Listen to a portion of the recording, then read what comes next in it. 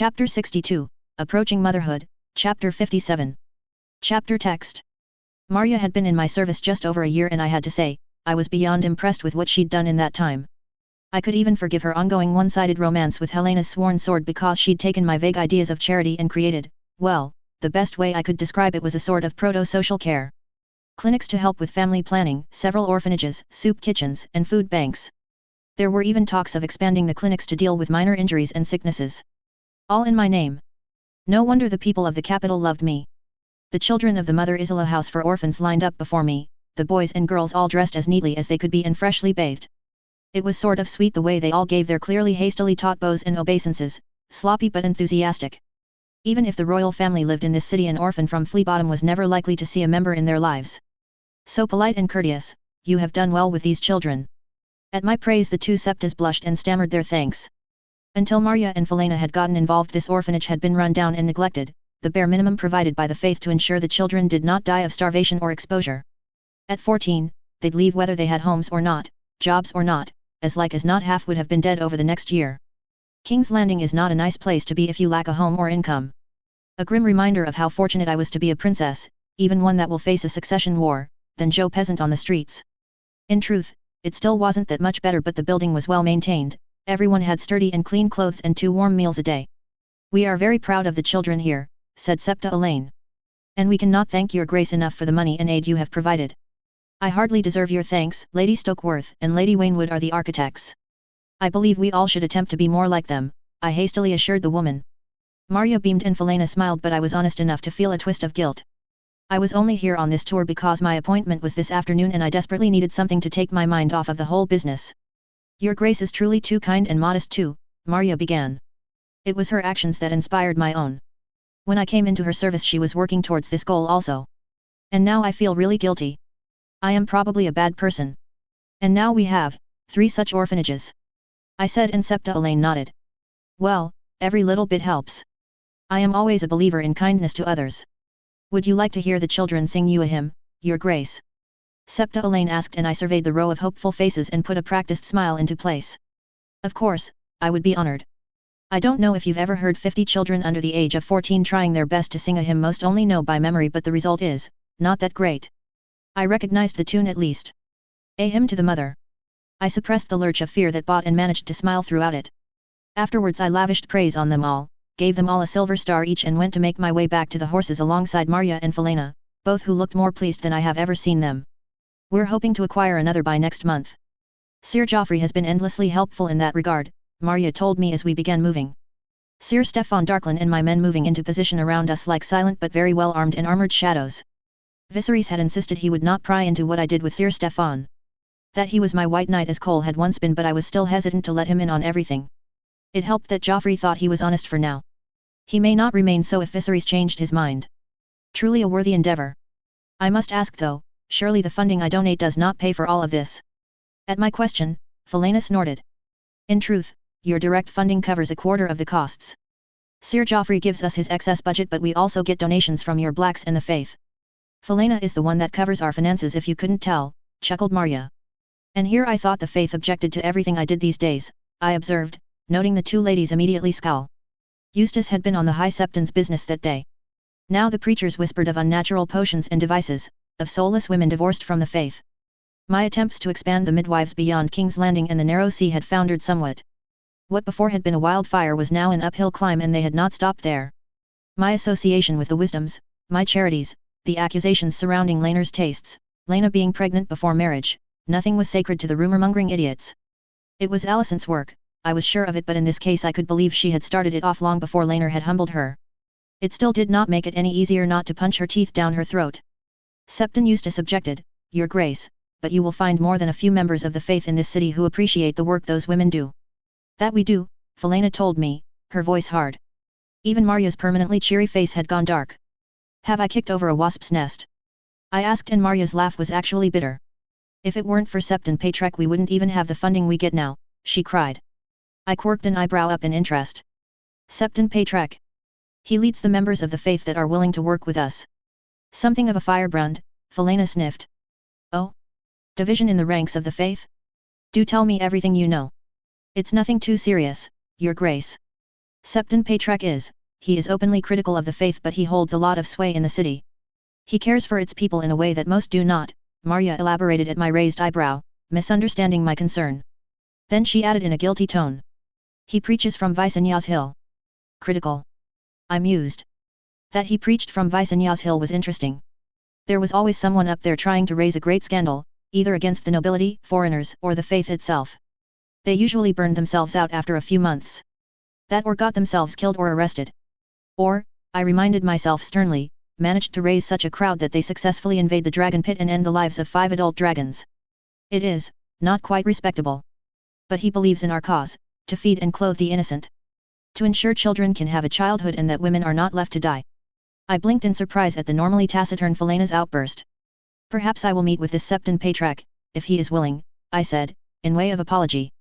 Playing with the faith was dangerous, Circe had discovered that, but investigating his whole deal might be worth it if it means I can get Eustace off my back. I just have to remember not to let him get within 5 meters of the words faith militant. I will ask him, Your Grace, the next time we meet, Philena assured me, relaxing slightly. He thinks well of you. Thank you, Philena. Truly, I think I got the better of your father when you entered my service. Marya giggled at that. It was hard to remember Philena was the giant Lord Dennis' daughter. Philena may be tall, but she was slender. Lord Dennis was a monster of a man. Rumor had it the mountain clans feared him more than the rest of the Falcons put together. The thought of the Vale brought a pang of loss. I already missed my little sister, but Jane reported she had arrived safe and was doing well. Jane had also reported that she would consider the marriage issue. Admittedly in a stiffly formal letter that had set my heart plummeting into my stomach. It had been far from the teasing tone we often took with one another. He hasn't complained yet, Philena assured me, startling me from thoughts about how badly I had messed up with my cousin. Is it not time for your checkup soon? I suppressed the urge to bolt as I was escorted home. It made me wonder if the guards around me were for my protection or to stop me from bolting to Syrinx and running away to live in Essos where no one would ever require me to have children. A girl can dream. Lena was waiting for me and Marya greeted her with a hug before cooing over little Luceris.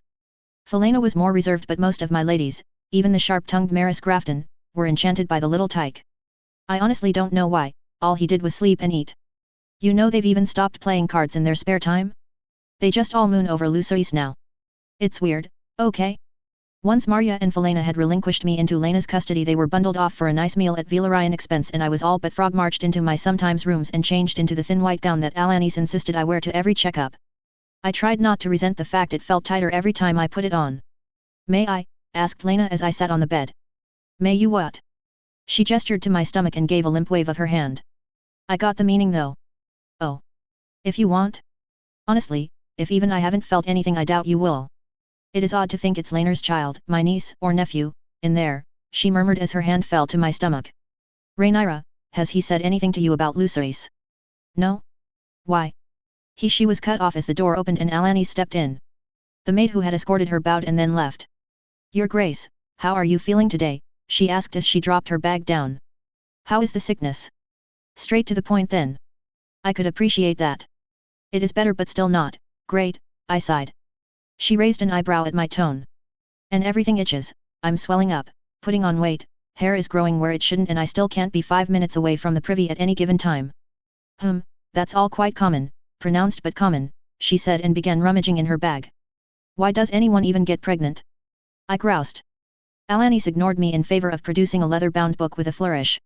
For the babe at the end, murmured Lena. For their own little Luceris. Of course, and given how everything has gone so far, you'll have Westeros' best-behaved baby and I'll have some screaming spawn of the 7 hells. Her hand fell on my shoulder as she attempted to comfort me. I caught it and tangled our fingers together briefly. I am unsettled. Pay me no mind. I understand your fear, Rhaenyra, I truly do. Please believe me when I say the babe is worth all the troubles pregnancy brings. It was nice of her to try, but I couldn't see myself as a mother. Even if I fed him or her myself, they would still spend most of their childhood being raised by strangers. Your Grace, do I bother asking you what you have been eating, or should I simply request a report from Lady Lena? I don't have the chance to not eat what you require me to. Lena persuaded my father to enforce a ratio of fried food to recommended food. Laner, Rennis, and even Corlys might have helped. Traitors, every last one of them. Of course, that's not to say I'm not bribing several of the kitchen staff to bring me the forbidden bacon, and egg and mushrooms and sausages. I wish potatoes existed. Then I could have hash browns. Truly it is a mystery as to where this weight has come from. Don't judge me. Do you know what it's like to have food cravings? That deep-seated need for something, and then when you finally get it, the satisfaction is toe-curling. It's like a nice warm bath after a long day level of satisfying. Your Grace, you must approach your pregnancy with restraint. I know common misconception holds you should indulge your cravings, but this is simply not true. Alanis told me, scribbling in her book. I have been eating fish and eggs and leafy greens and all that. I protested. Alanis gave me an extremely doubtful look before producing her prized stethoscope. It was cold as she poked at my chest and then my stomach with it and noted something down in her records. She had a frown on her face that I did not like one bit. Next, she pushed me gently back onto the bed and pushed aside the gown slightly, hands resting on my abdomen before she began poking and prodding over the swell of my stomach. I glared at it, annoyed it was even there. Damnable sweet tooth and damned craving for fried goods. Honestly, if Rhaenyra in canon had to deal with this, then I doubt it was pregnancies that ruined her looks, because I very much doubted that woman understood restraint, or the concept of calories. Hey, I should remember that. It's not something I added to the book, but knowledge of calories is probably pretty damn important. Another thing for Joffrey to stack onto whatever wisdom he eventually recruits as a proxy for the iodine discovery. I rely on that man too much. I also really dislike the growing frown on Alanis' face.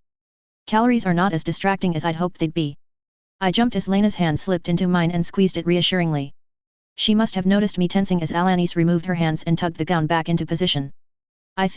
Are you sure you have not felt the baby quicken? She asked, tone careful. Very sure, but surely it is too early? This is my first time after all. Alanis' eyes flickered up to Lena and I wanted to throw up. Your Gra Rhaenyra, I need you to stay very calm. My heart leapt into my throat as my heart rate promptly went sky high. Why must people insist on saying things like that? It was on par with we need to talk. I am not calm, I cannot be calm. Tell me what is wrong. I demanded, hating the way my breath was stuttering in my throat and the way I wanted to flee and cry. You are showing already. Most new mothers do not show until far after, she said slowly. Dread pooled in my stomach and my laugh was a little desperate and high-pitched. Your symptoms are quite pronounced, the sickness, the swelling. I am not showing. I'm not. It's just, puppy fat. Lena is to blame for this. She buys me sweets. Alanis bit her lip and I realized tears were forming in my eyes because I knew what she was about to say, and I wanted her to say anything but. Rhaenyra, we have to put forward the idea you may be carrying more than one babe. Chapter 63, Approaching Motherhood, Chapter 58. Chapter text. I awoke in my bed within the Velaryon manse, covers tucked up around my neck, and sighed in relief. Clearly it was all just some horrible dream. I wasn't carrying twins and I was definitely going to cut down on the bacon, eggs and sausages, and even those honey-covered treats Lena keeps giving me. Clearly this was some kind of divine intervention. Well, message heard loud and clear, and I'll stay away from anything coated in honey or fat going forward, mystery god who is also very benevolent and would not give the woman terrified of childbirth twins. I lay there in the covers, staring at the canopy of the bed for a while, mind blank. And then I whimpered and immediately hated myself for it. Twins? I couldn't do this. I couldn't have twins. I'd only just gotten used to the idea of one. I can't handle two. Oh gods, please, please. The door opened and I pulled the covers over my face to hide the tears streaking down my face. A tap accompanied the footsteps. Joffrey then. I thought it best if I kept Lena and Rhaenys out, he grunted, lowering himself into the chair by the fire, if the shuffling sounds were any indication. Lena and Rhaenys have not stopped congratulating each other since Lena told them. She should not have told them, I said in a sour voice. The effect was rather ruined by the fact my voice was muffled and slightly out of breath. Forgive her, I believe she would spontaneously set herself alight trying to keep that secret, he said.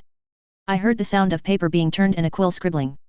I lay under the covers in silence until finally I felt somewhat more put together. Cautiously, I poked my head out. Joffrey was indeed sitting before the fire, an array of papers spread out on the table before him.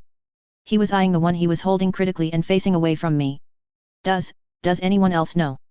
I asked in a small voice. He put the paper down and twisted back to look at me. No. Only Lena, Rhaenys, and myself. Alanis swore herself to secrecy. I rose on wobbly feet and dropped into the seat opposite, feeling as if I was in some kind of horrifying nightmare and any moment now I'd wake to better news. Viserys would probably throw a feast if he knew, I said mournfully, staring into the flames. Joffrey snorted in derision, which managed to draw a smile from me. The knight had never forgiven Viserys for his actions after the Vale, and bringing him up in conversation was bound to get a frown out of him at least. Alicent will be furious at least. How do you wish to proceed? Does it change our plan of action? You're trying to distract me. I realized, and he gave me a guilty smile. I took a few deep breaths to center myself. When I spoke again, my voice was still breathless. All right, I'll play ball. First, start me off with how your work is going so far. Well enough. Alicent's greens are making themselves scarce, but the previously most vocal ones are falling to me easily, he explained. Court gossip does well to hide my actions. The less cautious speculated it was Alicent behind Corey and not Damon. The downright stupid suggested Damon had been working with Alicent to bring me down. I say downright stupid because if that ever gets back to Viserys, tongues will start coming out. Very fond of cutting out tongues is my dearest father. Be careful with that, Viserys will put a stop to it eventually, and I want Alicent to be the guilty looking one, I warned him. He smiled and nodded, making a quick note on one of his sheets. Ultimately, my goal is to secure the Red Keep and the small council to myself. Like Laenor says, once we have the capital the rest will follow. Too true, Joffrey replied, pride leaking into his voice. Speaking of greens, however. You have something in mind for Otto. My voice was eager and vicious. I do, even though I must once again point out that this is revenge. We stand upon the precipice of victory and this foolhardy action may set us back to the beginning.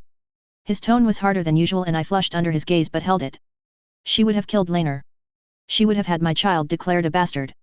If this is revenge, Joffrey, it is well earned, I said finally. He just sighed in response and glared at the wall 2 inches past my ear. Very well. Understand I am only doing this because you'll do something regardless and it is my son on the line should you fail, he said finally.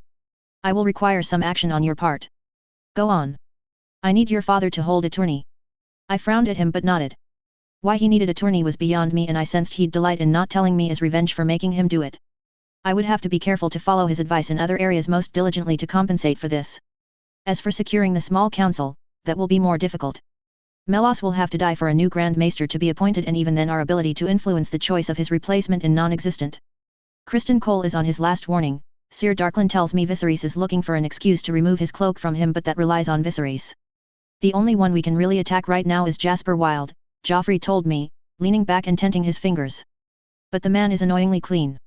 He doesn't even frequent the brothels and my counterpart will be eager to protect him. Find something. The damnable Harlesbury case is still going on and it would be nice to settle that in the daughter's favor. At this point, settling it without bloodshed would be nice. The nephew, we had discovered too late, had arranged to marry the daughter of a knight sworn to the Brackens. The daughter had recently declared herself Lady Harlesbury and married a minor cousin of the Blackwoods. You can probably guess what happened next. The Brackens had gotten involved claiming they needed to protect their vassals' rights, the Blackwoods had declared they would protect Lady Harlesbury from her cousin. Yes, no bloodshed would be good. Being able to even sit in these meetings would be better. Corlys was an adequate go-between though, even if he did deliver his reports through gritted teeth. I will. Even if I have to escort a pair of horses to his rooms myself, he promised. My acquisitions proceed at an excellent pace. Good, do you own all the brothels in Westeros now or just most of them? He threw his head back and laughed at that. That smile that flickered over my face was mostly relief. I think you underestimate how many brothels there are in Westeros, Rhaenyra, he chuckled. But I own a good few and they have proved extremely useful. I actually bring it up because Maris Grafton came to me with an interesting idea. Maris? Ugh, I still haven't decided if I forgive her for the rumor business yet. I cannot believe you did not pick up on that, I said, slumping back in my chair and feeling more and more like myself as my mind turned from panic to politics. I also struggle to believe I did not. Regardless, the idea has merit.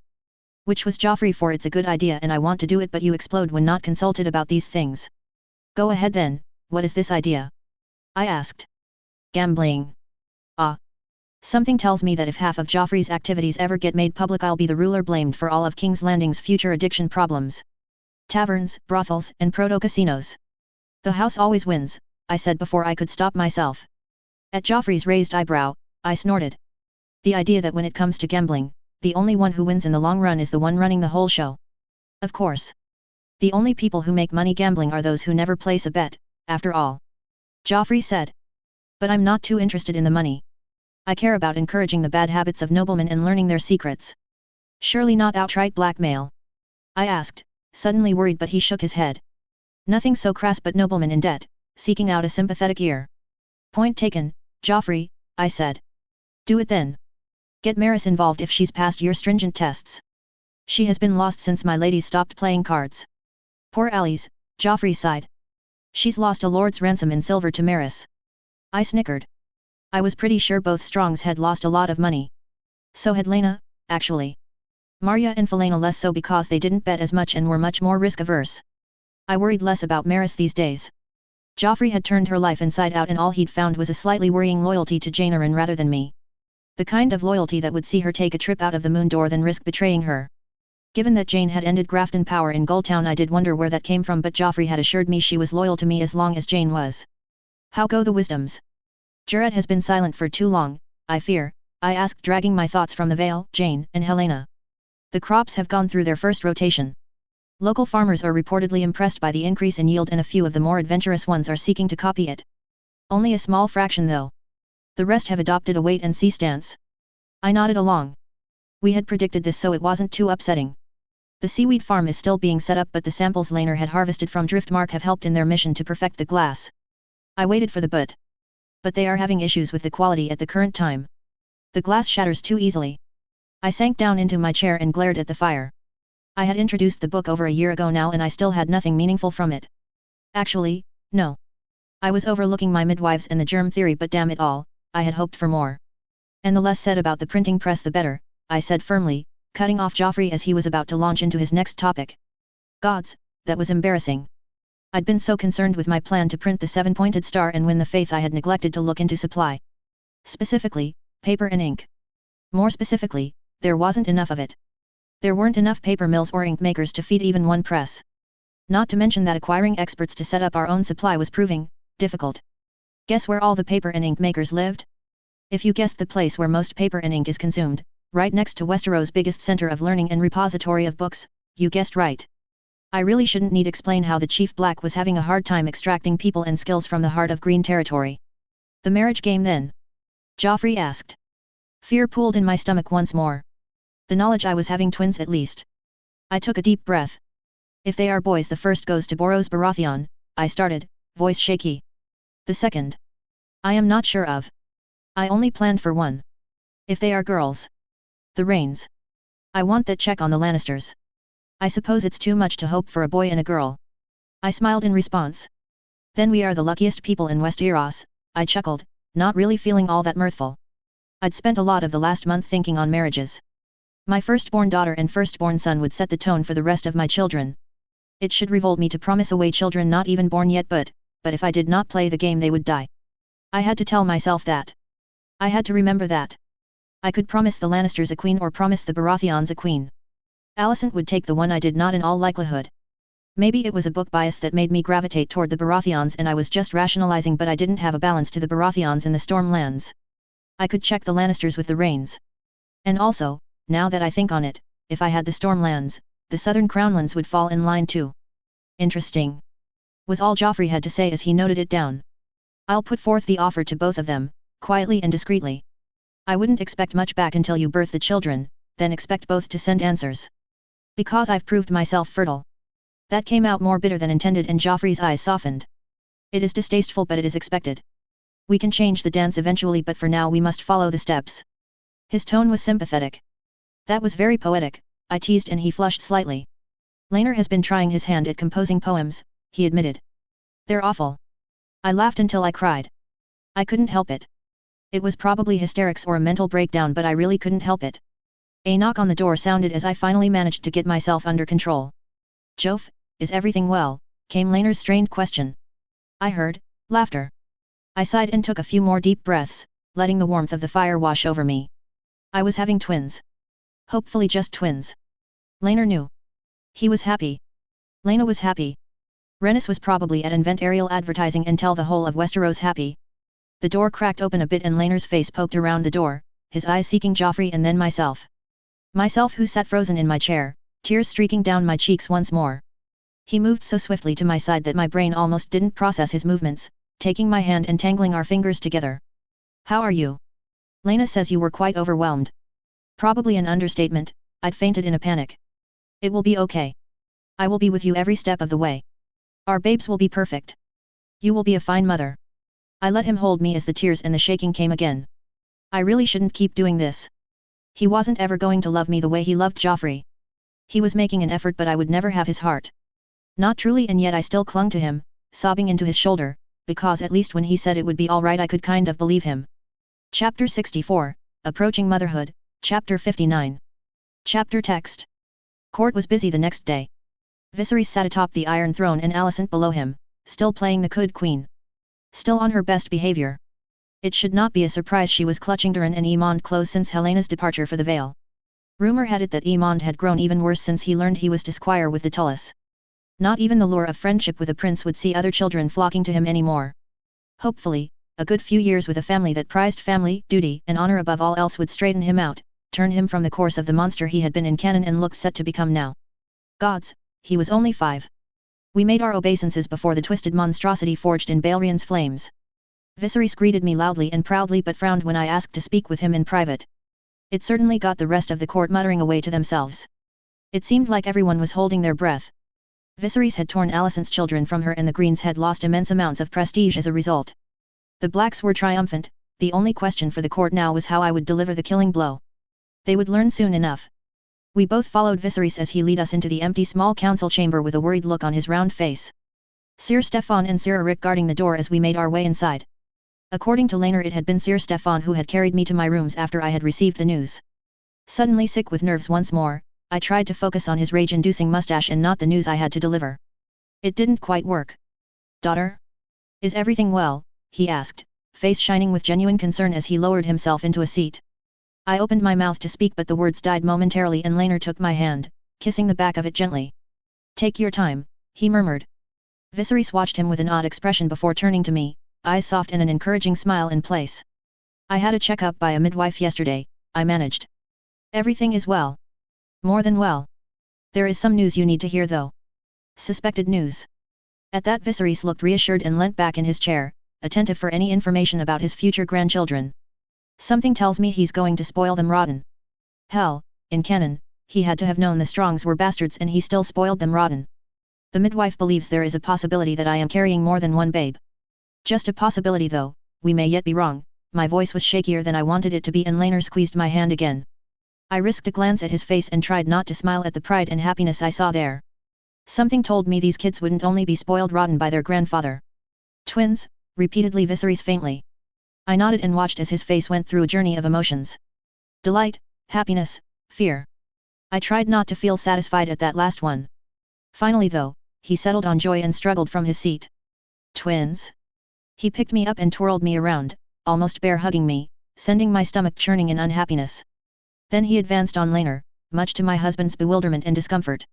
I fancied I heard the breath leave his lungs and Viserys failed to hold back as he did with me, twirling him around with evident glee. "Twins, Rhaenyra," he repeated when Laenor finally wriggled free. I forced a smile at the joy on his face before remembering Joffrey's request from the night before. Now seemed like the best time to enact that particular part of the plan. "Twins?" "Yes. I'm very excited." Daunted but excited. I began and he nodded, smile so wide I wondered if he'd break his face. I was wondering, if it is not an imposition. Nothing could be an imposition now. 2 sons for House Targaryen. Or daughters. Either would bring us all great joy. Laenor hastily cut in and Viserys nodded in response. "Or daughters, indeed. Tell me what you were hoping for, Rhaenyra. If it is within my power I will deliver it to you." I was wondering if we might not have a small tourney to celebrate my pregnancy. Laenor's eyebrows shot up at that. "Small? I shall throw the grandest tourney in your name, daughter." Oh, I should have seen that coming. Vision of having to wait for months before it was thrown danced before my eyes. Joffrey would need it much sooner to draw Otto to him, not that I could see how a tourney would help. Perhaps not that large. "A reasonable affair, my stomach is still delicate," I said and Viserys beamed at me once more, nodding, before he laughed again. "Twins? Will you announce it to the court yet?" he asked, eye bright. I caught Laenor's eye. "It is not confirmed yet. It is only the midwife's suspicion," he told Viserys. Viserys raised an eyebrow at that but the grin didn't fall from his face. "Oh yes, I've heard all about those midwives from Eustace. Old bore that he is. If one of these ladies can figure out you're having twins and get you through that birth safely I'll pull a Queen Eleanor to support them if I have to," he boomed. "If you announce it, I'll back you to the hilt in this, Rhaenyra." "That is very kind, father, but I think I will wait." The thought of everyone knowing. It made my stomach turn in terror once more. He nodded, smile dimming a little but then cheered again. "Well, we'll still have your tournament though," he said. "Anything for my girl and her future children. That would have to be good enough." He held me close one last time and once again waxed lyrical about how proud he was. He even extended that pride to Laenor, which sent my husband blushing. Once word got out I was having more than one babe, Laner would be considered the manliest of men. I, of course, would not tease him about it at all. We followed Viserys out back towards the court, our respective king's guard falling in behind us, listening to him chuckling to himself and occasionally repeating the word twins like some kind of maniac. It may have been a mistake to tell him so early, I murmured to Laner, low enough so that only he could hear it. It definitely was. He'd sulk if we did not though. Why a tourney? He asked back in an equally low voice. You have never been fond of them in the past. Joffrey asked for one. I'll explain back at the manse. I did not want to risk Sir Stefan or Sir Rick catching onto our plot. Then we were back in the throne room, watching as Viserys ascended to the Iron Throne once more in a clearly good mood. Alicent's suspicious gaze turned to me and I gave her a sweet smile in turn. Her eyes narrowed and she turned her gaze back to Viserys. Silence fell as the court picked up on his changed mood and an air of expectation grew. His smile only grew wider in response, which fed into the expectation. A vicious circle only Viserys could break. Attention all, he called, not really needing to as he had the undivided attention of everyone in the room. It has come to my attention that we never truly celebrated my daughter's pregnancy. Now that she is well once more, let us rectify that with a tourney. A cheer went up throughout the hall at that news. Viserys certainly attracted courtiers that loved parties, feasts and tourneys. Well, one would not last long at court if you did dislike them. It really put into perspective just how badly Littlefinger fucked the realm that Viserys' treasury was, not healthy, perhaps, but we wouldn't be going bankrupt if there was a war or some kind of disaster.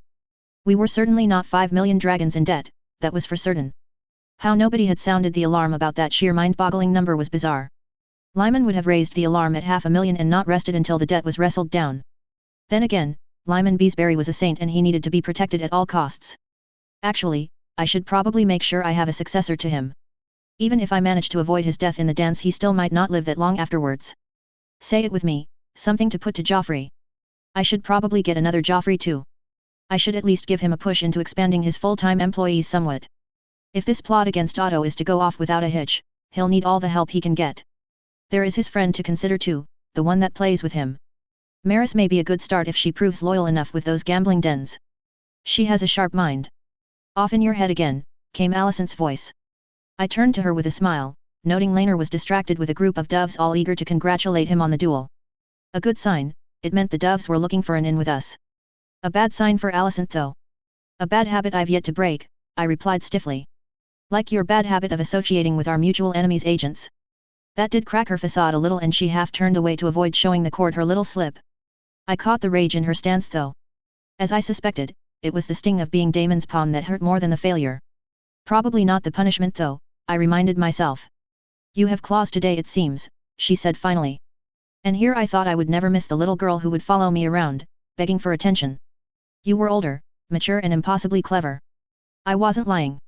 Young Alicent had been good company and always eager to read with me and share theories back and forth. Growing up has a way of ruining such perceptions, does it not? I did not come here to trade barbs with you, Rhaenyra, she started and I interrupted. No, you want something else. What I told father. Or is this about my siblings? I could see I'd hit the mark when she failed to suppress the look of chagrin. He is taking my babes from me, she hissed. He will not let me see them, will not let me write to them without my letters being examined. You love your siblings, Rhaenyra, at least speak out for their sake. Oh but he's right, the echo of Viserys' own reasoning for protecting her in turn after her stunt with Corey had her smile become strained once more. You have ruined them. Poor Aegon is terrified of most things to do with me and Aemond is so quick to violence other children are scared of him. Sending them away will not help that. Do you wish me to beg? I will if it gets me my children back. I will get on my knees before this court and beg you for your help, she hissed, moving a little closer to me and attempting to seize my hand. Somehow I don't think Viserys would take that well, so I moved my hand away and stepped back. Alicent, Rhaenyra, is everything well? Viserys' call had us both looking over to him and realizing the entire court was almost completely focused on us even if they were pretending to maintain their own conversations. Do not worry father, I will tell her the news. I called back. That set the court chattering again and Viserys smiled at the reminder. What news? Demanded Alicent. Is this what you told him? Yes. Nothing about your children. Something about mine, I replied. What? What cowl children? Plural. She paled at the realization and became even paler when I smiled in satisfaction. Oh, that was almost worth the panic building in my gut. How could you possibly know? We do not for sure.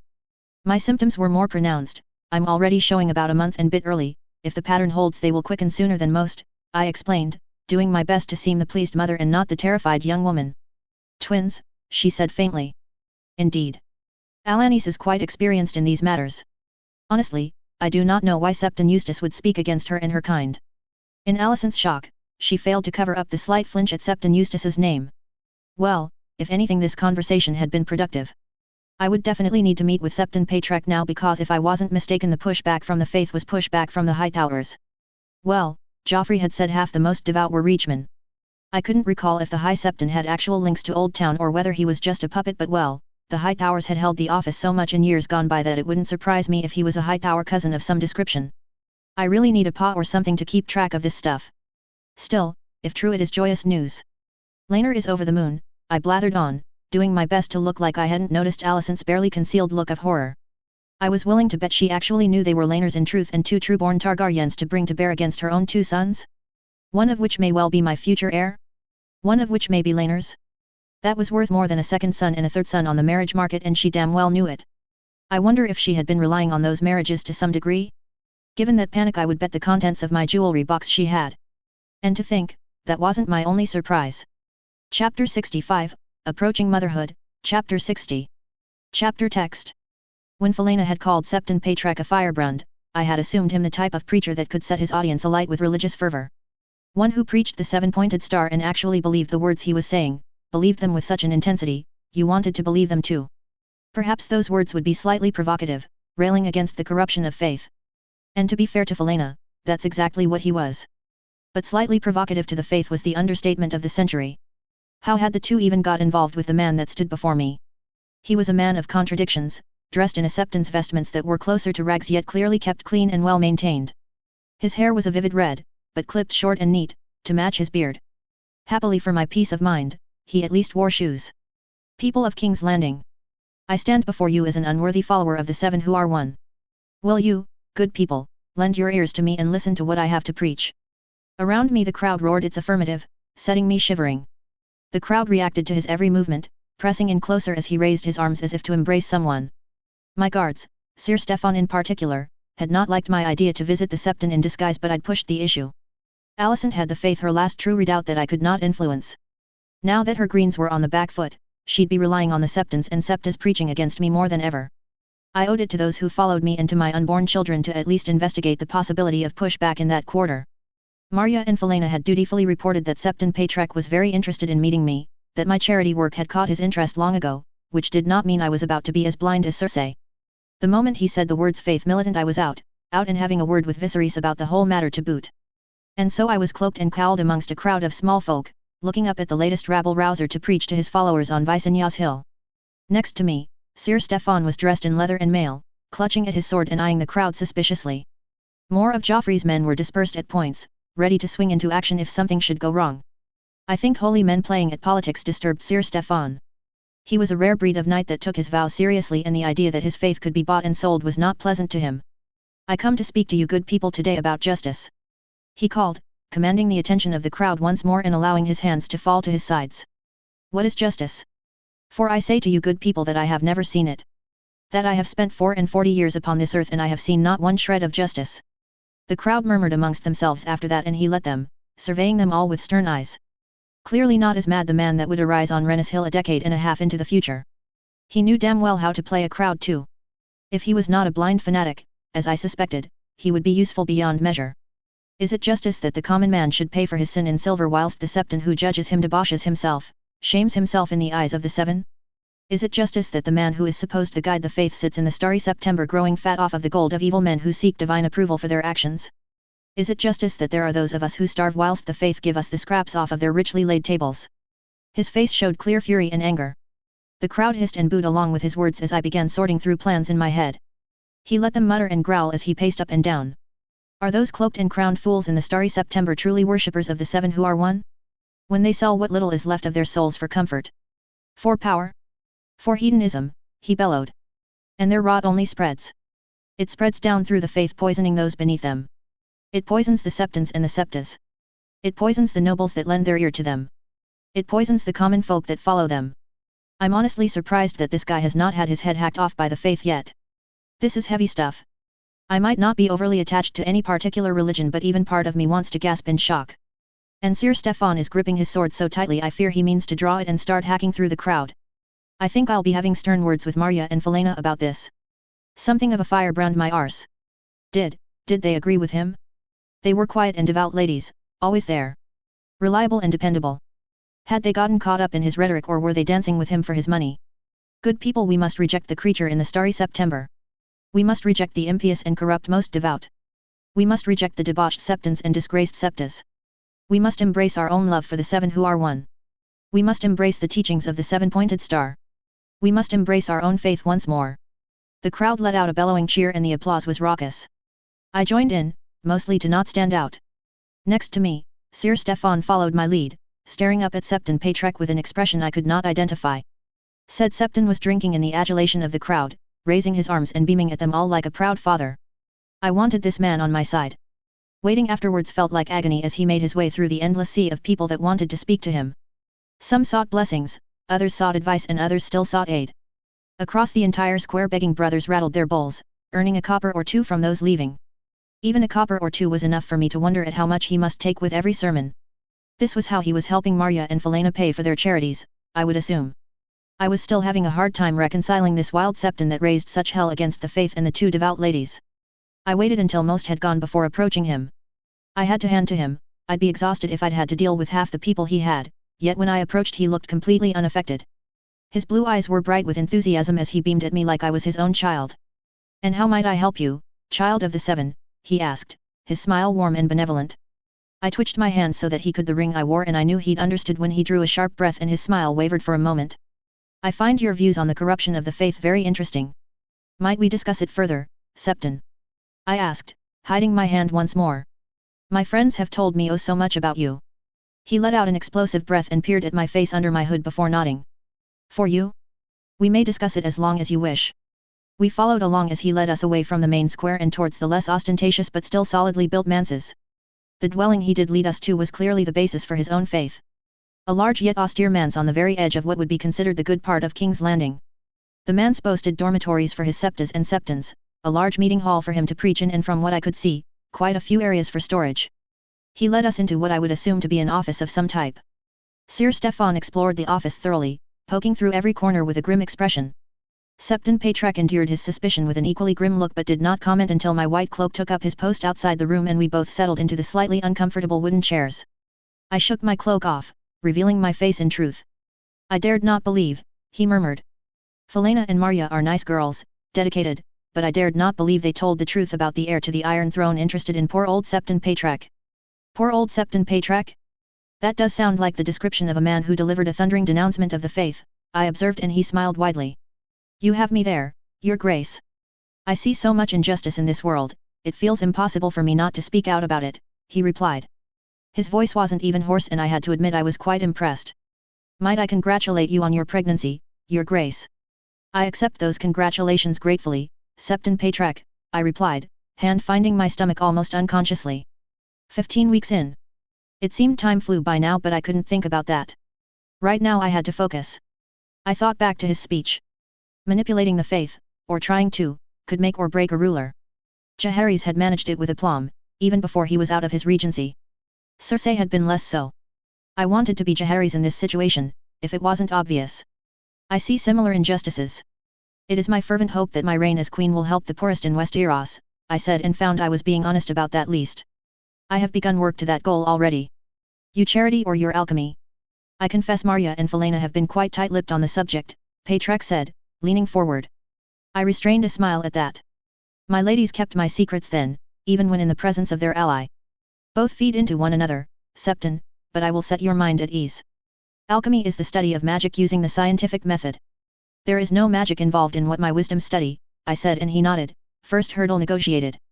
No, what we study is how to improve Westeros. My midwives are the first of many planned improvements. Your midwives have saved many a life, both mother and babe have lived where others may have seen them die. They tell me their ways were taught to them by your own maester, he told me, and I inclined my head to acknowledge the praise. Might I speak plainly, Your Grace? Of course, Septon, I would not have it any other way. I am aware of the grudge that the faith proper seems to bear you currently. I consider it further proof of their divergence from the true path that the faith should follow, he said. I even have an idea of who bought and paid for your spiritual assassination. My answering smile was strained. He knows exactly what I'm doing and why then. As I suspected, no blind fanatic. You speak truly, I admitted. But it seems that our goals do align and I would still seek your aid in this. I hope to be a monarch that works closely with the faith to strengthen my people. I want to make Westeros a better and kinder place. His almost fatherly smile was back in place as he ruminated on that declaration. Finally he nodded, coming to some sort of decision. I have not found any fault in your actions so far.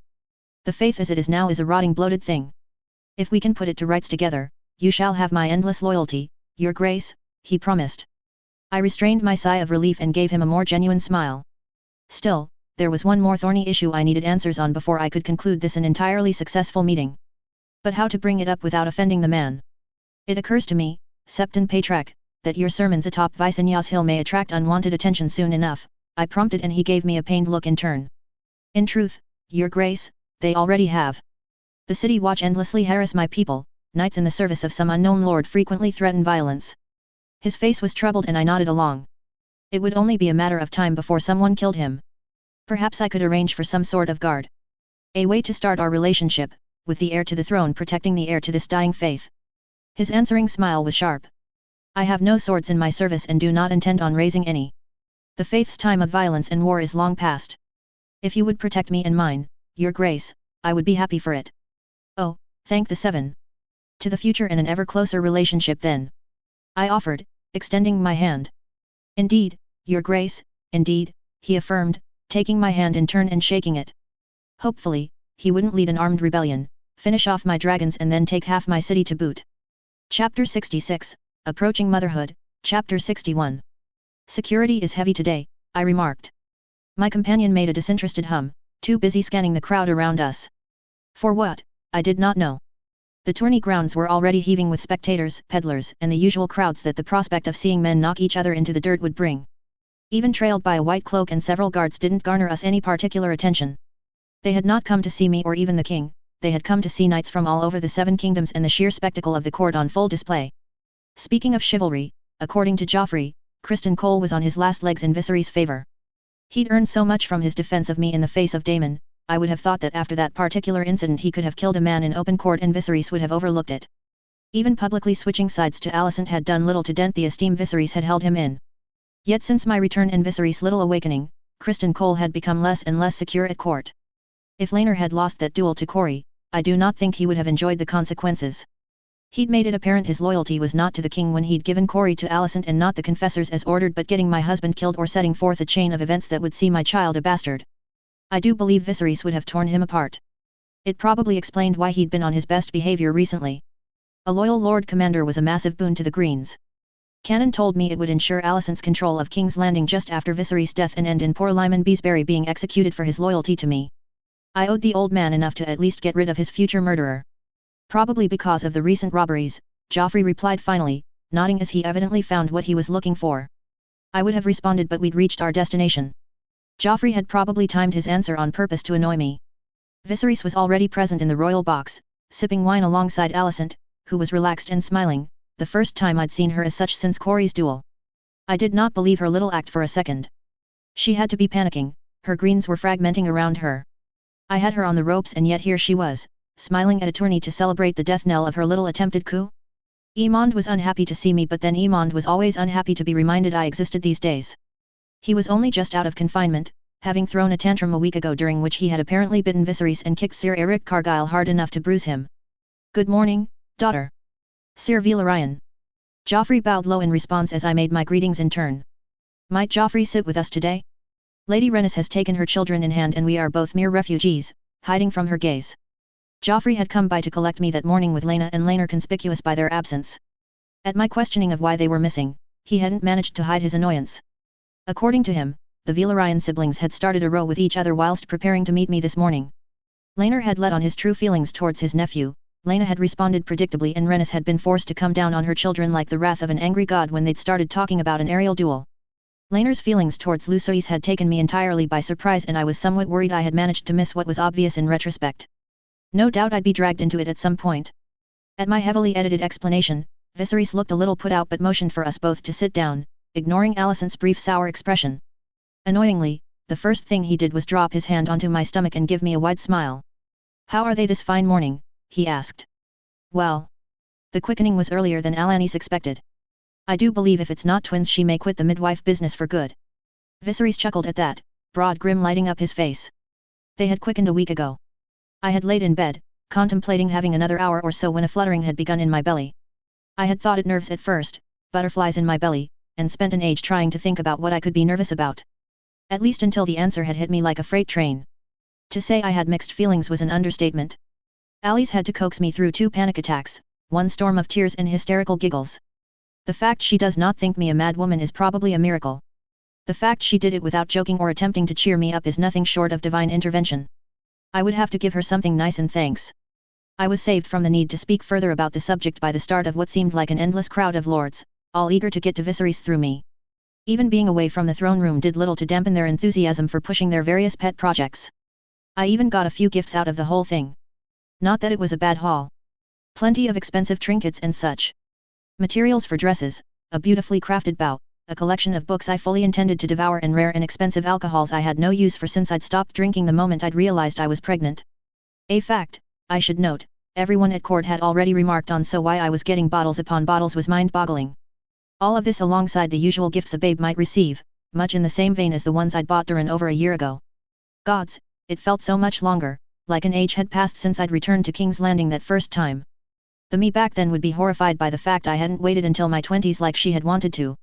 She'd also be horrified about my complete lack of black powder. I smiled ruefully at that. Then it was time for the joust itself. I will admit to a certain childlike wonder whenever Viserys held justs, a wonder that had never gone away even as I had grown into a woman proper. I had spent over a decade as Rhaenyra, and yet it was at these events that the surreality of the situation sank in for me. I was a princess, an honest to the gods princess, watching real knights in a joust. Those of middling talent were eliminated pretty quickly, with the usual names rising to the top. Stokeworth, Belmore, Cole, the Cargyles, Hightower. The only surprise for me was that Jeremy Corbray made it reasonably far in the lists. He may be a lousy master of whispers, but he wasn't a half-bad knight. I let myself relax and enjoy the show. It would not do to seem tense or nervous. Joffrey had something planned. He had asked for this tourney and implied he needed it to go ahead as part of his attempt to kill Otto, but I could not make the connection in my mind. Even if I couldn't now, however, I did not want anyone to look back and wonder. Aemond was also enjoying the show, laughing and cheering for his chosen knight in each tilt. I found myself smiling a little. It was easy to see he was 5 when he was like this, and not the sulking monster that fell too easily to violence that he was normally. Hooves thundered once more, and one more knight crashed from his horse and met the ground. The crowd cheered, but not as loudly as they would have done for the favorites of the tournaments. The unfortunate mud-caked knight clambered to his feet and trooped from the field, waving to the crowd as he did so. It was considered the height of rudeness to be a poor loser. As the tourney went on and no sign of Joffrey's plan coming to fruition appeared, I found myself even more on edge and tapping out an annoyed beat on the arm of my chair. The small smile that grew across his face in response to my annoyance had me grumbling to myself. I couldn't ask with so many around us, and he was enjoying it. "How is Lady Laena and little Lucerys?" asked Viserys as another knight bit the dust to the roar of the crowd. I tried not to choke on air as Joffrey gave the king a surprised look. "Well enough. She has her hands full with him. He is quite the active one," Joffrey said, pride in his son winning out over caution. "I once again thank your grace for your kindness in regards to the egg. Laena very much hopes it will hatch soon." At the soft smile on Joffrey's face, Viserys looked almost puzzled. I saw the moment Joffrey realized why and sank into my seat as my spymaster turned to me with a single raised eyebrow. "Damn." I was saved by Viserys remembering himself a moment later and clapping the unfortunate knight on the shoulder with a laugh. "I would be happy for him to share some time with Durin," he said cheerfully. "They're not too far apart in age, and I have to decide on who to foster him with." I risked a glance at Alicent as Joffrey stammered out his thanks. She looked ready to strangle the life from her husband for once again reminding her that he was in control when it came to my siblings. Then she was distracted as they announced the next riders. A small, fond smile grew over her face as Gwaine Hightower was to tilt against a minor Belmore cousin. As Viserys' attention was pulled away, by Jasper Wilde, Joffrey turned to me. I grimaced at his raised eyebrow and meaningful look. "You did not mention your father's interest in Lucerys." His voice was low and I caught a hint of danger there. I looked around the box at those closest, but Alicent and Viserys were absorbed in whatever tale Lord Jasper was telling. "It did not seem prudent," I whispered back. His mouth morphed into an unhappy slant and turned his gaze to the spectacle before us, leaning his face against his hand. "I had wondered what he was holding over you," he murmured, low enough so that only I heard it over the chatter of the crowd. I had thought you smart enough to inform me if it was something like this. He brought it up once, I told him. He has not again. I dislike him even knowing, Joffrey said. Lucerys is my son. I watched him for a moment. It did not surprise me, I had seen Joffrey's reaction to Lucerys at the moment of his birth. I had seen his loving glances, heard Laena's reports. He had been married to Laena on the idea that he would be the father to her child. Did he play out that role in other ways too? Burning jealousy squirmed in my stomach at the thought. Of course, I said and turned back to the tourney ground. No one doubts that. Sir Velaryon, called Viserys, pulling us from our conversation. You were quite the tourney knight once I recall. Joffrey nodded and grimaced, face a brief mask of pain. He misses it, I think. He trained for it his entire life and he had been good at it. Even Corlys had said so, which was high praise indeed for a man like my good father. How do you place my good brother in the rankings? He asked, oblivious to Joffrey's pain. He has the makings of an excellent rider, your grace, said Joffrey after some thought. But he lacks experience, I fear. He will find his skill will only take him so far in this competition. My brother has been trained by the finest the Hightower could purchase, said Alicent, smile sharp. Are you implying we wasted our money? Of course not, your grace. He merely needs a year or two to find his stride. I predict he'll be quite the fearsome opponent soon enough, Joffrey told her, extending his peace offering. Better than you would have been? Before your injury, I mean. She asked and Joffrey's smile froze. It was long practice of putting up with her insults that kept me in my seat. Instead, I settled for imagining the slap such a comment should rightly earn. It is hard to say. Perhaps her grace would like a bet? 25 dragons on Sir Belmore. The tone in his voice set my heart racing. He was angry. Very much so. Alicent did not see the trap, did not know him as I did, and accepted his bet with a smile. I turned my attention back to the tourney grounds. Joffrey was not a gambler as a rule.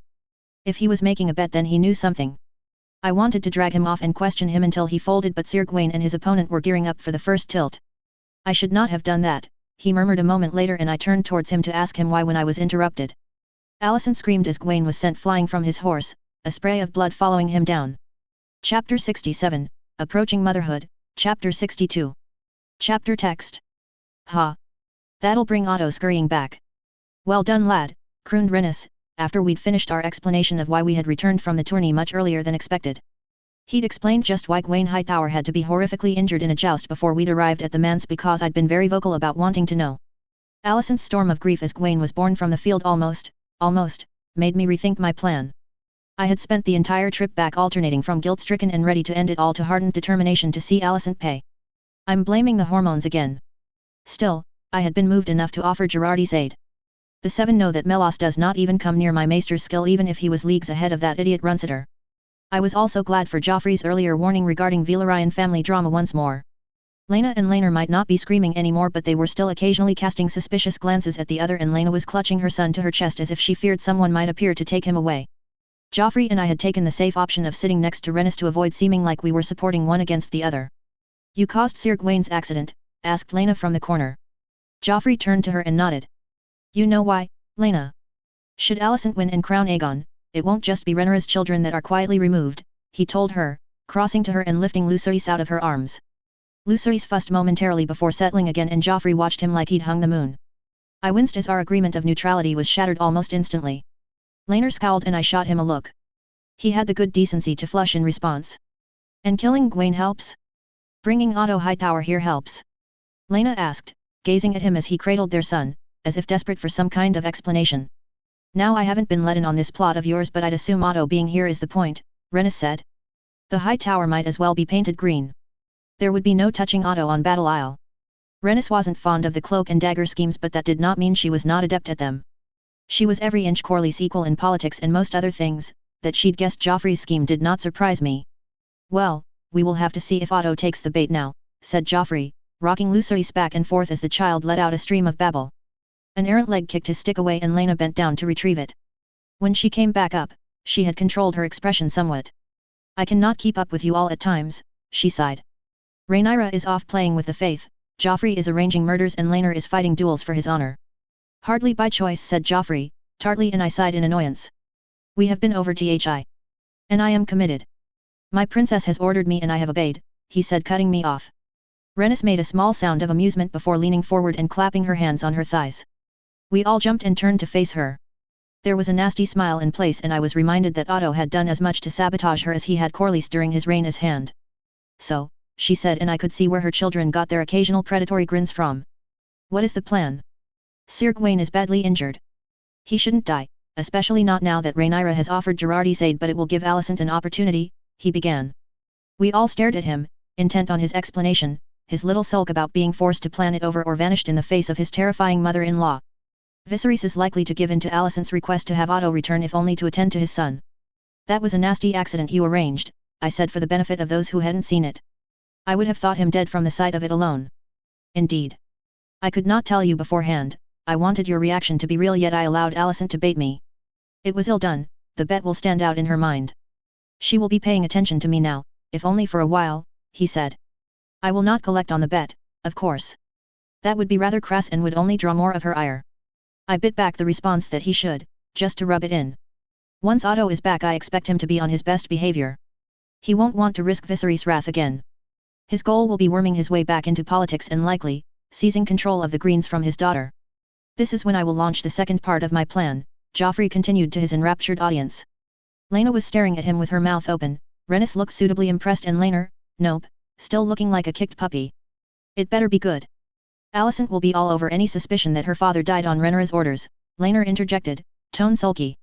Alicent will suspect us regardless of how her father dies. She will believe it retribution for Corey, Joffrey told us, shooting me a meaningful glance. Which it is.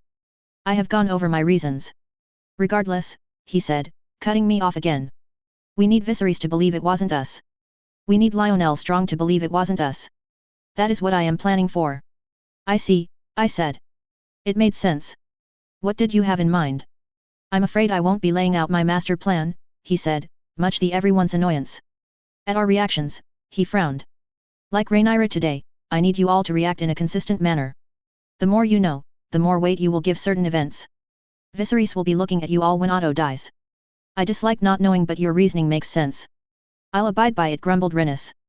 Then added for now. For some reason he looked quite nervous at that pronouncement. Laena raised a hand to his shoulder and chuckled, whispering something in his ear that had Joffrey blushing. I swallowed my jealousy once more, but it seemed Laenor was not quite as adept at doing so if the way he stood and stormed from the room was any indication. I followed him before Laena or Rhaenys could. Or, gods forbid, Joffrey. They're sleeping together, he told me in a hurt voice as I caught up with him. They play happy families with Daemon's son. That was the whole point of marrying them, Laenor, I pointed out. Why did you suggest it if you were going to react badly to it happening? His subsequent blush and downcast gaze told me he hadn't thought it through at all and that it had been as Joffrey theorized, he had just wanted Joffrey close and bearing his name. I groaned at the realization. Laenor. I know. I shouldn't be jealous. I shouldn't take it out on Lucerys, he said, the threat of tears in his voice. Mother made that quite clear. I'm not asking you to deny what you feel, I told him gently. He glanced up at me, surprised. We agreed to sacrifices when we made our agreement the day we were married. Did you ever have that same talk with Joffrey? No, he replied, sounding miserable, and I sighed. His much larger hand enclosed mine and he brought it to his lips. I blinked as red made its way across my cheeks. Is this what it's like for you? Not with you, I told him, conscious of my musing on their relationship recently. I feel the same way about her though. He didn't need to ask who I meant by that, he just pulled me close. I buried my head in his shoulder and we stayed like that for a little while. What a pair we make, I mumbled, and a small laugh caused his shoulders to shake. I shall speak to Joffrey and make my peace with Laena, Laenor said finally, releasing me and looking a little happier. And you should speak to her again. I do not wish to make her uncomfortable. She has made herself clear, I said, and he gave me a pained grimace. Now, I do believe your mother mentioned something about a meal earlier.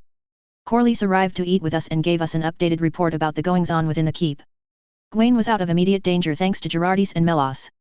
He still may die from his wound going bad or any number of complications, but he was stable.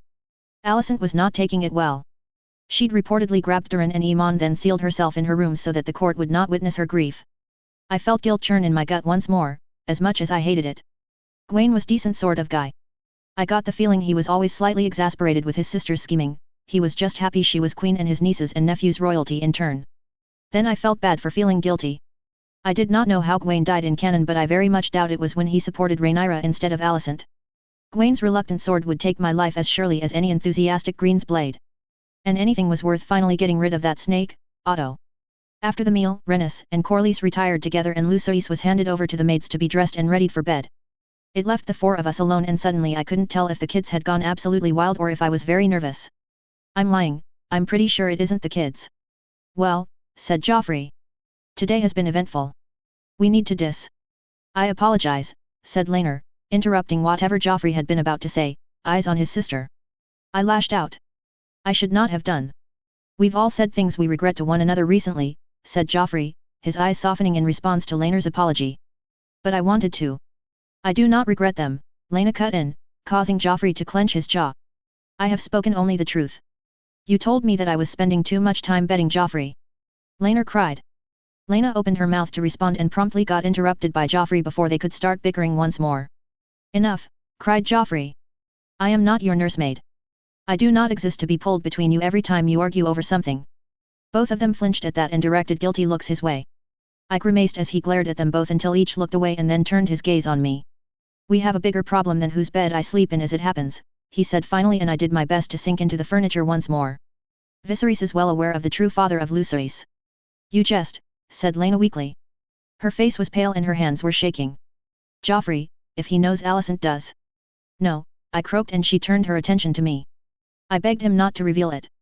He agreed as long as I remembered I was a Targaryen and not a Velaryon. When did you find out?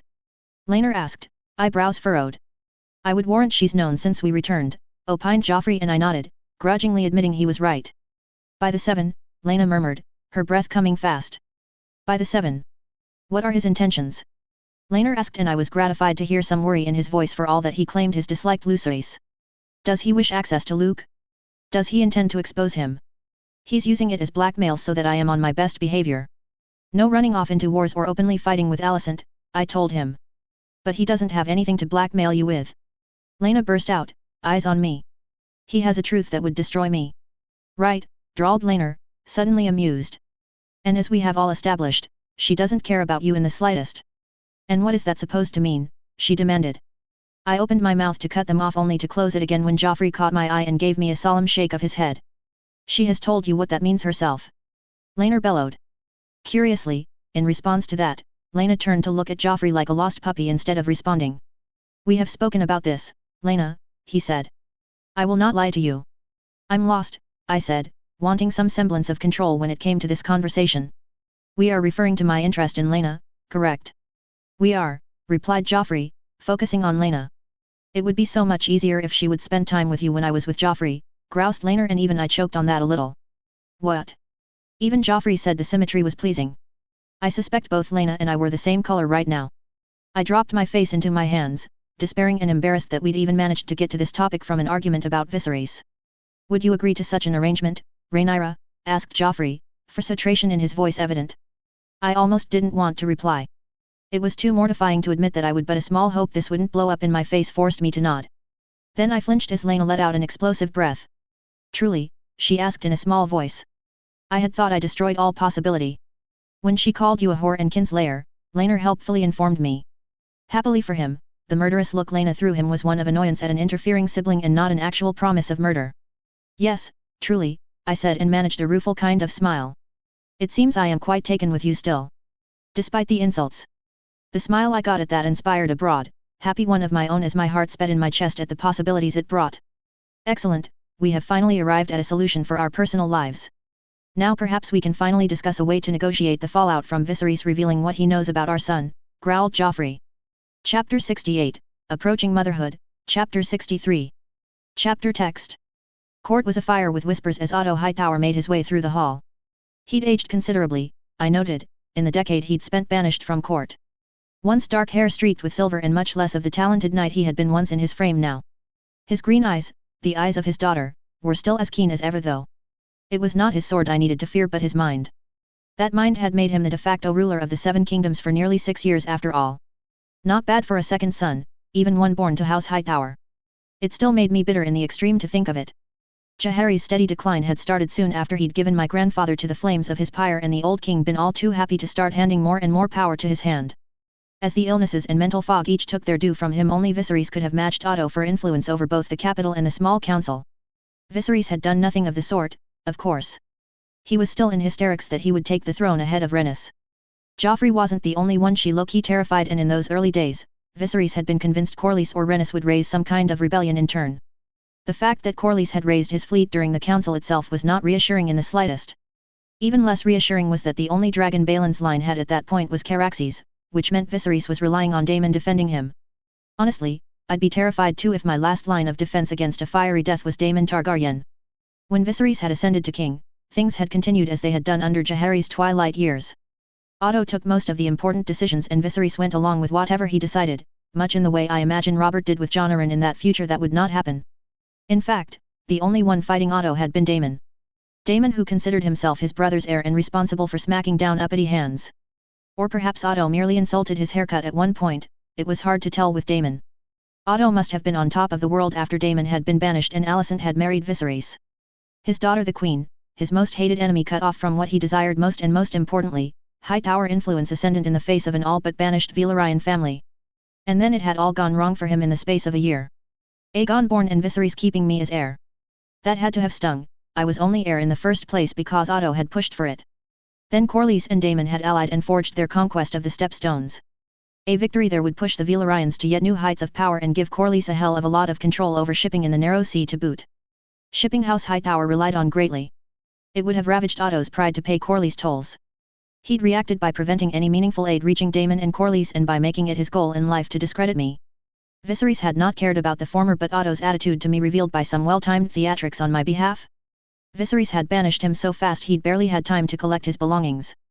Stuck in Old Town, he'd had to watch as Alicent took over as the sole Green leader in King's Landing and he was relegated to an advisor, his schemes at the mercy of his daughter. Otto was an old-school misogynist, of the belief women should be quiet, supportive things. Seen and not heard. That their only duty and purpose in life was to pump out babies.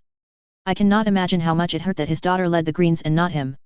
I cannot imagine how smug he was now, knowing she'd fouled it all up and had been forced to come to him for help. Your Grace, his voice was smooth as he bowed low to his daughter and Goodson. Memory of it castigating me over the years caused me to shudder. I come to hear news of my son. Lord Hightower. Be welcome in this court, please accept my invitation to stay in the Red Keep until his recovery is complete, Viserys intoned. Otto bowed again. I would be honored, Your Grace, truly. Please do not take offense when I say I hope my son's recovery is swift, however. At the little joke, many in the court chuckled and I wanted to scream. Even Viserys' lips quirked up at that. I take no offense, Lord Hightower. Truly it is my most fervent hope that Sir Gawain recovers with haste as well. I watched as Alicent's smile became a bit strained at that. Interesting. With that out of the way, Otto began his mingling. I tracked his progress across the court as I set to my own politicking. Even if most of my time was spent fending off questions about my babe with a stick. Many people already wanted to know whether there was likely a royal marriage up for grabs or whether it was already decided. At least I did not have to worry about a last-minute decision to marry them to Lady and Lord Nobody. Viserys had always made it quite clear I had the honor of planning their future matches and dealing with the consequences should the match prove disastrous. Given that my children would be dragon riders and their spouses would not be, I was pretty sure they'd be fine with their eventual partners. Your Grace, Otto Hightower said, voice mild and yet conveying how much he'd rather have me dead than have power over him. I stamped down the small heart attack his sudden appearance caused and forced a smile to my face. Lord Hightower. Welcome to King's Landing. How goes the day? I asked, voice pleasant and not at all forced. Well enough, he replied. My daughter tells me that you are to thank for my son's life. Maester Gerardis is skilled, my lord, he is the one that saved your son's life, I said, false modesty suffusing my tone. It would kill him to feel indebted to me, but then again, I doubted he actually cared if Gawain lived or died. He wasn't even the spare after all. He could be relegated from Tool to dead easily enough. I thank you all the same. I'm told Grand Maester Melos was entirely inadequate. Wait. Steer around it. I could not speak to the skill of the Grand Maester in healing, I replied diplomatically. He smiled broadly then as if acknowledging my avoidance of his little trap. I must admit I have sorely missed all of this, he said after I did not engage in conversation once more. It is pleasant to be back in King's Landing, even if it is for such grim reasons. Truly all here wish Sir Gawain a swift and full recovery, I said warmly. Sir Gawain would be back to Old Town once Otto had met his fate. I am glad that the heir to the Iron Throne is so generous and warm to my own kin. Perhaps I might seek your opinion on a certain matter. The change in topic had my smile become strained a little. Please, Lord Hightower, I am happy to help in any way I can. He beamed at that and it was almost genuine. I do wonder if I could your opinion on this business about war with Dorne, he asked, and I froze without meaning to, mind searching desperately for where this had come from. There had been some call for war with Dorn in the aftermath of Damon's final goodbye, but that had died long ago. So where had he gotten this from? Dorn is desert, I said finally. Still half destroyed from years of being burned in the aftermath of Renna's death. All we will find in war with the Dornish's death and dishonor. I shall bear that in mind. My apologies, Your Grace, you are looking rather pale. Do your children trouble you? I would not wish to distress them. My hand found my stomach and the lives that grew within.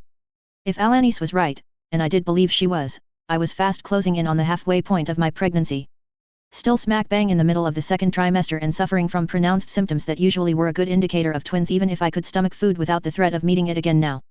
Mostly. I'd even developed that weird little line along my belly. Along with itchy and swollen feet, ongoing weight gain, my still intense cravings, the really fun mood swings and the ever-present need to know where the nearest privy was at all times. They still fluttered away in there. Mostly they did it in the morning and at night, but sometimes they decided to have a party during the day just to spite me. I wanted to meet them, I wanted to hold them, I wanted them out and in my arms, and that want scared me.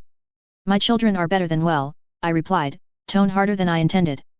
They are dragons and not so easily distressed. Oh, I understand, Your Grace, but it remains fact that both your mother and grandmother struggled in birth. Died in birth, he replied, tone so falsely sympathetic I had to literally swallow my rage. At least rage at Otto was better than fear. He was right. My daughter worries so for you. She was quite distressed to learn you would not visit Melos at all. Otto was continuing, well aware of my anger and fear if the nasty smile in place was any indication. I, myself, was quite distressed to learn you were relying on these new midwives. Truly, I wonder how appropriate that is. They are trained by my own maester. Gerardis is one of the finest healers the Citadel has ever produced, I am told. And my midwife has the experience of more babes than she can count backing her skills, I boasted, enjoying his brief look of chagrin. I would warrant my birth will be easier than many. Even with twins. We can only hope, Your Grace. We can only hope. Then he gave me a small bow and disappeared into the crowd, shaking hands and greeting those lords he knew from his handship. What a bastard. A smooth bastard though. Every inch the danger I know him to be. If anyone could rescue Alicent from the hole she dug herself into with that duel, it was him. It was why I had to kill him. Instead of dwelling on his cheap shots, I sought out Lord Corlys and his wife. My thoughts drifted to their daughter as I searched the small crowd, and a smile touched my face, one I couldn't have fought if I'd even wanted to try. Since Laenor had managed to push the issue in his own ham-fisted manner, Laena and I had actually managed to sit down and have an honest conversation which did not end in a screaming match. She had kissed me. I wanted to giggle like a maiden at the memory of it. Your Grace, murmured Corlys with a solemn nod as reached them. I hope your friend has his ideas in order, because he could well rescue this mess. All three of us watched as Otto greeted yet another Dove Lord with an exclamation of surprise and delight, clapping a hand on his shoulder and introducing him to a hesitant Green. Although I suppose that didn't count really, all Greens were hesitant these days. Otto, though, was fully capable of reinforcing that wavering support. Such grim faces. Otto is less than nothing, murmured Rennis, her good humor today evident in a teasing smile. I could always pick a fight with Alicent to cheer you both. Wife, please do not, chuckled Corlys, and I allowed myself a smile at the thought. It would be fitting revenge. She was always so keen to taunt me regarding my children. She half sounded like a child pleading for the latest toy, and I had to cover my mouth to hide my laugh. Save your taunting for when we've beaten her, Rennis. It will be all the sweeter, Corlys told her, also struggling to hide his smile. Speaking of my children, where are they today? I took me a moment to realize Rennis' question was addressed to me. Laena is at the manse, Laenor is training, I replied easily. And where is my goodson? She asked, earning herself an odd look from both Corlys and I. Honestly, her tone was warm and happy. She hadn't even choked on the word goodson.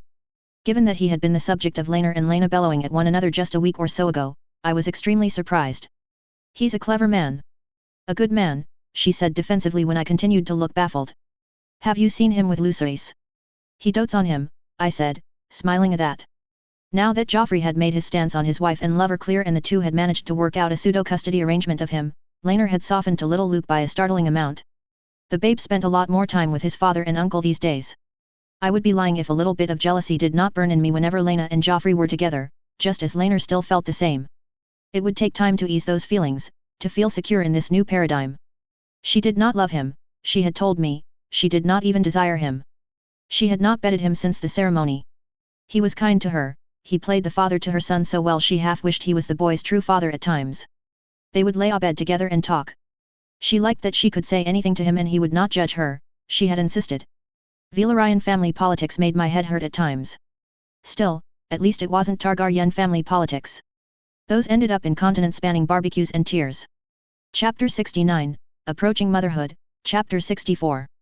Chapter text.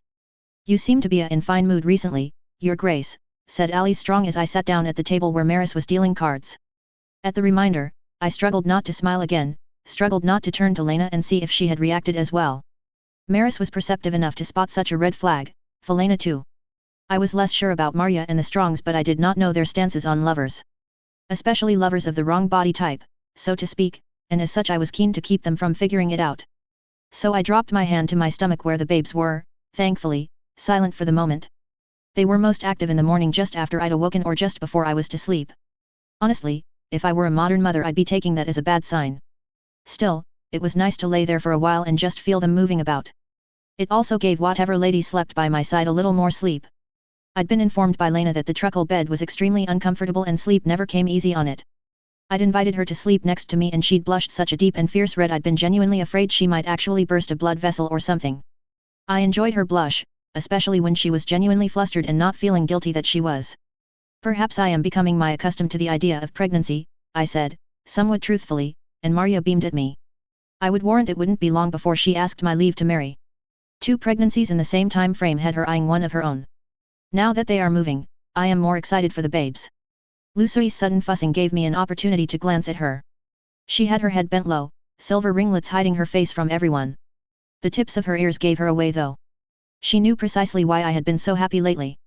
I'd told her as such at every opportunity. The fact that I was more excited for the babes did not mean I wasn't scared out of my mind still. When Joffrey was with Lena, Laenor had started coming to me.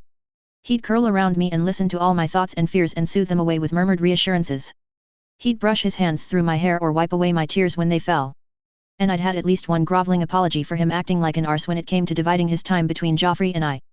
Oh. We are so excited ourselves, said Felena, smiling broadly in contrast to her usual solemn nature. She was doing that more often, I'd noted. Ever since I'd approved of Septon Patrek and we'd gone into business together, so to speak. My guards reported seeing off more than a few of these mystery knights and city guard. A word with Harwin had called off the gold cloaks, but not even Joffrey had been able to figure out who was paying the knights. Concerning, given he'd almost certainly ruled out his friend and the ghost of Daemon's influence. I figured. You dote on Lucerys enough, I said with a smile to the boy's mother. Not that he isn't worthy of all the attention he receives. In her arms, the subject of our conversation gave his mother's hair a painful wrench and she grimaced, proud smile fading. Several snickers of amusement sprang up around the table as she attempted to disentangle herself from his grip. He is an adorable babe, enthused Marya as Lena failed to escape and glared at us all with her head at such an angle so that he could no longer properly pull. At times, I said, then leant over to help, prying a few pudgy fingers open. Would you take him? She asked, once she was free. I held my arms out in reply and received a wriggling bundle. Luckily for me, I wore my hair in a braid and Lucerys far preferred my shawl anyway, and unlike some of my ladies, I'd known from the beginning that dangling jewelry would be dangerous to have around him. Thank you, sighed Lena, as he settled in my arms. It's no issue, I said, favoring her with a smile as she massaged her arms. Marya and Sira immediately bent over to fuss at him. Alice merely pulled a face at her sister's delight, then snuck a peek at Sira's hand. I rocked him back and forth as my ladies played a few rounds, occasionally cooing to him. I had to admit he'd grown on me these past few weeks. Maybe I was finally getting baby brain, or maybe Laenor's reassurance over my own pregnancy had removed a source of stress. He would be raised alongside my children, I had come to realize. Where I went Lena would inevitably end up, whether it was me or Joffrey she was following, and Lucerys was a package deal. It felt odd to picture this silver-haired boy and my own children playing, so I settled for poking his nose, taunting him as he attempted to seize my finger. Ah, I forgot to mention. Lord Hightower has asked to pay a visit to my father, Marya said as Maris began dealing again. My head snapped up, thoughts of my future forgotten as I focused on the present. Lucerys warbled unhappily at losing my attention. Lord Hightower has been courting your father? I asked sharply and Marya nodded, face grim. You need not worry, Your Grace, he is loyal to you. He made that quite clear, but it was not concerning the Greens, she assured me, but I was still discomforted.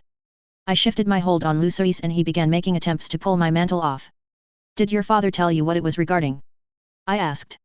Father said it was about his opinions on a war for Dorne, she replied. He said Otto was looking for the general view on it to better advise King Viserys.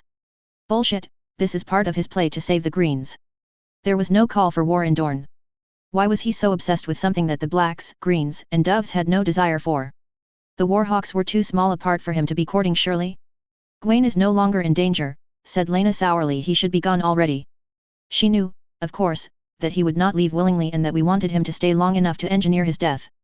She was her mother's daughter though, at heart, and disliked the cloak and dagger scheming. She'd much rather invite him to speak with Viagar, a dangerous thing to do in a post-Magar world. Are you not a fan of Lord Hightower? Asked Maris, any pretense of actually playing the card game put aside for her second greatest love, gossip. Lena gave me a hesitant look and I shrugged. I suppose a marriage to Joffrey had taught her to be extremely careful about what she said to who. It is no secret, Maris. Otto Hightower hates father and the feeling is mutual. When he was hand he tried to block the charter for Spicetown. She sounded so outraged I had to bend my head over Lucerys slightly to hide my amusement. He managed to pull my mantle over his face and then gave startled cry at the sudden darkness. Is it true that Lord Corlys raised his fleet during the Great Council? Asked Sira as I desperately shushed him. Father would never tell us. He said it was casting aspersions on loyal lords. Daemon and Corlys came close to starting a civil war. Yes, I replied, Lucerys successfully calmed. Lord Corlys was full of wrath at having his wife passed over the throne twice. Daemon had coveted the throne even then. He'd wanted Viserys close to it because he would be Viserys' heir in the same way many argued Aegon was Viserys' heir. Not precisely acceptable to say even amongst friends though. Daemon wanted to take his revenge for the loss of Viagar, I said, finally. Lena blushed at that as my ladies showed confusion. A flicker of amusement ran through me. As you are likely unaware, when a rider dies the closest unbound member of their family is supposed to have the first refusal on their dragon. Technically, I should ride Viagar. Lena went even redder at that as my ladies tittered, taking the teasing smile on my face to mean I had no hard feelings about the matter. I could not imagine you with each other's dragons, Rhaenyra, said Alice. They suit you both so well. And I could not imagine our situations reversed either. Just think, had Rhaenys ascended to the throne, we would be playing cards with Princess Lena. That got a laugh out of them, even Lena joined in although her blush was very much still present. I would forego the title with happiness. Had mother been made heir she likely would have insisted Lena and I marry, Lena said firmly, eyes on me. Ah, she was feeling brave today. The knowledge made me feel too big for my skin and restless to boot. She was my attendant tonight but I wanted to send them all away now. I couldn't, of course, so I settled for smiling back. Is that not odd to you? The idea of marrying your brother, asked Alice and received several warning looks from my other ladies. It was Marya that showed how uncomfortable she was most but I could see most of them shifting. Incest was the elephant in the room when it came to non-Valyrians. Honestly, the idea made my skin crawl. I had this vague idea of establishing cadet branches but first I had to figure out just how dragon riding worked and there never seemed to be enough time. Then as Lena finally seemed to have formulated an answer to that, I had an idea. Lena had complained of needing something to do, why not put her to work researching dragon lore? In truth, it is. Lena is my best friend but I could not marry him, she admitted, eyes finding mine again. He is not Sir Joffrey, asked Sira, teasing smile lighting up her face. Next to her, her twin adopted a similar smile. No. He is not the one I love, that is very true. Oh, yes, she was very brave today. It was all I could do to keep myself from blushing like a maiden at the insinuation. And you, Rhaenyra? Had your older brother survived? Or if his grace asked you marry Aegon? I blinked at the question, train of thought about Lena thoroughly derailed. Felena had asked, surprisingly, she was normally given to silent judgment and disapproval. If I was told to by my father there is not much I could do to argue against it. I must admit I'd never willingly choose it, I replied and Felena nodded in acceptance. I noted a few of them unable to hide looks of relief. I could understand that. Nothing weirder than someone you know and like wanting to marry their own brother. We played cards for some time after that and passed Lucerys around to receive fuss. It became an unofficial competition between us all, who could earn the most smiles. Surprisingly, that was Maris. Lena's face was quite the picture as she realized that. Maris also, as usual, won quite a bit of money from us all. Lena, Alice, and Sira all lost the contents of their coin purses to her and Marya and Felena came away slightly worse off but not much poorer. I know she's cheating. Still, her skill at gambling, and cheating, had at least begun benefiting my cause. Her first gambling den had opened in the city with a few more planned soon depending on how the first was received. Joffrey had made sure she would not be managing them personally and had provided her with a middleman as to better keep an eye on her, but I was given to believe she ran it all the same. Quite professionally, I was told. Well maintained with just enough cheating by the house to ensure her luckless patrons never got too wealthy off her back.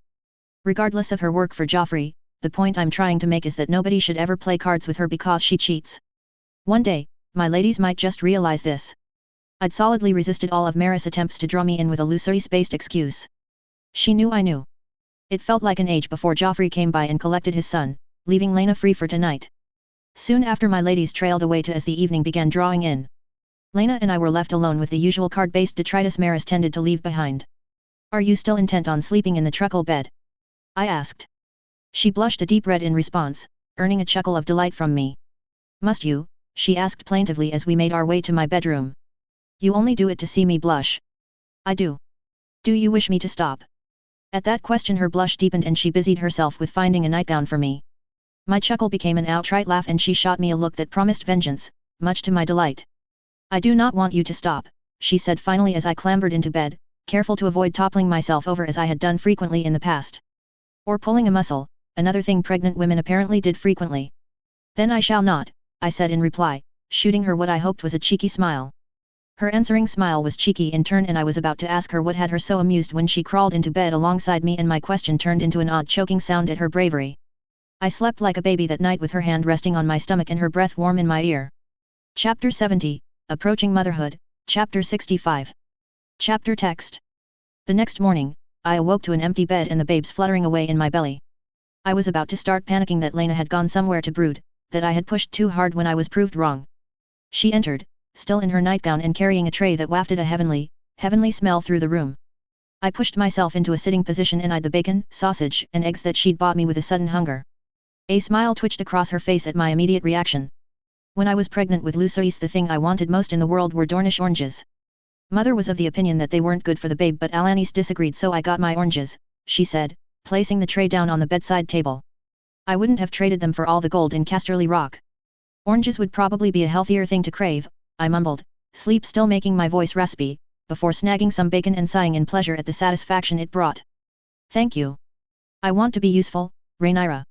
I do not wish to be a liability anymore, she replied. Then she dropped onto my bed with a sigh. I tried so hard to fix the damage I have done to you. I showed you Lucerys, I made sure you ate well, I tried to get Laenor to do his duty. Oh, that's why you were being so infuriating, I said around a mouthful of bacon. It earned me a glare in turn. I thought I led you astray. I have been informed, repeatedly, that you did that entirely by yourself but I meant what I said. If I am not your role model, I want to be something. I remembered my little brainwave from yesterday. I have an idea, I said, finally as I selected the next bit of the fried heaven to attack.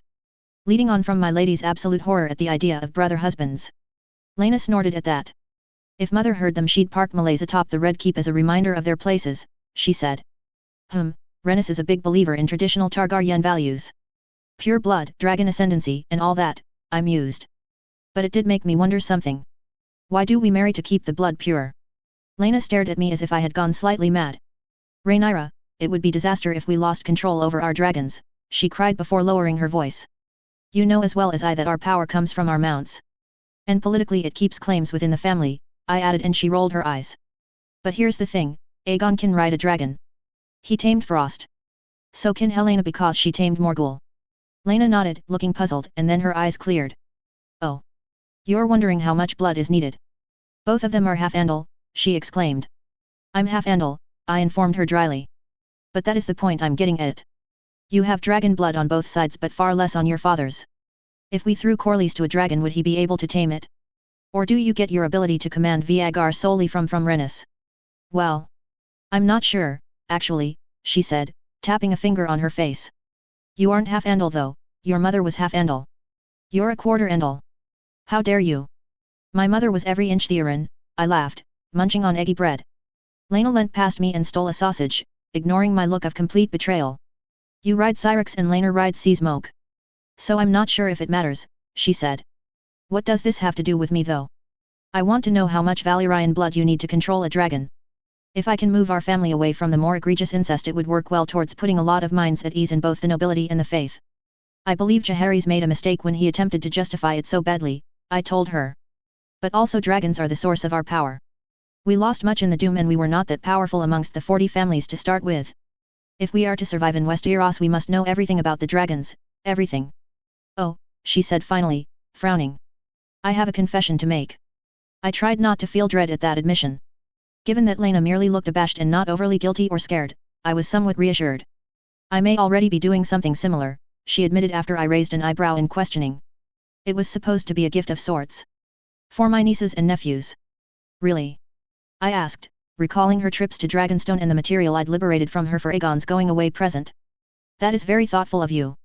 I suppose me stealing your research didn't help. I was already done with it by that point, she chuckled, then became more serious. I just wonder how wise it was to give him access to it. He may well be your foe one day. Ah, her mother's daughter in more ways than one. He is my brother now. Kindness may cause him to hesitate to fall to cruelty later, I said, diplomatically. She regarded me for a good long time then. Might I ask you a question, she asked finally. You do not need to answer. I know I am not. I am not the one you would trust unconditionally. I hope that will come in time, but I do not wish to upset or unsettle you. Ask away. I cannot think of anything you could ask that would upset me, I told her, taking pity as she floundered to find the right words. A long time ago, Laner thought. Laner thought you could see the future. He said you knew things you should not. I thought it was odd. I thought he was coming up with reasons to avoid you. Then when we visited the Wisdoms, you said that you wrote that book. She started and I wanted to groan, tensing without meaning to. Oh, you don't want to talk about it. And she'd spotted it. Damn. No, no. I do, it would be good to clear the air, but I would prefer Laner and Joffrey present. At my lack of explosion or immediate shutdown of the conversation, she sighed in relief. It is a long and complicated topic. I fear you will not think well of me afterwards. I fear you will need someone to talk to. She regarded me for a long time and then nodded. Might I ask?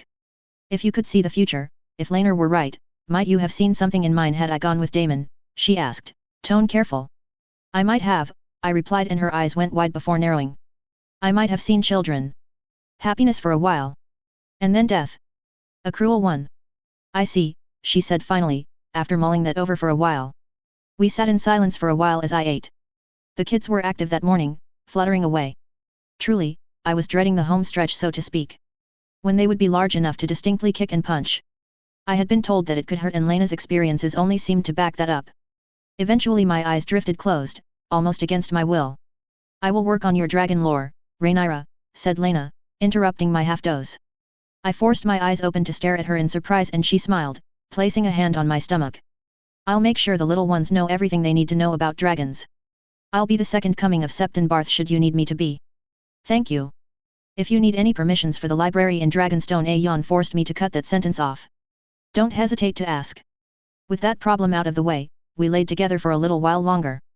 Then I made to get up and she chided me about not sleeping enough, and we ran through the usual routine I had with any of my ladies. Alice and Maris arrived soon after to relieve her, and she left me to them, off to check on her son and ensure he was fed. My feet took me to court eventually, with my ladies in tow and ready to enforce bed rest at the slightest issue. Again, I struggled not to rant and rage at the cotton wool everyone wanted to wrap me in. I could understand it. The heirs were very important, but I'd had quite enough of being babied. And my mood was not terribly improved by an encounter with the ever-smug Otto and his announcement he was now advising Viserys on certain subjects. Like Dorne. Fuck. Nasty bugger, remarked Maris the moment he was out of sight. Maris was very adept at reading between the lines.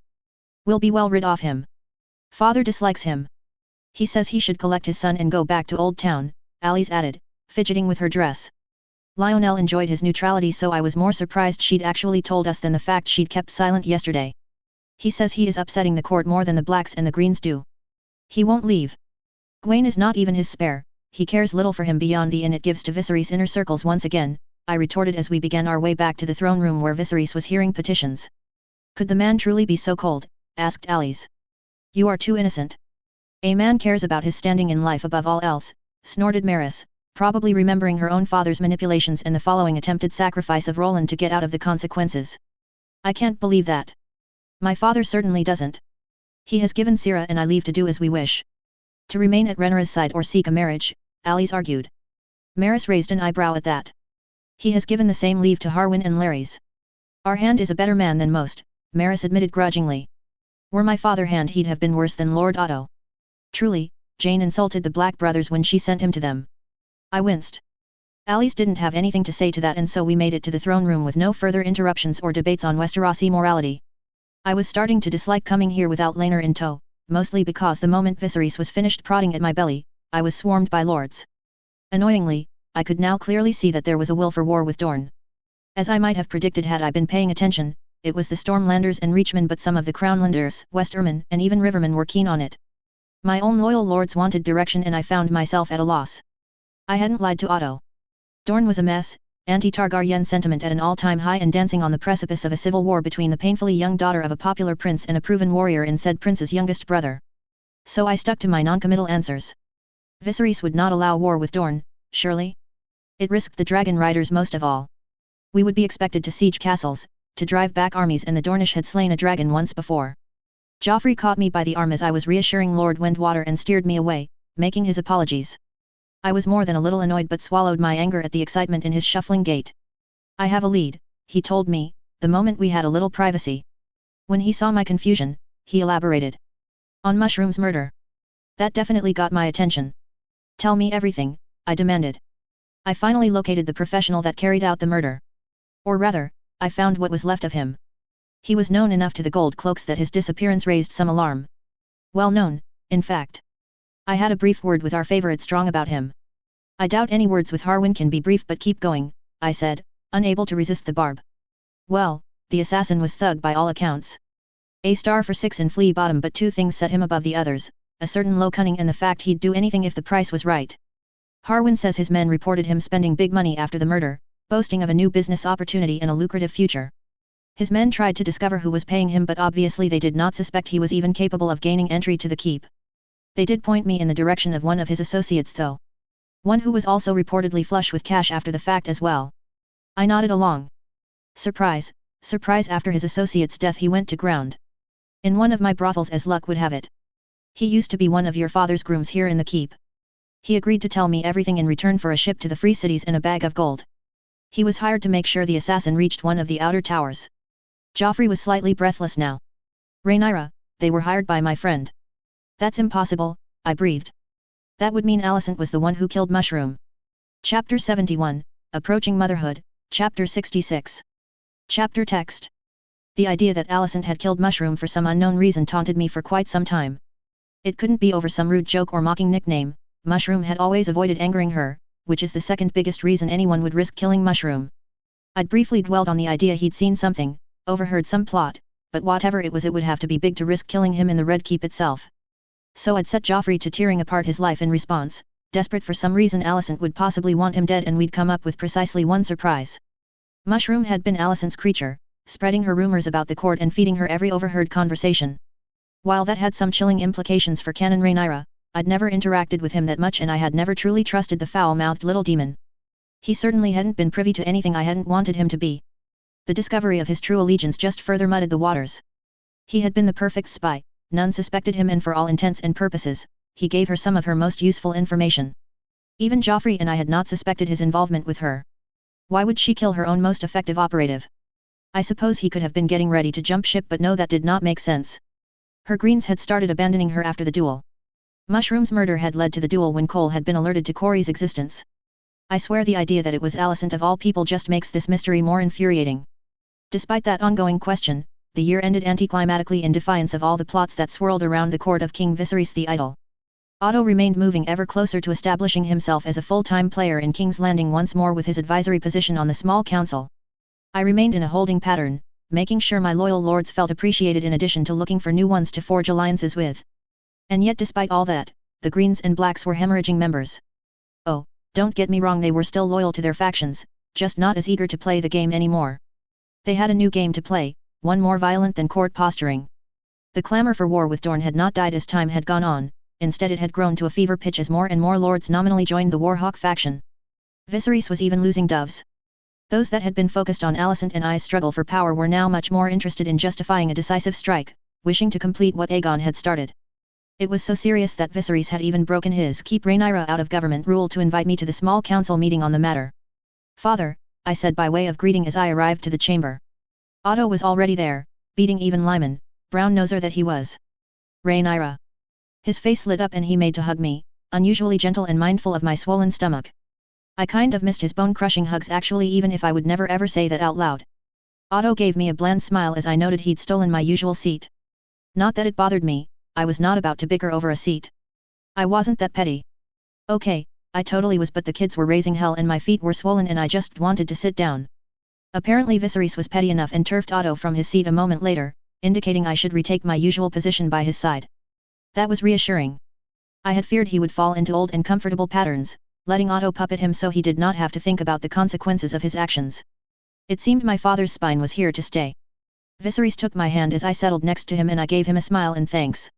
At least he was trying, and who knows, if I failed to spontaneously drop dead in this meeting he might start letting me back into the others. Gods, relying on Corlys was starting to grate. He wasn't bad at his job but he liked to paraphrase and it made my teeth itch. The rest of the council trickled in with only Jeremy showing any real surprise I was present. It really was depressing that the spymaster was the only one who failed to find out I'd be there beforehand. At least he was carrying the documents I'd come to associate with Joffrey and wouldn't be embarrassing the Blacks with his incompetence. Welcome, my lords. It is time we discussed Dorne and war. Jeremy, did you complete the task I gave you? Viserys called once we were all seated.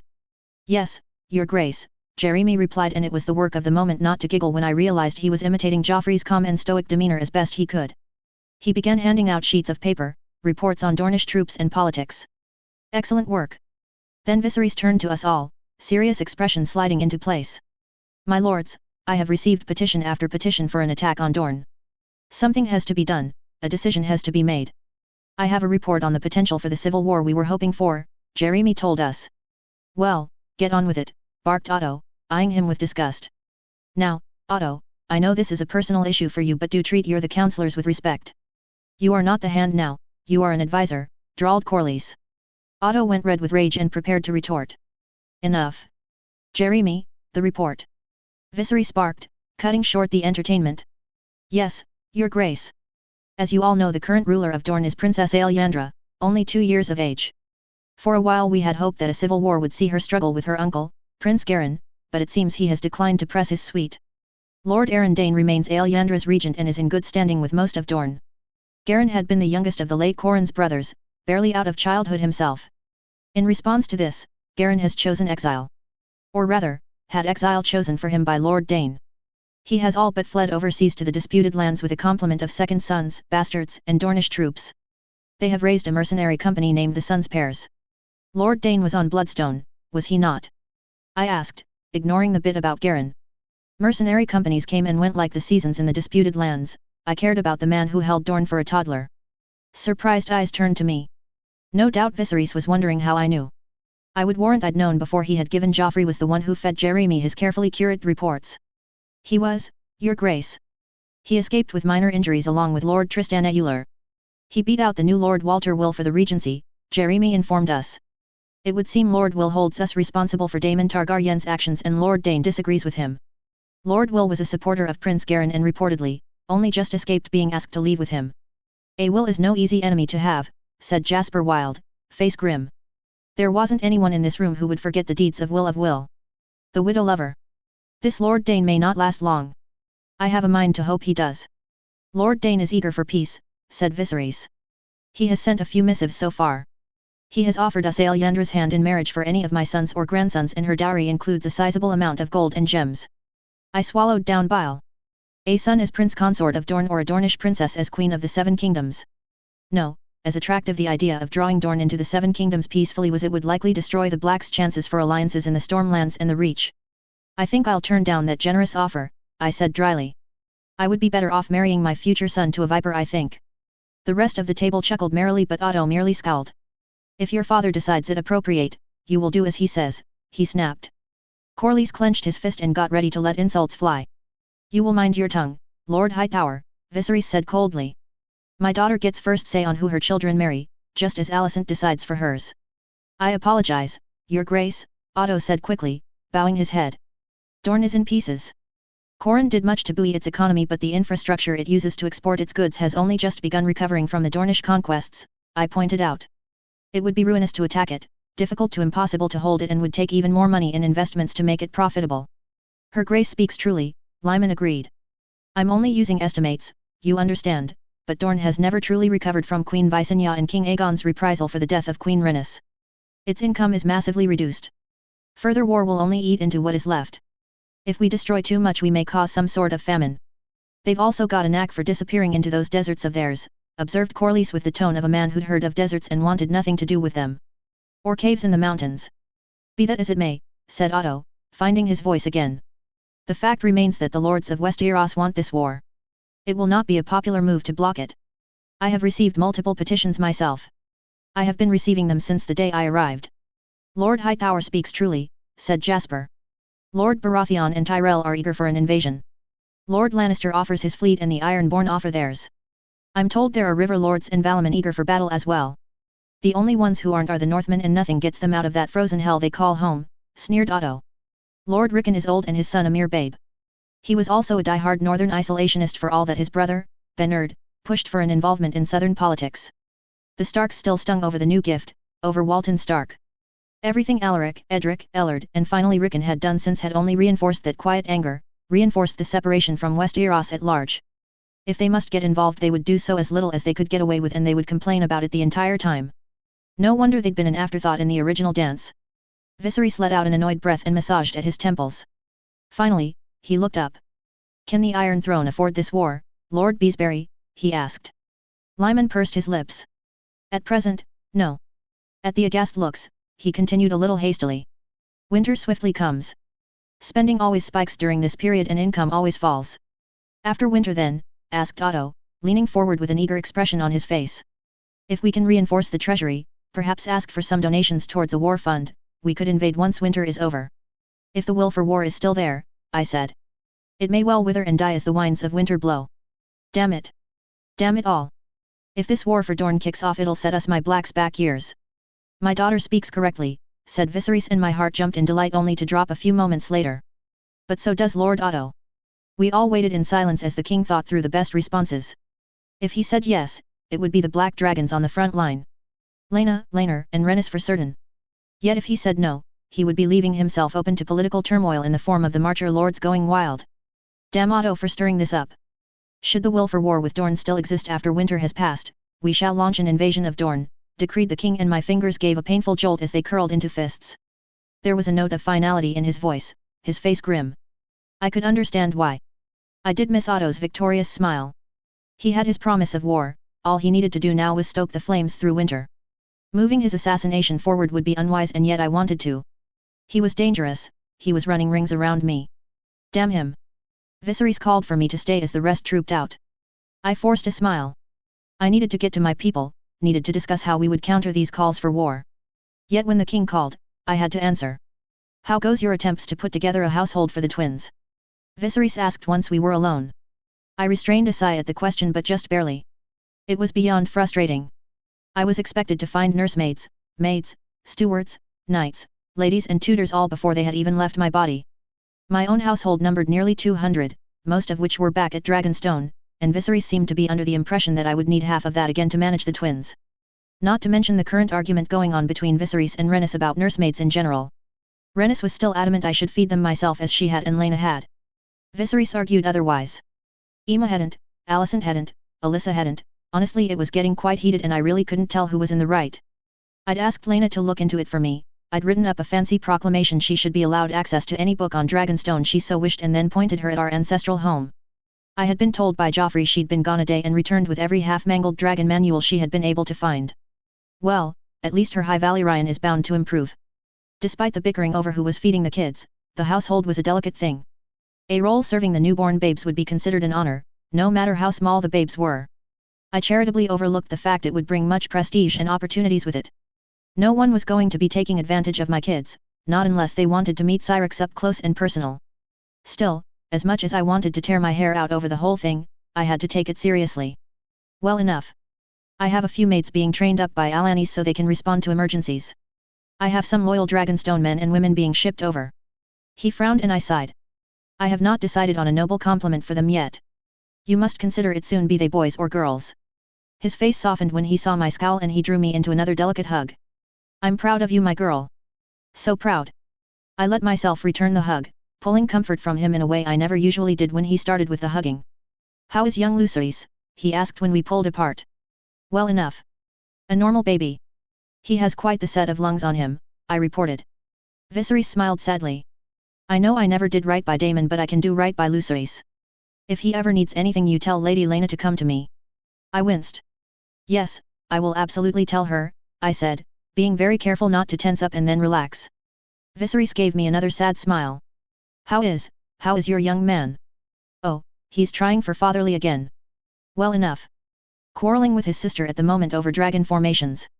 I think Rhaenys is ready to feed them both to Malays and have done with it. Viserys chuckled nervously at that and I smiled in amusement. Like Joffrey, Rhaenys still made him nervous. Is that usual? I mean, do the Valyrians often quarrel? He asked eventually. I couldn't help it, I threw my head back and laughed until my sides hurt. Oh gods, it comes to them as easy as breathing. All of them could be excellent mummers. I think you dodged the proverbial arrow when you failed to marry Laena. He gave me a pained smile and his patented kicked puppy look and I sighed, my own amusement fading. Father. I love them all dearly. I would not give them up for the world, but that does not mean I think any less of you. If Corlys and Rhaenys were my true parents, I'd have run away to Uti years ago. I only felt a little guilty that I was hiding the truth from him. For all that he genuinely tried, I struggled to love this man as a father. I struggled to see him as my family. Telling him that would break him asunder, and so I smiled happily as he beamed at me and said nothing. Chapter 72, Approaching Motherhood, Chapter 67. Chapter text. Like the Starks are fond of warning us, winter had come. The white ravens from the citadel going out to inform everyone that the 3-year summer we had enjoyed was over. The once pleasant heat of King's Landing gave way to a slight chill and I got to enjoy more fires and cocooning myself in blankets. Even if the sudden change in temperature made my fingers ache terribly. In the Vale, the mountain clans were in disarray. Jane had stopped the falcons from chasing them into the mountains despite Lord Dennis' desire to take the fight to them. Instead she'd ordered them to patrol, to prevent their usual raiding for food and supplies.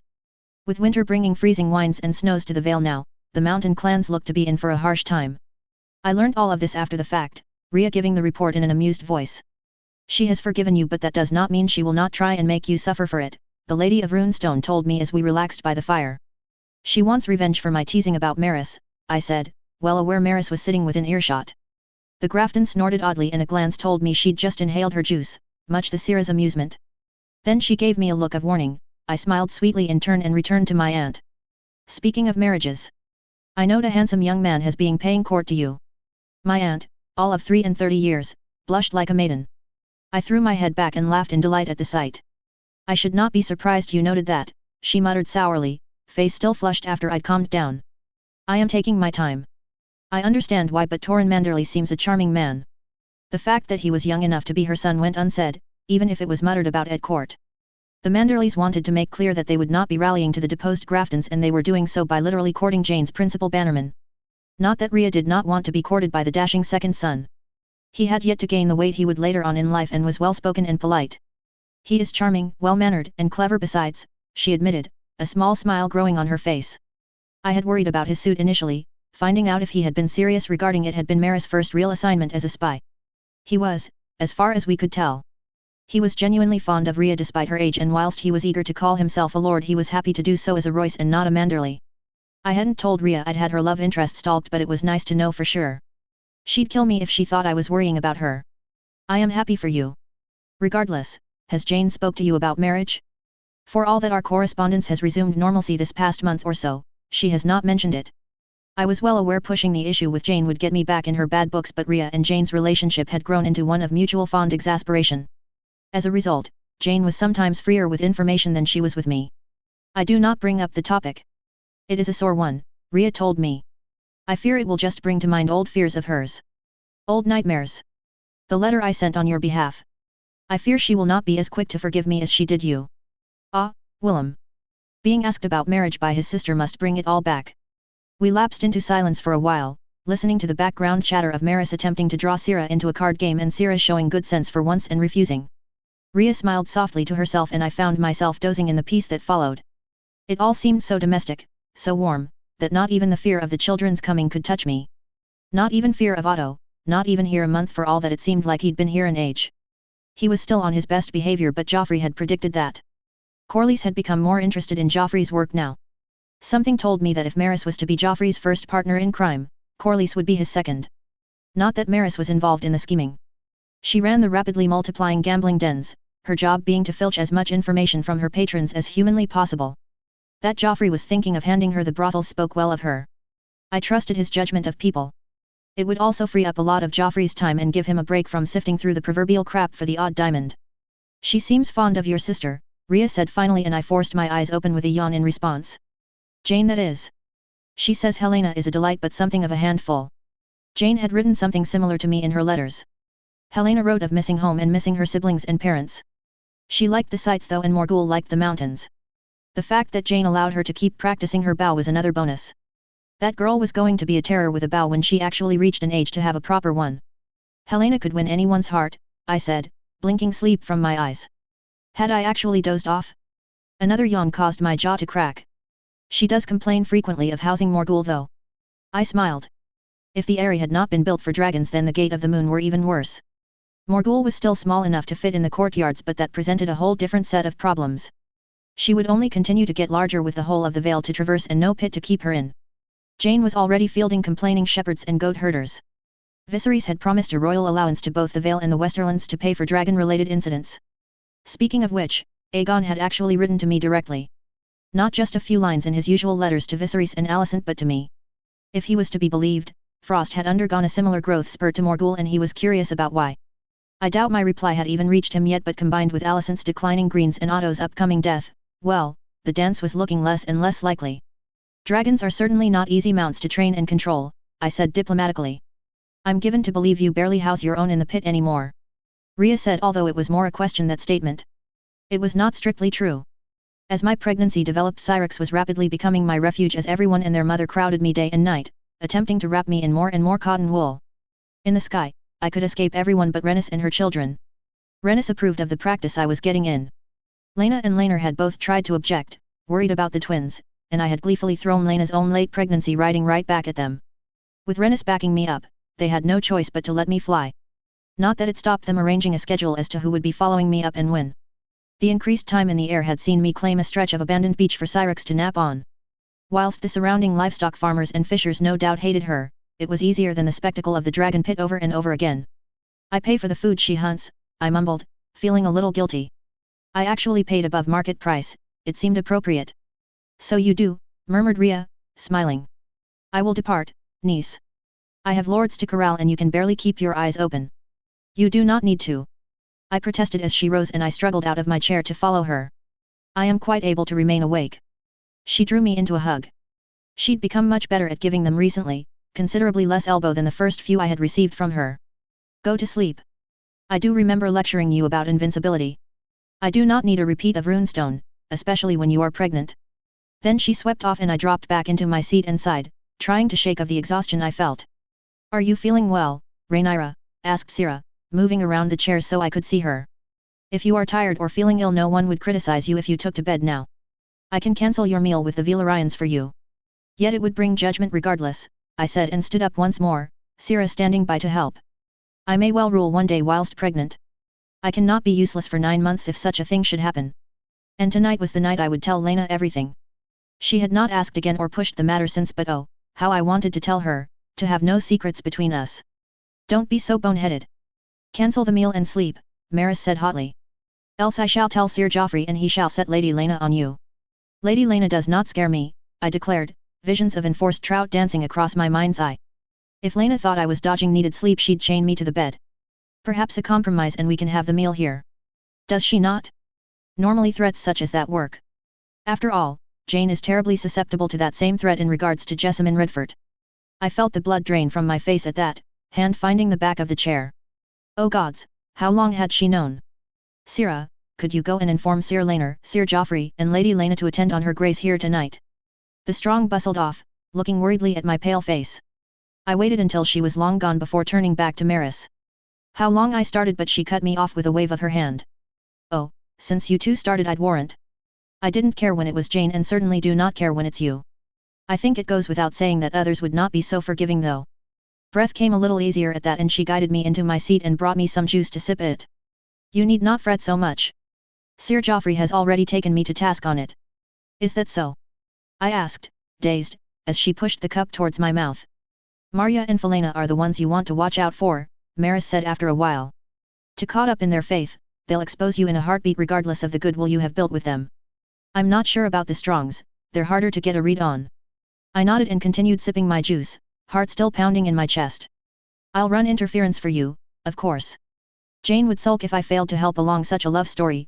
Maris finished, and a moment later Sira returned. I sent a runner to the manse, she told us. Do you need the maester, Rhaenyra? No. No, it is fatigue. I just need good company and then some sleep, I hastily assured her, and she smiled. Very well then. Should I call a maid for dinner to be taken here? I nodded. Tell them to bring meals for you and Maris as well, I said, regaining something approaching equilibrium. Gods, how I wish Joffrey would tell me when he'd picked up on things like this. Words would be had. I would not have you both starve because I failed to make my appointments. Oh. Can we break into your liqueur collection? Sira asked, shooting a covetous glance past me. I glanced at said collection and then shrugged. I'd not drunk in any great amount since I'd found out. The gifts had been checked thoroughly by the Kingsguard and then stacked into the cabinet for decoration mostly. If you so wish. Sira gave a squeal of happiness and began poking through the bottles. Eventually Maris meandered over, drawn by some of the more expensive drinks from Eastern Essos. They'd settled on a type of pear liqueur when Lena entered with Laenor on her heels, both looking beyond worried. Joffrey hobbled in soon after as they fussed over me. The winter air had the same effect on his leg as it did on my fingers. Laenor was all for him never leaving his offices in the manse and the large fire they boasted, but Joffrey had put an end to being babied with aplomb. I wish I had that skill. I'm fine, just tired and wishing for company, I said, derailing Lena and Laenor's questions. I thought it might be something like that, but you know how those two are, Joffrey told me, sitting down opposite and stretching his leg out. Lena snorted and rose to go to his side, falling into Laenor's usual pattern of massaging the broken limb. I caught Laenor's eye, but there was no jealousy there. That was something at least. Instead, my husband dropped his head onto my stomach, pressing his ear to fabric as if he sought to listen for its occupants, and smiled shyly at me. I returned it happily as Maris and Sira began pouring out some of the drink for everyone but me and passed it around. To Princess Rhaenyra, called Sira. Our future queen. The rest followed, toasted along with her, and I raised an eyebrow. That was brown-nosing I'd expect from Otto Hightower. What? She said in response to my questioning look. This is Allie's and I's favorite drink. Do you know how expensive it is? Father only lets Allie's and I have one small glass about once a year. It's very expensive. Which is why you should never let Allie's at it, Rhaenyra, Joffrey told me from his own seat as Laenor donated his own glass to Sira with a screwed-up face. Evidently not a fan. He laid his head back on my stomach and 2 seconds later the kids started their usual nighttime party. Startled, Laenor drew his head back. Was that? He trailed off, hopeful look on his face. I smiled and drew his hand down to where they kicked out once more. Tears sprang to his eyes as his hands roamed over my stomach. Then he giggled like a maiden receiving her first kiss. Hello, little ones, he choked through his tears, then dropped his face low to my belly. I'm your father. Chapter 73, Approaching Motherhood, Chapter 68. Chapter text. I was awoken the next morning to Sira's pained groaning as she shielded her eyes from the sun that streamed through the not quite drawn curtains. I pushed myself up, trying my best to ignore the kids, and looked at her with some concern. I should not have drunk so much last night, she said, finally becoming aware of my gaze. I feel awful. I had not thought you had drank so much. I said, bemused. She had finished her own and Laenor's pear liqueur and had partaken in a few cups of wine alongside the rest of us, bar me and my juice, but, well, my lady's own drinking habits had declined with my own. Allie's was the binge drinker of the strong family. Sira had probably lost a great deal of her tolerance. No doubt her sister would work to remedy that after the babes were born. She groaned again and I fought a chuckle, swinging myself over to pull the bell cord.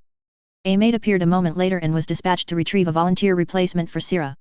I was due to have Allie's and Felena today, perhaps one of them might make their way over early. When I am clothed you may use my bed to sleep off your hangover in. I will have some water and food sent to you. When she opened her mouth to protest I raised a hand.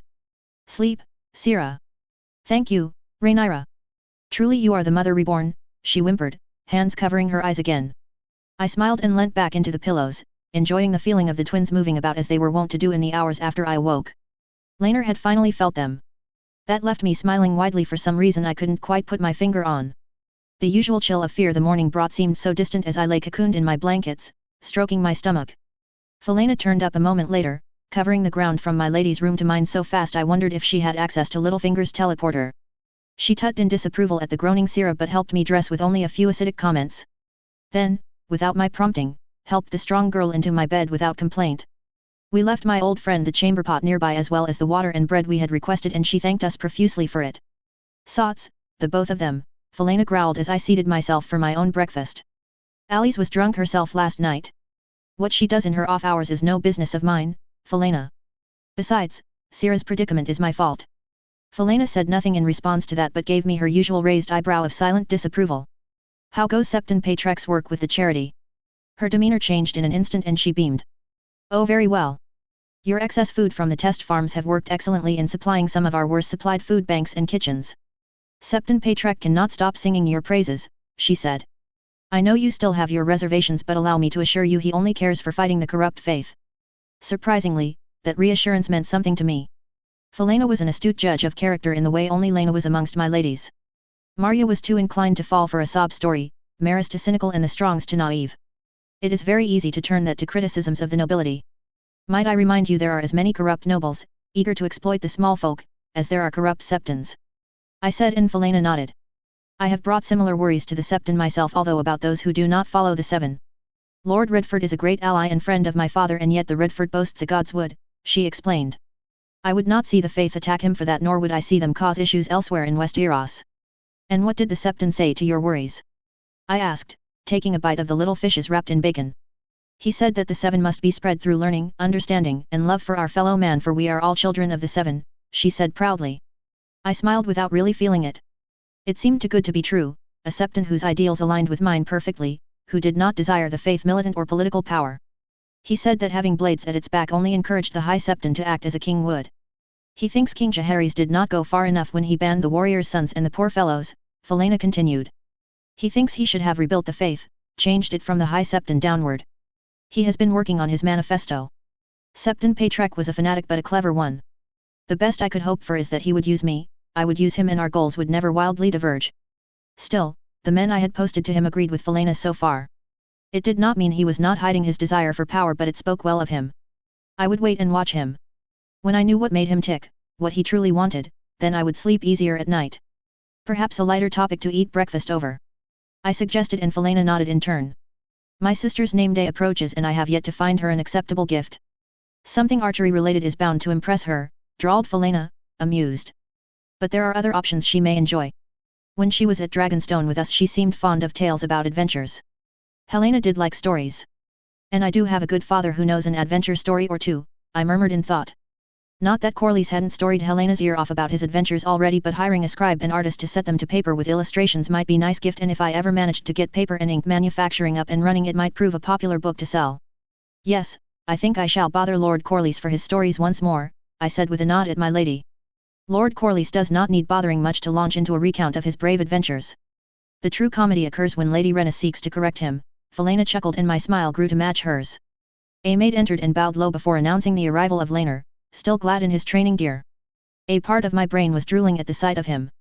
Good morning, Rhaenyra, he said cheerfully before dropping to his knee. And good morning, twins. They were silent in the face of his greeting. They've gone shy, I told him, and he beamed at me before standing up again. What brings you to my room so early? You might well have stayed the night and saved Sierra the fallout from her hangover. Laena and Joff are hungover as well. Joffrey decided working on the mushroom conundrum would be soothing, and Laena has declared herself your master of dragons. Both of them have sealed their office to me. His smile was rueful and I suspected he'd been locked out, more to his exuberance exacerbating their headaches rather than any particular bad feelings on their part. Well, it's nice to see Laena is enjoying the duty I set her, I said, amused as Laenor dropped into one of the couches with a sigh. She enlisted Mother's help as well. Might I bathe here, Rhaenyra? I still have my chest in your rooms, yes. I tried to cover my amusement at how full of beans he seemed today but couldn't quite. Felena seemed to be struggling as well. This was pure Laenor, not the mask of prince consort he often had in place. Dork. Felena had the maids heat some water for a bath and we sent him off into my bathing room with a change of clothes from his chest. Felena and I relaxed in front of the fire, her resorting to stitching and myself reading a book I'd received as a gift a month or so ago at that fateful tournament. It wasn't particularly interesting, but it did pass the time well enough that it didn't feel like an age before Laenor emerged, clean and dressed. Felena, could I prevail on you to leave me with my husband this morning? Perhaps go and remind Alice she was supposed to be here quite some time ago. She drew herself up at that and I mentally apologized to Alice Strong. Laenor took Felena's vacated seat with an amused smile on his face. That was cruel, he said, and I pulled a face at him. She would have loomed over both our shoulders all day, I complained. I have nightmares about that disapproving sniff she has. He laughed at that, although not before a pained expression flickered over his own fine features. Felena was well aware of Laenor's ill-done dalliance with John Harding. She had to suspect Corey had also been telling the truth.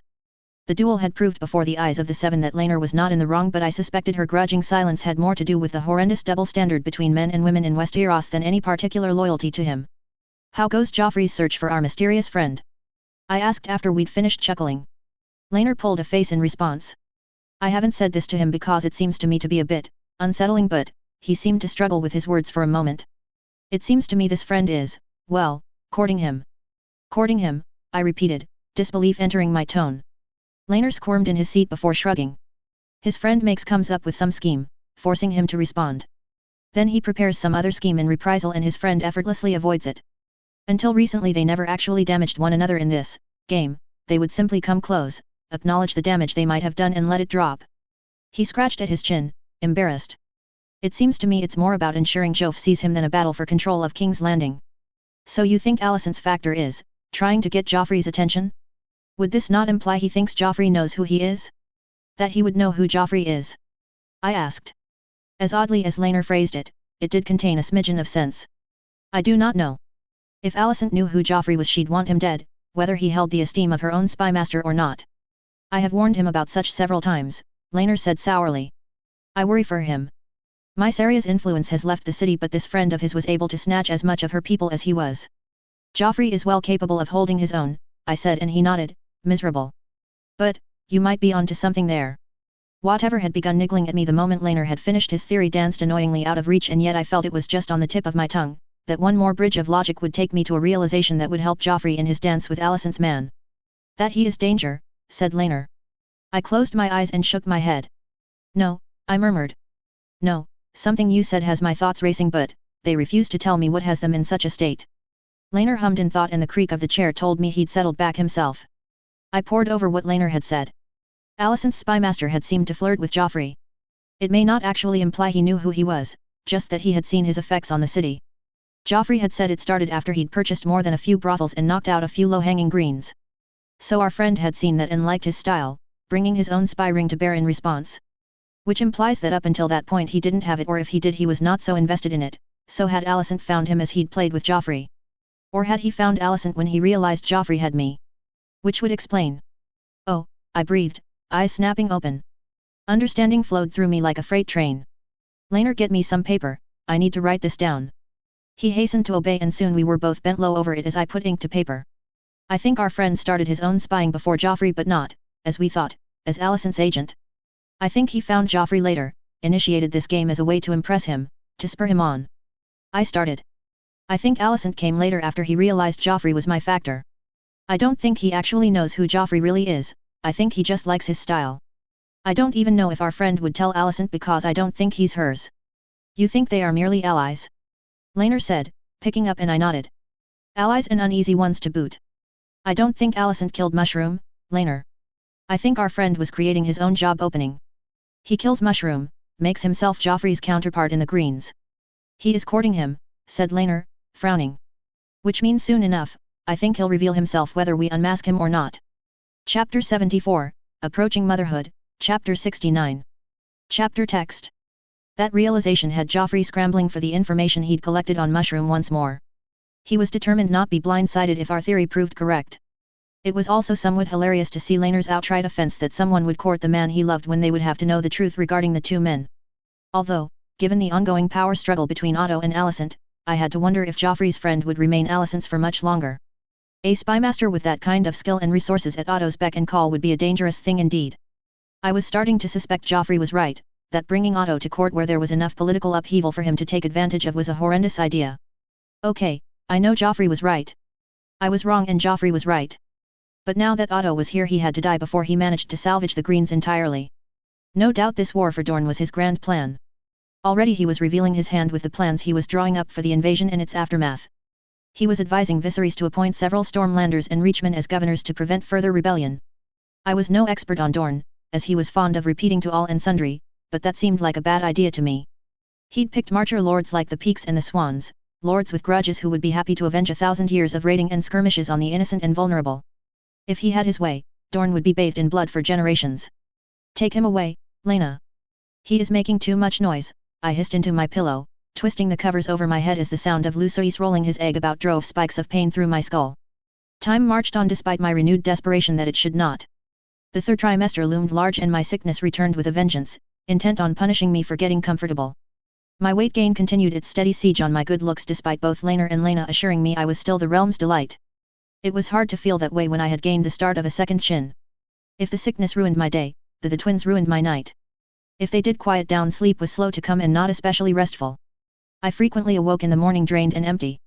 My entire body seemed to ache in pain with the effort of holding the babes that grew within me, and part of me was starting to hate them, hate Laner and hate the society that was forcing me to carry them. Exhaustion, sickness, and hormones created a potent cocktail and my mood became black.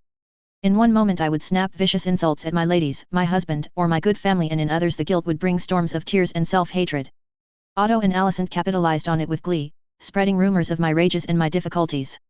Most of their stories seemed designed to give the impression that I would die in childbirth like my mother before me, and if I did so it would be the punishment of the mother for my midwives. "He is a babe and you agreed to have him in here for the price of having me," she replied, tone verging on waspish. Then she sighed, pried the covers off of me, chivied me into a sitting position and laid a hand on my stomach. The children kicked out joyfully in response to my movement and she smiled, then dropped a kiss to my lips. "You will be fine. This is the worst part and then you will have 2 babes in your life. No one will ask for another heir for a long time," she murmured, breath hot on my ear.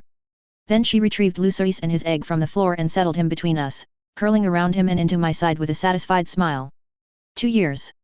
I do not care if they are boys or girls, I'm not having another for at least 2 years.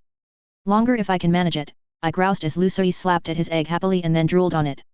She stroked at my hair, unbound after I had been ordered to bed by Gerardis. When I remained unmoved she pulled me close and laid her head on my shoulder. I smiled, even after all this time she still smelled of dragon and sea salt. "No one shall demand. I shall set mother on them if they do." A threat that would work on even Viserys, I thought with a smile, then I grimaced as my head ached, decided I was not allowed a moment of peace and flared up again. "If my next pregnancy is as bad as this one I'll never have another," I whimpered, covering my eyes once more. Nausea swirled in my gut and I forced my jaw to clench tightly. Lena would not appreciate me throwing up on her or her child. "Joffrey says I am to distract you when you're like this," Lena said, poking at my cheek. She was trying for an impish smile but I could see the worry in her eyes. The sudden return and worsening of my sickness and symptoms had everyone scrambling. The subsequent babying and enforced bed rest had not helped my mood. Something told me that if I threw a tantrum when Lucerys was in the room she wouldn't speak to me for weeks though. "Joffrey is interfering again," I mumbled and lay down. My change's position sent Lucerys sprawling in the sheets, flailing as the pillow he had been propped up against shifted. His egg went in the opposite direction, rolling towards the end of the bed and prompting his face to screw up in grief and fear. Lena scooped him up and hushed him, rocking him back and forth. Thankfully, he never started wailing and instead stuck to little sobs which soon died. "Ah," she said. "He's gone to sleep. Is that such a problem?" I asked, trying to poke his egg back towards us with my feet. "He won't sleep later, but perhaps I should put you both down for a rest now." I raised my eyebrow at that as she laid him next to me. The egg bumped his toes a moment later and she scooped it over, placing it next to him.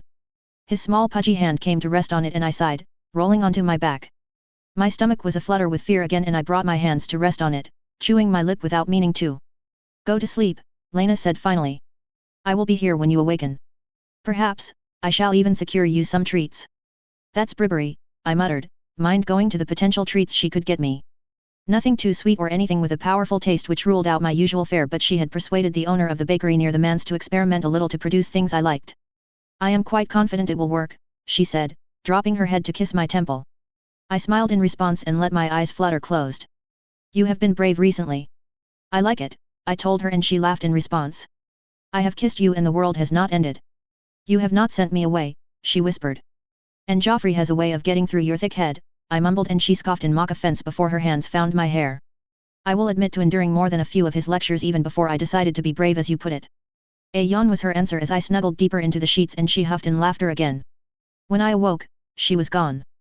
Lucerys was still here, curled up next to me, so she'd likely just stepped out or gone to deal with something. Unfortunately, I awoke said child as I pushed myself into a sitting position and was forced to prop him up against me as he wobbled about trying to roll over. Then I had to chase the escaped egg, still warm from both our bodies, across the sheets and return it to him. He wrapped his arms about it and laid a still sleepy cheek against it. "Me and you both, buddy, me and you both." A nap had done wonders for my mood, I reflected as I smiled against my own will. Had I been left alone with Lucerys before said nap I'd have likely sulked about it for at least an hour. The worst thing was that I knew when I was being unreasonable. I knew it was unfair to take it out on everyone else and yet I did so anyway. Only for the guilt later to drive me to distraction and frequently tears. The next time I get pregnant something tells me my ladies will resign on the spot. An odd scratching sound drew me from my thoughts and my eyes found the door. It remained unopened and besides it was unlocked. One of the castle cats maybe? But they so rarely came to private rooms, they'd long since learned they'd be chased away. My heart sped up a bit as I twisted round to look at the window. It was covered by heavy curtains but we were quite far up so that was an unlikely source as well. Then Luceris let out a frightened sob and my eyes drifted down to him and his egg. His egg that boasted a spider web of cracks. The cracks that were spreading, slowly but surely as the contents of the egg struggled to freedom. I lifted him gently away from it, heart pounding fast and settled him on my knee before rolling the egg a little further away. Luceris' frightened sobbing stopped as a wing pushed its way through the egg and into the air only to vanish into the egg again. "A dragon," I said to him, feeling a little stupid for saying something so obvious. "It will be yours. Your birthright." He seemed transfixed as a dark red head of a hatchling pushed its way through the gap, the rest of the body trying to follow. When it got stuck, it snapped its wings out again, shattering what was left of its confines across my sheets and bedding.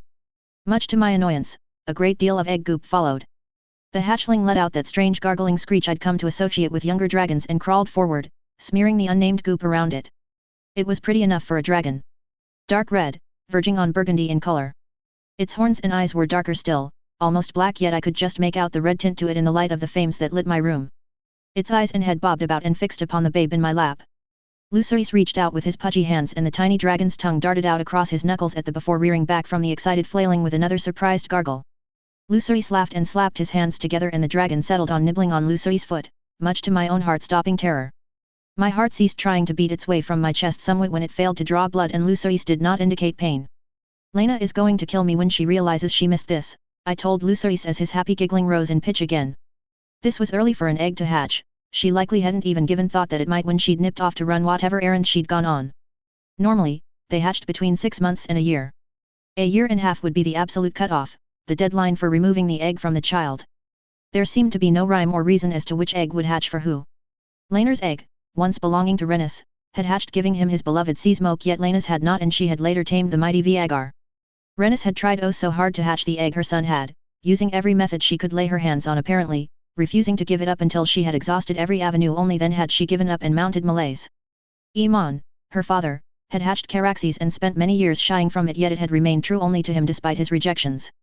This is why Lena's work would be invaluable. The work she did here might be more valuable to House Targaryen than my own rule, I realized with wide eyes. The dragon continued his destruction of my sheets, claws cutting wide gashes in the fabric and Luceris watched, completely enraptured by his new dragon. Taking care to not disturb them, I leant across and pulled the bell pull. Moments later, the door was opened by a maid who quite impressively got through half her usual niceties before noticing the real-life dragon destroying my bedding and trailed off with a frightened squeak. "Perhaps you can find Lady Lena and a platter of charred meat for me," I suggested, as she stared pale-faced at the newborn. She nodded and fled, leaving the door wide open. I snorted. Something told me she might be tendering her resignation soon. From my lap, Luceris giggled once more as the dragon made its way to end of the bed and nearly toppled over the edge. "Is that Luceris I hear giggling?" came Lena's cheerful voice from somewhere out of sight. "Is your Auntie Ray taunting you again?" It was all I could to contain my own giggling when she stepped into the room and stopped dead, eyes wide as she took in the destruction and the dragon. "Surprise!" I called cheerfully as her startled face turned to me for an explanation. Chapter 75, Approaching Motherhood, Chapter 70. Chapter Text. "I cannot believe you missed it, Lena," said Renus, as the brand new as of yet nameless dragon attempted to snatch some charred meat from her hands. "It was not doing well, baby dragons weren't known for their grace or athletics." "Neither can I," she sighed before smiling at me ruefully. "It will be good for my work though." "Ah, you were the one who set her onto this, weren't you Rhaenyra? It's good to see someone cares about the source of our family's power." I didn't need to ask to know who she was referring to. Dragons are a sore point for him. Balerion died at the same time as my brother, Iman, and I think a part of him died then. Defending Viserys was a weird feeling but, well, maybe I was softening towards him. His proud father routine, that he hadn't dropped once since he learned of the babes, was starting to get to me. Renus was silent for some time until she finally let the hatchling seize his meal, then she looked up with an expression I had never seen on her face before. "Perhaps I am too harsh on him at times. I know it must seem that way to you. I do love him, he is my cousin but he is not fit to be king." I shrugged in response and she snorted. "He should have married Lena, he should have married you to her son. He should have taken control from Otto the moment that man seized it, he should have sent Alicent from the capital the moment she sought to influence you. At my silence, she continued, head tilted to gaze at the clouds. There is a softness in him. Not nearly like Aeneas, but it is there. He lets it rule him too often, he hates the pain it causes him too much to go against it. She looked down at me. He could not marry Lena because she reminded him of Emma and because he feared she would meet the same fate.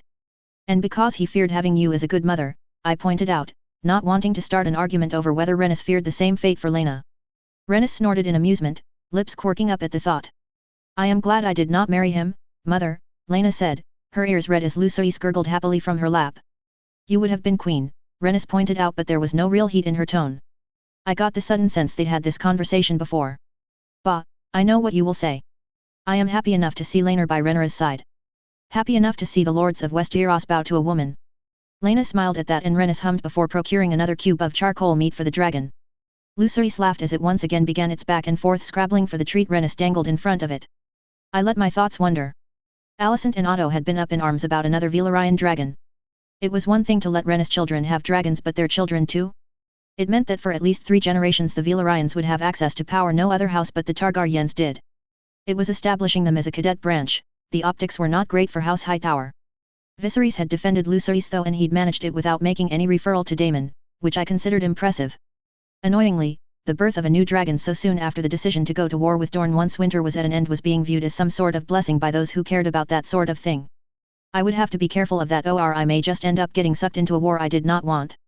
Still, I had dug out those long-forgotten plans for a procession across Westeros once more. Now that my due date loomed ever closer, it seemed like a good idea to start planning once more. The Stormlands would likely be first, then the Reach. Followed by the Westerlands, the Iron Islands, the Riverlands, and the North. The Vale would be my happy ending to the whole thing, providing Jane didn't strangle me or Helena didn't plan my assassination. There were still the little details to hammer out, of course, but the rough plan had been easy to assemble.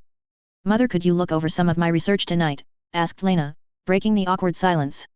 Rennis paused in her teasing of the young hatchling and raised a black eyebrow. What subject? She asked. General hatching methods. Elix's writings disagree with Enar's originals. Rennis hummed at the question. The hatchling apparently sensed her distraction and scrabbled off around her elbow to lay siege to the platter. Both Lena and Rennis seemed intent on the conversation, and so his feast went undetected by them. I almost had to cram my fist in my mouth to stop my giggling. What does Gamon write? Asked Rennis. Surprisingly little so far. He agrees with Enar at times though. I'll look it over. I would have thought the man who hatched Viagar and Meraxes would have more to say on the matter. The current writer of Viagar beamed and nodded, then noticed the hatchling and my evident amusement before frowning. Mother, he's had the entire platter, she exclaimed as I got witness a dragon vomiting for the first time ever. Merriment over, we trooped inside, Lena cradling a very unhappy hatchling and Rennis carrying the sleepy Lucerys. You should move back to the manse for your pregnancy, Rennis said, making me pause in surprise. I'm not sure father will put up with that. He wants me close. Lena tensed a little, well aware of the consequences that Viserys could bring down for disobedience. Of course he does. Worrywart, she smiled fondly. He was all of 14 when I fell pregnant with Lena, and yet I swear he fretted over me more than my father did. That's surprising, I said as we reached Lena's room and deposited Lucerys in his crib and the dragon in his wicker cage. Besides, if I moved here again I might miss out on those wonderful family dinners he keeps planning. It was one dinner, but he'd ambushed me with it after Alicent's meltdown about the egg. Naturally I was thrilled about that and approaching it in a purely rational manner. Ugh, it was part of his repair family bonds attempts, and I'd agreed to drag Laenor along with the caveat that I could leave if I became overly ill. He'd agreed with a look that said he'd better see some real evidence of illness if I decided to bounce halfway through. Marya and Alice helped me dress that night, fastening me into a dress reminiscent of the Riverlands style with a dash of Westerlands in the layers. I even elected for a little bit of bling. Tasteful though, I wasn't going to weigh myself down with an entire mind's worth. Experience had taught me Alicent was happy to wear something bordering on scandalous to rub in the salt about the changes to my own figure. I scowled at myself in the mirror and then more deeply when the twins started up with their shit. I laid a hand on my stomach. You better be well behaved tonight or you're being born grounded, I told them. Your Grace. Alice called from the other room and I blushed at being caught. Nothing, Alice. I was talking to the children, I called back and she laughed. I cannot wait to meet them, she said, entering behind me with one of my nicer mantles. Twins like Syrah and I. If they're half as rambunctious as Syrah and yourself, I'm running away to Essos. Lionel probably considers his position as hand a respite from the two of you, I commented dryly. The girl just laughed. We do like our pranks and we've even gotten Larry's 1 or 2 times, she said, grin stretching her face. But, well, it's the greatest thing in the world to have a twin. It's another part of yourself. We even had our own little language when we were children. Oh, do tell me about catching Larry's out, I said. Larry's only grew more serious as the months went on, not that I saw him that much these days. Oh, the classic water over the door, once we painted ink on that Myrish Farai he so loves and another we covered him in flour. I laughed along with her. You think he would be grumpy with us but he would just smile and promise to get even with us someday. There was a fond smile on her face. Larry's may be the butt of all jokes in the Strong family but any one of them would happily kill an outsider who mocked him. I liked that about them. Did he ever? I asked as she fastened the mantle. Oh. No, never. We're much too good, she chuckled. Sira says she doesn't even think he ever tried.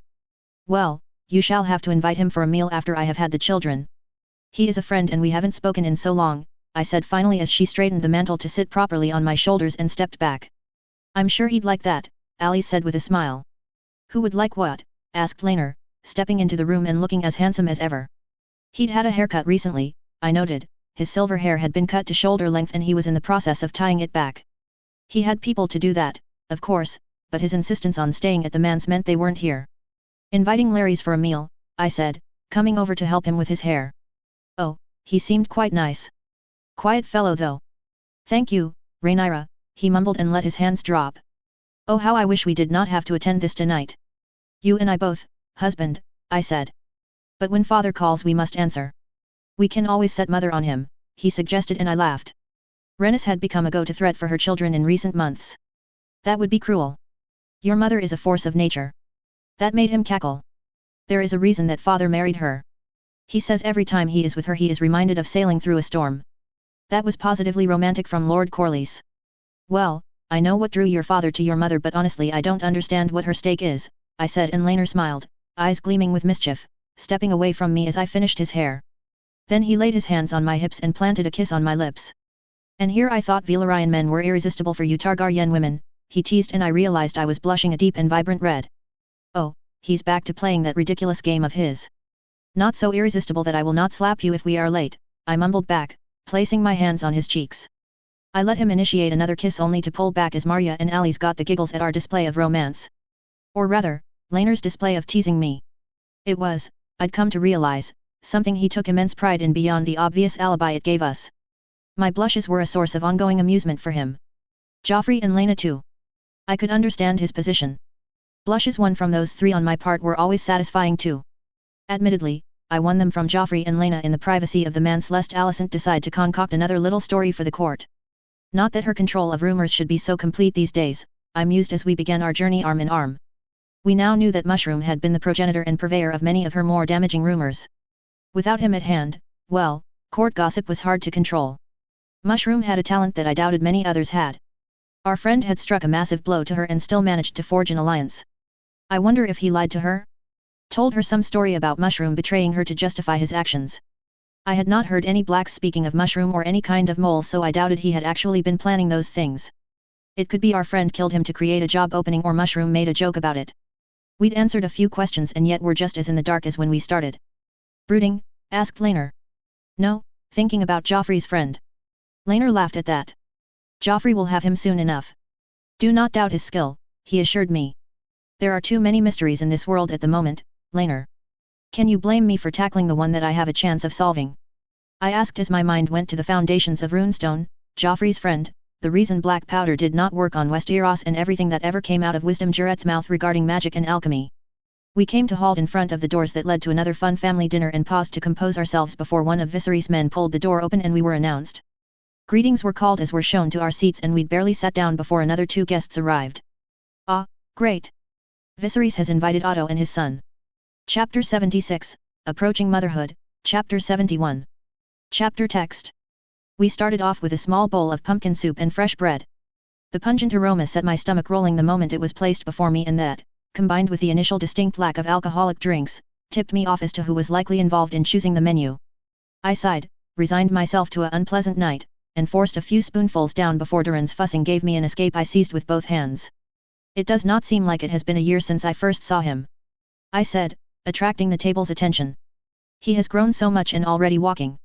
In truth, he was as average as toddlers got, but the implication that walking at about 16 or 17 months was special had Viserys preening as he gazed at his third son with evident love and pride.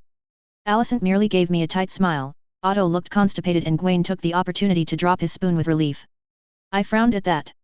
The accident Joffrey had arranged had damaged his arm most of all, forcing him to use his offhand. Ambidextrous this boy was not yet. Otto did not seem to care his son could barely feed himself.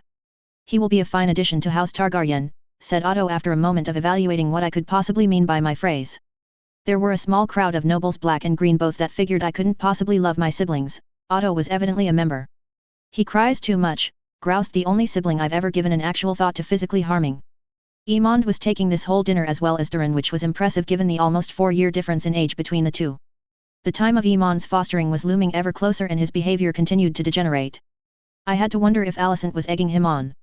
If she was, Viserys would have her measure soon enough. He is a babe. They cry, Aemond. You and Aegon did so endlessly. Lucerys does so. When he is older you will think differently. My voice managed to hit warm despite the smell of pumpkin making me want to vomit, but all Aemond did was clench his fists and stare at his own untouched soup. Viserys cleared his throat. Well said, daughter, he said, smiling. The others at the table made hasty nods whilst Otto barely covered up his utter disgust with his second grandchild. Another thing they disagreed on, according to Joffrey's spies, not that one needed spies to hear of the arguments between father and daughter these days. They were quite happy to bellow at one another within earshot of even hardcore blacks. Otto found the mess she'd made of Aegon and Aemond alarming. He'd also pointed out Helena's obvious attachment to me as a problem. Honestly, Durin was the only grandson who did not meet with scorn, and that was because he was too young to have managed to disappoint his grandfather yet. We carried on eating, or rather everyone else did. I took the opportunity to let my stomach relax a little. It very much did not approve of the pumpkin soup. As the awkward silence descended once more, Laenor gave me a pleadingly look. I gave a half a thought to vomiting all over the table, but I couldn't do it on command, and whilst the pumpkin soup was pungent it wasn't enough to truly set it off. Do you not like pumpkin soup, Rhaenyra? Asked Alicent as the rest finished up. Minus her brother who'd gotten through half his dish and gotten most of it down his doublet. I felt a pang of sorrow at that. He'd used to be such a lively lad, the apple of many a woman's eye. Now he could barely raise his eyes from his soup and could barely hide the embarrassment at being so helpless. My stomach does not, I fear, I replied, immensely discomfited. I had caused Gwaine's accident. Indirectly, but I still had. Alicent's thin smile would have made me angry were feelings of guilt and nausea not conspiring to make this dinner extremely unpleasant. Rhaenyra and I are very glad to see you on your feet, Sir Gwaine, Laenor said smoothly, giving me time to grab some juice in attempt to settle my stomach. Thank you, Sir Velaryon. Thank you also for the help of Maester Gerardis, your grace. I am in your debt, he said in reply, eyes flickering up. Otto's thin smile dropped back into place, but curiously, Alicent's smile was a lot more warm. He was her baby brother after all, and I imagined that Otto was not the warm and friendly father figure Viserys was. I felt a pang of something at that and turned my attention to him. He caught my gaze and smiled, so I returned it, causing his own to widen in turn. The servants came and collected the dishes and went off to prepare the next course. Have you given any more thought to the recommendations I provided on Dorne, Viserys? Asked Otto. It was odd to see him referring to Viserys in such an informal way. I was used to the simpering your graces that seemed tailor-made to set my teeth on edge. I've given them a look over, Otto, but truly I think we should wait before we decide on any solid plans. The war may not even happen yet, he rumbled by way of reply. Otto nodded and took a drink of wine. Besides, I do believe I requested no politics. This is a meal to celebrate our family. Of course, Viserys, I apologize. This business has me out of sorts, I suppose, Otto replied after he'd placed his cup back into place. Oh, I quite understand. This business with Dorne seems to have come out nowhere. Marcher lords are a proud lot. They see a weakened Dorne as an opportunity and things seem to have spiraled from there, Otto said. They are eager for glory. Revenge, I said. They are eager for revenge. Otto smiled that thin smile as even Gwaine's head shot up to stare at me. They want to repay the Dornish for their raiding and rapes, for the pain they've caused in the marches over the years. If any one of those houses are placed in charge of Dorne after we win, there will be a bloodbath. I was surprised by how heated my own tone was. Otto went to answer, but Laenor cut him off. I agree. There is a lot of bad blood in court right now, all of it aimed at the Dornish. I dread to think what may happen if those men are given innocence to rule. Viserys stroked at his mustache and hummed thoughtfully. Something to bear in mind, father, I said, cutting off Otto once more. Then Alicent joined in, leaving her father floundering somewhat. Please, there are children at the table, she said, smile strained. Viserys, we agreed no politics. I let my eye wander to Duran, who was still chewing on some leftover bread, and Imand, who was scowling at his shoes as he kicked his feet back and forth. I arranged my face into a smile and gave her a nod. You are right. My apologies, my queen. Indeed, daughter, Otto managed to choke out. The next course interrupted whatever she was going to say to that, and my stomach gave an almighty heave as pork seasoned with mind-boggling amount of spices were laid out before us. A dazzling array of vegetables, also well seasoned, provided a side. You have gone pale, Rhaenyra, are you well? Asked Alicent, eyes twinkling with amusement. I clenched my fingers around my fork and forced a smile. Well enough. Nausea forced my voice into a half-whisper which drew Viserys' concern. If you need to leave, he said, frowning. Pungent and strong smells make her sickness worse, Laenor explained to Viserys. I am somewhat surprised the kitchens did not know. They have been instructed in the past. Viserys' suspicious violet eyes travelled over to Alicent, who was poking at her pork and looking shocked. I had to hand it to the bitch, she was certainly an excellent actor. She feigned that shock so well even I wanted to believe her. But I was very clear who would be attending, she gasped. Rhaenyra, you have my word I will speak with them about forgetting such a requirement. Thank you, my queen, I mumbled. Then my throat clenched and I nearly did retch all over their meal. Laenor stood up swiftly and pulled me up with him. Viserys followed him up, eyes wide with concern. I shall take her back to her rooms, your grace, else I fear an accident. Viserys nodded, then turned his eyes back to Alicent, who looked very concerned. So concerned it wasn't possibly real concern in fact. Do you require any help, Sir Laenor? Asked Gwaine, also rising.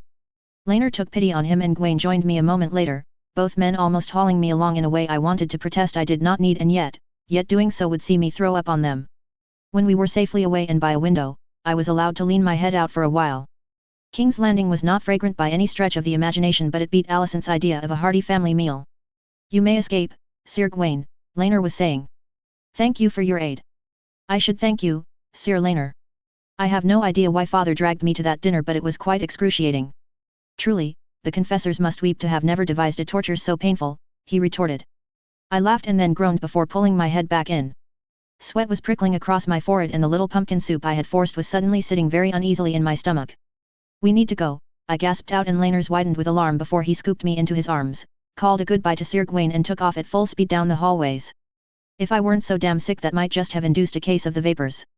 As it stood, all I could lament was that every jolt and jostle sent my stomach spinning even worse. We eventually reached my rooms without me soiling myself in public, but it was a near thing because we'd barely stepped inside the room when it did come up and I was left covered in it due to the angle Laenor was carrying me it. Which naturally did not help matters and left me retching more. To his credit, he did not drop me in disgust, although I could tell the thought had crossed his mind. Instead he left me to Marya and Ali's ministrations as he went off to change his clothes. The two women had rushed from their seats the moment Laenor had slammed the door open with me in his arms and were quick to strip me to my shift and small clothes and reintroduce the chamber pot to my life. Then they called for the maid to draw some hot water for me with emphasis on hot. I gave them both a grateful smile. Laenor returned a moment later, dressed in fresh clothes and looking worried. I knew you did not wish to attend the meal, but this was a little drastic. No, joked Alice as we waited for my bath to be filled. Everything served tonight read like a list of what would set her off, said Laenor stiffly. And Alicent very much planned it that way. At that both my ladies gained dark looks on their faces. Laenor nodded in response to their outrage. I am going to fetch Alanis to give you a look over, Rhaenyra. I know it's just sickness, but we do not know what those seasonings were. If it is something dangerous to you or the child, he trailed off and I nodded.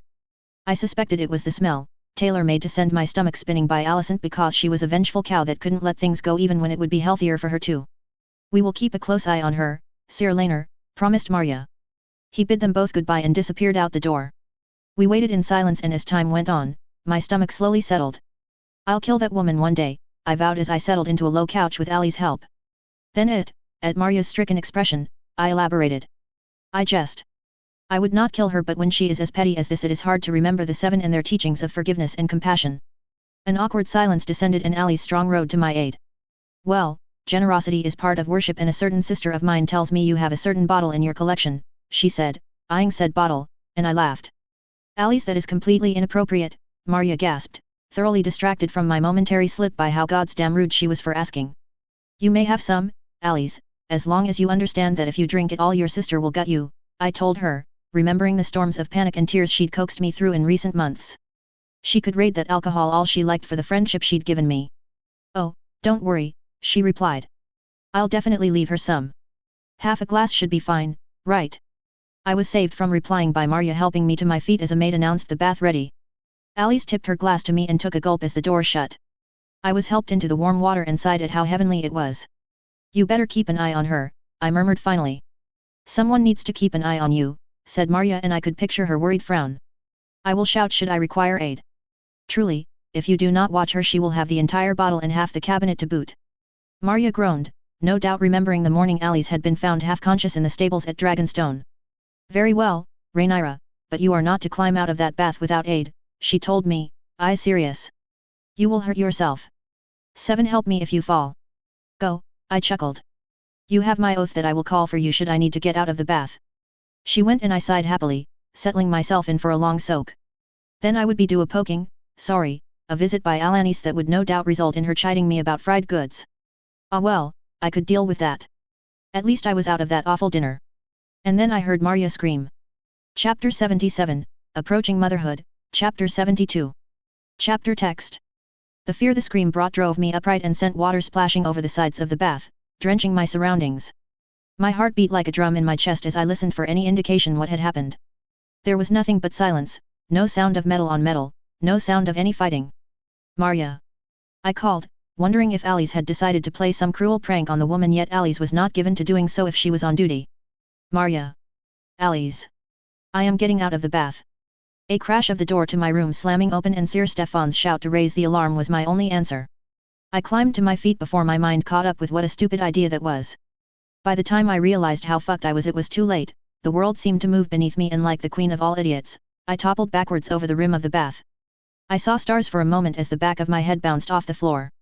My legs seemed to be afire as I struggled to pull them over the rim of the bath. Tears burned in my eyes at the pain. The pain in my legs, the back of my head and the pain in my back. A fluttering feeling caused my stomach to tense into a cramp and I raised a fearful hand to my belly. Seconds later, Sir Stefan Darklin reached me, eyes wide with worry. His white cloak was draped over me and to my horror I discovered that my legs weren't quite up to the task of holding me upright. I whimpered as I realized I likely had a whole host of pulled muscles. But my pain was not important. Marya had screamed. Your Grace. I fell when she screamed. By the 7 What happened? At my question he gave me a pained glance and I became aware of Marya's sobbing. Marya. Alice. Rhaenyra. Do not leave the room. Sir Stefan has sounded the alarm. Was Marya's choked reply, and I could tell she was sobbing. Fear boiled within me and another spasm, another clench, had me bend over with a groan. Alice had not answered me, I realized. Your Grace, the babes, he asked, eyes wide. It is too early. No. Not this early. False contractions. Take me through there, I told him. It had to be false contractions. If they came now, they would die and not even my midwives would save them. So it had to be false contractions. Your Grace, you must not, he said, then his eyes went even wider and a look of horror grew over his face. Your Grace, you are bleeding. He raised a shaking hand to the back of my head and withdrew it, fingers red with my blood. I groaned at the sight. I do not care about me, tell me what has happened or take me through there. I commanded him. The sound of more men pouring into my rooms was my only answer as Sir Stefan closed his eyes and helped me along, like I was somehow leading him to his execution. My legs burned with pain as I forced them to bear at least some of my weight, and now that Sir Stefan had pointed it out, I could feel the blood on the back of my head and soaking into his cloak. Another false contraction made me grit my teeth, but I was not about to let that stop me. Where is Her Grace? Demanded the voice of Kristen Cole. Right here, Lord Commander. Now will somebody tell me what is going on? Where are Alice and Marya? Cole turned at my voice, full of barely suppressed panic, frowning when he saw my nudity covered only by Stefan's cloak, but my eyes weren't on him. They were on Alice Strong. Or the body that had once been Alice Strong. No, I moaned before I could help myself. No, this wasn't real. This was some head wound-induced punishment. My legs gave way and Stefan caught me, picking me up bridal style as tears blurred my vision and my heart ached fiercely. No, not her. It wasn't real. I found her. I went to prepare a nightgown. She was just lying there, Marya choked out. Tears made it hard to see, but the last moments of Alice Strong's life had been panicked. The glass of liquor she had been drinking had spilled across the floor and I could see blood where she had clawed at her own throat. Her eyes were still open and her expression told me she'd died terribly afraid. Then one of the guards laid his cloak over her as if noticing my horror. It wasn't real. It couldn't be real. We have sent a runner to the hand, Your Grace, said one of the other men quietly. And the king? I couldn't answer through my sobs. Ali's had been innocent. She had not deserved such a cruel death, had never harmed anyone. Gods and Sira. This would break her. They had been close even for twins. It did not seem real. It could not be real. I struggled in Stefan's arms, wanting to go to her, to shake her awake and tell her that this prank was not appreciated. The black cloak did not move. Nobody shouted that I had been fooled. Her grace is bleeding, Sir Darklin, said Cole slowly, his tone icy. I managed to drag my gaze to him and saw nothing in his cool expression. It doesn't matter about me. I screamed at him. Cole's gaze shifted to me in surprise. I'm not dead. She struck her head attempting to get out of the bath. Sir Stefan replied as if I hadn't just screamed at his superior. He kept an expert hold on me as I struggled to launch myself at Cole. Another contraction made me gasp and stop my struggling. Cole's expression went from cool and blank to worried. Take her to the Grand Maester. Now, the Lord Commander ordered in a thunderous tone. Sir Stefan nodded and I struggled in his arms once more. No. No. You will leave me here. I will stay with her. I ordered but was ignored. Fresh tears streaked down my face as my struggling amounted to nothing in Sir Stefan's arms. Sir Darklin. Stefan paused and glanced back at Cole. You will stay by her side until you are relieved. No matter how long this matter takes. My white knight half bowed in response and we stepped out into the corridor. The ache in my heart burned once more. I wanted to struggle but yet another contraction ended that plan as soon as it entered my head. It could not be real. It was not real. Laurent Marbrand met us halfway down the corridor, his eyes wide with fear as he saw my form wrapped in Stefan's blood-stained cloak. Behind him, panting and struggling to draw breath was my father. The king did not look well, his skin blotchy as he choked and wheezed. Your Grace, Marbrand started. Princess Ren. Viserys' head snapped up and he surged forward, hands finding my cheeks and looking half out of his mind with worry. He placed his forehead against mine and provoked fresh round of sobbing from me. Rhaenyra. Rhaenyra, what happened? He gasped. They killed her. They killed her. Was all I could sob out. She's dead and it should have been me. Viserys went pale at that but I couldn't see his expression through my tears. His hands left my cheeks and I sobbed again at the loss of contact. I wanted, for the first time since Daemon, for him to hold me close and tell me everything was okay. Sir Marbrand, oversee Sir Cole in his investigation. I will take my daughter to the Grand Maester, Viserys said finally and lifted me gently from Stefan's arms. I curled close to him as my back and legs screamed in protest, sobbing into his fancy brocade doublet. What happened? He asked in a low voice, once we were moving again. Ali's strong appears to have been poisoned. According to Lady Stokeworth, she was drinking alcohol meant for the princess, he reported. I heard Viserys' breath leave his body in a single explosive breath and he was silent for some time. I clutched at him tighter and he responded in turn. And the head wound? He asked, voice a whisper. She fell. A contraction made me cry out in surprise and Viserys swore. She said they were false. It does not matter. Take me back, father, I don't want to leave her, I choked out and Viserys shifted his hold on me. I wasn't even sure where we were in the keep currently. I should be there. I should tell Lionel. It's my fault. It is not your fault, little fire. It is not, whispered Viserys. The old nickname Prince Balin had once used for me set me wailing into his shoulder. Ali Strong was every bit a good woman as her father is a good man. She's nothing because she's dead. He winced at my volume and I buried my face in his shoulder once more. We reached the tower soon after and he placed me oh so gently down on the bed Melos indicated. No. No. Gerardis, I gasped, barely able to see the old man through my tears. Maester Gerardis is not here. I am quite adequate, I could have sworn his voice was a sneer. Viserys curled his hand in mine. I will be here, little fire. Should he fail you like Runsitter I shall have his head along with whoever did this, Viserys assured me. I leant into his shoulder once more and he dropped an arm round my shoulders. She struck her head on the floor. I fear she has injured her back and pulled the muscles in her legs. She also told me she was experiencing false contractions, Sir Stefan was saying. I was pulled forward so the maester could get a look at the back of my head. Something damp and cool dabbed at it and I sobbed in pain rather than grief this time. I did not know if it was my tears or the head injury but a fierce headache had started up and showed little signs of abating. Not as bad as it looks, your grace. Head wounds bleed a lot. Melos' voice was calm and cool as he gave his judgment and I wanted to scream at him for being so calm when Ali's was dead. Viserys' warm hand folded around mine and I settled for another choked sob. It will heal without stitches. Her back and legs. His hand settled on my thigh above my knee and it was all I could do to not scream at him for an entirely different reason.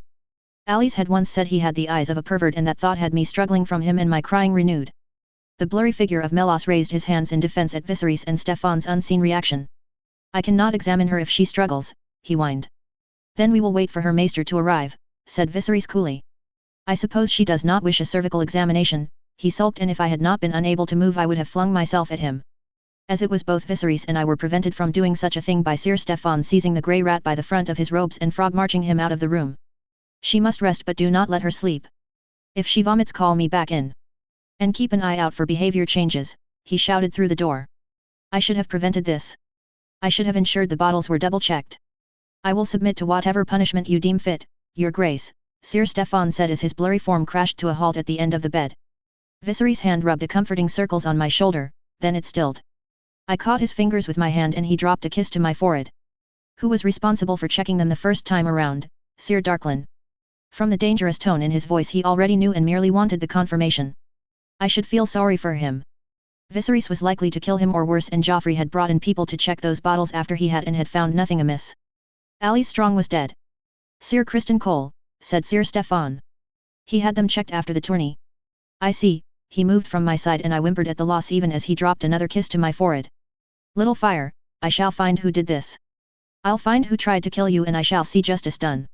Chapter 78, Interlude, Criston. Chapter text. He had worn his white cloak for over a decade. He had been Lord Commander for 3 of those years. He had replaced the finest knight to ever serve, he had been destined for great things. He tried not to think of her. Tried not to think of the blood or the poison. Tried not to think of how helpless she'd looked in Darklyn's arms. His mind would not obey.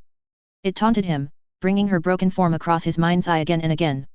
He hated her and loved her. He wanted her dead and wanted her alive. He wanted her at his mercy and wanted to follow her once more. When had he become so twisted? How did this happen? Viserys' scream was filled with rage. You were in charge of checking for this precise situation. He had no answer. He had checked. He'd done his due diligence. He'd missed something. He'd failed. Only luck had saved the princess. Luck and not her white knight. Your Grace, said the queer little Sir Joffrey when he had nothing to say in his defense. I independently had the bottles checked. His king was pale with rage, yet the knight seemed to not to care. He did not quail in the face of it. Lesser men had. Joffrey forged on with an officiousness that he wanted to sneer at. That was no true way for a knight to act. Yet this one had never acted like a knight, he recalled with disgust. That this Joffrey should have her esteem when she would not even look at him. This knight had more carnal knowledge of her husband than she likely did, and she did not care. She held him close. She held that disgusting excuse for a lordling even closer. He burned with jealousy at the both of them. Those children should have been his. He had been hers in spirit, why not in body too? Both are more of a knight than you have ever been, whispered a voice from the recesses of his mind. The dark part that taunted him with his mistakes and failures. Sir Stefan gave me access to the work Sir Cole did in regards to checking for poison. The bottle was not listed amongst the items checked. Terror squirmed in his gut. Was this the bastard's revenge?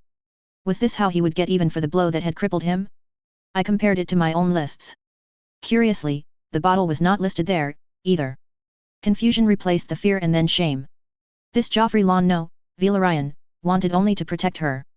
Protect her in a way he had failed to. Shame burned in his gut then. So you both failed, his king said, hands clenched so tightly on the arms of his chair he feared they may break under the pressure. The other man shook his head. He was brave, this little knight. It was added to the cabinet afterwards. I do not know when, but with Sir Stefan's aid I am undertaking a thorough questioning of everyone that had access to that room.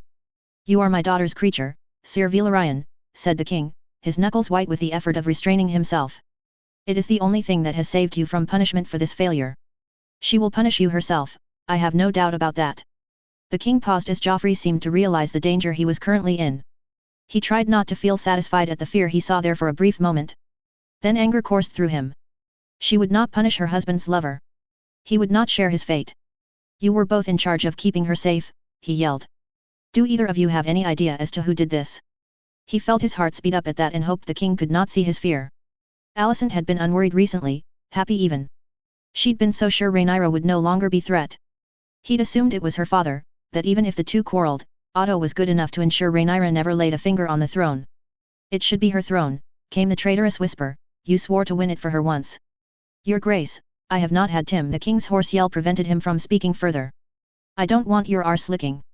I want to know who tried to kill my unborn grandchildren. Whose head do I need to put on a spike? Yours. He screamed and the knight recoiled slightly. Cole wanted to laugh, dealing with her temper was no true test for dealing with the king in a rage. I do not know. There are too many suspects. I have no proof either way. I need time to gather it. Joffrey almost babbled. The king was 2 seconds away from leaping up and braining the little knight, he sensed, he wanted answers not excuses. None of them said what was obvious to them all. Had the queen been responsible? She had the most to gain. The moment he had returned from seeing his daughter to the maester's tower he'd had the queen placed under guard. Not arrested but, under guard. Otto too. Had she done it? Finally tried to kill her hated rival? Was it his fault? No. No, she would not have done. She would not strike and risk him. Not without telling him, he had to believe that. He had her ear, he heard her commands and counsels. Who? Who could he offer up instead? Ah! Daemon, he growled, attracting the attention of his king and Laener's man once again. Viserys' face twisted in anger and hatred and he did not know whether it was directed at him or the brother he had come to despise. The mushroom business, he forged onward, aware of how unwise it was to remind his king of what happened after yet being pushed to do so regardless by his own battered honor. It was a distraction. What if it was a distraction for the placement of the bottle? It would make sense, said Joffrey, spotting a lifeline. One last trap to remind us all we are not safe even if he has been forced to retreat for now. Should he keep his head, he would find some way to reward the man. He may be a sword swallower but he had proved he had honor. He had not let a grudge cloud his judgment. How amusing, whispered the dark part of his mind, that this man would have more honor than you. He swallowed hard at the thought as his king digested the information. He was still angry, still ready to tear a man apart with his own hands. Finally, he slammed his hands down across the table. You, he said to the Velaryon. You find me who did this and you find me proof. The man got halfway through a bow before Viserys screamed at him to go. He hobbled off at speed, one last look directed his way. It was full of hate. He told himself he had needed to cripple the man. He had needed to shame Laener Velaryon into doing his duty. It had worked. She was going to birth Velaryon babes. If he had not, the Velaryon cunt would still be carrying on with the night, still be shaming the woman he served once with every breath, with every beat of his heart. It was spite, murmured that same dark place, you tried to kill a man out of spite. There was no honor in what you did. Had you succeeded it would have been murder. Do you remember the day you entered my service? Asked Viserys and Cole felt fear prickle across the back of his neck. The king seemed almost calm, completely at odds with the rage he had displayed a moment earlier. You asked me if I would allow you the honor of pledging your sword to my daughter. He did not answer. This was a trap. He was to be his king's scapegoat. The focal point for his anger. Not even the queen, even if she had been at her most powerful, could save him now. He swallowed hard as the king drew black fire. The smoky metal seemed to eat the light. A king's guard serves for life and his king would end his soon enough. What would they write of him in the White Book? Would the new Lord Commander, whoever that would be, look upon him as a failed brother? Or would they remove his page and burn it with his cloak? Is it still an honor? I saw you rise to defend her from the world. Yet when she needed you the most you abandoned her. He did not add that he had left her to play lapdog to Alicent. He did not protest he had saved her from her hated uncle. His fate was sealed the moment the princess uncorked that bottle. The king drew in breath. You bring a cunt like Corey to the court itself, you put her and my grandchildren in danger. Corey had told the truth but he could not protest that fact now. It had done Alicent little good and the king loved her. Instead, he swallowed his retort and bore the king's anger. Bore the sight of black fire unsheathed. You failed her at every turn. You have failed me at every turn. Had those babes died tonight, I would have had your head. As it is, I am forced by custom to offer you a choice. The king's voice was low and dangerous. He screwed his eyes shut but the vision of black fire remained. How had he fallen so far? How had he failed so badly? He could not blame the queen, he had gone to her. He could not blame her, she had done everything required of her. That left one person. One person to blame. He opened his eyes once more. Grief became a storm inside him. He had failed to uphold the oaths he had sworn when he had been elevated to the king's guard. Yet redemption was not beyond him yet. If your grace permits, I wish to take the black. Chapter 79, Scrutiny, Chapter 73. Chapter Text. I spent the next few hours in a kind of disbelieving daze with only Sir Stefan's presence to keep me from a complete breakdown. Although he did little to keep me from my grim thoughts, likely too lost in his own. I had stopped crying a while ago. It felt as if I had no more tears left to cry and now all that was left was some vast, gaping hole in my chest and a dull aching pain. At some point a servant arrived with a nightgown but I barely remember putting it on. She'd died because she'd drunk from a bottle intended for me. She'd died instead of me. That was all I could think. All my mind would allow me to think. The knowledge danced across my thoughts, wrestled any attempt to think about anything else back to itself again and again and again. Shame and guilt warred in my gut and I threw up into the chamber pot Melos had provided. Sir Stefan was at my side immediately, his own eyes tired and red-rimmed. He opened his mouth to call for Melos and then paused when I flinched. Call him, I finally managed to say. I owe her more than dying from a head wound sustained falling out a bathtub. That'd be the stupidest Targaryen death in existence and one of them had drunk wildfire on purpose. Grand Maester, called Sir Stefan. A minute or so later, Melos shuffled in. When he realized why he had been called in he hastened to my side and began his poking and prodding, occasionally pausing to ask me questions. Humph. Likely your birthing sickness rather than your head, he grumbled. Stay awake for a while longer. If you manage that it will be safe for you to sleep. I nodded at his advice and he shuffled out again with a nod to Sir Stefan. I already miss her, I whispered to my white knight. A spasm of pain twitched over his features. It does not seem real.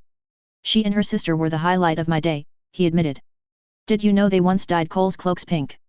That startled a laugh from me and then a grimace as my headache objected to any levity. My heart ached, Alice would want me to laugh at her pranks. She had loved the reactions she got whether it was confusion, anger, or joy. He stole Willis' spare to cover it up but we all knew, Stefan finished and his small smile flickered as we both remembered she would not be playing another prank. There would be no more watching her lose at cards, no more watching her wind her sister up, no more witty wordplay with her. I wanted to cry again but the tears would not come.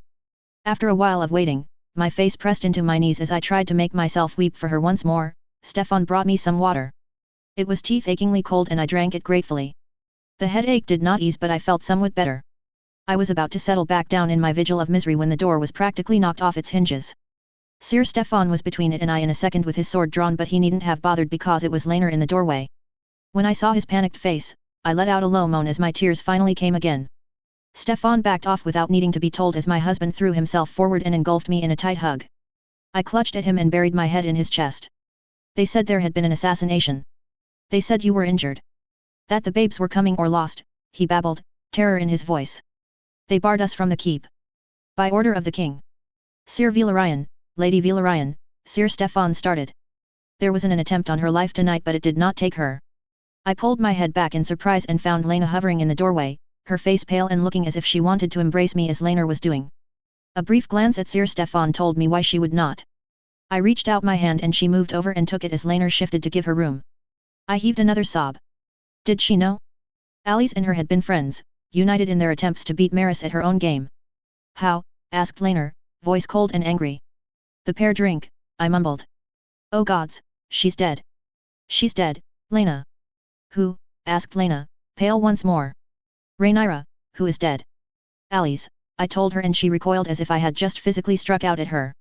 I said she could have some. It was poisoned. I did not know. SHHH, SHHH, murmured Laner, pulling me into the crook of his neck. We know. She was your friend, you did not kill her. I only had eyes for Lena as the reality hit her and tears trickled down her face. Oh, mother's mercy, she whispered and then clenched her fingers tight around my hand. It's my fault. I let her have that drink. Was all I could say to her grief and Lena shuffled a little closer, as close as she dared with Sir Stefan there. I killed her. I let her have that drink. You did not know. It was her favorite, said Laner. It was not your fault. You did not kill her.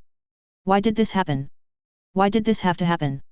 The new tears were leaving warm trails over my face and a part of me reveled in them. I should feel bad. I should. I put Alice in that position. Laner shifted again, trying to give Lena a little more room and keep me against him at the same time. Then he drew a sharp breath.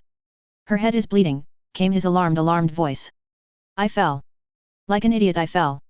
My voice was bitter. The door swung open and Melos stuck his head inside. Oh, you have visitors. Well, her grace may sleep now if she likes, he said with another nod to Stefan. This time it was Laner's gentle presence that kept from screaming at him. I don't want to sleep, I mumbled after he'd gone. I can't sleep. How could I sleep? We will stay with you for as long as you want. Mother said she would watch Lucerys until the matter was solved, Lena told me. Then she glanced at her brother. Perhaps you could send a runner to inform her.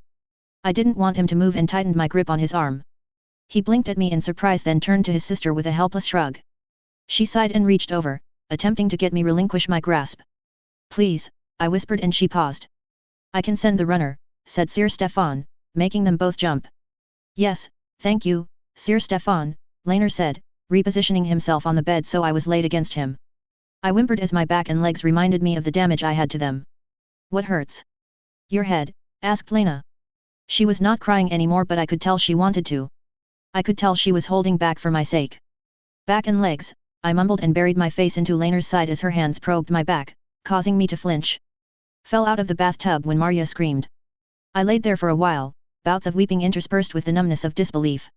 Lena and Lainer held me through it all, wedging me between them and keeping me safe and warm. Soon the lack of sleep combined with my swollen eyes meant I was struggling to stay awake. Lainer and Lena's comforting presence only helped in dragging my eyelids further and further down. When I awoke, Sir Stefan was in the room once more and the morning sun was streaming through the window. My body felt like one giant bruise with everything aching. I was laid on Lainer now with Lena on my other side. She was sniffling and my heart hurt again. I wanted it to be a dream. I wanted Alice to stumble in and be scolded for being late. I wanted. She's awake, murmured Lainer. Sir Stefan shifted, standing a little taller. I opened my mouth to ask if he knew something, anything, but all that came out was a raspy groan. Lena rose and retrieved something from out of my sight, returning with a cup full of water. I drained it, spilling a good amount over Lainer's doublet. You want the news? Lainer asked quietly, lowering his hands to my stomach after I had settled in the bed and he was free of my weight. The children kicked out and I wanted to cry with relief they were okay. Judging from Lainer's own smile, he felt the same way. A moment later, Lena's hesitant hand joined her brother's. All three of us laid there for a while. Tell me what you have learned. I owed it to her to find out who did this. When I did, they'd die slowly and screaming. Alice was drinking that same liquor we were. As Sira said, it was her favorite. She'd already had quite a bit by the time you gave her permission to drink it, according to Marya, he began gently. It was Alanis and not Melos who enlightened us to the poison used. He trailed off and grimaced. If she is right, then we were all in more danger than we knew, he finished. The babes especially. Explain, I rasped, some of the guilt easing in me, leaving me open to rage. I let it fill me up, let it tint my vision. It was better than grief and self-pity. We think the bottle was poisoned before it was ever opened, said Sir Stefan, voice solemn. I will understand if her grace chooses that I share the fate of Kristen Cole. I blinked at that and Lainer shook his head. We all had some, bar you. You do not know how lucky you are that you did not even sip at it, Lena explained. Both Joffrey and I awoke with headaches the day after. Sira Strong awoke with what seemed like a terrible hangover, but these all match with the side effects of mild consumption of a poison called Hag's Grasp. Hag's Grasp? I echoed. I do not understand. According to Alanis, it is used to remove unwanted children. It is dangerous though, it can leave a woman infertile with just a small ingestion, Lena explained. I stared at her, blood cold with fear. No, no. Lena, you drank a glass. Maris, by the 7, Sira drank too. Horror coursed through me in waves, sending my skin prickling with sweat and nausea squirming in my gut once more. It is too early to tell if it has affected us. There was the wobble. There was the worry. Would Lucerys be her only child? Were 3 more of my ladies to fall victim? Lainer placed a hand on his sister's wrist and she grimaced before steeling herself. Regardless, it was almost certainly aimed at you. Even a small amount of the poison will kill children in the womb, Lainer said after his sister nodded for him to go ahead. Alice drank too much, too fast. It is only fatal in high doses. Had you drank it, we would not have detected the damage until much later on. It would have looked natural. Like they had, merely not made it. As you were heavily pregnant, it would have almost certainly rendered you unable to conceive. There was rage and grief both in his voice. The twins were his children. Any future children I would bear would be his as well. He leant forward and took my hands in his violet eyes boring into mine and his mouth set in determination. We will find out who did this. Joffrey is working on it now. His head pressed against mine. But for now, you must have a visit from Alanis. We must double-check the babes are well. Chapter 80, Scrutiny, Chapter 74. Chapter text. I do not see how it could have been her. Joffrey finally burst out from his seat in front of the fire. It startled me from my half-doze and brought that familiar pain to my breast once more. It must have been, I replied. I was too tired for anger. I hadn't been able to force down much breakfast this morning and had barely slept the night before. No one else benefits. Hundreds may benefit, he said. But I confess she would benefit the most of all. She is the only one bold enough. The only one desperate enough. Joffrey just sighed in response and rose from his chair to come to my side. He had drawn the short straw when it came to watching me today. I could not stay in the keep after Ali's death, and so I did not protest when Laner ordered my belongings moved to the manse. Oh, my father had protested. He'd begged me to stay, offered new rooms, new servants, and as many of the king's guard I wanted, but I had turned him down flat. I hoped he understood. I knew he wanted to protect me. This attempt had come so close to reaching me and it had panicked him. He wanted me close and wrapped in as much cotton wool as he could find. But I couldn't stay in the keep. I just couldn't. There was another benefit to the manse as well. It meant I had a reason to retire my ladies for now. It hurt to consider them in danger just by being at my side.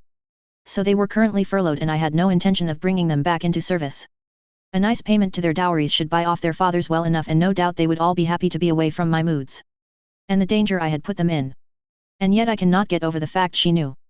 She knew alcohol would not be an effective vector. Her factor had to know as well. Hells, even Otto knew, Joffrey told me, voice gentle.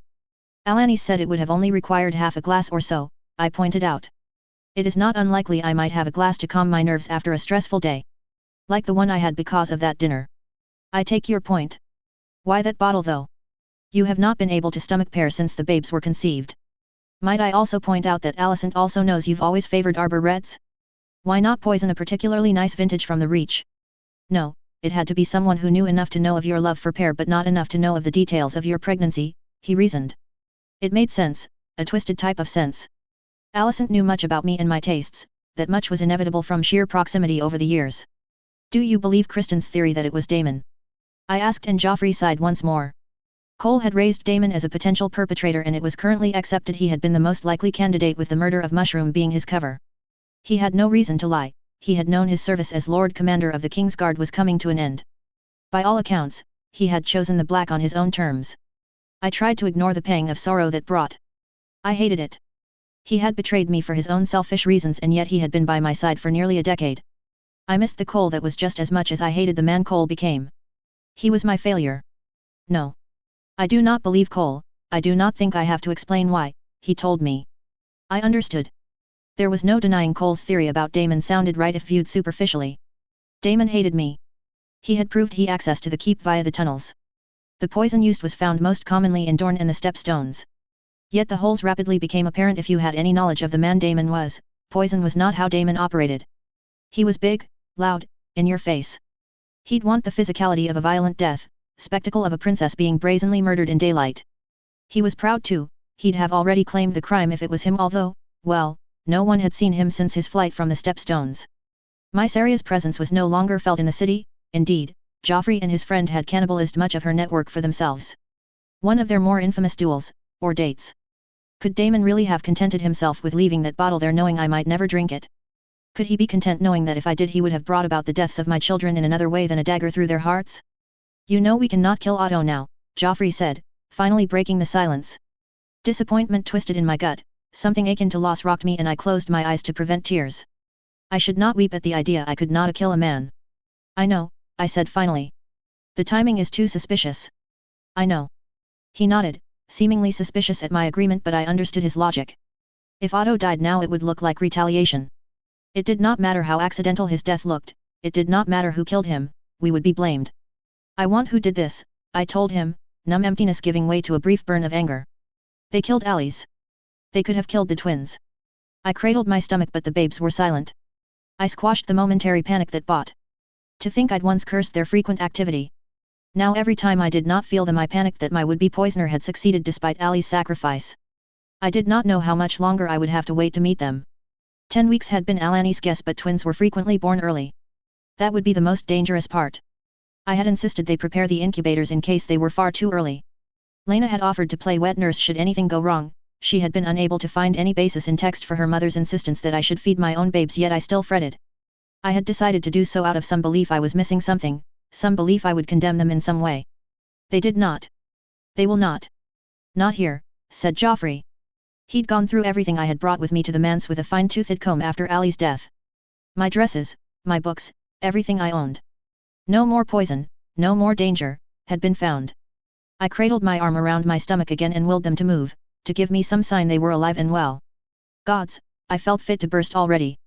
I was almost as large as Lena had been in the final month. Joffrey's hand hovered a moment over my own and I caught it, bringing it down.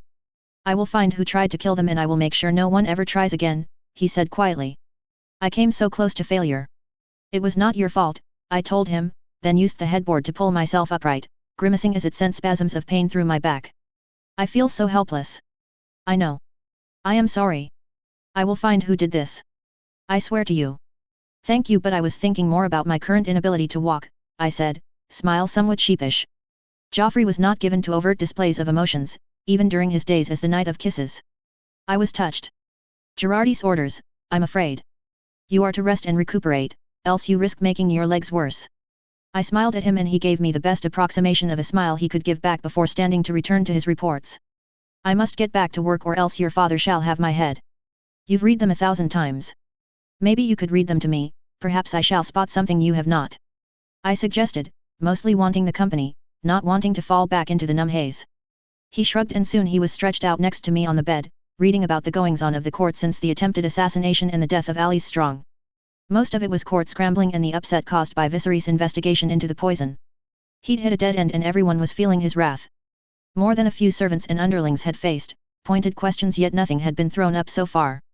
As for the green elephant in the room, Alicent was under arrest without actually being under arrest. Her father much in the same boat. Aemond was ready to be set on the road to Riverrun within the week, his escort of knights being finalized as we spoke. He couldn't kill her, not without proof she did it. His own love for her wouldn't let him, but she would remain a prisoner in all but name for a very, very long time. No communication would go unexamined, she would have no time alone as she was always accompanied by at least 2 Kingsguard, and she could forget about having Viserys here any longer. He'd been to her rooms once in the time since Alice Strong had died and had left a few minutes later in a rage. Oh, and Laurent Marbrand was the current favourite to ascend to Lord Commander now that Cole was gone. No hint on who would take Cole's place though. Apart from that, there was only the weirdly persistent rumour that the plot on my life was Dornish in origin and that the calls for war was greater now than it had ever been. Joffrey had explained why they believed that, of course. Hag's grasp was mainly Dornish, the Dornish were known to use poison, we had actively decided to war against them recently. If I died or my babes did, war would erupt across Westeros and not even Viserys could stop it. It would allow Dorne time to prepare, to neatly step out of Westeros' focus. I doubted it. I really did. Yet, as Joffrey had pointed out, it was yet another theory that made more sense than Alicent. Your Grace, called Sir Stefan through the door. Lady Strong is here to see you. Sira, I breathed as she was shown in. If she was bothered by Joffrey next to me on the bed, she didn't show it as she came to stand at the foot of it. She did not look well, but that was not a surprise. Her face was paler than I'd ever seen it, her hair was pulled into a braid without any of her usual style, and her eyes bore the evidence of a long time spent crying. I swallowed down the ache and grief, she had more of a right to it than I did. Your Grace, I am here to rejoin your ladies once more. Her voice broke on ladies. Sira, and she cut me off with a raised hand. Your Grace, I assure you I am fully capable of serving as your lady, she said. My ladies are on furlough, I told her, my voice gentle. I have yet to call anyone back to service. You have Lady Lena. Her tone was desperate and I grimaced. That is somewhat different. She moved around the bed and dropped to her knees, taking my hand. Her eyes brimmed with tears and her breath stuttered. You will not call them back, but I beg you to. I beg you not to draw back. Alice would not want that, she muttered. Please. Rhaenyra, please. Her grief prompted fresh tears of my own and I tugged her up. She got my point and rose, dropping down on the bed next to me. She directed her next attempt at Joffrey, looking over my swollen stomach to meet his eyes. Tell her it will fine. Tell her to summon us back, she begged. We are her ladies. Alice would not want her to set us all loose. She enjoyed her time with you. After the pregnancy, I said finally. I'll call you all back after the babes are born. I will need the help and, it will give you all time to consider whether the danger is worth being by my side. Sira was silent for a while, jaw clenched as she thought that over. Father would not have me return. He fears for me. He wants me to marry, to produce children. I swallowed again as I remembered Girardi's was still waiting to see if the hag's grasp had damaged her ability to have children. She smiled sadly as she noted my reaction. Father has not received many offers so far. Nobody wishes to risk a childless marriage. Should it have rendered you barren, I would have you back, I said finally. Or I shall ensure you make a good marriage. It is your choice. It would be hard to tell if it had affected them in truth. The signs of infertility were sometimes not as simple as a lack of monthly bleeding. Certainly, it was a not guarantee that it had affected any of them. They were not pregnant at the time of consumption after all, and Girardi's research did indicate that was a factor that greatly influenced the outcome. Gods, the thought alone made me shudder. Hag's grasp. I had questioned Girardi's on the matter and then Alanis for good measure. It was made from the root of a flower that grew mainly in arid places. Used as a last resort version of an abortifacient. Many had taken it and died, or taken it and lost their babes only to discover they would never have another. It was infamous in certain circles for how unpredictable it was in its results from person to person. Symptoms included headaches, thirst, dry mouth, slurring of the words, blurred vision, vomiting, heart problems, drowsiness, infertility, confusion, hallucinations, convulsions and finally death. Melos had been unable to even tell just how much had been dropped in the drink, useless thought that he was, so we could not even tell dosage, we could not even ballpark the damage. Maris and Lena were playing it off as if it were no big deal, but I could tell it was worrying them. Maris liked to pretend marriage was not on her mind, that it had ceased to be a true possibility the moment her father had disgraced the Grafton name in the way he had. I disbelieved her. Marriage was her only realistic way back into the ranks of the nobility. A woman with the ear of a queen was no small prize to the right people, yet if she could produce no heir then she would be forever barred from it once more. Lena pointed to Luceris, pointed to the fact she'd already had a child. She would tell me she had no desire for any men, that she only had eyes for me. Yet she clutched Luceris' clothes and she was appalling at hiding the tears. I could pinpoint the exact times she wept to Joffrey about the matter. The two would always gather around their son the next morning with Joffrey providing reassuring words. Did she wish to bear another babe in the future? Joffrey's babe? He loved Luceris like his own son, but did he want a child of his blood? I wish to return now, Sira said quietly. Alice wanted to see the twins born. She wanted to teach them our particular brand of mischief. I smiled at that, but it was with a significant amount of pain. She had mentioned that on that fateful night. She had wanted to meet them and she had been denied that. Something in me gave in and I sighed. Very well, I said, and she pulled me into a tight hug. I would not normally allow that, but I could not bring myself to scold her for it. I rubbed a comforting circle on her back and she sobbed into my shoulder. Chapter 81, Scrutiny, Chapter 75. Chapter Text. You are hiding yourself away, said my aunt, and I grumbled at the chiding tone, burying my head further into the bedding. You survived an attempt on your life. You must show the realm you are alive and still pregnant. There are many who say you lost them. I scowled at that and then scowled even more fiercely as she wrenched my blanket from me. I glared at her. She should be enjoying herself being courted by her manderly lordling, not harassing me about whether I retreated from the public eye after a fucking assassination attempt. I shifted so she could see the swell of my stomach where the kids were raising hell inside. Apparently they liked to pick any time I was lying down to start whatever it was they did in there. Given I had done little but lay down, I had plenty of time to feel them kick away. They are well and fine, as you can see, I told her sourly, and her hand came to rest on my belly and a small smile grew over her face as she felt them. Making my attempts at sleeping hell. I know that well. Your loyal lords know that well. Yet the court mutters on. Alicent and her father under arrest in all but name, you being here and not the keep, she trailed off and shrugged. Let them speculate. They will know the truth soon enough. And it was better than them seeing their princess practically unable to walk. I was exaggerating, I could walk but it was painful and I was forced to take my steps slowly and carefully. The pregnant woman waddle did not help either. Ria's hand left my stomach and smoothed back my hair from my face. Jane is beyond furious at the attack, she said finally as I let myself enjoy her messing with my hair. At the mention of my cousin I peered at her curiously. I did not doubt she would be, I finally said. She has thrown her lot in with the blacks. If I die now, it will be for nothing. Ria snorted at that and left my hair alone to scoop up her cup of wine and take a sip. Jane is your cousin, she loves you for more than the political power you can bring her, she said. I swallowed hard before I asked the next question. And Helena? Had to be physically persuaded not to try and mount that dragon of hers and fly to King's Landing, replied Ria, and I groaned. Morgul wouldn't even make it off the ground with her on it. I will write to them both, let them know I am well, I promised. Better yet you could see them, Ria told me. I intend to return to the Vale during my grand procession, I assured her. But it won't be for a while yet. There is still much to plan. My aunt smiled and blushed, causing me to frown in confusion. Surely my niece does not intend to miss me wedded, she asked, coyly, and a grin split my face before I could stop it. You finally said yes. I laughed. Of course I shall not miss it. Not for the world. I had a feeling you might say that, said Ria with a smile. Now, do consider rising from that bed at some point. You cannot mope forever. Even walking around the manse will do you some good. She rose as I chuckled at the almost motherly tone she'd taken. Whenever her or Rennis were present, I missed Imoren fiercely. I wonder what she would have to say about all this? Now, I do believe I have another to visit in this manse. Where has that young lady gotten to with Luceris? That did make me laugh. Then something eased in me and I pulled myself upright. A task that took considerably more effort than I wanted given my stomach and legs were not keen on cooperating. Ria took my hands gently and helped me stand. Sir Darklin, your charge needs your arm, I called and the knight appeared at the door a moment later, bustling over and allowing me to lean on him. Lena is likely with her brother and mother in the garden, I told my aunt. We made our way down slowly and I had to stop to sit several times. The burn of pain in my legs had settled into a dull ache and stiffness. Ria was right, I needed to stop hiding here, needed to actually get out of bed. Sira had returned to my service and she had lost a twin. The sun was bright even if the day was chilly. Laner and Lena were gathered around Lucerys and his hatchling, both laughing as they played.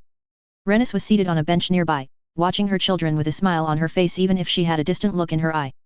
It was she that spotted our little party first and beckoned us over. Lucerys gurgled happily when he saw me and the little hatchling copied his happiness with a screech as I was lowered to the grass by the combined efforts of my Kingsguard and my husband. Ria joined Rennis on the bench and the two were swiftly embroiled in conversation. It is good to see you up and about, Lena said, resting her hand on mine. How are you feeling? Aching and tired, I replied, truthfully. She gave me a pained grimace that I think she intended to be a smile. How goes the day? Colder than we are used to now. Winter is here, said Laner. But Lucerys enjoys playing with the hatchling and if we do it inside it destroys the furniture. I was happy to see the fond look on his face at the mention of his nephew. Less happy to see the brief vision of pain that danced over Lena's. Yet she hid it from me, tilted her head away so I could not see. Lena. She turned back. I fought for the right words to say and settled on. I am here if you wish to speak. They were close enough to write because she nodded, smile a little watery. Laner leant forward to place his forehead against my shoulder and snaked his hand around to my midsection. I felt his grin form as they kicked out against his hand. Now, here is the little man I came here to see, crooned Ria, frightening us all. Given the wicked looks both older women bore, I'd bet that was done on purpose. Lucerys screeched happily in response to Ria leaning down towards him and lifting him into the air. My, how you have grown. I shot a look at Lena and found her blushing once more. Ria was not married to him anymore, she had no way of knowing if Damon would even know she still spent time with the lad, and yet, the Lady of Runestone had gotten genuinely attached. I wriggled my fingers from where she pinned them to the grass and she blinked before her gaze met mine. We watched in silence as Ria and Rennis took turns in seeing who could dote on Lucerys the hardest, watched them guffaw with glee every time they won giggles and smiles from him.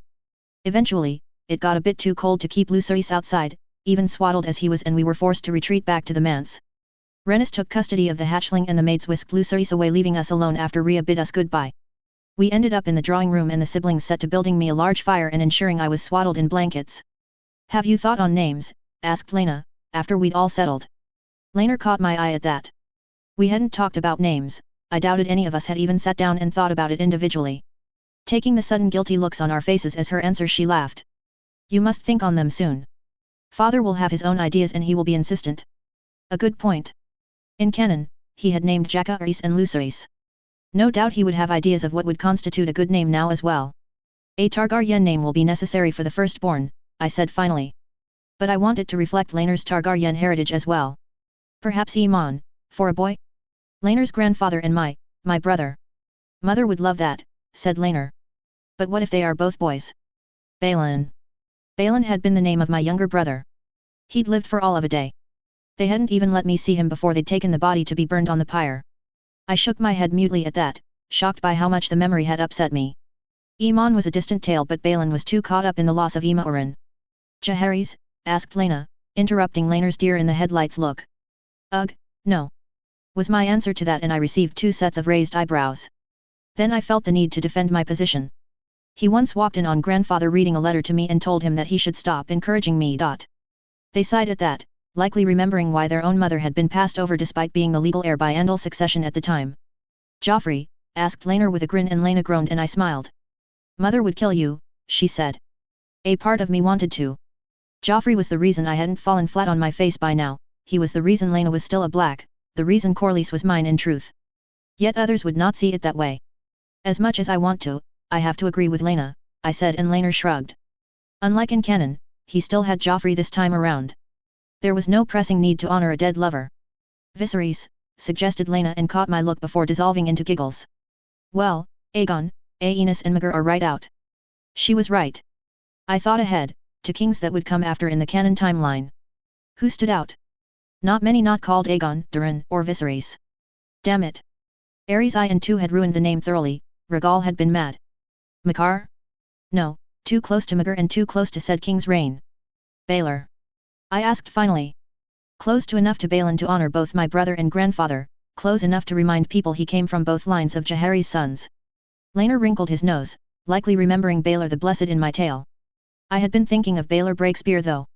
Was that a bad omen, to name him after the perfect prince felled by his own brother? Baylor, Laner finally agreed. Lena clapped her hands together with delight and I dropped my hand to my stomach. Did I carry a little Iman and Baylor in me? Then a broad smile split my face as excitement coursed through me. It felt more real, they felt more real with names. What if they are girls? Asked Laner. Alyssa. Alice for short, I said, almost before Laner had finished his question. They nodded solemnly at that. I could not name her Alice in truth, but I wanted to honor the woman who had died so that they could live. Alyssa honored quite a lot of avenues. There had been more than a few Alyssa Orans and Alyssa Vilarians, and my own grandmother was named Alyssa. Yet I confess little clue as to a second girl's name. Part of me wanted to suggest Daenerys to honor the girl who would become the mother of dragons in a world that would not be. Another wanted to say Rhaenys to honor the queen who never was, but I'd noticed a trend with Rhaenys across the books and they never seemed to die of natural causes. Visenya was the mother of Magar, still too divisive, and I had no desire to tempt fate. Alice Anne was tempting, Alice Anne and Alyssa. What about a Velaryon name for a second girl? Asked Laner. Valaena Velaryon was the name of the mother of Aegon and his sisters. Alyssa is a Velaryon name as well, Lena pointed out dryly, and Laner shrugged. We have 2 cousin Alyssas right now. He blushed. Honestly, I couldn't keep track of the extended Velaryon family either. It was endless source of fascination as to how Lena could. Do we have a cousin Lyanna? Asked Laner tartly, and Lena shook her head. What about Lyanna? It's a nice name, I said after thinking for a while. Do you want to name our daughter Lyanna? Lyanna and Alyssa, said Laner, rolling the names about his mouth as if trying them out. Or Valaena and Alyssa for the 2 Velaryon women important to the dynasty. Now that he mentioned it, that did have a nice symmetry to it. I prefer the second, I told him. But I will leave the choice to you. He beamed at me before stopping to think on it some more, trying out the different names in different tones. Valaena and Alyssa, he said finally. And should they be boy and girl? Iman and Alyssa. Chapter 82, Scrutiny, Chapter 76. Chapter Text. Laurent Marbrand's promotion to Lord Commander was celebrated quietly by most. The court was still tense, still waiting for the other shoe to drop. Otto and Alicent had yet to be seen. I knew, of course, that they were both under guard in their quarters, but the incautious went so far to suggest they had been sent to the black cells or the confessor's tender mercies. My father was silent on the matter. He'd set Joffrey to investigating as well as Jeremy and Sir Harwin. I doubted either would come up with something Joffrey had failed to see, which meant he was angry and he couldn't do anything about it. Frustrated with no one to direct that frustration at. My return to court had done much to ease some of that away, but he was still waiting for someone to let loose it. Congratulations, Lord Commander. Laurent Marbrand bowed in response. Thank you, Your Grace. I am deeply honored. I hope to restore the honor of the King's Guard in your eyes, he replied, and I could see he was serious. Blonde-haired and brown-eyed, he was about Cole's age. He'd joined before Cole had though, taking the place of Clement Crabbe. The first King's Guard my own father had appointed as Sir Crabbe's death had occurred not even a month after Jahari's. I hoped that meant he was a Viserys loyalist. I hoped that meant he would rally to my banner and not Aegon's. I assure you I do not consider the actions of one man a stain on the honor of the whole, I told him, and he smiled. I thank you for your open-mindedness in this, he said. Do you wish to keep Sir Darklyn? I glanced at said knight, who kept his gaze riveted to the wall. Rumor had it Sir Stefan had been in the running for Lord Commander also. He was older than Marbrand by half a decade and had been one of Jahari's last picks for his white cloaks. I would not be sad Stefan had lost out. Being Lord Commander would take him from my side and interrupt the work I was putting in to secure his loyalty to me and not my father, as bad as that sounded even in my head.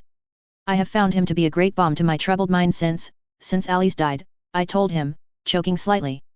His eyes softened at my grief and he nodded, bobbing his head once. Then I shall leave him at your Grace's disposal as long as his Grace agrees, he replied and bustled off, nodding to Sir Stefan. Stefan nodded back, stiffly. I strangled the urge to ask him if he regretted he had not earned the spot of Lord Commander and instead decided to hobble over to where father was having serious words with several storm lords I vaguely recognized as marchers. Vesti. That they would be so bold. We must strike, Your Grace. They have less food in the winter, a few well-placed raids would leave them a ripe target for our armies, said one. We do not yet know the call. Father's eyes flickered to me then and he smiled. The men turned and promptly gave their greetings as I hobbled to their king's side and earned myself a tight hug. As I was saying, we do not yet know the culprit behind this attack on my daughter. It may well be the Dornish, but I want to know who, for sure, is responsible. Who else but the Dornish could have done so, burst out one man, garnering angry looks from his compatriots. The only other suspects were the king's brother and the king's wife. Reminding him of such did not seem prudent. Indeed, father's face darkened in response. The life of a royal is never safe, I interjected. There are many potential culprits. We must be sure we deliver justice and not vengeance. I'm lying, of course. Revenge is very high on my list of things to do when I figure out who tried to kill my children and did manage to kill one of my ladies in the process. And has likely rendered her twin infertile. Lena and Maris had bled, normally, thank the seven. It was a good sign. I had let myself hope that Cira would escape it too, yet she had confessed to Girardis that she had been due to bleed and it had not come. Then it had, and it had confined her to bed for 3 days. I did not need Girardis' grim looks to confirm what I had deduced. It was very unlikely Cira Strong would bear a living child. Well said, Rhaenyra, came Viserys' voice, warm with pride, knocking me clean from my musing. His hand came to rest on my shoulder as the Marcher lords nodded in agreement, likely internally praising the fact they'd been saved from their king's wrath. After they'd beaten a hasty retreat, he drew me to the side and studied me intently. You do not look well, he said finally, and I strangled a laugh at that. Of course I did not look well. I was heavily pregnant, tired out of my own skull, and I'd had to endure 2 rounds of Girardis' gross post-vomit flask today already. I never look well these days, yet I must come to court. I cannot lie about all day, I told him, making light of it. His lips quirked up in response and he took my arm. We set off down the gallery, ignoring the curious bystanders. Laurent Marbrand seems diligent, I started, and he nodded. He has sworn to uphold my choice of heir, he said, and I smiled. So had Cole once upon a time. Only time would tell if he were serious about such an oath. But you did not come here solely to talk about Laurent, I imagine. Ah, he did have me there. I wanted your permission to speak to Alicent, I said as we reached the open air and a tad more privacy. He crashed to a halt and turned a surprised gaze to my face. Alicent, he asked, as if he'd misheard me. Yes, your wife. The Queen. Alicent Hightower, mother of my siblings. His lips pursed at my tone and I gave him a strained smile. I needed to know. I needed to look her in the eyes and I needed to see her reaction for myself. I will not brook revenge, Rhaenyra, said Viserys, voice sour. If it is a screaming match you desire, I shall not allow it. I will not indulge in a screaming match. I just wish to speak to her, I protested. My father did not look convinced. Please. Sir Darklyn, you are to escort her out of the room the moment either of them raise their voices, Viserys ordered, eyes meeting my guardian's over the top of my head. I sighed in relief and stood on my tiptoes to drop a kiss to his cheek. He caught my shoulders and met my eyes before I could leave.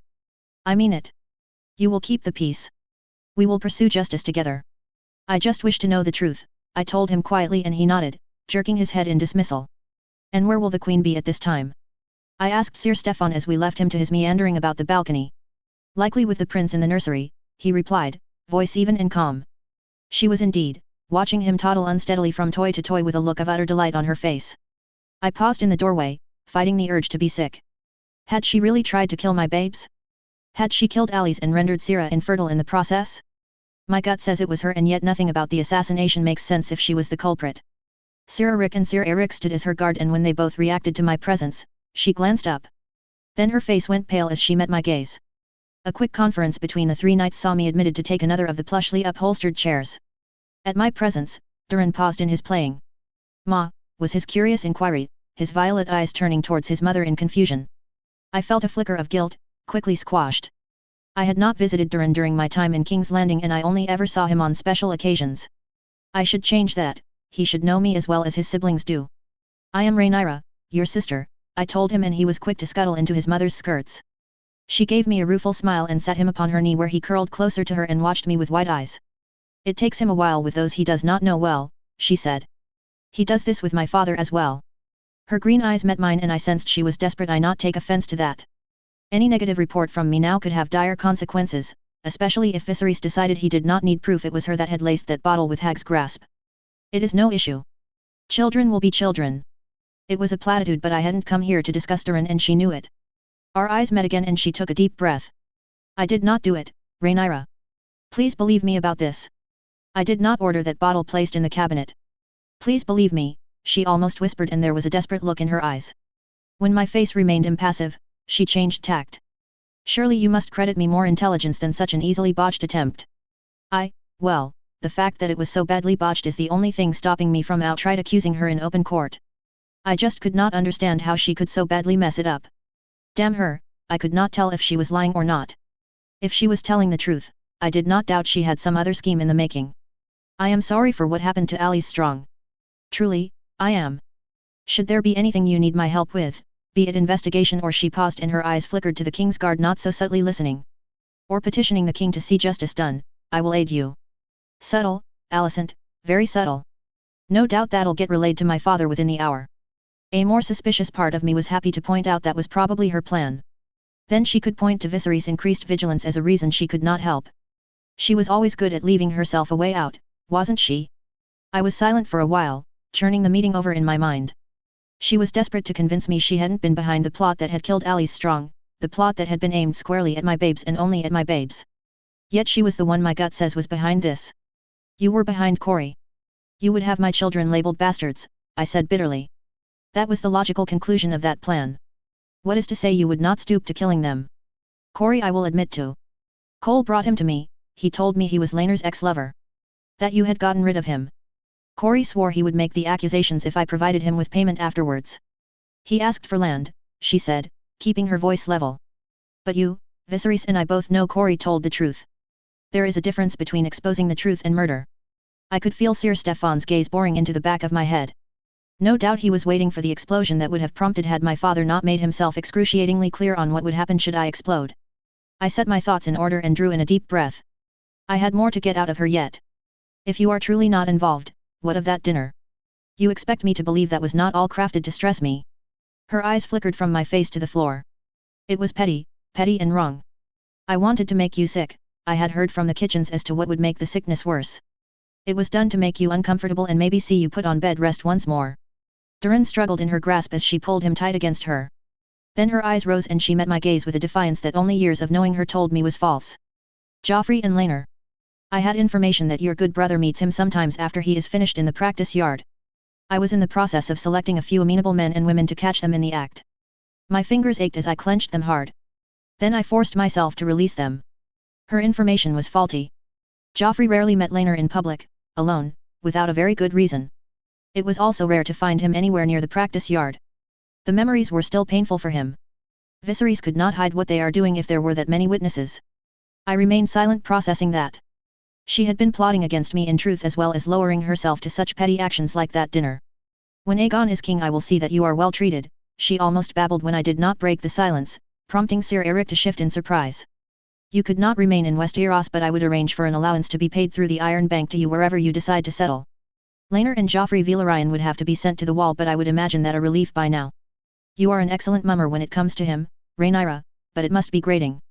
I'll even let the whore keep her bastard spawn as long as she names it as Sue. Enough, I said, being sure to keep my voice level. I have heard enough. Your Grace, the king was very clear. And I have remained polite, I said and Sir Stefan nodded, falling silent.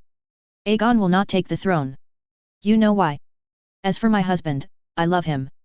My babes are his and you know that. You will not do anything to hurt him or my good brother. And as for Lucerys, I highly encourage you to mention this plan to father, see how he feels about it. Her jaw clenched tight and her eyes flashed dangerously but she said nothing. I didn't bother saying goodbye as I turned and left and she did not call out to stop me. Chapter 83, Scrutiny, Chapter 77. Chapter Text. I did not wish to attend a feast, not with all the questions still swirling about as to just who had tried to kill me. None of the obvious candidates made sense. I believed that Alicent's plan had been to expose Laenor and Joffrey. I believed that poison would never be a vector of death that Daemon would ever stoop to and I can't believe Dorne would strike against the faction calling for peace with them before they struck at the man behind the scenes so to speak. Her Grace, Princess Rhaenyra of House Targaryen, called the steward. Accompanied by Sir Laenor Velaryon. We were shown to my father's side and he immediately turned to me and smiled, dropping his hand to my very, very large stomach.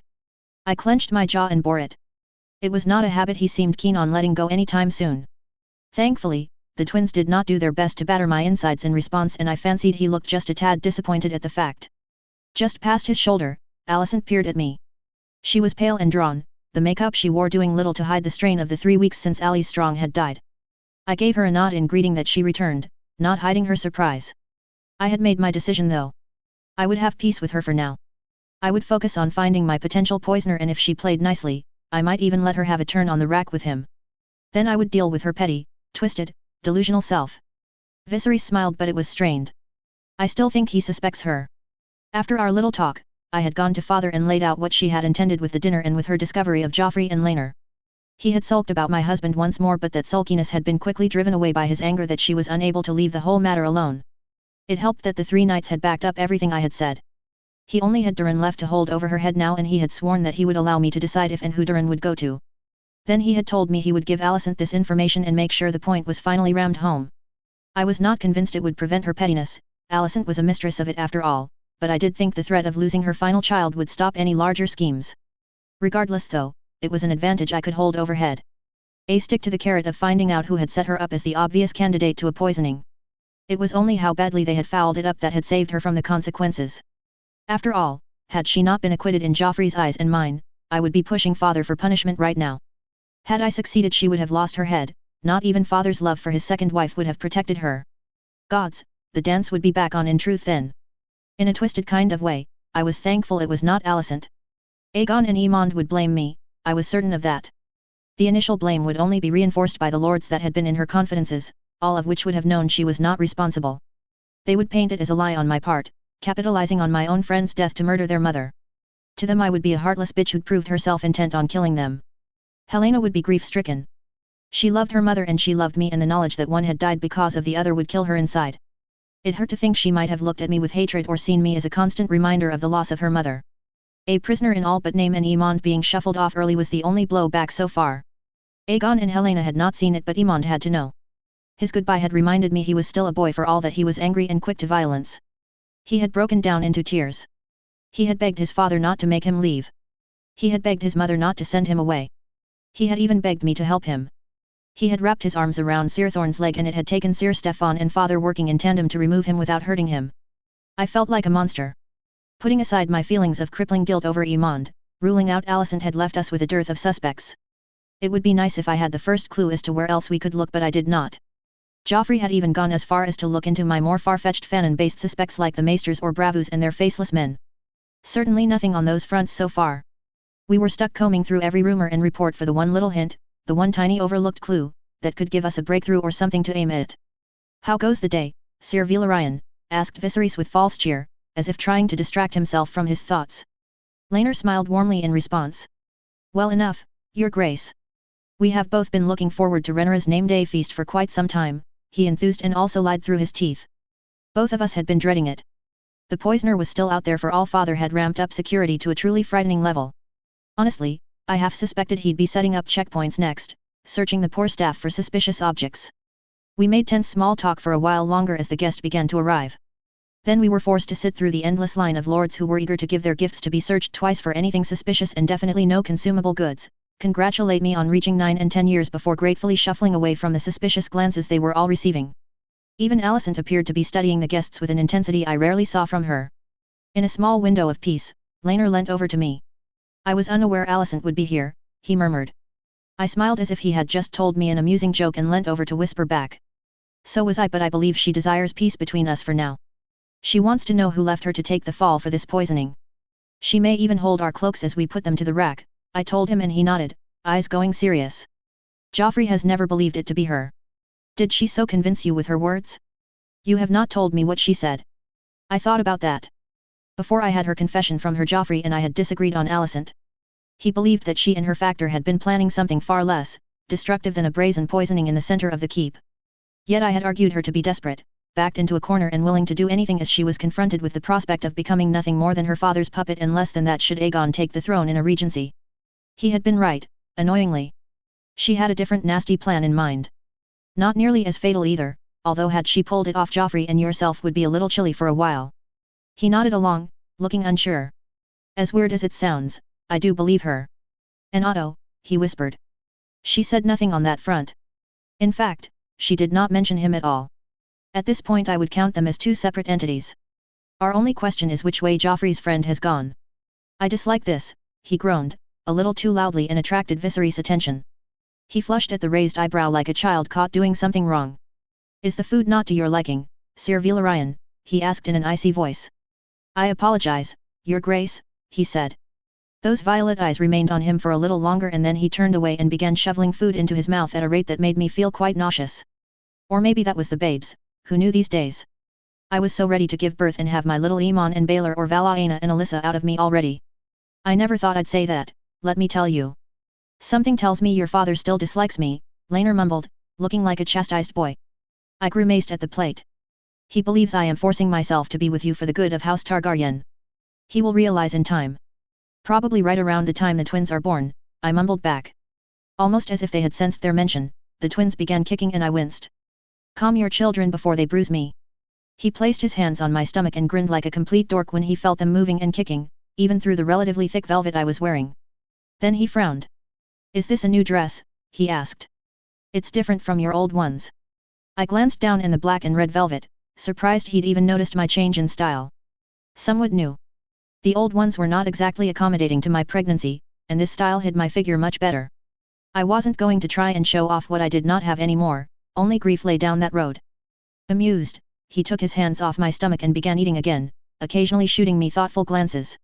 Surely my change in dresses does not disturb you so, I teased. It seems so odd now that I think about it. You always wore a particular style. There was a blush on his face and I stamped down on the urge to tease him further. It seemed some of my passion about how someone should dress had gotten through, then. Do not worry yourself about it. I promise I bought my new wardrobe with my own money. He gave me a thin smile in response, but our conversation had drawn the gaze of my father once more. I note Lady Rhaenys and Lord Corlys are not present tonight, he said, and managed to make it sound like an accusation, as if it were some sort of personal insult. They are seeing to an issue with the rebuilding of Spicetown, Your Grace, he told him. They sent their apologies to Rhaenyra directly. Rhaenys had wanted to stay here so that Maleys was an easy view of Alicent. My dear good mother did not believe her to be as innocent as I did and was just waiting for an excuse to have Maleys make a meal of her, or burn the high tower with its occupants still in it as a message to anyone who would strike at her family. To be fair to Corlys as well, he had also wished to stay. He wanted blood just as much as Rhaenys did, yet he also wanted Spicetown rebuilt, and this conflict was delaying everything. Since Vaemond had proved completely unable to deal with it, he'd been forced to ask his wife to take him home for a few days. How goes the rebuilding? Asked Alicent. Father says it goes well. I have yet to visit, Laner replied. There was a pang of sadness in his voice and I slipped my hand into his. Once the babes are born, it's only fair they should see Dragonstone and Driftmark. Which naturally had Viserys scowling at the thought I was going walkabouts once more. Well, he'd have to get used to it. Once the babes were old enough, I was having my damn procession. I'd waited long enough. As he struggled with some sort of objection to that, I focused on Laner's smile at the thought. Spicetown and Hightide held a special place in his heart. One of my children, the potential Baylor inside me now, would inherit it one day. He wanted to leave them a shining beacon of prosperity, not the sad and damp island his own father had once inherited. I wanted the same, in fairness. I wanted to leave my children a Westeros that was better than when I was given it. A better King's Landing, a stronger monarchy, a kinder peoples, actual dragons instead of twisted and deformed monsters. Perhaps it was time to start thinking just exactly how I was supposed to do that. To finally make a plan for the future. A roadmap of what reforms I intended to bring in. Once Corlys and Rhaenys returned, I would gather my little small council and we would decide together. Chapter 84, Scrutiny, Chapter 78. Chapter Text. Oh, I moaned as Laner's hands pressed into just the right spot. Yes, keep going. He chuckled and did as he was told, earning a happy sigh from me. Joffrey and Laena were together today doing only the gods knows what in their shared office. I had decided I'd done enough hobbling around lately and stayed in bed, only to be joined by Laner after his training. After one too many complaints about my feet aching, I'd managed to finagle a foot rub out of him, and boy was it worth the whining. I let my eyes flicker closed as I groaned in happiness again. He snickered in response, but I did not care, not as long as he kept this up. The muscles in my stomach fluttered, cramping briefly, as I relaxed. What exactly is Laena doing anyway? She came by and stole some of my notes, you know, he said after a while as his hands moved up to my swollen ankles. She's working on producing a compare, yes, just there, a comprehensive guide on dragons. He made a small noise of disbelief at that. The notes she stole were not on dragons, Laner told me. I opened my eyes and stared at the canopy of my bed before sighing. What were they on? I asked. Surely she hadn't gotten sidetracked already? Remember those books you borrowed from Melos? I nodded. Well, she wanted my notes on those. She's read them herself surely, I said, frowning. He nodded. What is she doing with notes about UTI? Did they mention dragons at all? No. Well, a little, it was mostly about culture, really. A bit of history, some legends, there was a really interesting one on festivals. Father got to witness his fanboying was cut off by a disturbance in the hall. I must insist you do not, came Sir Stefan's voice. His Grace has summoned the princess to the Red Keep. She does not have a choice, barked Laurent Marbrand. It took quite a bit of effort to push myself up onto my elbows and peer over my stomach. Laner and I shared a puzzled glance before someone, probably Marbrand, pounded on the door. I let my head fall back onto the pillow as my stomach cramped again. Honestly, if I never had another cramp as long as I lived it would be too soon. Your Grace. Laner clambered to his feet and unlatched the door, pulling it open as Laurent's fist came up to knock again. The Lord Commander paused at the scene before him, as if he had not been expecting it. Me sprawled on the bed and Laner half-dressed in training gear. On behalf of His Grace, King Viserys, I am to escort you to the Red Keep immediately, he said, recovering a moment later. In my nightgown? I asked, pulling myself into a sitting position. Laurent flushed. I will allow time for you both to dress and bathe, he finally said. Laner reached over and pulled the bell pull as worry wormed its way into my gut. Being marched to the Red Keep under guard implied I had done something wrong recently. A maid appeared in the doorway and was ordered to prepare 2 baths and to rouse Lady Syrah to help me dress and bathe. Then Laner, ignoring Laurent's judging eyes, helped me to stand. Any clue what this is about? He mumbled, as he made a show of keeping me steady. Not at all, I replied. He grimaced. What could Viserys know that would have him this angry? Gwain's accident?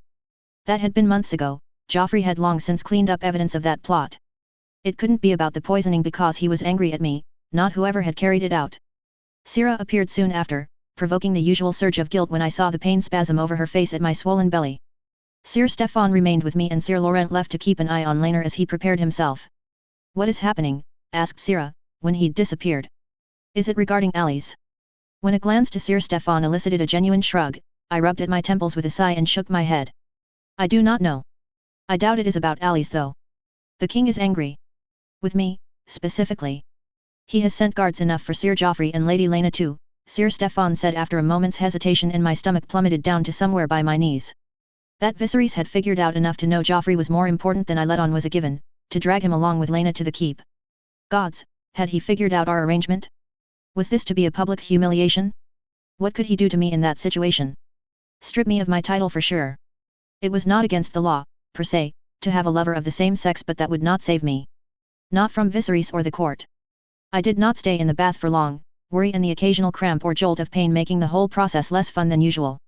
Still, it was enough to be clean. Syrah helped me dry and then dress myself before pulling my hair into my usual braid. Somehow, despite my haste, I managed to look halfway presentable as I met with Laena, and Joffrey under Laurent's steady gaze. Then all 4 of us were escorted into litters and the journey to the Red Keep began. I found myself tapping out a nervous beat on the lacquered wood as we traveled. If he stripped me of my title, exposed my affair with Laena and Joffrey's with Laner, Rennis would go nuclear and he had no counter bar holding us hostage. No, I was certain now this wasn't about who slept in my bed. Not that Laena and I had slept together, but you get the point. He wouldn't risk publicity for it. What had roused my father's anger then? What ifs of varying degrees of possibility taunted me until we reached the keep itself, then all thought was banished by a freezing dread that made my movements clumsy with fear. What had I done? Was this Joffrey's fault? I wanted to scream and demand someone tell me what I was in trouble for, what I was to be accused of. Yet my escort was silence as we were led not to the throne room but the small council chamber. The small council, or a small part of it, were arrayed before us. Otto, Corlys and Jeremy were all missing. Alicent was present, pale and grieving. I felt my stomach plummet again. Which one had been hurt? Aegon? Helena? Surely not Aemond, but he would still be on the road to Riverrun? I was not sure. Excessive travel by dragon had spoiled me on travel times. I took a deep breath and steadied myself as Laena, Joffrey and Laner lined up next to me and we were stood before them all like naughty children receiving judgment for what we had done. I allowed myself to examine Viserys in the following silence. He was pale and furious, looking to be struggling with his words.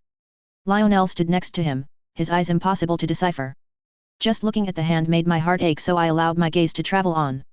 Lyman was trembling in his seat, looking at me like I'd gravely disappointed him. Jasper looked afraid. That was my first thought when our eyes met. Angry and afraid. Melos was doing his best to keep out of my notice, to not catch my eye. Afraid also. What? They. Fuck? Father, you are EQ. Silence. My greeting was immediately halted as I flinched at the volume of his bellow. I swallowed again, fear turning my blood to ice now. I hadn't seen him this angry since my return from the Vale. An ache began in my fingers, my stomach clenched unpleasantly and my breath came a little short as the memories of that particular meeting rushed back. I trust you have heard the news, he said, finally. His voice was shaking with the effort of not screaming at us. News? At my baffled look, he raised a single silver eyebrow. Do not play games with me, Rhaenyra. The assassin referenced the greens in his attack, he barked. Confusion and fear made my breath come quickly. What fucking assassin? We'd called Otto's death off and yet he wasn't here, was he?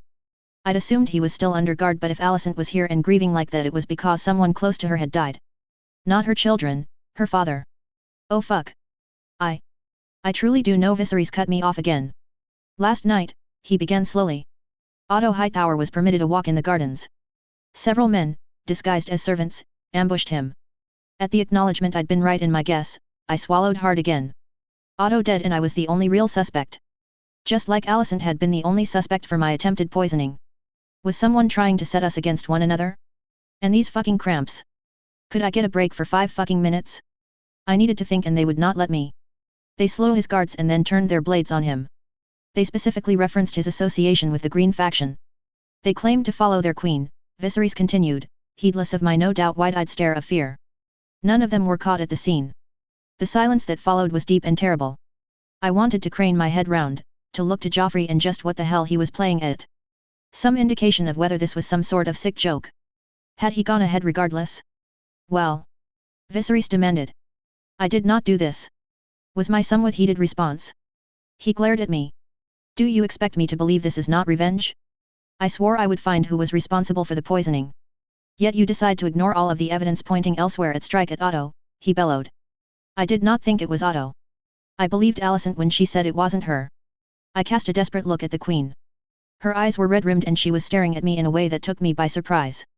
There was no hatred there, just weird mix of emotions. Grief, shock, anger, and more. I will ask once, Viserys intoned, drawing my attention back to him. Are you behind Otto's murder? I am not, I said firmly. I had no reason to kill him. Every reason to want him alive.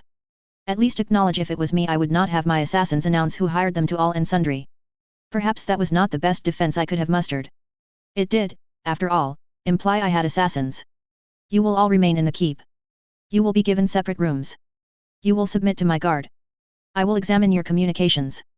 Rhaenyra, you will summon Lord and Lady Velaryon back to court where they will agree to similar restrictions. I gaped at him. There was no way Rhaenys or Corlys would agree. Father. No, my mouth snapped shut. I will not have this court turn into a bloodbath. I will not have you start a war in King's Landing.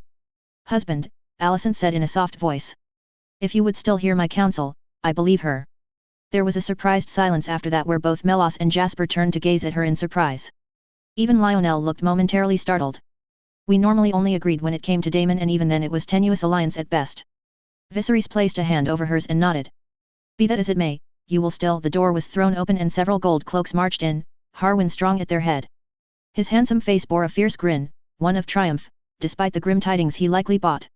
Your Grace, he said and dropped to one knee. Father. Rise, Sir Strong. Have you found the men who murdered Lord Otto? Harwin rose and nodded. We even left them alive for questioning. Larry says they sang like songbirds for him, Harwin told us. I frowned. He was too happy for that torture to have resulted in my name being spoken. And what did these murderers have to say? Asked Viserys, hand still resting on Alicent's hand but his eyes were on my face. They described the man who hired them in great detail. Your Grace, I recognize the man in question. He is a Dornish merchant who operates near the docks. Harwin told us all, breathlessly. Viserys rose to his feet, face red with rage. It makes sense, said Joffrey, voice soft. Then attention of the room swiveled to him and he straightened his shoulders.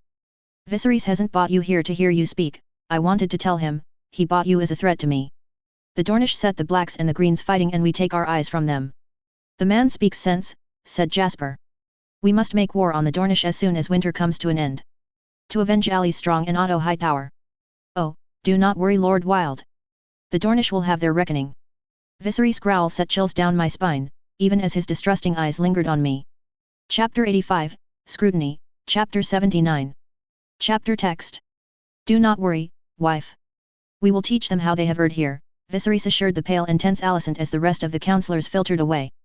We remained, still arrayed like naughty children until he gestured at the recently abandoned seats. We sat. I will require Velaryon dragons, said Viserys. Laenor nodded, seriously. His sister followed, less assured. Joffrey remained grim. He had no dragon to offer, no sword to swear, only his mind.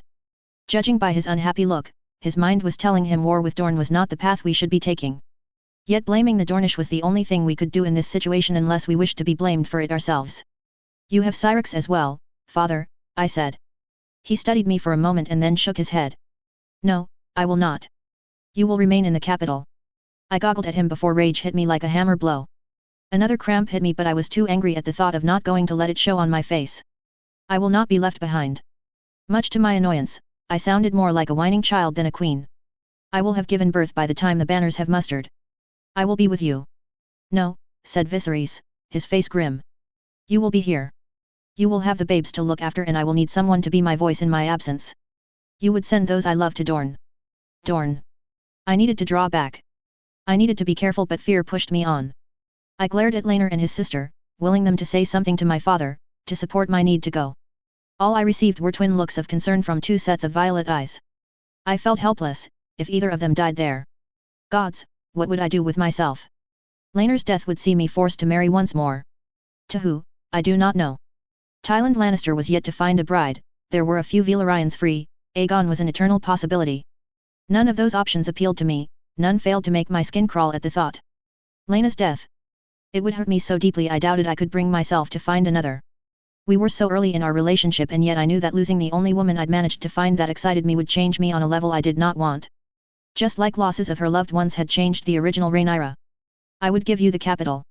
I would have you rule in my name. If the gods be good, the conquest will be over before long. It will not. I cried and Laenor caught me gently, pulling me close. Aegon and Visenya failed, Rhaenys failed. The Dornish will unite against us and nothing, is too dishonorable for them. Then you have also argued for your exclusion from this, barked Viserys. I will not have you die to poison or an assassin. Be safe in the capital. Raise your babes. I will ensure your husband returns to you. Now, my wife is grieving and I must begin the process of Otto's funeral rites. He would be laid out for a viewing in the September for 7 days and 7 nights. Then he would be sent to the High Tower to be interred alongside his family. After, Viserys would gather his lords. The prospect of war with Dorne would bring them to the capital in droves. The invasion would be discussed, planned, and finalized in those days. Do not leave me out of this, I croaked through tears that threatened to fall. If I cannot go myself, let me attend the planning. Let me do something. Viserys paused in his efforts of helping Alicent rise and eyed me with pursed lips. Then finally he sighed. An extra set of dragon-riding eyes will not harm discussions, he admitted. I expect Lady Laena and Sir Laenor as well. And then we were dismissed. I was numb by the time we made it back to the manse. Numb mentally and emotionally, feeling like my brain was working at half speed. The accusation of Otto's murder had come out of nowhere and then been so easily disproved. War with Dorne was now a certainty and short of some sort of apocalypse, I had no way of stopping it. Those I loved would be stripped from my side and I didn't know how long for or if they'd even come back to me. Was it truly the Dornish? Did they truly seek to set Alicent and I to war in order to distract Westeros as a whole from themselves? Surely they are not so foolhardy. The men hired to kill Otto had spilled their guts about who had hired them within seconds. All had told the same story. The merchant accused would soon be captured and brought to the keep to face Larys and his confessors. Then the truth would be known. I curled into Laena's side as she half carried me into the drawing room that was fast becoming a conference room of sorts. Gods, I was so tired. Everything was happening too much, too fast. I wanted sleep yet my mind would not stop whirling with possibilities. She was gentle as she hauled me along, mumbling reassuring nonsense as I tried to get my legs to cooperate with me. I was lowered down into the couch closest to the fire, needing comfort. I tugged her down next to me and laid my heavy head on her shoulder. She began unpicking my hasty braid, massaging my temples as my hair came loose. Was this how Alicent had felt when she'd been accused? Lost and frustrated? I curled my hand around my stomach as the cramps picked up again, refusing to give me any rest from the reminder I was heavily pregnant. Joffrey was the last to enter the room and he promptly picked up a discarded book and hurled it at the wall with enough force the crack of the impact made me jump. 3 sets of violet eyes turned to him in shock and horror as he remained still, eyes wide and breath coming fast. Then he screamed in frustration and anger, snatching up another book. I curled closer to Laena at the noise, flinching, remembering another scream of anger long ago. I grimaced at the accompanying pang of pain from my fingers. Laenor caught his wrist before he could throw the book and pulled his lover close. What has gotten into you? Murmured my husband. I heard the noise of frustration Joffrey let out. He was a Stormlander. A proud martial man at heart. That his anger could explode like this did not surprise me, yet it still left me quailing a little internally. We've been played and I don't even know by who, choked Joffrey. His stick hit the ground as he raised his hands to Laenor's waist and clung to him like a storm raged around him. Laena and I watched, not daring to interrupt the scene in front of us. It wasn't the Dornish, he continued after a moment, Laenor stroking circles on his back. I know it wasn't the Dornish. Someone is playing us like a fucking fiddle and I have no clue who. He pulled back, wobbling a little, and gave Laenor a broken look. My heart clenched at the distress I saw there. I failed to find a poisoned bottle of wine even after I'd drunk some of it. I failed to stop Otto from dying and triggering a war with Dorne. Everything might have been over today and I could do nothing, he wailed. How am I supposed to protect you if I can't even prevent an obvious plot like this? Laenor pulled him close again and mumbled reassuring words to him. We were played, Joffrey said, tone miserable. This war cannot be stopped now. You will be on the front lines and I cannot even lift a sword to defend you. Yet you can defend my wife and children, Joff. You will have stay with them here and look after them for me, Laenor mumbled. You know what we're all like without you. Witless idiots chasing smoke. I wanted to protest my exclusion once more but was prevented from ranting by Laena's arms clenching tightly around me. Rhaenys was lost due to luck and sloppiness on her part, murmured Laena, sensing why I was so distressed. You may be assured we will not fall prey to arrogance. I order it. You are both to ensure you come back to me. Laenor's chuckle was my answer, at least until Joffrey reiterated the order to his lover, sounding like he was on the verge of some kind of breakdown. I suppose this means you cannot avoid Mother's armor fittings anymore, Laena, Laenor said, trying to lighten the mood. I cannot contain myself in excitement. Her deadpan tone sent me into fits of almost hysterical giggles which set her sulking. I detest the thought of flying whilst encased in metal. It's not too bad, Laena. You'll need to get used to it anyway if you think Mother will allow you to set even a toe in Dorne without it. Besides, Mother has been flying in armor for years. His eyes were bright but he was worried. We'd both flown in, well, the fall of Gulltown was not war. Not in the way Dorne would be. Gulltown had been open to its besiegers. Our presence had been surplus to requirements, mere bonuses that had saved lives rather than the cause itself. Yet we'd both taken lives. Neither of us had enjoyed it. Laenor would be forced to deploy his dragon in battles and sieges, to kill with sea smoke in a way he never had before. If he hesitated, if he let on how much the thought disturbed him, he would be labeled a craven. We need a strategy to take to the War Council, I said finally. Otherwise they'll use Otto's as a foundation. What's wrong with it? Asked Laena, resting her hands on my belly. I admit I am not all that martially minded but surely he wouldn't have created a plan that would fail. He wanted the Reach armies and Stormlanders taking point, I said, ignoring the scoff that elicited from Joffrey. Andals. It would be a bloodbath. Marcher lords especially are very unreasonable when it comes to the Dornish. Centuries of raiding will do that, muttered my spy master. He wanted, I said, ignoring him. The dragons to burn every castle from here to Sunspear to prevent lengthy sieges and he wanted land for the Reach and the Stormlands after the war was done. I dread to think at the atrocities they would commit on innocent people should they be allowed their shot at glory. So we need lords without bad blood with the Dornish leading the charge, mused Laenor. Rivermen, perhaps Valaman. Might we call the Falcons to negotiate the Red Mountains? I blinked at that suggestion. It had no crossed my mind. I had been of the mind to build on the strategy Durin the Young Dragon had used to conquer Dorne in the canon timeline. Something about goat paths and Alan Velaryon. Or were the goat paths Robb Stark? Have them scout for the main invasion force through the Boneway and Prince's Pass. He elaborated. It would do much to counter the Dornish strategy of bleeding our men slowly through ambushes and skirmishes. Plus it will demonstrate Rhaenyra has military sense even if she is not physically present. Everyone knows the Falcons are hers even if they are nominally there to control the mountain clans, Joffrey said. Though if we pull too many from the Vale the clans will respond. I closed my eyes and let Laena cradle me, thoughts of Jane and Helena, left virtually undefended against those murderous rapists playing before my mind's eye. If too many men left the Vale seeking glory, the Falcons may be the only thing to prevent a resurgence of the mountain clans and their raiding. Invading Dorne was such a bad idea. Too much danger, too much to lose, not enough reward to justify it. If we can break Planky Town we could control the Green Blood. We'd break Dorne in half, shatter their united front. I cracked open an eye as memories of the young dragon's strategy finally formed and I giggled without meaning to. All three of them peered at me.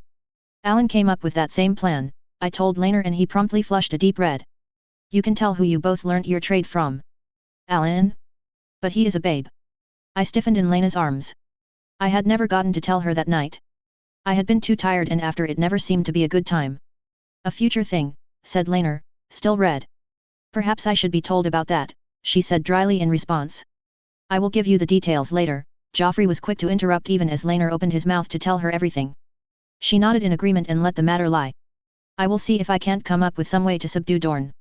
It will do much for our cause if I am seen as the warrior prince to your good queen, said Laenor, blushing when Joffrey directed a look of pride at him. I smiled. To be fair to Joffrey, that was something he'd likely learnt by spending time in his proximity. And what would my princess have me do? I can focus on battle. I have acquired texts detailing the Third Giscari War, asked Laena, sounding almost eager. At my baffled look, she blushed a little and I was reminded of Laenor's enthusiasm regarding UTI. The Third Giscari War saw the most dragons downed during the fighting. Nearly more were brought down than the other 4 put together. Mother and I can use it to develop techniques against siege weaponry to avoid such fates. I decided a history lesson would too much for tonight. If Laena were anything like Laenor, I'd be getting one soon enough. Your princess would have you take her to bed and lie with her whilst she passes out for the rest of the day, I grumbled, causing her to laugh. But figuring out how to ensure you all return to me alive is your highest priority. She smiled. Far be it from me to deny my princess's commands, she purred, and it was a testament to how uncomfortable I was that the voice and accompanying throaty rumble did precisely nothing for me. Then she pouted. It's a shame though. I really thought I was onto something with the hatching process. Is this why you tore Dragonstone's library apart looking for an unedited copy of Septon Barth's work? I asked, ignoring Laenor's snickering. Because I had to field that particular complaint. The Castellan was most displeased with the mess you left. Laena is like that when she gets stuck on a topic. Our maester once had to chase her halfway across the castle after she looted a good amount of his maps to chart an optimal air route to Bravus. Her leg shot out and kicked at his knees in response to his teasing, and he danced backwards, grinning widely. Don't start this war, Laenor, you can't win, she warned. I know far more about you than you do about me. Yes, but Joffrey already knows all that. Rhaenyra, on the other hand, has yet to learn about your belief cats were female dogs until long after you rode Viagar. Or I was gently pushed aside as she wriggled around me and darted after her brother. His laugh became a screech as she jammed her fingers into his side, sending him flailing sideways in a vain attempt to escape. I laughed at the siblings' antics before pain spasmed through my stomach and I was forced to lean over and groan as the pangs and cramps I had been ignoring all day made themselves known in a way that brought tears to my eyes. Laenor was at my side in an instant, his eyes wide and concerned as I breathed through the pain. Then I tensed as I felt warm liquid trickle down my leg and my face burned with the humiliation of wetting myself in front of my husband and my lover. What's wrong? He asked quietly. I had a bit of an accident, I admitted in a whisper, cheeks burning. I may need some help cleaning myself up. His eyes widened as he nodded, going to stand to call a maid when Laena leant past him, evidently having seen the small puddle that must no doubt be forming. I wanted to melt into the floor, wanted the earth to swallow me whole that she should see it. Blockhead. Call Alanis. Her waters have broken. Oh. Chapter 86, Interlude, Laena. Chapter text. Rhaenyra was not beautiful like this. She was not beautiful drenched in sweat and tears with her braid a mess, sending her hair frizzing about her face. She was not beautiful crouched on all fours, screaming and sobbing in pain, begging for someone to make it all stop. Yet she could not have loved her more in that moment. She curled her hands down her bare sides and kneaded at her back and sides, trying desperately to relieve some of the pain the woman she loved was feeling. It had been easier a few hours earlier, before the contractions had started in truth. "Seven help me, gods help me," sobbed Rhaenyra, and she wanted nothing more to cradle her until it was all better. Her lover's pain burned at her, pulled at her heart, in a way she could barely stand. "Breath with me, Rhaenyra. It'll all be fine. You were made for this. You just need to breath," she murmured, bringing a hand over her hair and pushing it back from her face.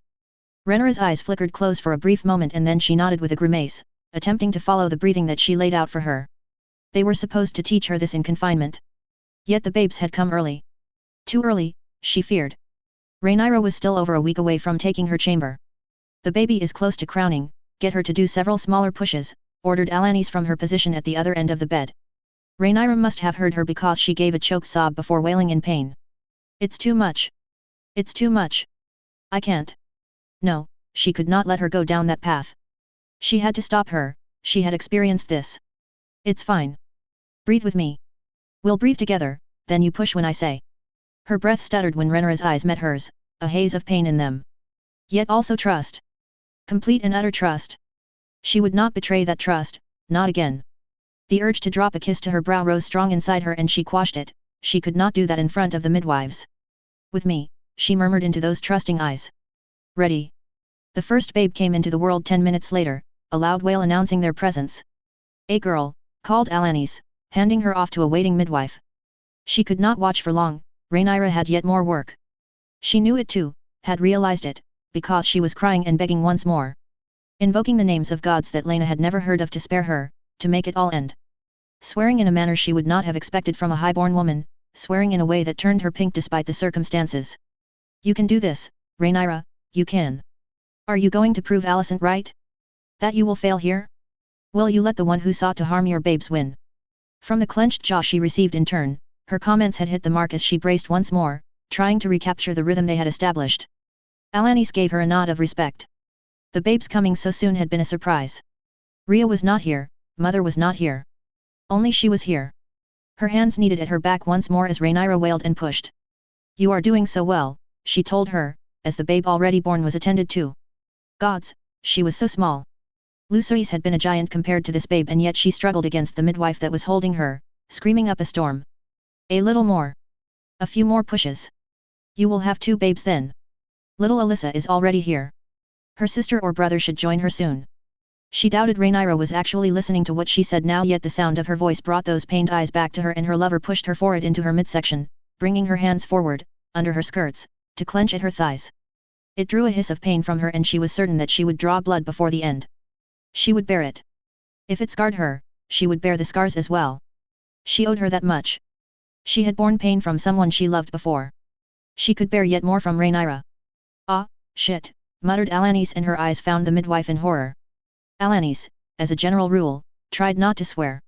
Especially not in front of a woman already given to panic in the throes of birth. "Get her to push, Lena, now." She did, coaxing action from the princess with a calm she did not feel. When the second babe crowned once more, Rhaenyra screamed louder than any time before, twisting her nails deeper into her flesh. Then she vomited into her lap.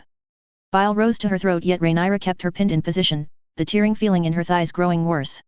What had happened? There was no cry from the new babe and her heart flew into her throat. There was no cry, no sound. Below her, Rhaenyra seemed not to have realized as her sobbing continued with no change in pitch or rhythm. Alanis turned away from them, hiding the child from view but Lena saw. It was even smaller than the first. Was it dead? Had Rhaenyra struggled so hard, survived so much, only to lose one of her babes before they even lived? Then a reedy wail split the air and her sigh of relief must have been audible even to Alanis and her compatriots. "Another girl," said Alanis after a moment. The new babe was quickly weighed and examined then placed in a waiting tank. She fought the worry in her gut. Then the midwives finally noticed the position she was in. They were swift after that. They pried Rhaenyra from her, and yes she had drawn blood, allowing her to get free. Then she was sent from the room to change whilst they stitched the damage. She felt ill at that. She had needed no stitches afterwards. She swallowed back bile as she remembered how scared she'd been, how terrified birth made Rhaenyra. If anything happened now, could she forgive herself? Lena and her mother met her halfway down the corridor. What a sight she must have been, covered in vomit and her own blood. Exhaustion hit her as if she had run a footrace and she sagged into the wall. "Girls," she told her brother and his face lit up. "Girls," he repeated at volume, like some kind of mimic bird. Could she forgive him if Rhaenyra died? "What's wrong?" asked Mother. Lena paused, his glee flickering into worry. "You look grim." "One of them," they put one of them in the tank. She was so small and she did not cry until a while after the birth. "Alanis says Rhaenyra needs stitches," she babbled, worry making her nearly incoherent. Lena looked to their mother like a lost puppy and she sighed, aggrieved. She could not forgive him if Rhaenyra died, she decided. At her look, Mother took Lena by the arm and sent him off to see the new babes and his wife. Then her own arm was taken and she was marched to her rooms and stripped. A damp washcloth was pushed into her hands and she cleaned herself the best she could. Rhaenyra had torn her legs open and the cleaning renewed the dribbles of blood, prompting Mother take cloth from her and press it to them. "She will be fine. More women than not need stitching back up after birth," Mother said, as she moved the cloth to the basin and back. "The 7 know I needed it with you and your brother." "I did not," she mumbled and her mother chuckled. "Your pregnancy was about as good as they go," she was told. There was a tone she did not recognize in her voice when she spoke again. "It will take Rhaenyra longer to recover. She will need time and rest." Rhaenyra was not the type to rest for long unless she was feeling sorry for herself. She hated her like that, her black moods that could bring anger or self-recrimination. "Did you see much of the babes?" Her mother's voice was anxious and she smiled despite herself. "No. But what I did see, they were so small. Much smaller than Lucerys," she mused and her mother snorted in amusement once more. Twins are small. Twins that come early smaller still. Come, her mother stood, depositing the bloody washcloth in the basin. Let's get you dressed. Then we shall go and see your new nieces. Chapter 87, Afterbirth, Chapter 80. Chapter text. Please do not remove the babe from the tank, came Alani's voice. It was hazy and indistinct through my exhaustion and I forced my eyes open, entire body aching and in pain. I wanted nothing more to sleep yet they would not let me. They had changed the bedding, cleaned me up and forced me into a new, clean gown but they would not let me sleep. I had struggled with the twins for hours. Long enough for Laner to fly to Driftmark and back. All I wanted was sleep and yet they insisted I must feed the twins first. But I wanted to hold her, Laner whined and I grimaced at his tone. I had bore them for nearly 35 weeks. I had pushed them from myself, I had bled and cried as they left me. She cannot yet regulate her own body temperature, chided Alanis. Renera's body will help whilst she is feeding but she must remain in that tank at all other times. When Laner did not answer, Alanis tried a change of tact. If you parade her for all and sundry, you may kill her. One of Alanis' midwives pulled my gown open, earning them a pathetic whine that I would have been humiliated for anyone to hear except I was too tired to care. It got Laner's attention though and he dropped himself to my side, excited look in his eyes. Girls?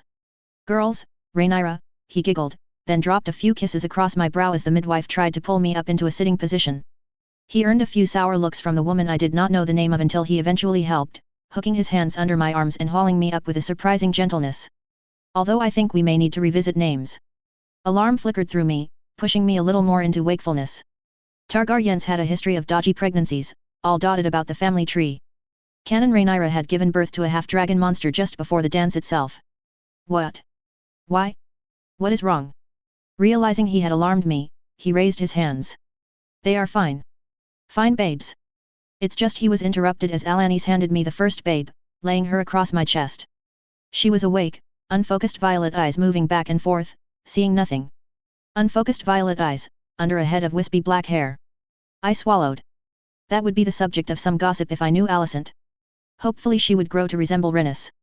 I don't think this one is an Alyssa, whispered Laner with quiet reverence. Gods, why was I already finding fault with them? They were my children. Not political pawns.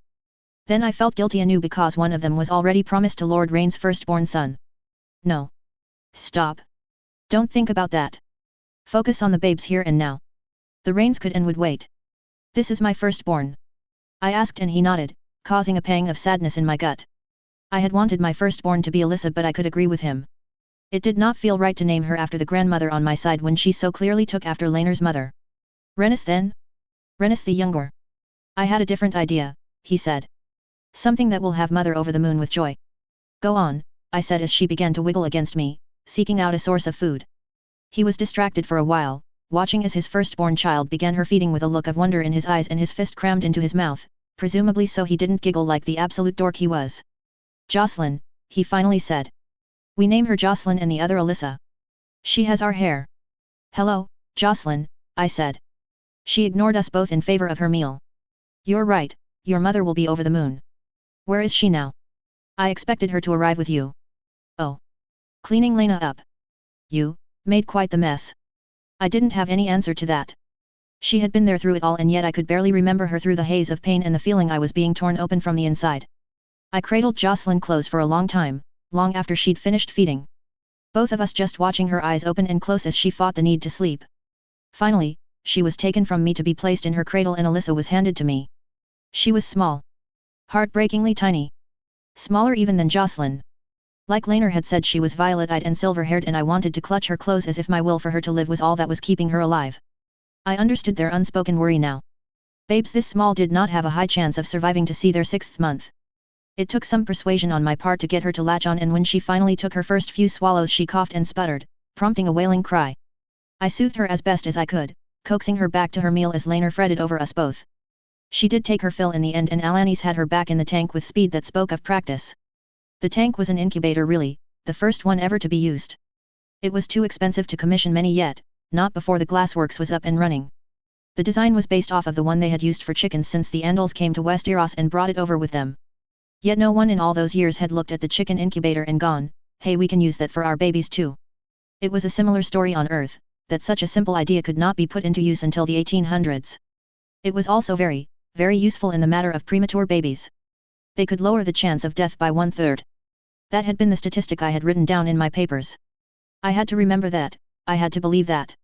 A warm box, heated by a hot water bottles with a glass lid could be the difference between my babes living and dying. Laner took my hand and smiled. I could see now that he had been crying, I could see the tear tracks on his face. Ready for some visitors? I have no doubt your father resents being held in the drawing room for so long. I managed a weak chuckle at that. I had no doubt he'd be ready to kick the door in with impatience. Visitors I would likely receive aplenty in the coming days. Anyone who could justify access to the manse would be eager to meet the children. It was only proper though that Viserys and Alicent were the first. It did not take long for them to get to the room after Laner gave the order for them to be fetched. My father arrived pale and worried, and upon seeing me awake even if barely, he sighed in relief. Even Alicent, who arrived at a more sedate pace, managed a tight smile. Although she no doubt wanted time to grieve for her father, she did not want to be here celebrating my children's birth. I saw the exact moment she laid her eyes on Jocelyn though.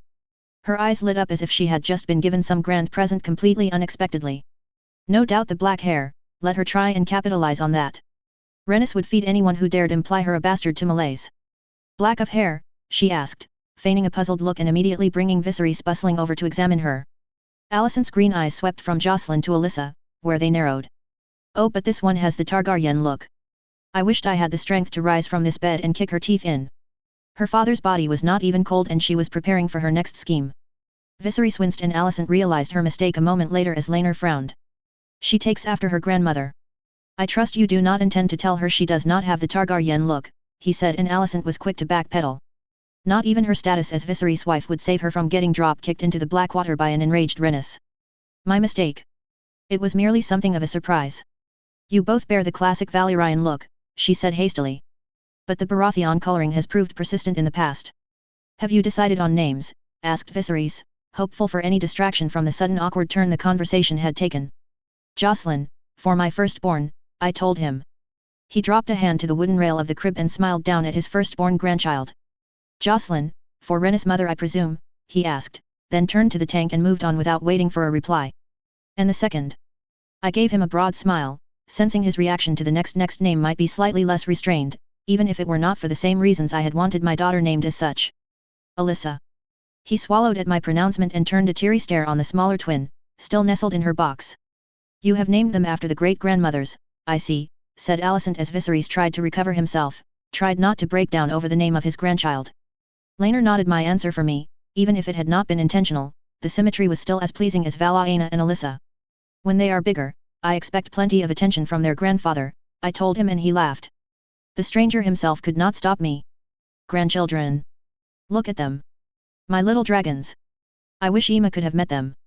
The reminder of her loss so soon after new life made my insides twist. Judging from the look Alicent shot him, she hadn't taken that any better than I had. I wish that too, I said hoarsely. But I will read to them like she did for me in her memory. As long as they do not invade the library half as much as you did, he laughed. Nothing was as troublesome as you deciding to use some new phrase you'd read in front of the wrong people. Haha, all of that was on purpose. They are her children, said Laner, shooting me a fond smile. They will be terrors, but they will be clever and fierce as well. I hope they take after you instead.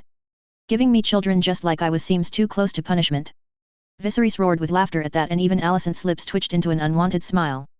She and I had gotten into our fair share of mischief when I had been just a child, desperately trying to make her love me. I watched as Viserys' eyes drifted back to Alyssa, softening with love. Your Grace, it has nearly been an hour since the last feeding, Alanis informed us, making us all jump with the reminder of her existence. Had it truly been an hour? Did I really have to feed them every hour?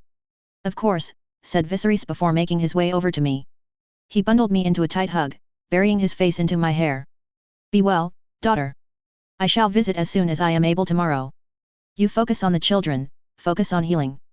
There will be much to be done in the coming months. Of course. Dorne. The war that would take Laena from her son and Laner from his daughters.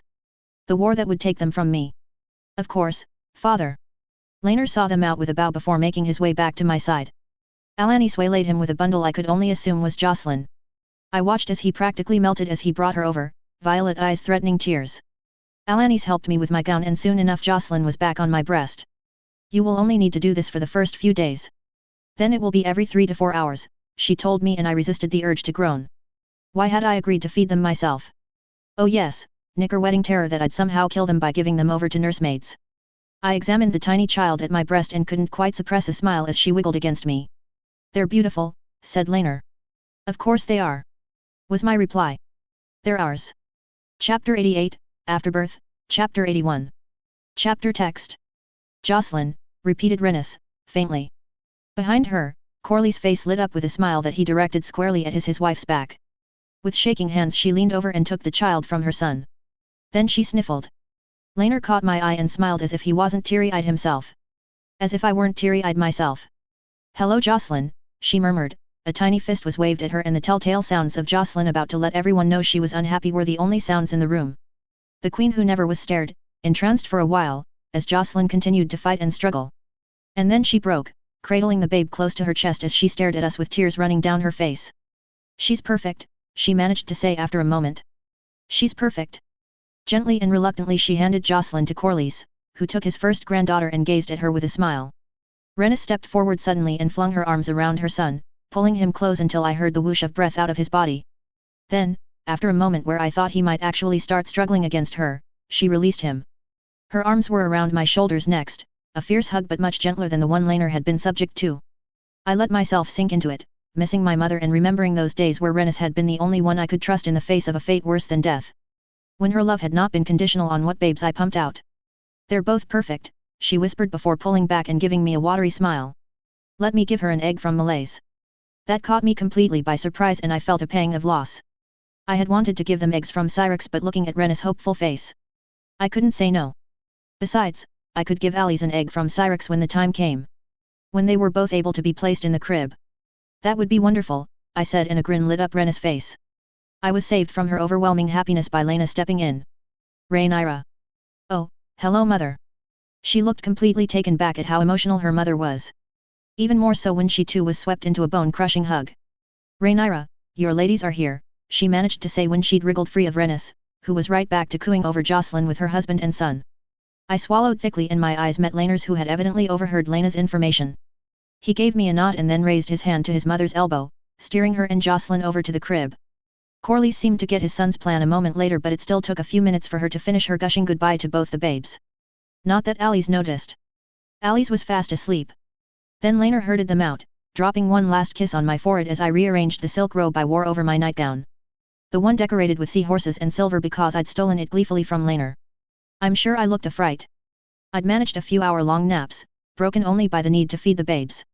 Even then I did that zombie-like and only half aware of Alanis and her co-worker doing most of the work for me.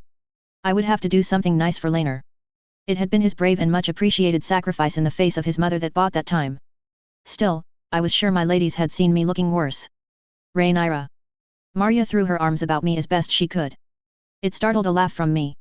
We feared for you after Lena told us the babes came early. Oh, did she now? I am well enough now. The babes too, I told her, nodding in their direction. She gave the tank a puzzled look and Lena launched into an explanation of their purpose. I noted, with a smile, how her hand rested protectively on it. Might we see them? When are they being announced? I smiled at the anxious tone and the way my ladies were trying their best to not overtly peer too intently. By all means. Just do not remove the glass over Alyssa. She was born too small. Lena dropped into the chair next to the bed as I seated myself somewhat gingerly on the mattress. As the small crowd drifted over the newborns and the exclamations of delight sprang up, a wailing cry of unhappiness told me they'd woken Jocelyn from her sleep. I grimaced. What are their names? Asked Felena, after spending a few moments cooing to the wailing Jocelyn. They wanted to lift her up, I could tell. Jocelyn, for the black-haired babe. You may hold her. This provoked another round of cooing as Jocelyn was passed back and forth, screaming the entire time. And Alyssa for the silver-haired babe. I waited until they were distracted before meeting Syrah's eye and summoning her over with a quirk of my head. Lena watched her carefully as she reached me, looking decidedly puzzled at why she'd been called away from the babes. I ask your permission but I had hoped to refer to Alyssa by a shortened version of her name. Alice. The strong girl's eyes widened and then she turned away to hide the tears that threatened and I had to dab at my own eyes in turn. Thankfully, the rest of the ladies' attention did not waver from my babes as they pointed out little details to each other. Although how they could do so over the racket Jocelyn was making was beyond me. Judging from Lena's grimace she was thinking about profusely thanking the mother for Lucie's lack of tantrums. Jocelyn could even wail whilst feeding, a feat Lena assured me was quite impressive. She would have loved that, Syrah managed after a moment. Oh, I wish she were here to see them. She'd love them, Rhaenyra, she really would. A moment later, Lena surprised me by standing and drawing the strong girl into a hug. Perhaps I shouldn't be surprised, given that I could just hear her own sniffles alongside Syrah's. I miss her too, my lover mumbled, and Syrah nodded.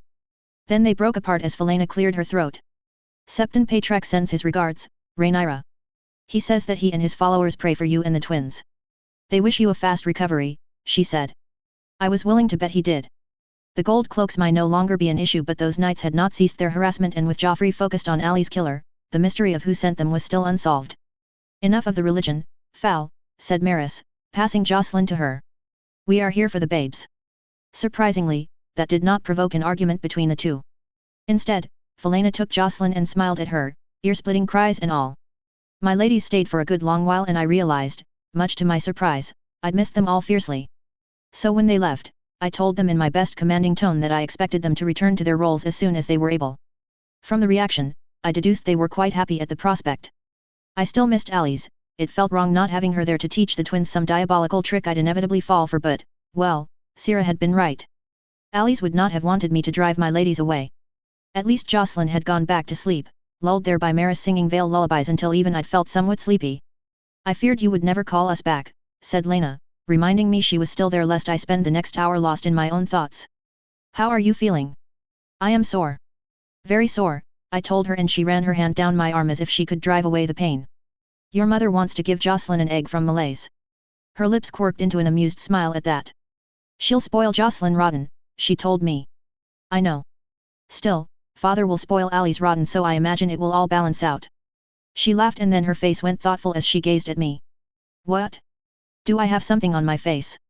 Oh no, did I do my gown up after I fed Ali's and Jocelyn? A quick check told me I had, so why was she? My train of thought shuddered to a halt as she clambered onto the bed and laid next to me, dropping a long kiss to my lips. I groaned at the feel of it, burying my hand in her ringlets and pulling her further down, feeling as if my heart might beat out of my chest. When I accidentally pulled her hair, she froze, going still as a statue next to me, and I drew back. She seemed far away in that moment, and then a moment later her eyes met mine and she was back in the present. What is it? I asked, concerned. She smiled, aiming for reassuring and falling far short of the mark. Nothing. Nothing, she said when I continued to look unconvinced. I am fine. As to prove her point, she leaned towards me once more, pressing into me as if she could use her body to convince me I hadn't seen what I thought I had. Fear. Before I could pull away again to confront her, an obviously fake cough made us both freeze. My heart practically stopped, and from the whoosh of breath that left Lena, I guessed she was in the same boat. The silence felt like it went on forever, but it was only a second or two before the interloper spoke. You really should latch the door if you intend to do that, came Joffrey's clearly amused voice, and I groaned in relief. That could have been bad. Latching the door would be a high priority for the future. Joffrey, I'm going to kill you, Lena whined, swinging herself off the bed with a sigh. My spymaster's grin only widened in response, then he limped over to the children and examined them in the same way he looked at Lucerys. I didn't miss the fond smile on Lena's face as she watched him. I would have to create a will, have Lena and Joffrey named the chosen guardians should Laenor and I die before their majority. The fact that it was a real possibility made me want to throw up a little. I did not want what happened to Aegon Dragonbane to happen to any of my kids. They'd be cared for by someone who loved them. Someone who could tell them about me without the bias and the politics. You have quite the serious look on your face, observed Joffrey as he made his way back to both of us. What has you brooding now? I'm not. I started, much to both Lena and Joffrey's amusement. I was thinking on who would be the guardians of my children if something should happen to me. Ah, said Joffrey. Is this because of, what was his name? Aegon? His regents caused him endless problems, yes. Lena seemed proud that she could finally engage with us on that level, and I couldn't help sending a raised eyebrow Joffrey's way. She was fretting whilst you slept. Telling her what you told us was a better method than physically sitting on her, he explained with a shrug, sending Lena a vibrant red. You couldn't sit on me if you tried, she mumbled when she saw my evident amusement. At the comment, Joffrey grinned again before his eyes became serious. I tensed without meaning to, and even Lena focused on him in the wake of his change in demeanor. I expect we'll hear from Lord Rain within the next few weeks, but I would like your permission to invite him to the capital to negotiate the finer details of the betrothal in person. The War Council will be a fine cover, he said. Breath was hard to draw for a moment until Lena dropped a hand to my shoulder. Worse betrothals have been made for worse reasons. Think of my own unfortunate one? Tikio was she paused, struggling for the right word. I believe you referred to him as Bravu's village idiot, Joffrey supplied, and she nodded violently, sending her mussed ringlets dancing about her face. Yes, thank you, Joffrey. Do you know he once got drunk, came to my rooms, stripped naked and lay on my bed? He passed out before I got there and a maid found him, but still, then she seemed to remember where she was. You can ask for Lord Rain's son to be a squire for Laenor. Then you get to influence him, see him grow into a man with ideals of your choosing. Not a bad idea, actually. Still, I don't care what contract is in place, if any boy betrothed to them does that, they can expect a meeting with Syrax to explain their behavior, I said, firmly, and Joffrey covered up his chuckle with a cough. You are, of course, assuming they'd reach Syrax. Laenor is likely to take exception to that too, he pointed out. He certainly took exception to Laena's ex-betrothed doing so. Laena nodded very seriously and then giggled. Still, the moment of levity did not last long. I know having them be alive and unhappy is better than dead, but, I sighed. It still feels wrong.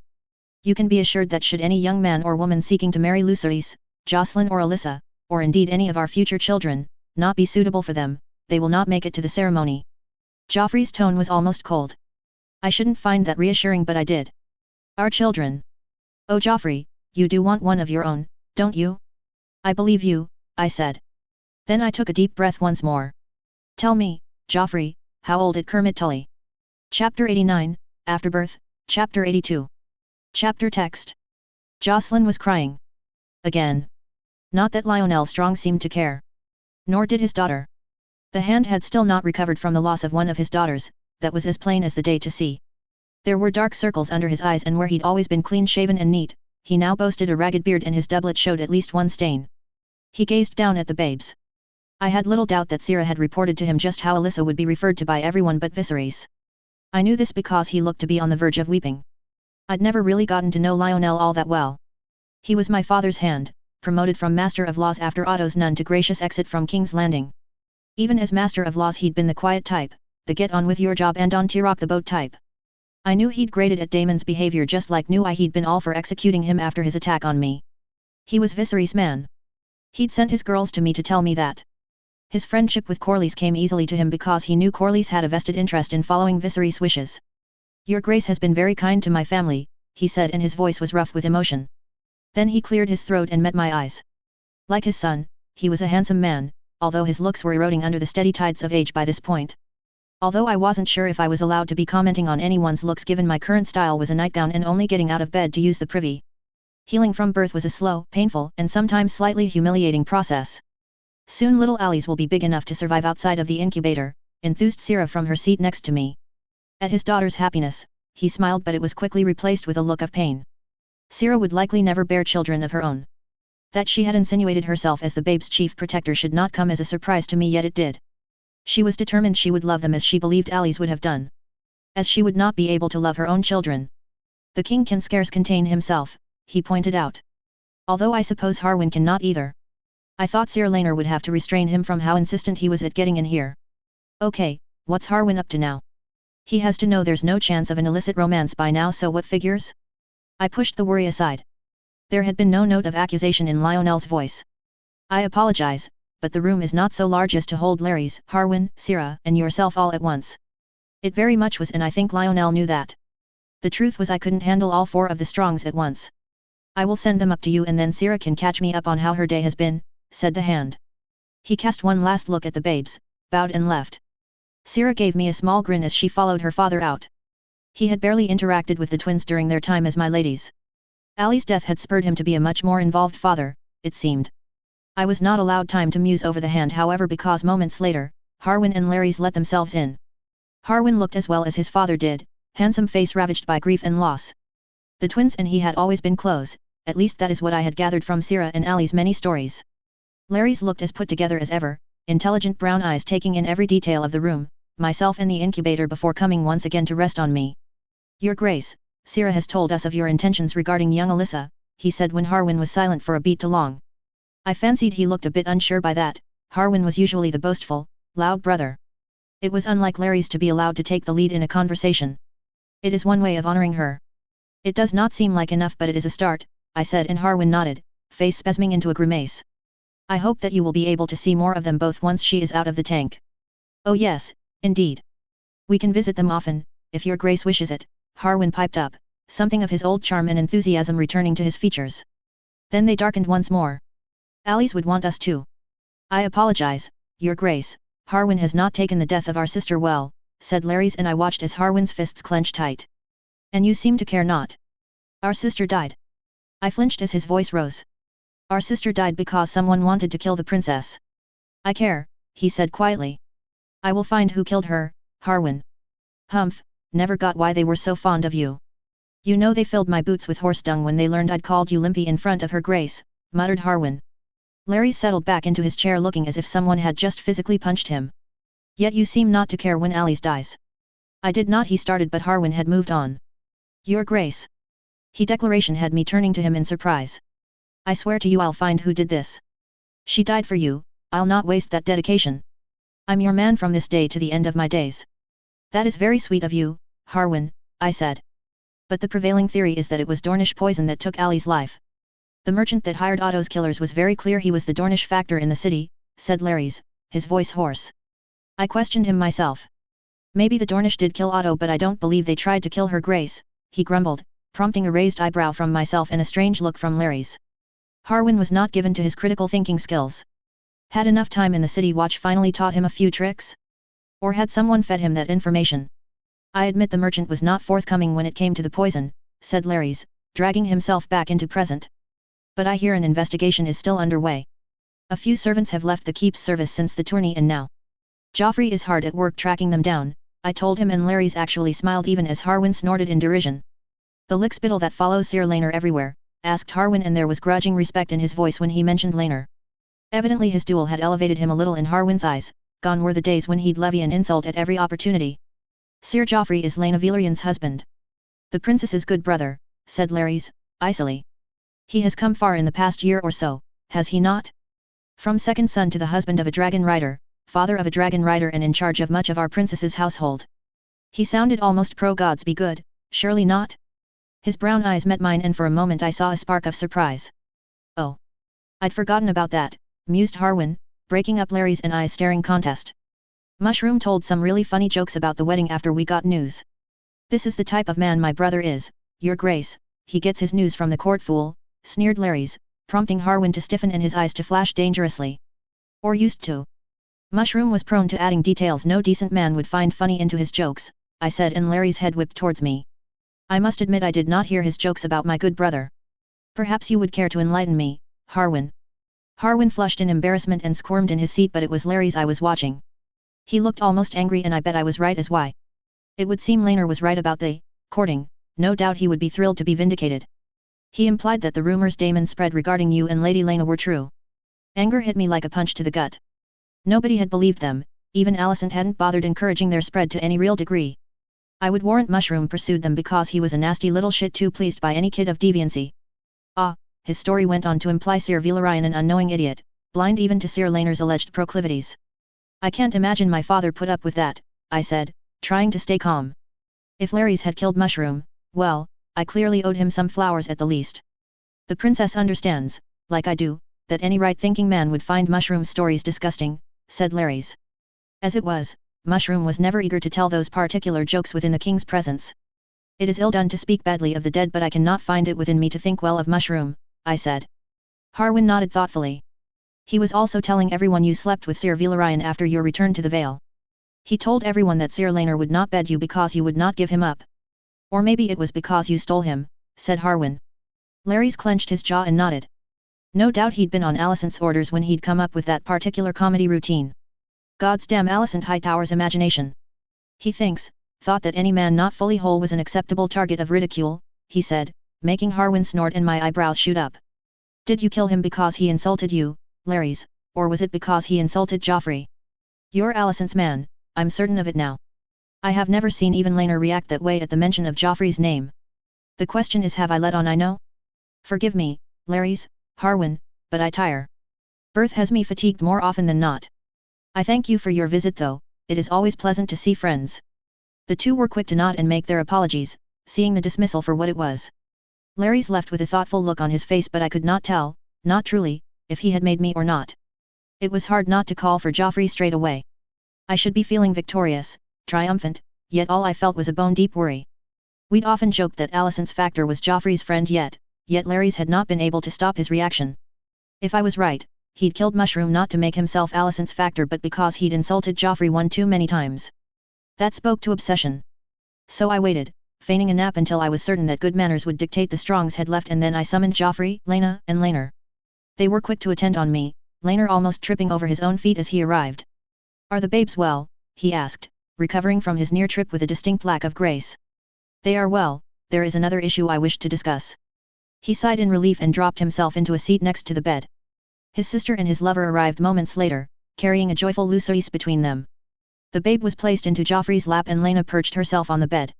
"I know who your friend is." That certainly got their attention. Especially Joffrey's. He'd been going mad trying to discover just who Alicent was relying on, that I had discovered it quite by accident during a visit from friends would drive him up the wall with frustration. "And it's worse than we thought." "Who?" asked Laenor, hand resting on his hip where his blade should be. "No swords in the birthing chamber" was rule number 2 after wash your hands in the wash basin provided. "Larry's strong." Silence followed that, and then Laenor gave a nervous giggle. "That's not funny, Rhaenyra," he said when no one else said anything. Laena was watching me with a thoughtful gaze and Joffrey was staring at the back of Lucerys' head. I could almost see the cogs of thought turning in his mind. "It gets worse," I said, and Laenor groaned. "He's got ideas of something more than friendship in mind. I'd say it's verging on obsession." Laenor spluttered in outrage, shock, and dismay. Joffrey's eyes finally left his son's head and met mine. "You're certain?" he asked. Laena dropped a hand to my leg and squeezed slightly, letting me know she was with me. "He was very angry about the stories Mushroom told about you. Very angry when his brother implied you were forgettable. He was almost proud when his described your political rise. So, one of my people must have ended up in his care. They speak about me and I attract his attention. He kills Mushroom to become my counterpart." His lips twisted. "He killed Otto." "I wouldn't go that far," said Laena. "Alicent wouldn't kill her own father, surely." They were struggling for her power. Alicent was on the verge of losing everything. "He killed Mushroom, oh fuck," he was the one that questioned Otto's killers. He questioned the merchant. My musing sent the Velaryon siblings pale with the implications. Had Larys killed his own sister by accident? "So, he ensured the war with Dorne," said Joffrey. Then he smiled, making my eyebrows rise in surprise. Evidently I wasn't the only one because he blushed a moment later at the attention he'd garnered from us. "I know who he is now. Now we have an even fight." Chapter 90, Afterbirth, Chapter 83. Chapter text. In the other room, Jocelyn was wailing again, coaxing her little sister into joining her, and I debated just flinging myself out of the window and ending it all now. Even after moving from the birthing chamber to my own bed, the need to keep the babes close meant their late night awakenings still woke me half the time, but even if, by some miracle, I slept through them, the maid was quick to summon me. "I wish Laena had explained you had to feed them at night too. I don't know why I assumed you didn't." Sleep drifted ever further away and I groaned into my pillow. A rough hand ran over my back as Laenor imitated me, hauling himself upright to stare across the softly lit room at the door that led to the room our children were housed in. He'd sat with me as I'd read to them after their bedtime feeding and had stuck around afterwards, banished from his usual sleeping arrangement by Laena pulling rank as Joffrey's wife. We both must have resembled zombies as we ambled into the room our children slept in. I fed Alyssa first, brain taking some time to properly waken up.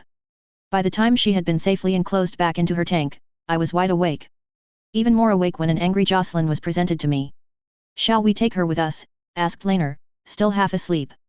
"Allies might have some chance at sleep then." "Sure," I managed to say through a yawn that ambushed me the moment I opened my mouth. I took Jocelyn as he climbed back under covers, then positioned her between us. She did not quiet for some time. When she did, it was because she'd fallen back asleep. "She's beautiful," he whispered. I couldn't help but smile at the look on his face. "Do they cry like this every night?" "Yes, they do. They're babies. Mostly for food, which is easily dealt with. I really wish Laena had explained you needed to feed them at night. Sometimes I'll sit with them and tell them stories." "What do you after?" "I doubt I can sleep now she has woken me," he asked, voice low. "You get used to going back to sleep. Or falling asleep in the chair," I told him, giving his hip a playful shove with my own. He shoved me back with a chuckle. In between us, Jocelyn fussed momentarily, causing us both to freeze.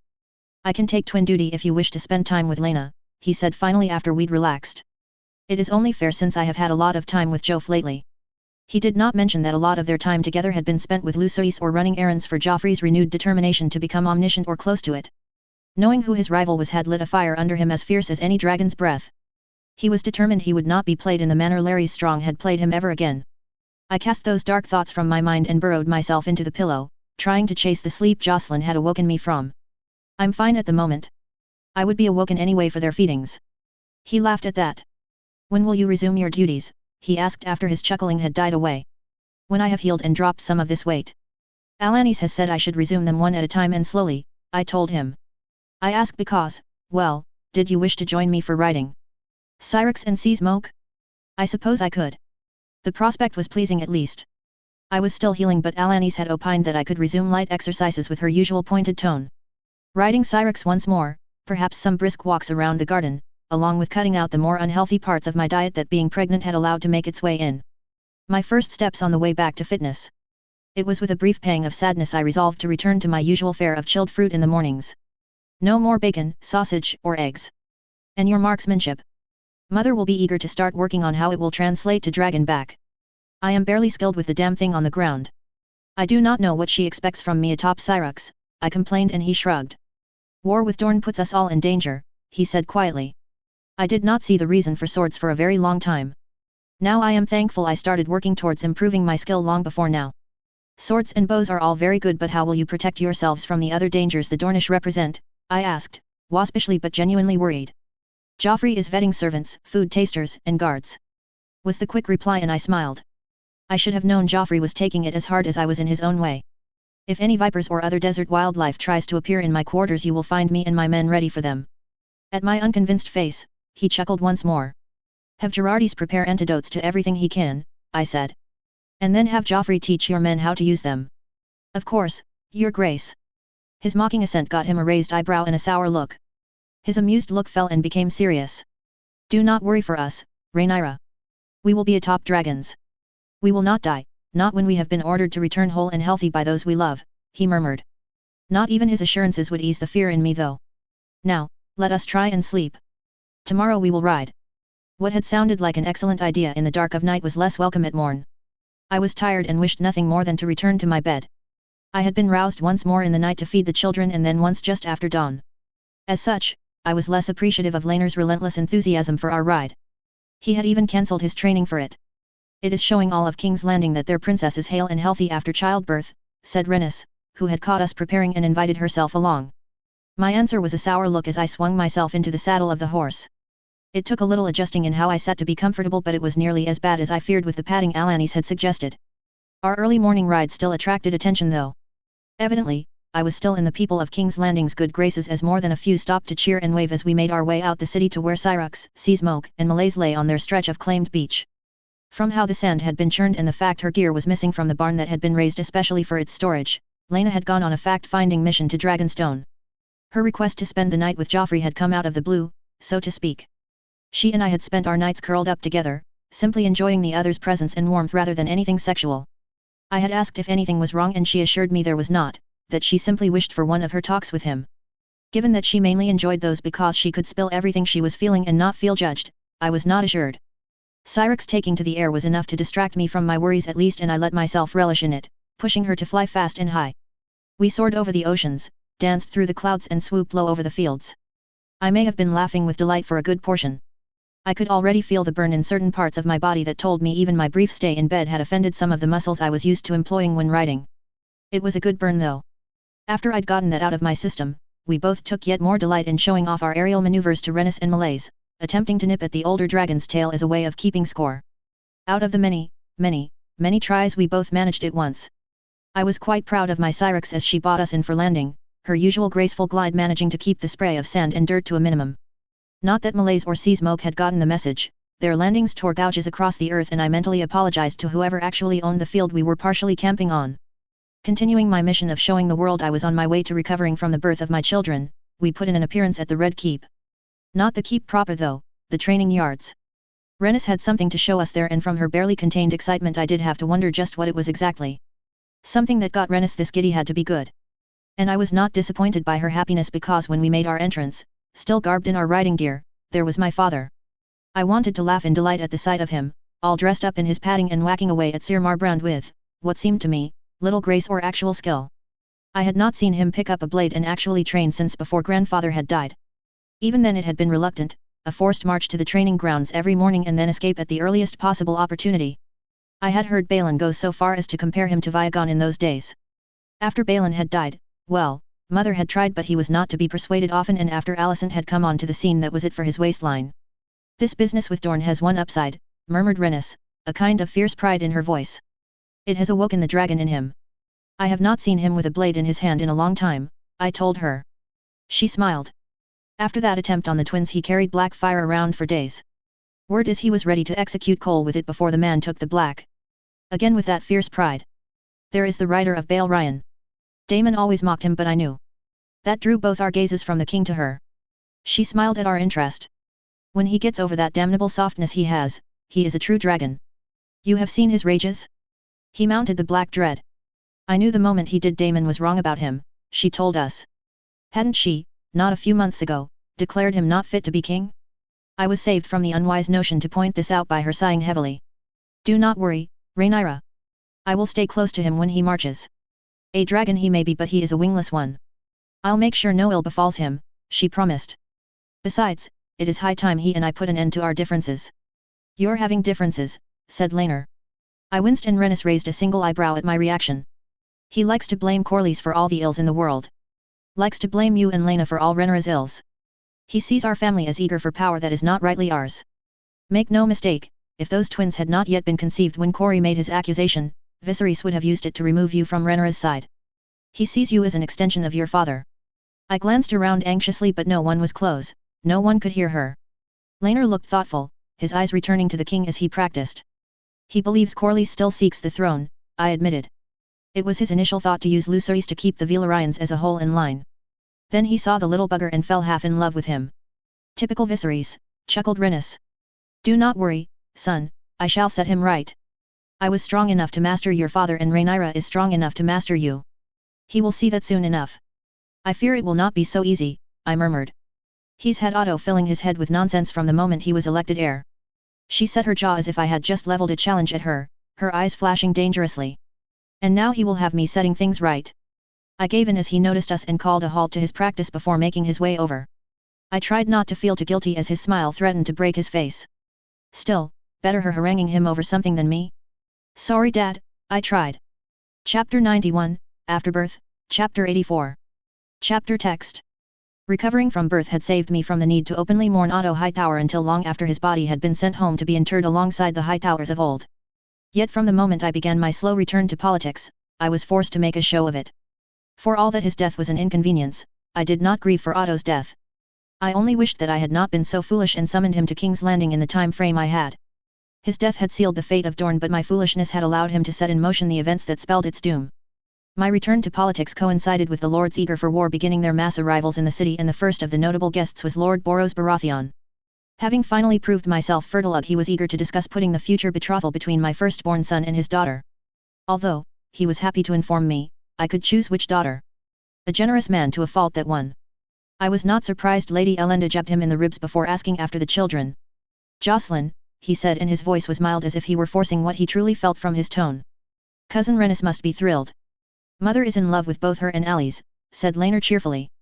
I did not miss the slight tension in his body though as he picked up on what I had. Boros fixed a bland smile into place and quickly handed Jocelyn to his wife. Lady Elenda Baratheon née Karen was a pretty enough with dark hair and eyes. She was also 5 years younger than her husband. She was my age and had already had 3 children. One of which had just turned 6. Ugh.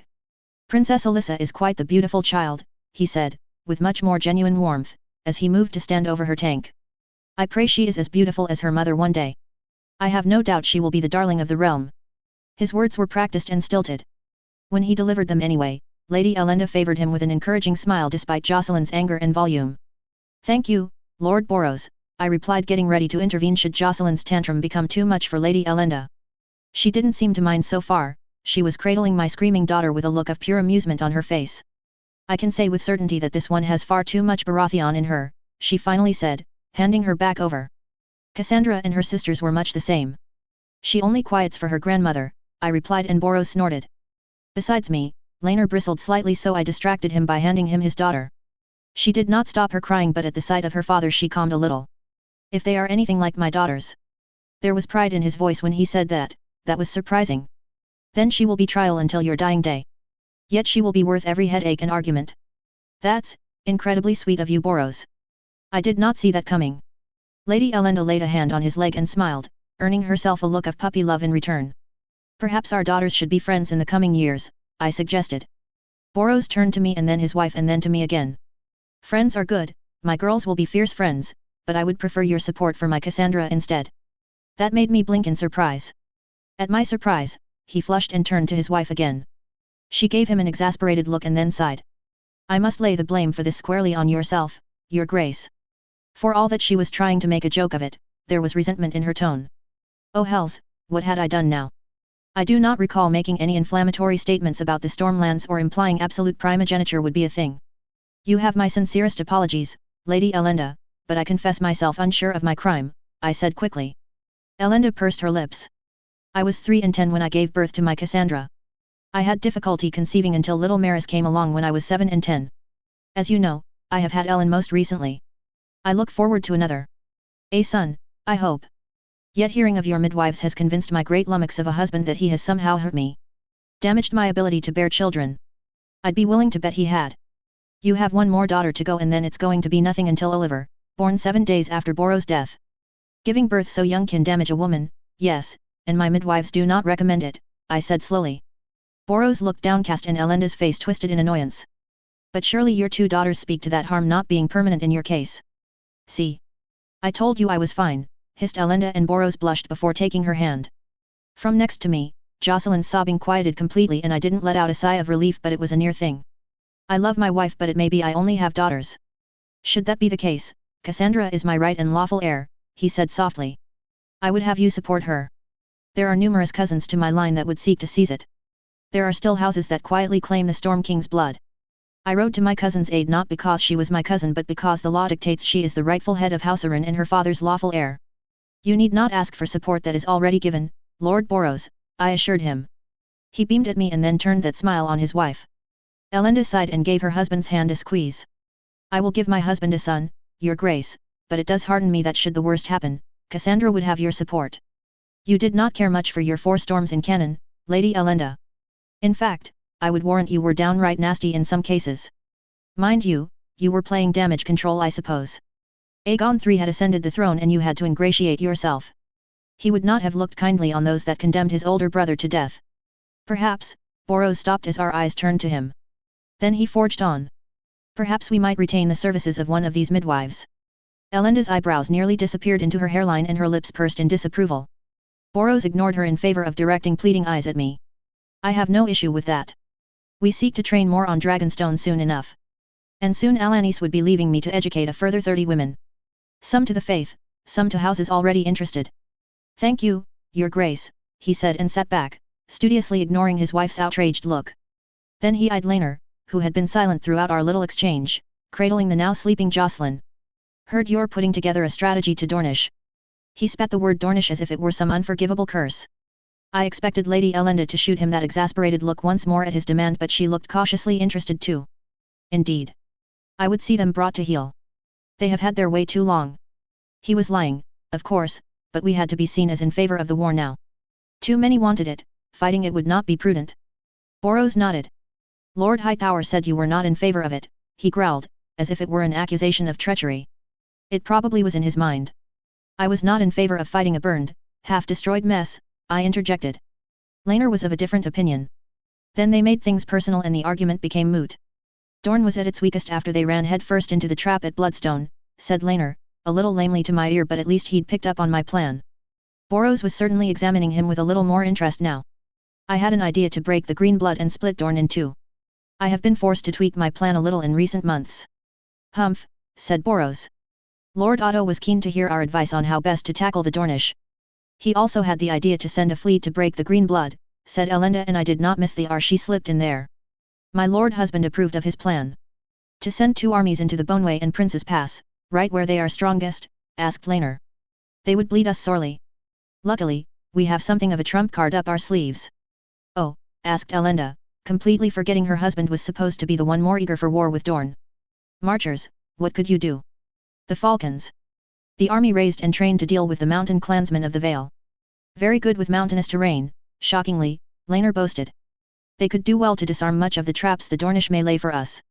Not to mention using my father's fleet and the Redwyne fleet to ferry a third army into Dorne proper and the Lannister fleet to break the Green Blood. Ha! Then their precious mountains are rendered useless and they're stuck cowering in their deserts, laughed Boros. As we march 3 armies into Dorne and take everything, Laner finished. I remained quiet. I was quite sure that for all Boros liked the plan, he'd like it less when we discussed which army was going where and how we wouldn't be burning every bit of Dorne that was flammable. I would have to think on how to get him fully on board when the war council began. He would be an important supporter to the plan that would see Dorne somewhat peaceful over the coming years and not a bloodbath trapped in the endless cycle of vengeance. Perhaps land could be taken from the Dornish. Will, perhaps? If anyone not named Will could even hold it. The castle itself would need to be raised, loyal Stormlanders shipped in. Oh gods, I'm doing it again. Westeros keeps getting to me. I'm going to be a monster by the end of it. I confess, Laner was saying when I finally finished wrestling with my morals, that the Falcons may need some outside help to secure the passes. Perhaps men who can buoy their numbers with familiarity to the terrain. My good father can provide those, Boros was quick to reply. His men often help scour the mountains. A directive of Lord Bormund, said Lady Elenda. He wished to deter raiders and another Vulture King. That sounds like Uncle Bormund, laughed Laner. A grim man but practical. Indeed, said Boros, scowling again. Tell me, Lord Boros, how are the Dornish responding to our preparations for war? I asked and his scowl deepened. Raids, he growled. They've raided near every land they could reach, drove refugees deeper into my lands and filched as much of the winter stores as they could manage. Well, shit. The Stormlanders were not likely to accept any plan that did not let them get revenge for that. Was this Aaron Dane's doing? Or Lord Walter Will, eager to provoke war in which his chosen candidate may return? When I deployed men to hit them back they pulled into their passes and settled for slaughtering any scout patrols in the area, he finished. That's what they're like. They hit you at your weakest and then disappear like ghosts when you respond. They lure you into traps, poison your supplies or steal them outright, ambush you in the night. They'll use every amount of low cunning to bleed you and when you are bled and exhausted, then they face you. We remained silent in the face of his hatred. Cowards, growled Elenda. All of them are cowards. Cravens. Bastards all. I caught Laner's eye. His face was grave. I had known the Dornish raided, to cause this much destruction and hatred? Boros would require Bribery indeed to lend his support to a plan that would see his marcher lords excluded from the main fight. We shall teach them how true men fight, my lord and lady, Laner finally said. By the end, they'll know their folly. Chapter 92, Afterbirth, Chapter 85. Chapter Text. Viserys' new exercise regime was already doing wonders for him, I had to admit, as our procession made its way towards the docks. His healthy diet, devised by my own Maester Gerardis, and his almost religious fervor when it came to relearning his old skill with the blade had seen him drop the pounds in a drastic way over the past few weeks. The fact that he now wore black fire on his hip and his face bore a permanent almost scowl had him looking like an actual Targaryen king instead of some fat jolly fool. I was being unfair to him, I mused, he was a competent king. Under his rule the prosperity that had come to Westeros under Jaehaerys had only grown. The small folk and the nobles alike were well fond of him and if it wasn't for the ongoing tension between the blacks and the greens I'd say he was quite the successful king. Actually I was being unfair there as well, he'd taken action in this timeline. He'd opened his eyes and he'd taken action. He'd reeled Alicent in, given me the capital, more trust that original Rhaenyra had ever received and was actively stripping the Greens of their power. He had my back in the way the original Viserys never had his daughters. I wonder if he saw her as tainted by Daemon? Like he saw Alicent now? When she married him did he give up entirely, decide he'd ride out his last years in blissful ignorance and let his whole horrible family fight it out after he was gone? Did he assume he had more time? Did he seek to raise Jaehaerys over Rhaenyra? Bah, who knew what was going on at that man's mind at times? The Arryn ships were already in the bay by the time we had arrayed ourselves to greet the Lady of the Vale. I noted with amusement that Rhea and Torrin Manderly had positioned themselves close to our party and the Lady of Runestone seemed to be almost giddy with excitement. The war for Dorne had put quite the dampener on her plans for a wedding at Runestone but Viserys had offered the keep itself for a venue. I wished Laenor was here though. Or Laena. My husband was supervising Laena's armor fitting on Rhaenys' orders. She'd wriggled out of it several times so far with excuses ranging from Lucerys teething to the boy having a slight fever she was worried about. So I was left alone to assess the damage I had done to my relationship with Jane while he ensured his idiot sister didn't get herself killed in Dorne through sheer stubbornness. At least Jane was the only person of any note arriving today. I had been informed that even the elderly Rickon Stark would be putting in an appearance, alongside his brother. They had not arrived yet but I was keen to meet them when I did. Rickon's loyalty, and by extension Cregan's, would be worth its weight in gold, or rather, worth its weight in the locally produced and very affordable glass I would ship into the north in return for their fealty. Once we managed to get it to stop shattering if you looked at it wrong, of course. I dragged my mind back to the present as a screech echoed out over the assembled nobles and Morgul plunged us all into brief shadow as it circled above us. A smile grew over my face. Helena's dragon had indeed grown over the few months she'd spent in the Vale. Gods, it felt like an age since I'd last seen her, and yet it had only been 4 months at the most. I could not wait to show her the twins. Jane was the first off of the ship, her head held high in the face of the assembled nobility that had come to greet her. Followed by the form of what could only be Lord Dennis, Jessamine Redford, and Helena. My grin became wider as my sister hopped down from the gangplank and stopped to survey us all, looking suddenly nervous. Then her eyes met mine and she beamed. The Arryn party reached us a moment later and all the proper obeisances were observed, with Jane greeting Viserys as her king and liege and presenting his daughter to him. She looked well, she truly did. A few months had seen her sprout up an inch or two, and she was 7 now. How could I have forgotten? I must remember to ask her how she liked the book I sent her. Jane was all smiles when she greeted me, but I didn't miss the slight wariness behind her eyes. It was if she expected me to spring an eligible bachelor on her the moment she let her guard down sufficiently. I felt guilty at that. I should have bothered to check with Rhea or someone first. I should have taken her outburst during that meeting oh so long ago as a hint there was still a sore topic there. Cousin, I murmured as she kissed my cheeks in greeting. I can only apologize once again. She paused and then gave me a rueful smile. So Lady Royce tells me, she said finally, and I tried not to flinch at the icy tone the word Royce was said in. I have been informed you did not know of the events Aunt Emma had to intervene in. She was quite clear about that. I did not. I never would have broached the topic in that manner had I known. But you would have broached it. I opened my mouth to protest, but Jane held a hand up. Let us discuss this later, cousin, in private. I do believe there is a certain sister of yours waiting to see you again. Helena got halfway through her, by now, well-practiced bow before I decided to hell with it and scooped her up into a hug. I didn't miss Viserys' broad grin at the sight of her delighted laugh as she buried her face in my collar and squeezed me tight. Can I see the babes? She asked. I'm their aunt, right? I should be able to see them. Of course. You cannot hold Alice yet, but there is Jocelyn. She looked puzzled at the idea of not holding Alice, but at the idea of seeing them her face cleared again and she beamed. We are also looking forward to seeing the babes, cousin, said Jane, and it took me a brief second to realize she was referring to Jess and that we given Jess was currently standing at the back of the crowd looking green.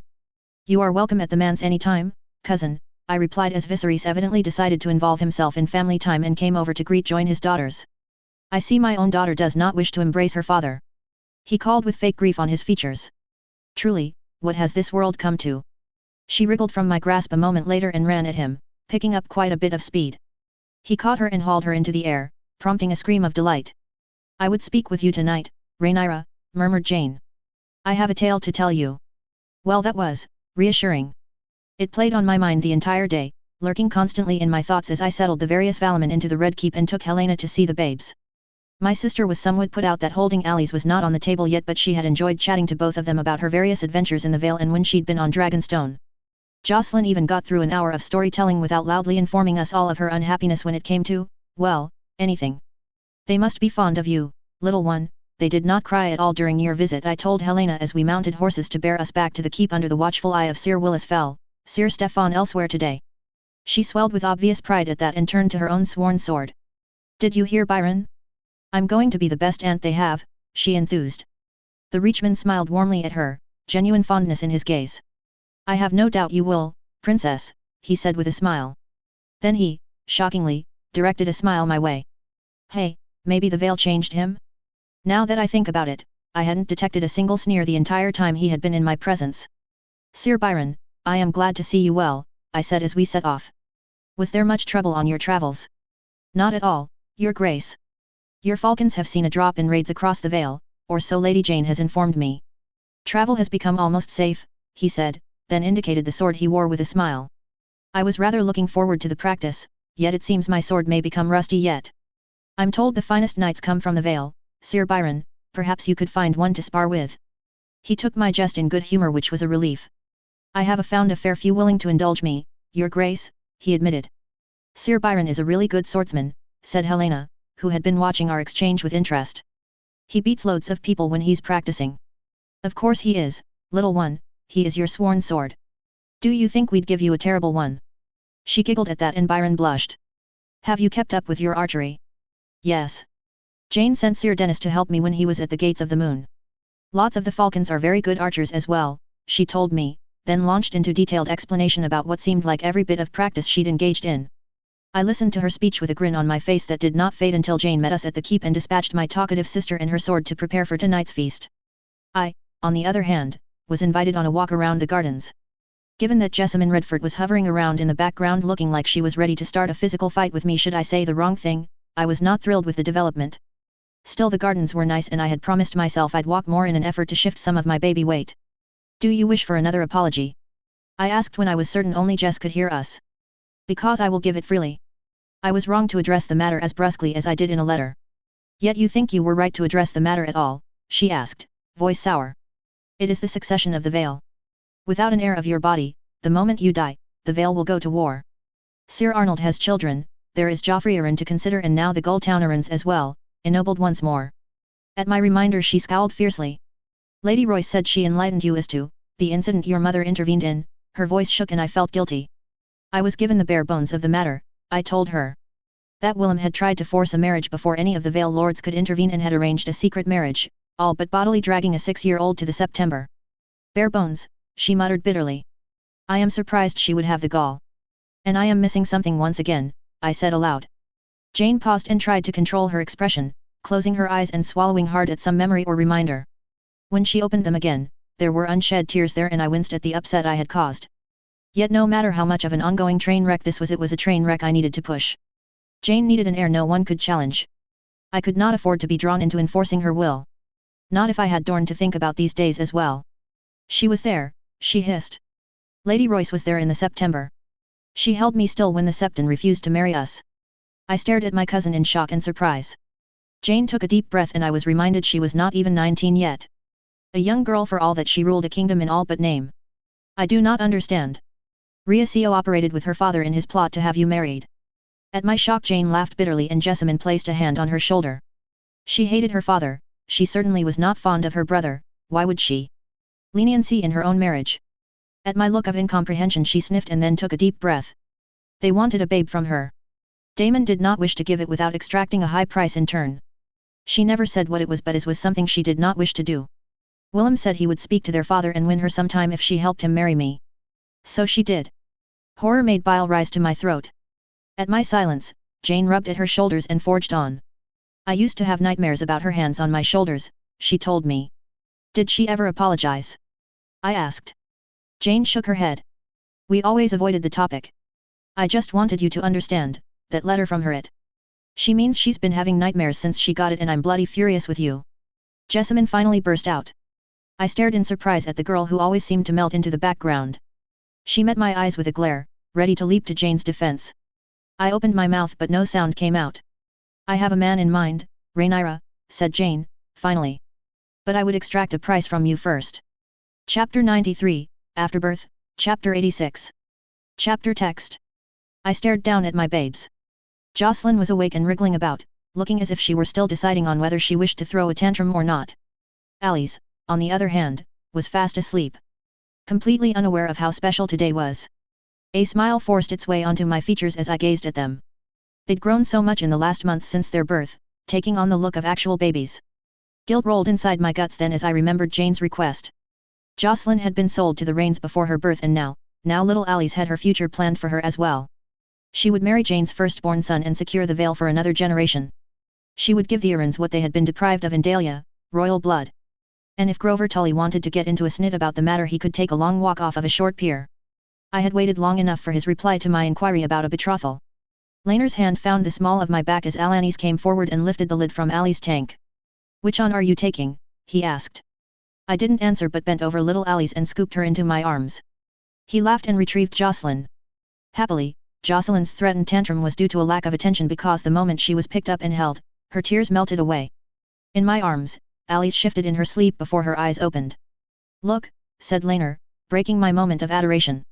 He moved closer. She's smiling at me. Is she smiling at me? Jocelyn had a beautiful smile. I dropped a kiss onto her forehead. Yes, Sir Laenor, she is, said Alanis. She would be leaving us soon. Off to train the new midwives that were being taught on Dragonstone. My fledgling school needed the prestige of having a teacher who'd attended to royalty. I did not want her to go. Something tells me she is fond of her father already. Do you think so? He asked eagerly and Alanis smiled warmly. Oh yes. Look at her smile. She recognizes you both now. Alice made a few grunting sounds and I turned my attention back to her and away from Laner trying not to weep at a smiling Jocelyn. Your father is a silly man, isn't he? He is. He's going to spoil you so much. You'll be spoiled rotten. Her unfocused eyes roamed about and I frowned despite myself. Is something wrong, Your Grace? Asked Alanis, having caught my worry. Perhaps I am worrying about nothing but it seems to me Jocelyn tries to make eye contact when she's held. Alice, does not, I told her. Alanis hummed thoughtfully. It's possible she's merely lagging behind her sister a little. She was confined to the incubator after all. I would not worry unless she fails to hit several milestones at the expected times, she assured me after a while. I glanced up and caught Laner's look of concern, then he tried to smile but could quite mask his own worry.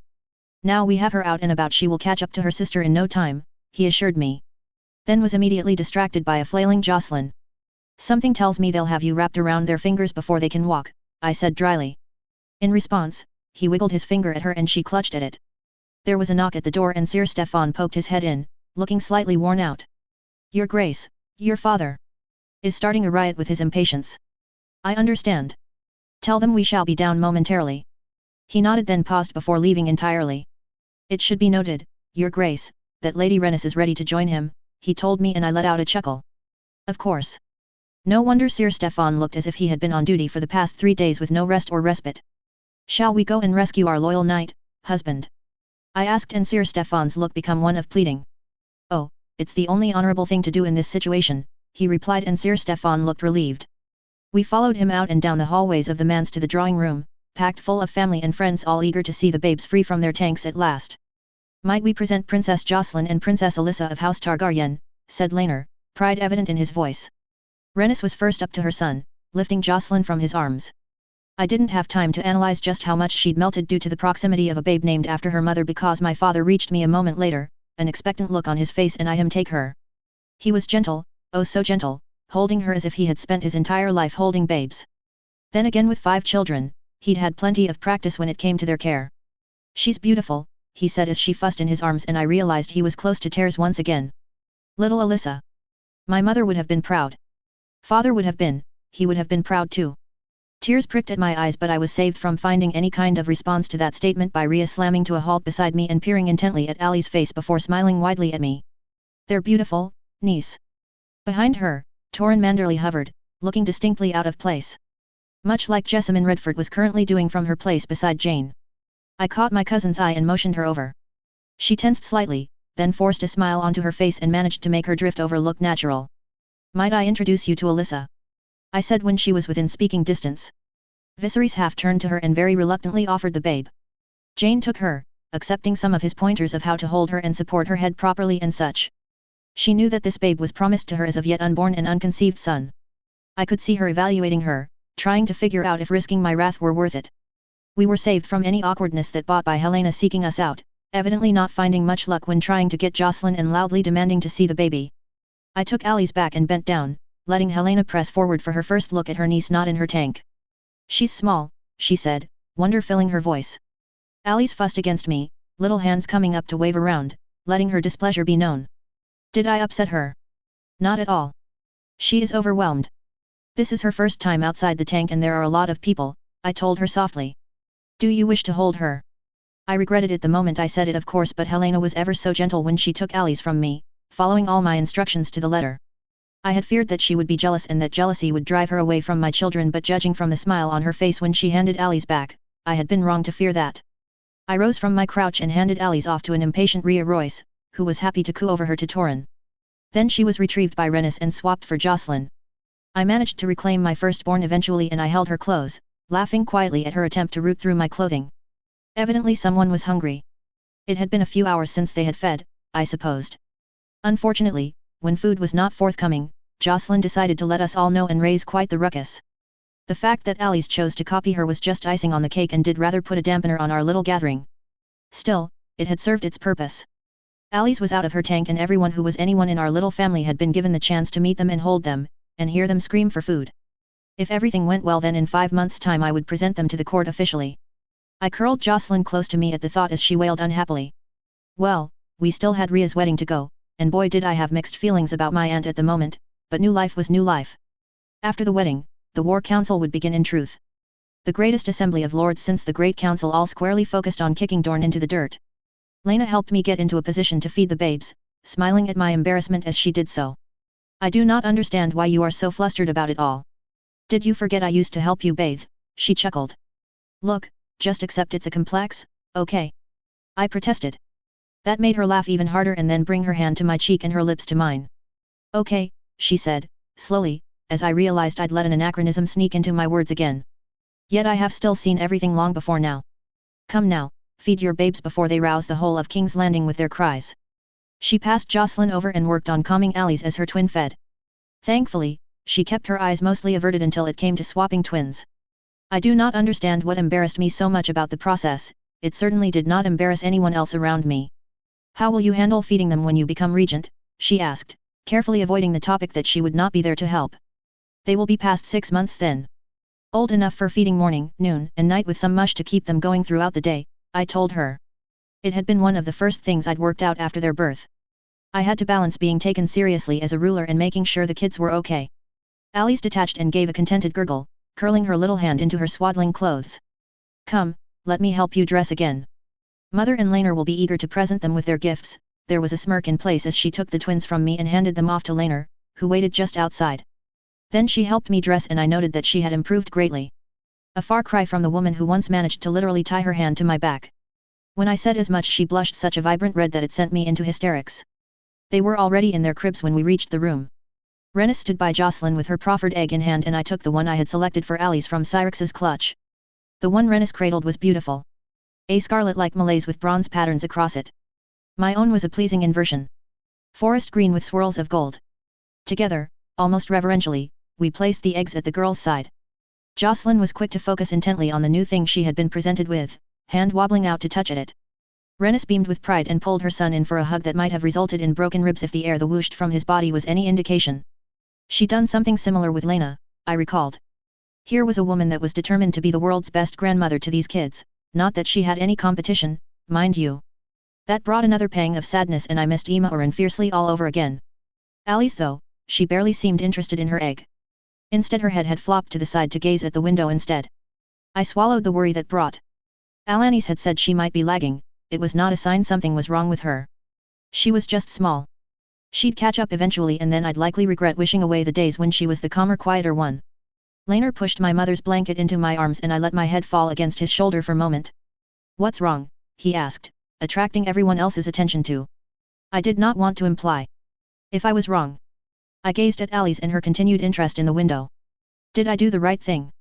I asked, staring down at the falcon on the blanket. Whoever had restored it had done an excellent job. Lena placed a gentle hand on my arm. Remember, worse matches have been made for worse reasons, she murmured.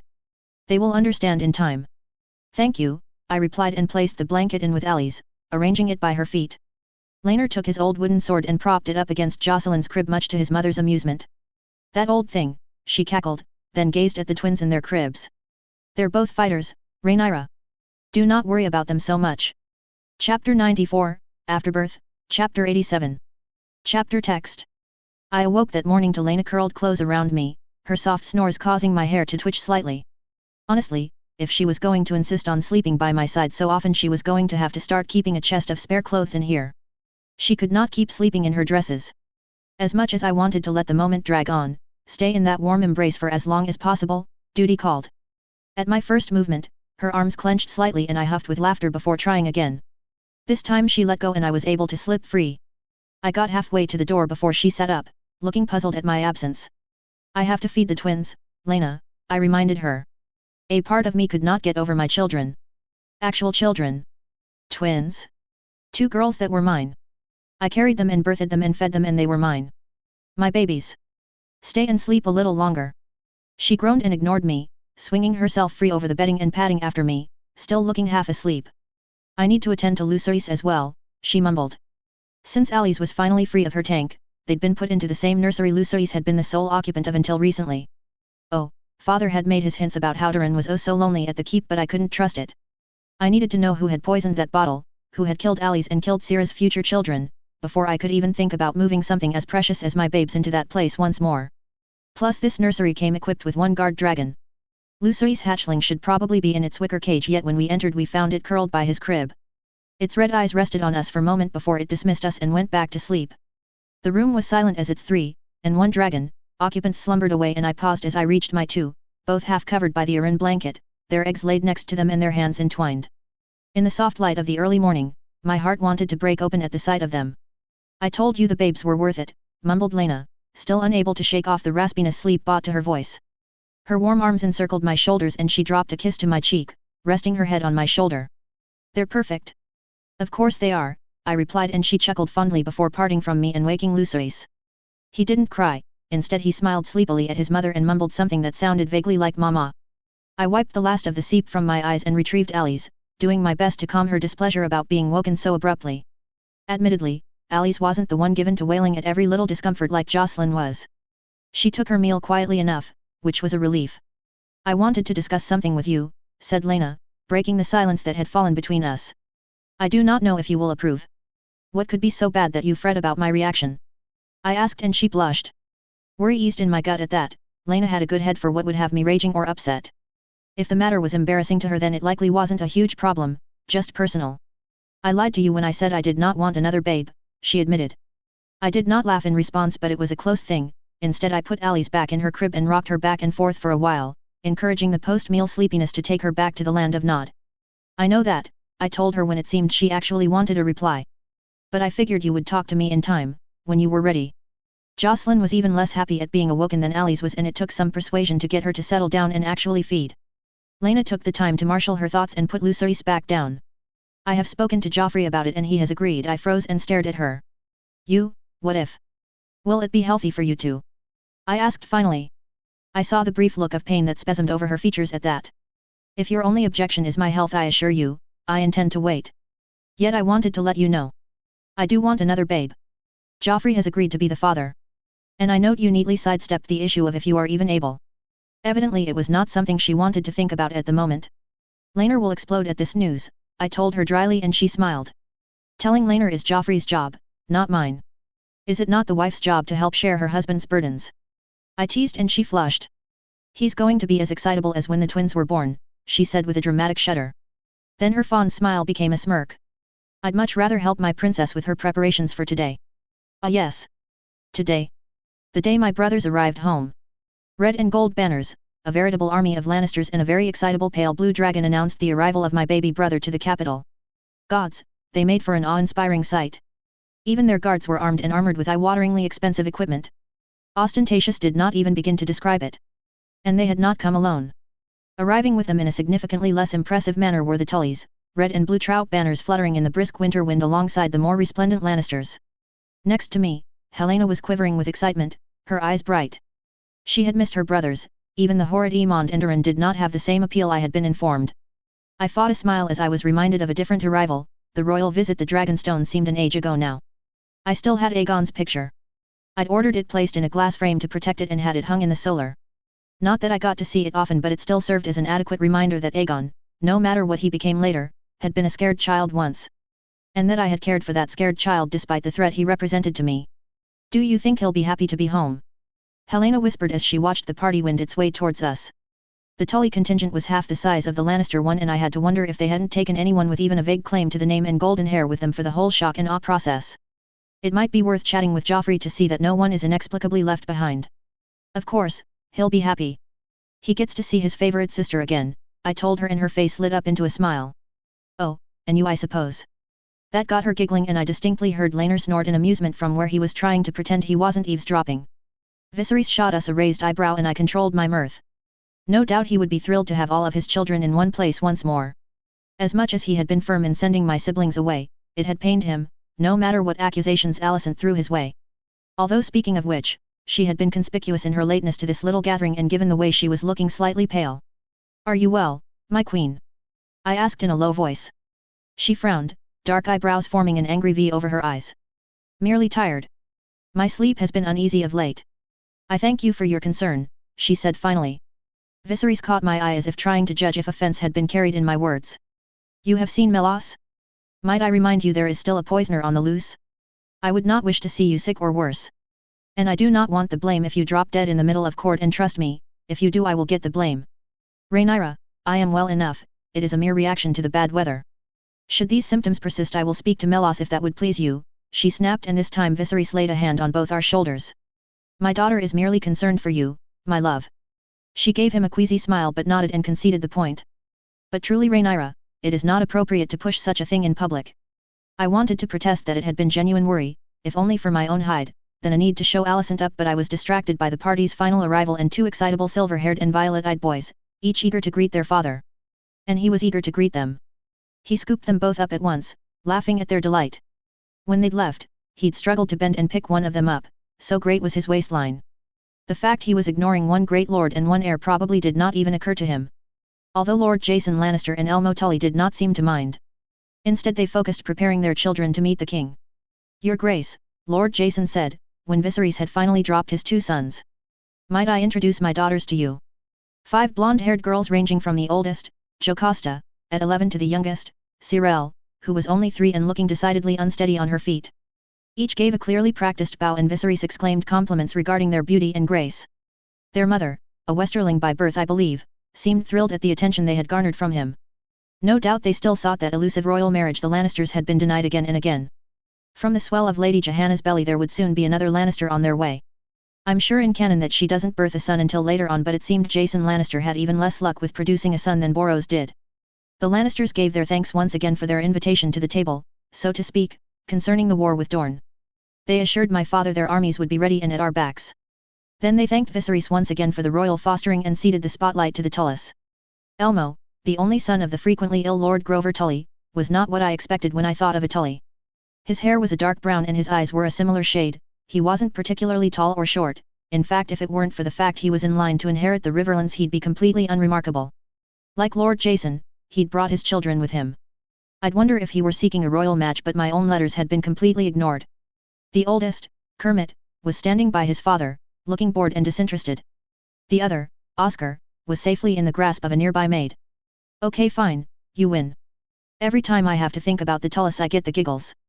As they greeted the king with yet more platitudes regarding Dorne and their princely fosterling, I decided to watch the reunion between brothers and sister.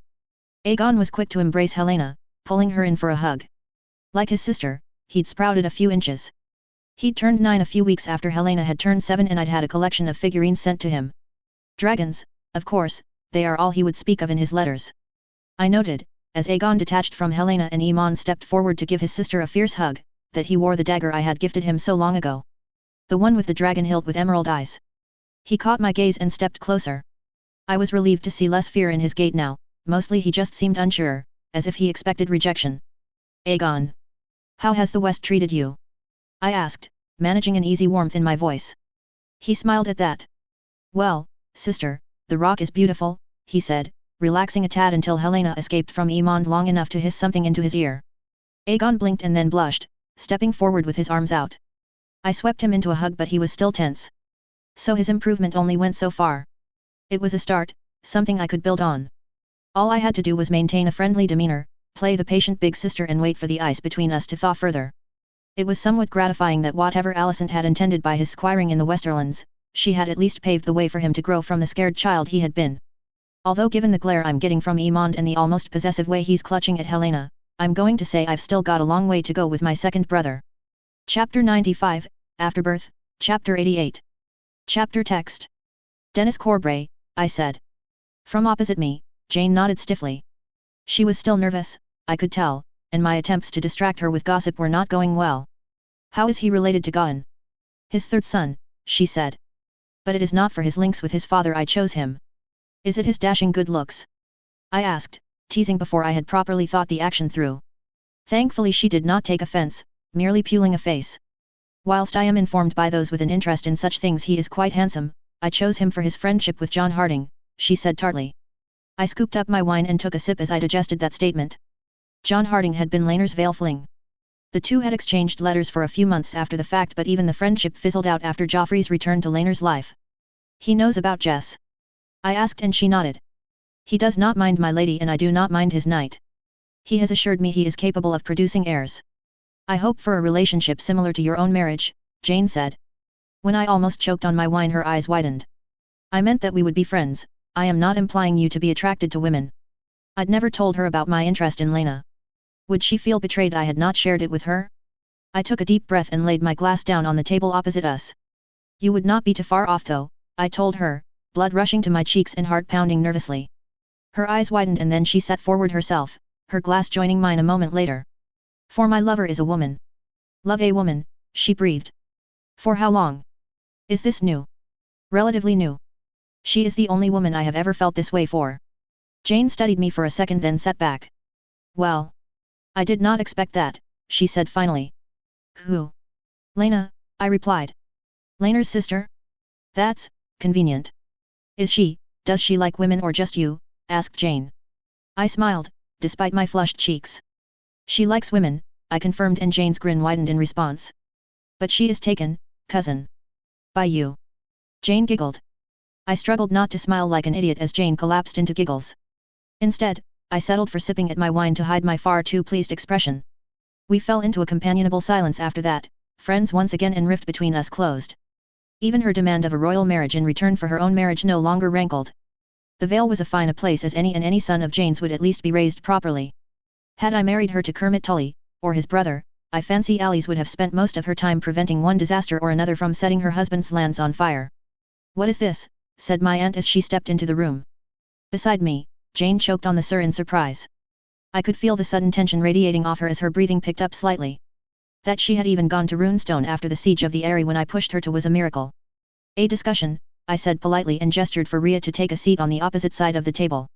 I'd lured her to the manse on the pretext of babes. I had merely failed to mention I would have an accounting from her of the whole marriage business first. I see. I believe I know what about.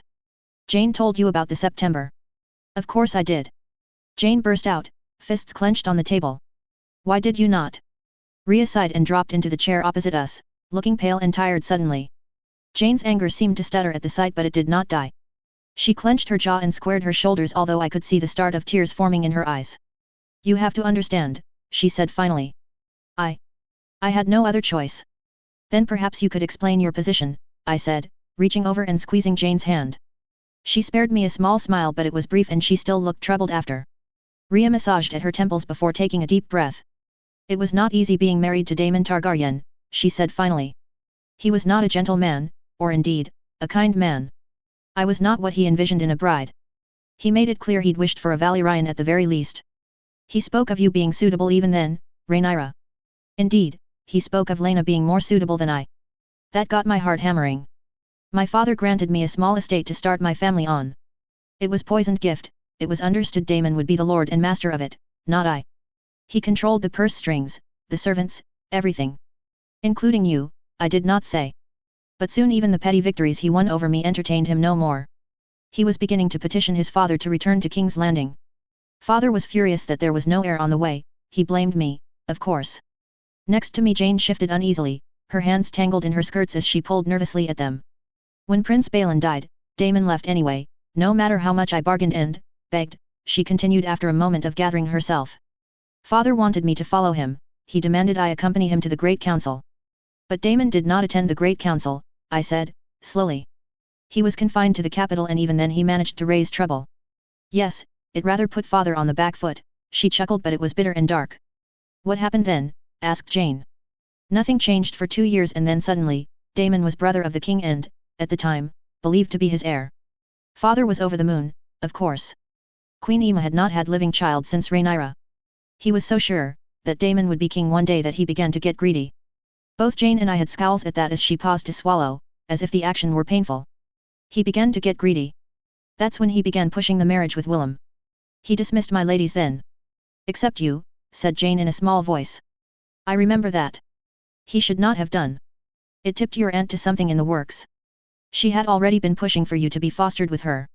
When Yorbert said no and dismissed every lady but me from your service, she wrote to the faith with her husband's blessing. She gave strict orders that your marriage was to be approved by the crown.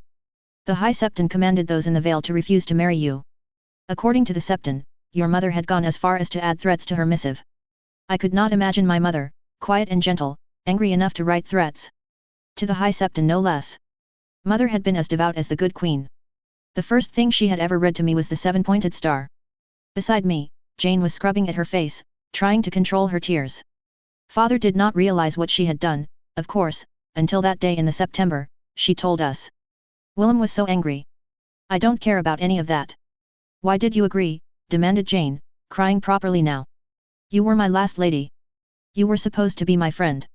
Rhea actually flinched before lowering her gaze. I was scared.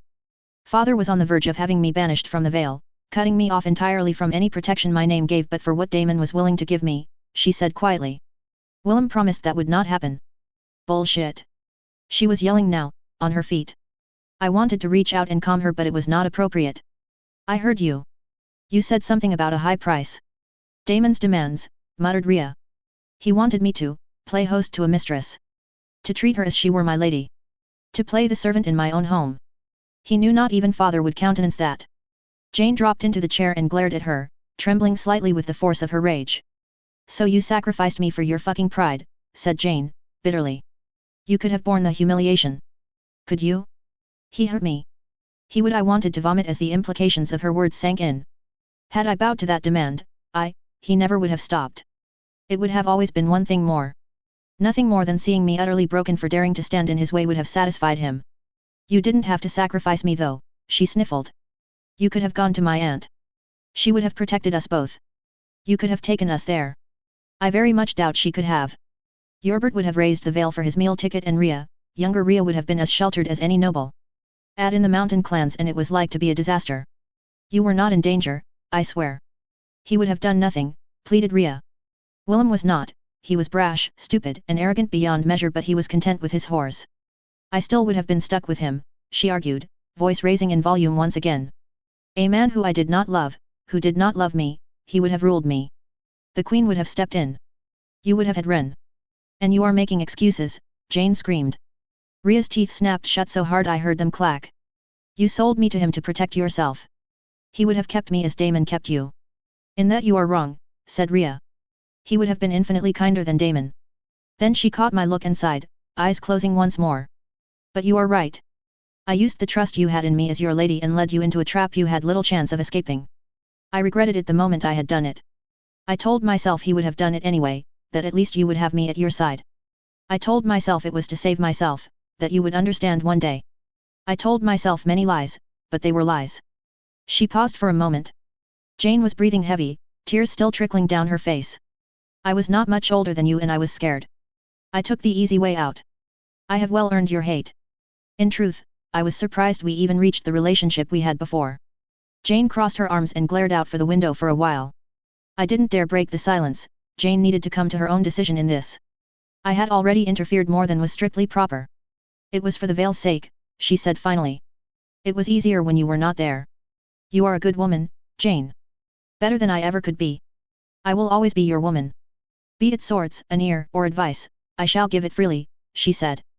I can only give that and hope that someday, it makes up for what I did. There was silence after that, broken only by Jane's hiccuping sobs. Finally, though, she managed to bring herself back into the room. You will remain in King's Landing, she said quietly after a few shuddering breaths. You will look after our interests here. Rhea winced and nodded. But I would like it much if we were to continue our correspondence. That brought tears to Rhea's eyes and she nodded furiously. My cousin turned to me and gave me a weak smile. I cannot say I am glad for the mess you have stirred up but, perhaps you are right. Perhaps I needed to confront this. She took another shuddering breath. Mayhaps it will stop hurting so much. Mayhaps the nightmares will stop. I am sorry, whispered Rhea. Jane stared at her. Did I ever say that? Words cannot convey how sorry I am. Jane stood suddenly. I must go, she choked out. Thank you, Rhaenyra, call upon me tomorrow. And then she fled and my aunt and I were left alone. Rhea tapped along the armrest for a while and then sighed heavily. I gave an accounting, she said. You did not tell me. You should have done, I replied. I had no right to be bitter, Jane was the injured party here and yet, she hadn't told me. I have become quite fond of you. I did not expect that, she said after a pause. I expected to find a spoiled princess as bad as the uncle she supposedly slept with. Yet you were just a child. I bristled at that and she waved a hand, preventing me from protesting. You are a woman grown with babes of her own but when you told me your tale in Runestone, you seemed so young. Then you actually came to look up to me. You wanted advice from me. She grimaced as if in pain. I wanted that just a little longer. It was selfish of me, but I wanted you to hold me in high esteem a little longer. She looked miserable, half slumped over in her chair. My heart ached for all that I knew I should be angry. No, it was not my place to punish her or judge her. I do not know what I would have done in her place. Jane is the one she owes the debt to, and if I know Jane, she'll extract a high price in recompense. Well, I know now, I said finally. Now I believe I promised you a visit with the babes. Her startled eyes flickered up to meet mine. Truly? She asked. Yes, truly. Although I do hope you're brought ear protection. Jocelyn is in fine form today. Chapter 96, Afterbirth, Chapter 89. Chapter text. Rhea Royce's wedding was possibly one of the most well-attended ceremonies in recent history, barring my own wedding over 2 years ago now. Nearly every Lord Paramount in the Seven Kingdoms and their principal bannermen were present. There were a few who did not show. Lord Willem Tyrell had always been prone to sickness and had, predictably, sent a raven to excuse himself from the upcoming war council. It was muttered in some circles that he was less sickly and more a craven, not wanting to anger vassals far more powerful than himself. Regardless of the reason, he would not be coming to the capital. Father would have to choose a representative for the Reach. I had no doubt it would be a high tower of some description, the only question remained who. The other notable exception was Lord Hagan Greyjoy. No reply had been forthcoming after the ravens were sent with their invitations despite Otto's certainty they would be willing to use their fleet to raid the Dornish coast. I, myself, doubted he would pass the opportunity up as well. It did not matter, I very much doubted Rhea wanted him present. I had never met him, but I had been told he was unpleasant, even for an Ironborn. True or not, Rhea was probably better off if he arrived after her marriage. As to the ceremony itself, lavish was the key word. Viserys had offered to fund the feast and festivities, no doubt causing poor Lord Lyman to begin weeping given the man had been desperately trying to cut expenses to fund the war with Dorne. Father had been insistent though, in his view, Rhea had been given a grand ceremony once before, one I had apparently attended as a newborn babe even, but that had ended in tears and, well, a town on fire. I think this was Father's way of apologizing to her. A way of saying that House Targaryen owed her a really fancy wedding at least. Stop fretting, snapped one Rhea's sisters as the Lady of Runestone twisted to look at herself in the mirror once more. I am not fretting, merely checking, she mumbled back, blushing halfway through as she realized she was indeed fretting. I covered my smile of amusement and made myself look busy by helping her youngest sister arrange the cloak she wore in her colors along her shoulders. I had to admit, her sisters did good work. For all that I suspected at least one of their number did not wish this marriage to go ahead. That would be Isola, the mother of Rhea's current heir apparent, Gunthor Royce, and the future bearer of Lamentation, Willem Royce. I had no clue who had Lamentation at the moment or even where it was. Although, if I knew my aunt, as like as not it was sealed in a vault in Runestone. Lamentation was a powerful symbol as to the rulership of Runestone, she would not allow anyone but herself to possess it. Potential family issues aside, Rhea was resplendent. Her dark hair had been combed until it gleamed and plaited into an intricate style she wore as if it were some sort of crown, more regal than Father or Alicent or even both put together. The cloak that laid about her shoulders was no maiden's cloak, for Rhea was not a maiden, but it was beautiful. The rich fabric a deep bronze and looking as if it were liquid metal about her shoulders. Underneath it, Rhea wore a sheer black dress, very much in the veil style. She had edged it in bronze. These supported stems of yet more bronze, the ends of which had been beaten into the shape of the runes House Royce so prided itself on. Armor, I realized, she is wearing her own version of the Royce's famous bronze armor. In all fairness, I reflected as we accompanied Rhea into the September, Torrhen Manderley was every inch the giddy husband-to-be. Right down to the looking sick with nerves expression. He was also dressed to the nines in his own house colours, for all that he would soon be Lord Royce. I took my seat next to Laenor as Septon Eustace began his long, droning speech. I let my attention wander from Eustace's dry delivery of the traditional marriage ceremony and picked Jane out. She was sitting at the front, a man I did not recognize by her side. I suspected he was Dennis Corbray solely due to a passing similarity to Sir Jeremy, but I could not be sure. Jane's face was a mask, inscrutable from where I was sitting, as she watched the couple recite their vows. When Rhea and Torrhen finally sealed their union with a kiss, it was the northern contingent that cheered the loudest, led by a man who could only be Sir Medric, Torrhen's older brother and heir to White Harbour. I did not miss the small smile that flickered across Jane's features though. She was not a cruel woman, she could hold a grudge until it died of old age, but she was not a cruel woman. And if the gods were kind, Rhea and Jane could grow closer now on an even footing, without the spectre of the September hanging over both of them. I joined in the cheering but studied the crowd, picking Gunthor out easily. He could not keep the scowl from his face or keep the resentment from his half-hearted clapping, I noted with some annoyance. He was Gunthor Coldwater in truth, his mother having married out of the family, yet he had styled himself as Gunthor Royce since he had reached his majority with no sign of an heir for Rhea. Rhea had let him because, well, who could have predicted Damon's idiocy? I did not have much sympathy for his misfortune. He was not even a particularly clever man and, if the canon timeline could taken into account, he would have made a poor lord of Runestone. After all, it was sheer luck that Runestone had not been burned around his ears. I say sheer luck because relying on a daughter of Daemon Targaryen for restraint and tact in the face of the murder of the man she had, in all probability, loved was probably not the best strategy.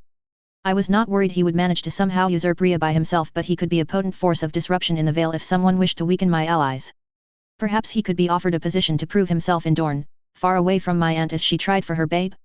No, she'd realize what I was doing straight away.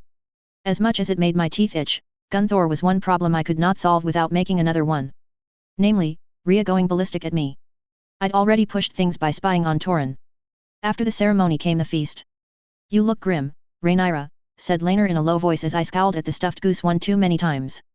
Is the food not to your liking? The food was fine. Exquisite even, although given the amount Laenor had stuffed his face with, he no doubt knew that. I am merely frustrated, husband, I replied in an almost whisper after checking to see no one was too interested in the realm's delight. The slight stress I put on the word husband had him smiling even wider. The man knew well how to bait me, curse him. A toast from Sir Medric's table distracted me from the impulse to kick him in the ankle in revenge. I wish to secure our support, to ensure our children do not see war. Yet all these oafs wish to speak of his Dorne, I replied finally. His eyes softened and he laid his knife down to pat the back of my hand. We will get there. In a year we have all but annihilated the Greens and gained control of the court. When the war for Dorne is over, we can build upon that foundation, he said gently. He sighed when I said nothing, unable to give words to whirl of emotions and fears inside of me. We placated Boros, we have the Rains and the Arryns on our side in no small part to the efforts you have put in recently, he pointed out. The Crownland lords are yours and Grover Tully is like to follow if he has any sense in his head. Yet he ignores my overtures and plays host to one of my brothers, I pointed out. It may be the Tullys are not the finest ally anyway. They likely ignored us because they know getting involved will see their lands burn. Either between our army from the Vale or her army from the Westerlands. Yet if we ensure the North is black, the Riverlands will likely fall in line too, he began. The North we can win with our glass and the Westerlands we can hamstring with the Rains and likely, the Marbrands. It would be every kingdom against, at most, the Reach and Dorne. I sighed. It seems too good to be true. We only have the Vale and the Rains for certain. If I never birth a boy or if Alicent plays the marriage game astutely, we could lose our advantage very easily, I mumbled finally. We will deal with challenges as they come, he said. Together. All four of us. You are trying to placate me, I realized and he blushed a little. And Joffrey put you up to it. Laena, actually, he replied glibly and received an elbow to the side. But you are sulking for nothing. Merely speaking to them all will leave an impression of you in their minds. Since Aegon is too young to do the same and Alicent too, guarded, you shouldn't need to do much. Just mingle, chat them up a bit and make it personal. Could it truly be that simple? I wondered, spearing a bit of goose and liberally scooping up sauce. Mingle, said Laenor slowly as I chewed. Mix with people, I said once I'd swallowed. He shook his head, bemused. I shall never tire of the things you say sometimes, Rhaenyra, he said finally, fond smile in place. Then he stopped as if remembering something and leaned in, conspiratorially. Did Laena speak to you of her plan, he asked. With Joffrey. I sighed. He'd managed to go a surprisingly long time without harassing me about it. I think it's delightful, I said. A sibling for Lucerys in a year or so. Another potential dragon rider to strengthen House Velaryon. Laenor tapped his knife against his face thoughtfully and smeared sauce across his cheek causing me to choke on my wine in amusement. A baby Joffrey, he said finally. Do you think one of our children might be engaged to his one day? I froze halfway through putting my wine back down. That had not even crossed my mind. My eyes sought out the back of Laena's head. She was turned away from me, sitting next to Joffrey, and absorbed in conversation with Lady Elenda. The Lady of the Stormlands was frowning slightly and Joffrey had his arm securely about her waist. The gods only know what they were discussing. No, a marriage between our children would be too weird. Besides, as much as Laenor wanted to downplay marriage alliances, they were the best way to make sure you damn well had an alliance. My next son would be Boros and my next daughter? Well, it might be worth playing for the North or the Riverlands again at some point. We cannot afford it, I mumbled. He pursed his lips and then shrugged. Joffrey said something similar. His tone was slightly sheepish and I smiled despite myself. How does Joffrey feel about having another babe with Laena? He blinked and then caught on a second later. He is cautiously excited. He did not expect to love Lucerys with the intensity he does. Did you know Lucerys is saying da now? He is. Joffrey is over the thrilled. He dragged me into the nursery the other day to show me, but he hesitated, then took a deep breath and forged on. There is always the potential that Lena is barren. He does not wish to invest himself in a child that may never come. Ah yes. Yet one more reason for Joffrey to keep investigating. I thoroughly intend to make our mystery poisoner drink his own medicine one of these days. Chapter 97, Afterbirth, Chapter 90. Chapter Text. After Laener's little pep talk I made my towards the northern contingent, eager to hint at my future glass production only to find myself utterly waylaid by one Lord Roland Rain. Your Grace, he said. He was a handsome man with the famous red hair of the Rains. He had been married by the time my hand was available, so to speak, so I had never had the pleasure of much of his attention before. Now this man's son would be married to Jocelyn. He would be one of my principal allies in the days to come. I needed to know him. I needed to know which way he would jump or how he would react in certain situations. But not right now.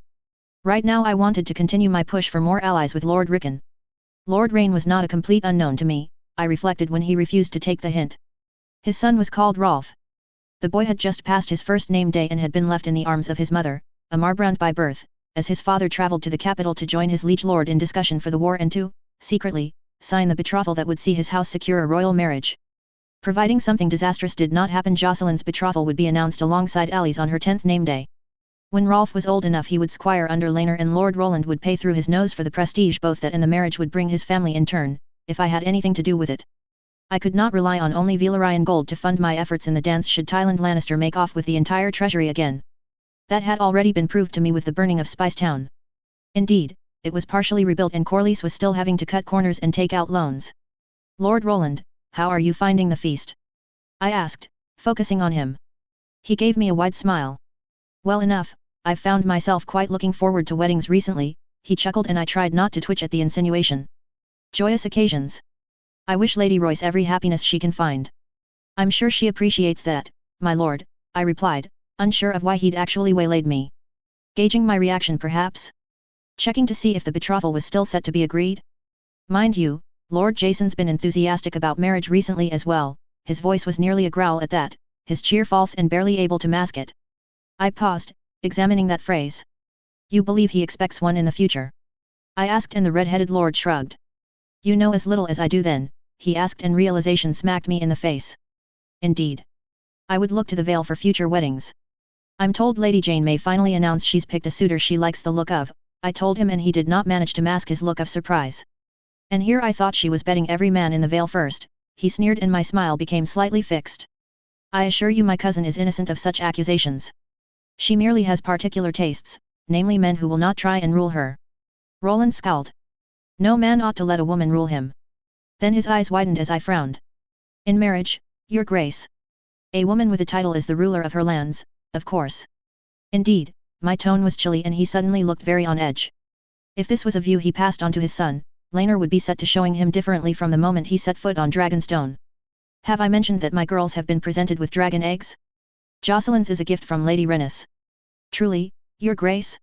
Dragons are a different matter entirely. Dragons rule men. His excuse did not hide the fact that he looked as if he wanted to dive out of the window over his misstep and my threat. Ah.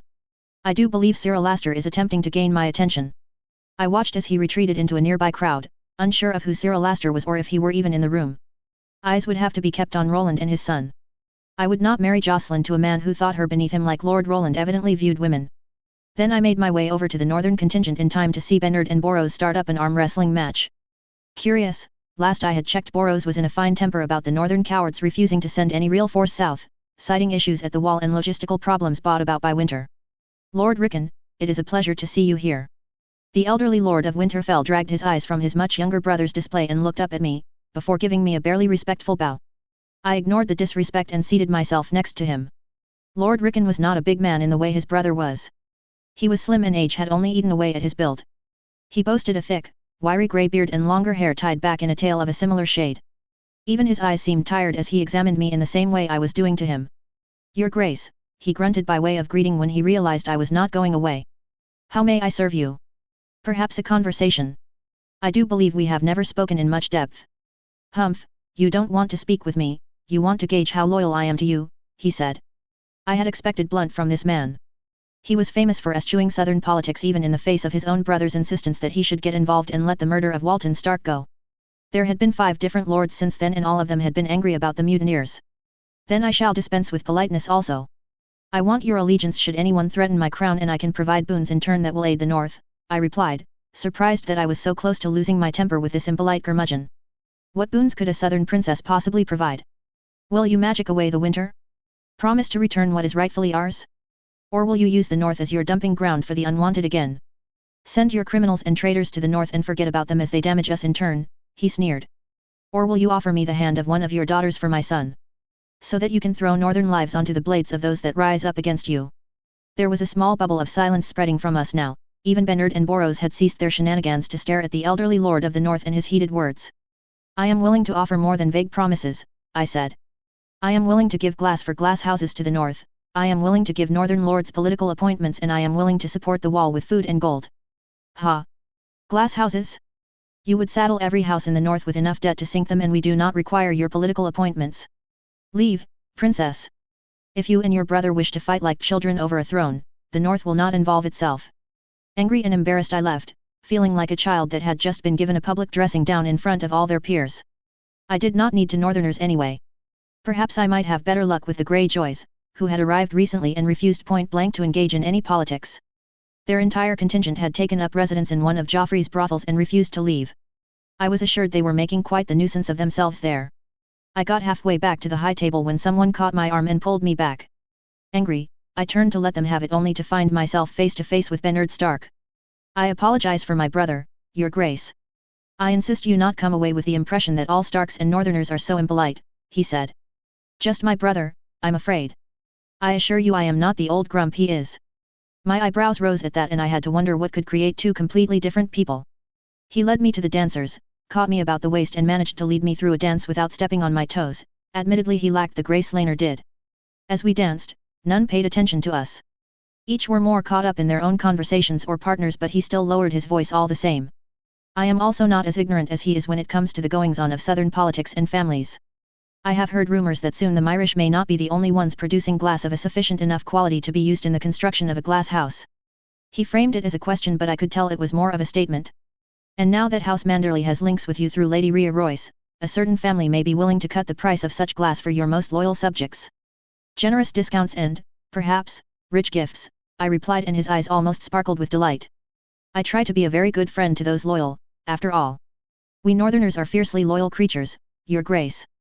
Fiercely, he said with a rakish grin and I stiffened as I realized he was flirting with me. The idea of it brought heat to my cheeks. It was pleasing after spending so long feeling like a useless lump, even if Laena was always quick to demonstrate her attraction when I grumbled about it. But perhaps I can demonstrate our fierceness in solving this issue we have with Dorne. I have no objections to Northern allies in the upcoming war but I was under the impression Lord Rickon was struggling to bring his troops south.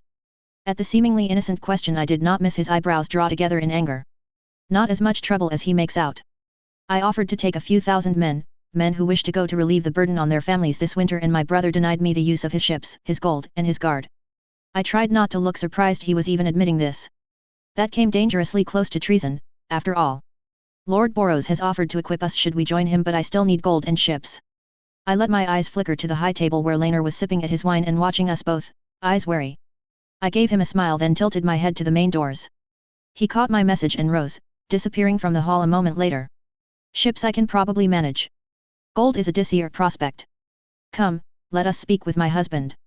He was waiting for us in a small alcove, evening light casting him in gold. As we reached him, he caught me by the waist and dropped a kiss to my lips. I did not miss Bernard's chuckle at the sight. I also did not miss the firm look he directed at the Northern Lord afterwards. Bernard wishes to bring some Northern troops south but his brother, awfully rude to me by the way, is denying him access to ships and funding. Indeed, Sir Laenor, your wife hinted you may be able to help with transport. Bernard said. We still have a few cogs we designed to ferry troops back and forth. In truth, our shipyards have been focusing on rebuilding the galleys we lost, he explained. Father is eager to have our naval dominance of the narrow sea back.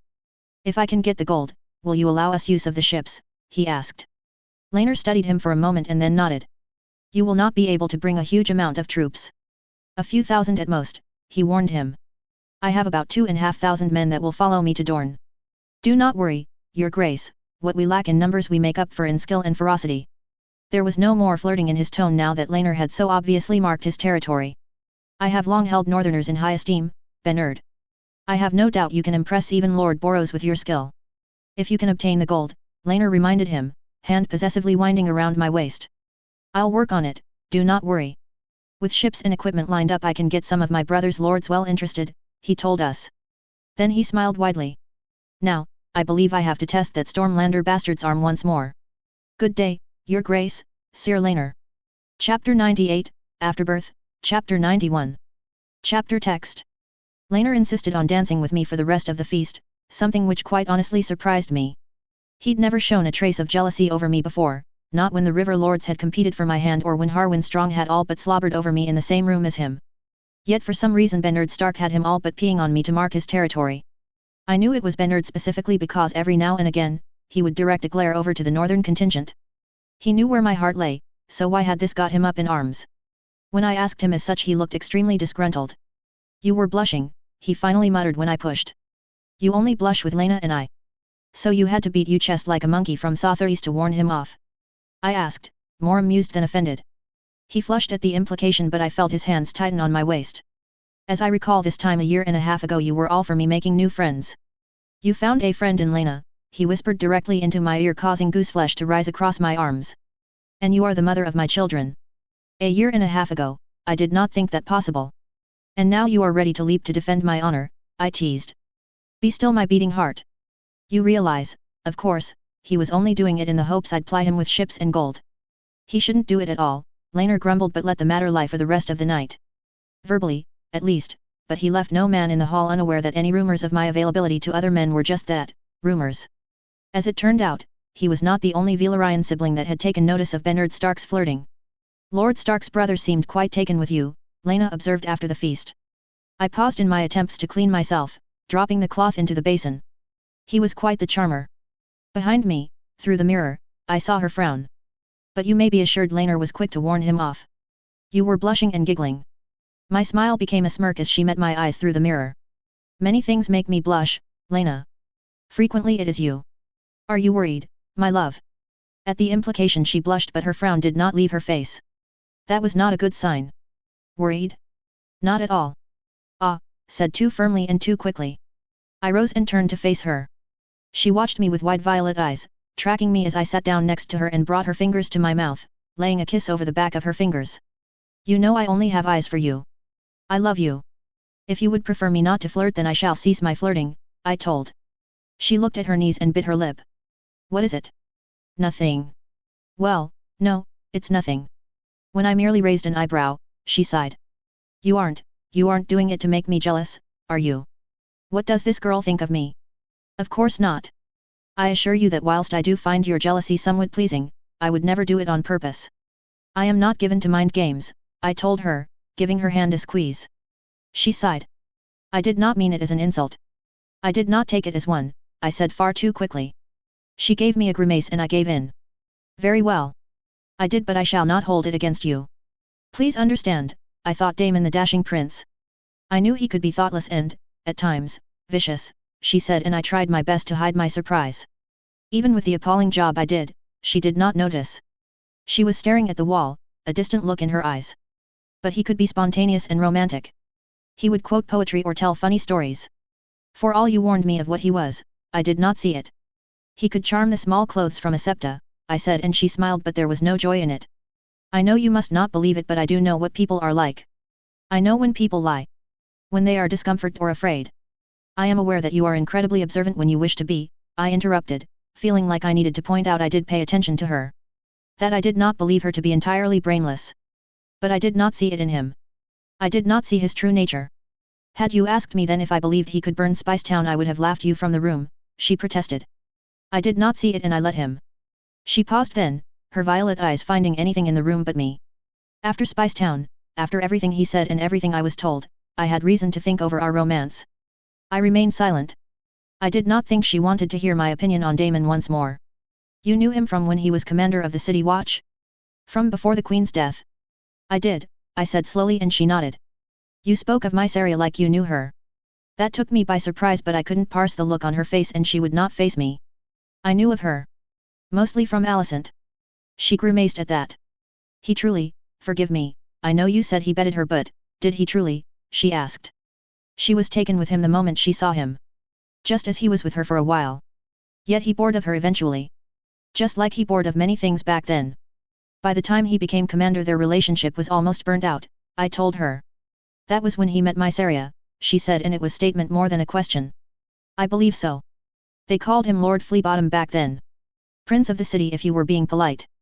There was not one brothel or seedy tavern that did not know him. She had to know this already. She was revisiting old stories and rumors because she was putting something off. But what?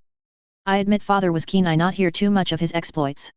Yet I heard enough from Alicent, Otto, and mother to put two and two together. Did you ever meet Mysaria? Could you recognize her if she were described to you? Lena asked. Now that did surprise me. She caught my look as well because she turned towards me as I struggled to parse her meaning. I never met her. I heard her described as the pale Wyrm but, well, that she is pale and of descent from Lys is the best description I have, I said when she merely continued staring at me, waiting for an answer. Lena, what is this about? I think I met her. Mysaria. In what setting would Lena and Mysaria ever meet unless did you go to some sort of brothel? From the color she turned, my guess was dead on the mark. She caught my hands and pulled me closer. I did not mean to. He invited me to see Bloodstone's sights. We went for a walk on the beach. He said we could get a drink nearby. I did not know. At her panic, I pulled her close. We stayed like that for a while until I felt some tension leave her body. Then I pulled back. Speak. You will not earn my anger. You could not. Not now. When she looked unconvinced, I added. I love you.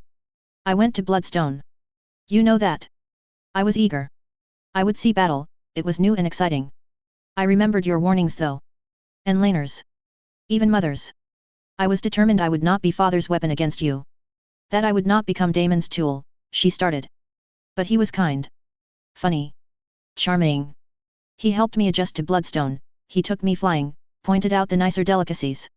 He made it clear he was interested in me. I was interested by that interest, by his intensity.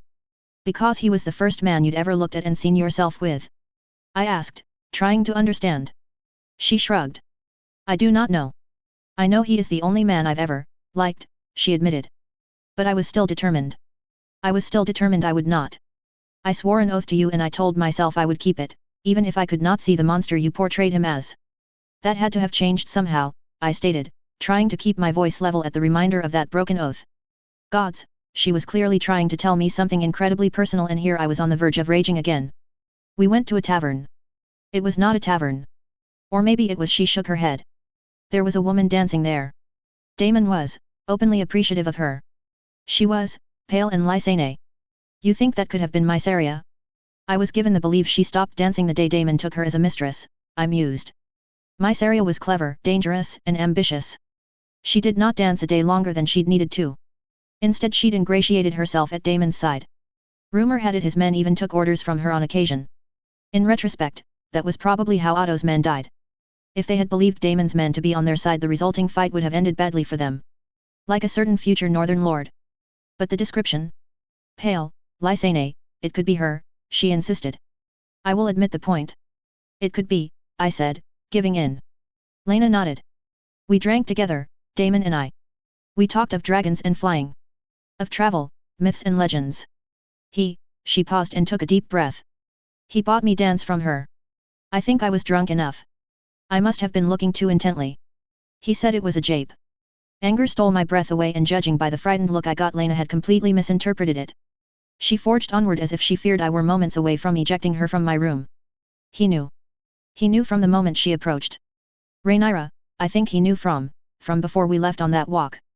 The way she spoke was almost as if she were begging me for something although for what I did not know. Of course he knew, I said, fighting for volume control. He knew. He played you. That bastard. If I ever see him again I will geld him and make him eat it. She hung her head and stared into her lap. We argued once. A terrible argument. He was. I drew back. I told him we should not be. She was on the verge of breakdown again, stopping to gather herself when her voice failed her. The next day he had her play made to me. In front of my father. He threatened you. How could she not have seen everything he was? Then again, was it not like a frog being put to boil? You put a frog in hot water and it will jump out, but put a frog in cool water and slowly turn up the heat. He acted like I was overreacting, that it was not a threat. That it was not even he that assigned her to me that day. I fell for it. I thought I knew people. I thought I knew him. I was so sure I did. Her voice was barely a whisper, but what she actually wanted to say came across clear as day. You think you know me? She flinched. No rage came to me. That surprised me. The implication I could be half as callous and cruel as him would have sent me spiraling into anger in any normal situation. Olena. She pushed her face into my neck as I pulled her close and gradually, slowly, relaxed as I rubbed comforting circles over her back. I do not want to hurt you. Please tell me if I do, I whispered. And I will do the same for you. If what we are is to survive, we need to be honest with one another. Honesty, she whispered to herself. She was honest about many things that night. By the end of it, I was ready to invent a whole new realm of torture solely to put my uncle through. Chapter 99, Interlude, Alicent. Chapter text. As she sat alone in her husband's quarters, she allowed herself time to reflect. Her mistakes and triumphs, she could see everything that had led her to this moment. It was not often she reflected. To look back was to become lost in old fears and losses. To remember her father as he was brought grief and relief in equal measure. She hated it. He would have made her a puppet, used her children to further himself. She had not always felt this way about him.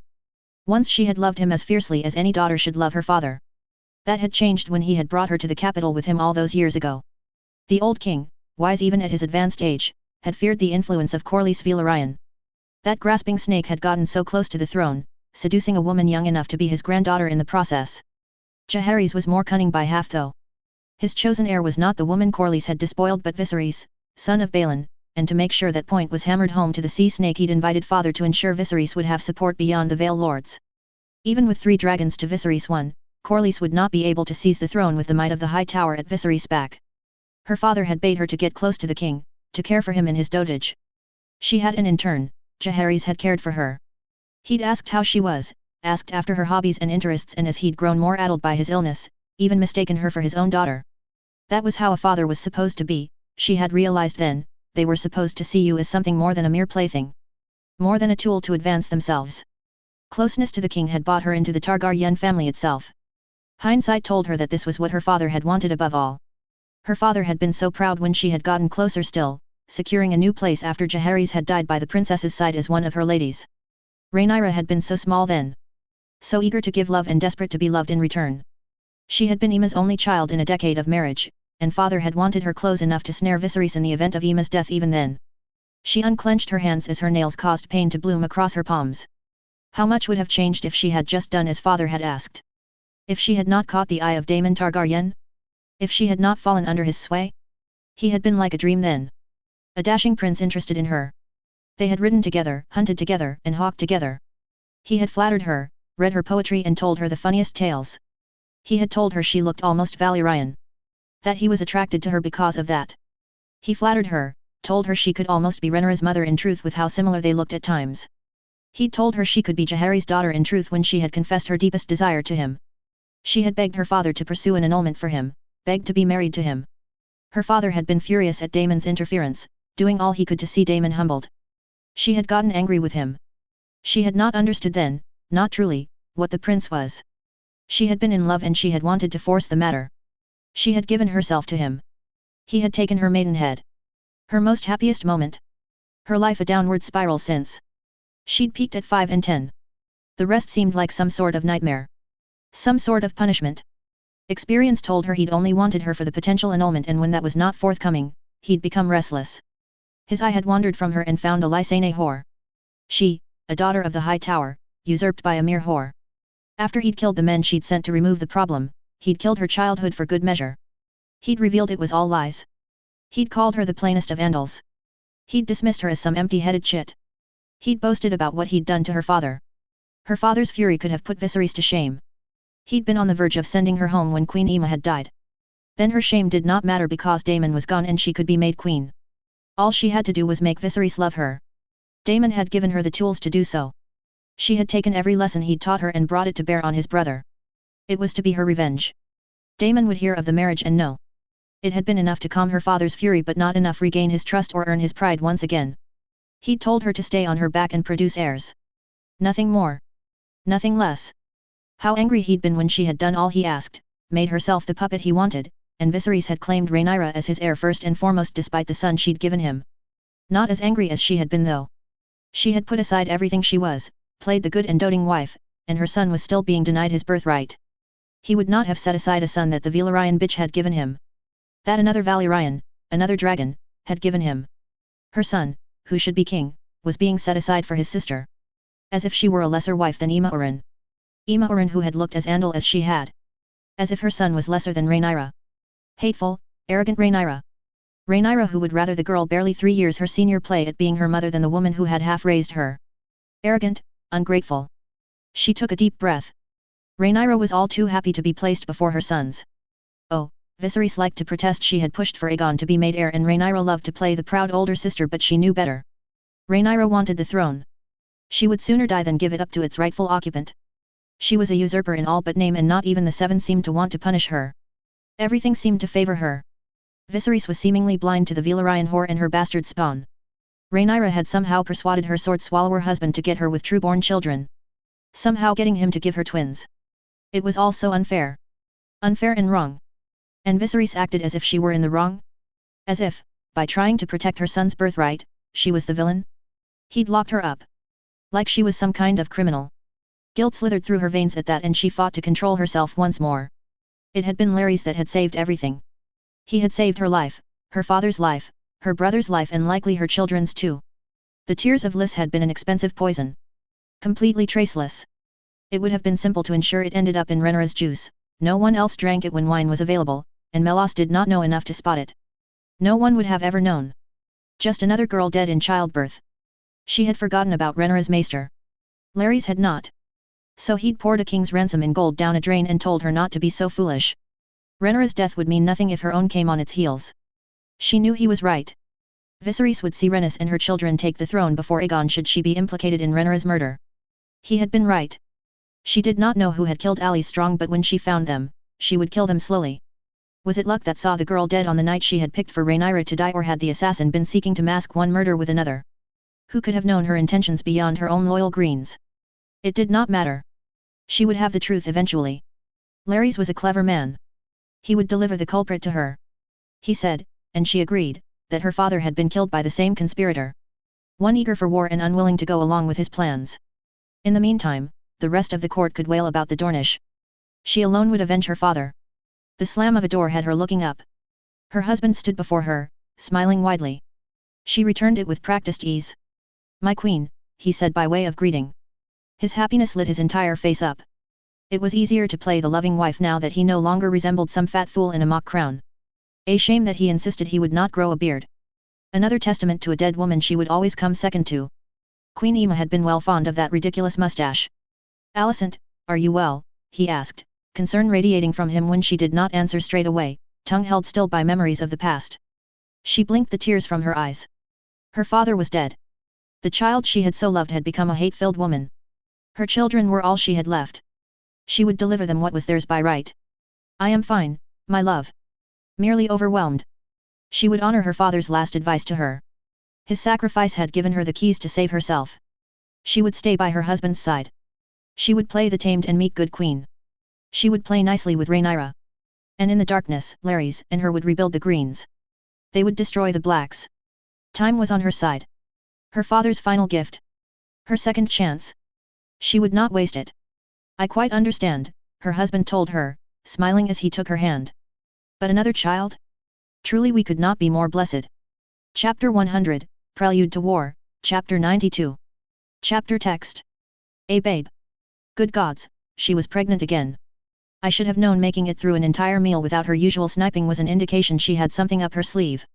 This was her plan then, the plan that would ensure she would stay by my father's side.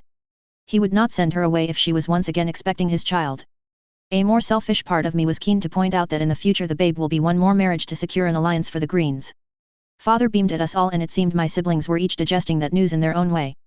Aegon looked cautiously excited, Helena was frowning as if something had worried her and Aemond was, in typical Aemond fashion, glaring at his shoes. That was interesting and worrying in equal measure. Jane's letters had mentioned Helena's nightmares a few times during her stay in the Vale of Arryn. Much less than the amount she received after first coming into my care but still undeniably present. Had she seen this babe? Was that why she was worried? As for Iemand, I knew he was not fond of Duran. Did he perceive this new babe in the same way? And what did I feel for this babe? Independent of his or her role in Alicent's scheming. Another sibling, younger than the twins, would he try and insist they get along like he had done Jacaerys and Duran in the original timeline? I put aside the worry in my gut and smiled with joy I did not truly feel. A new babe, father. You both have my congratulations. I gave Alicent a polite hug and then turned to Viserys and promptly nearly had my ribs broken as he pulled me close. I'm glad you're excited for him, he muttered into my ear. You make so proud with your love for your siblings. Him, father? The babe has not even quickened. It could yet be a girl. I said, pulling away and trying to hide how good it felt to have his pride. He was so much like the man I remembered from my childhood now. Physically fit and not, wasting away like he had been since his marriage to Alicent and Aegon's birth. A girl or a boy? I care not, he laughed. I confess that I wish for a girl this time, said Alicent, smiling fondly at Helena, who beamed back. Perhaps absence does make the heart grow fonder because I distinctly remember many arguments about archery and me before she left for the Vale. You must look after them all in the coming months. They will need their big sister, Viserys said, catching my arms in his hands. Judging by the dark look that flickered over Alicent's face briefly, she was not of the same opinion. It goes without saying, I told him, trying to hide my amusement at Helena's preening under her mother's gaze. Thank you, Rhaenyra, Alicent said as Aegon decided he'd had enough of letting me steal his thunder and pressed closer to his mother, looking curious. She let him place a hand on her stomach. Aemond was quick to copy him, looking unconvinced. We watched as Aegon bent low and whispered something only Aemond could hear. Given that whatever it was had Aemond changed from unconvinced at the prospect of a new sibling was a good one to determined. It was somewhat adorable to see his little face scrunch up as he nodded. Perhaps you can even get her one of those midwives. Viserys chuckled and Alicent actually twitched. Honestly, I didn't think people did that. Maybe the girl that delivered your twins? She knew her stuff. Alanis has returned to Dragonstone, father, I told him. I had been sad to see her go, but if my newest midwives could boast they had been trained by the woman who delivered Luke and the twins, they'd be in a lot higher demand. We are opening up a small school. Truly, said Alicent, sneer in place. I wonder how many would truly want a midwife. We have maesters for a reason. I did not take the bait. Father would likely start sulking if we started bickering at the dinner to announce Alicent's pregnancy, even if we had gotten through the actual meal without it devolving. Instead, I smiled at her as if she had merely asked the weather or the time. A fair few already, I told her, before turning to my siblings. And what do you feel about having a new brother or sister? Excited, said Aegon, pulling away from Miss Mother's stomach. I hope he's a brother. Then I can teach him and Duran how to fight. You can teach me how to fight, sulked Aemond, prompting his brother to thump him in the arm. He raised those sulky eyes to mine. Will he cry a lot like Duran? Possibly.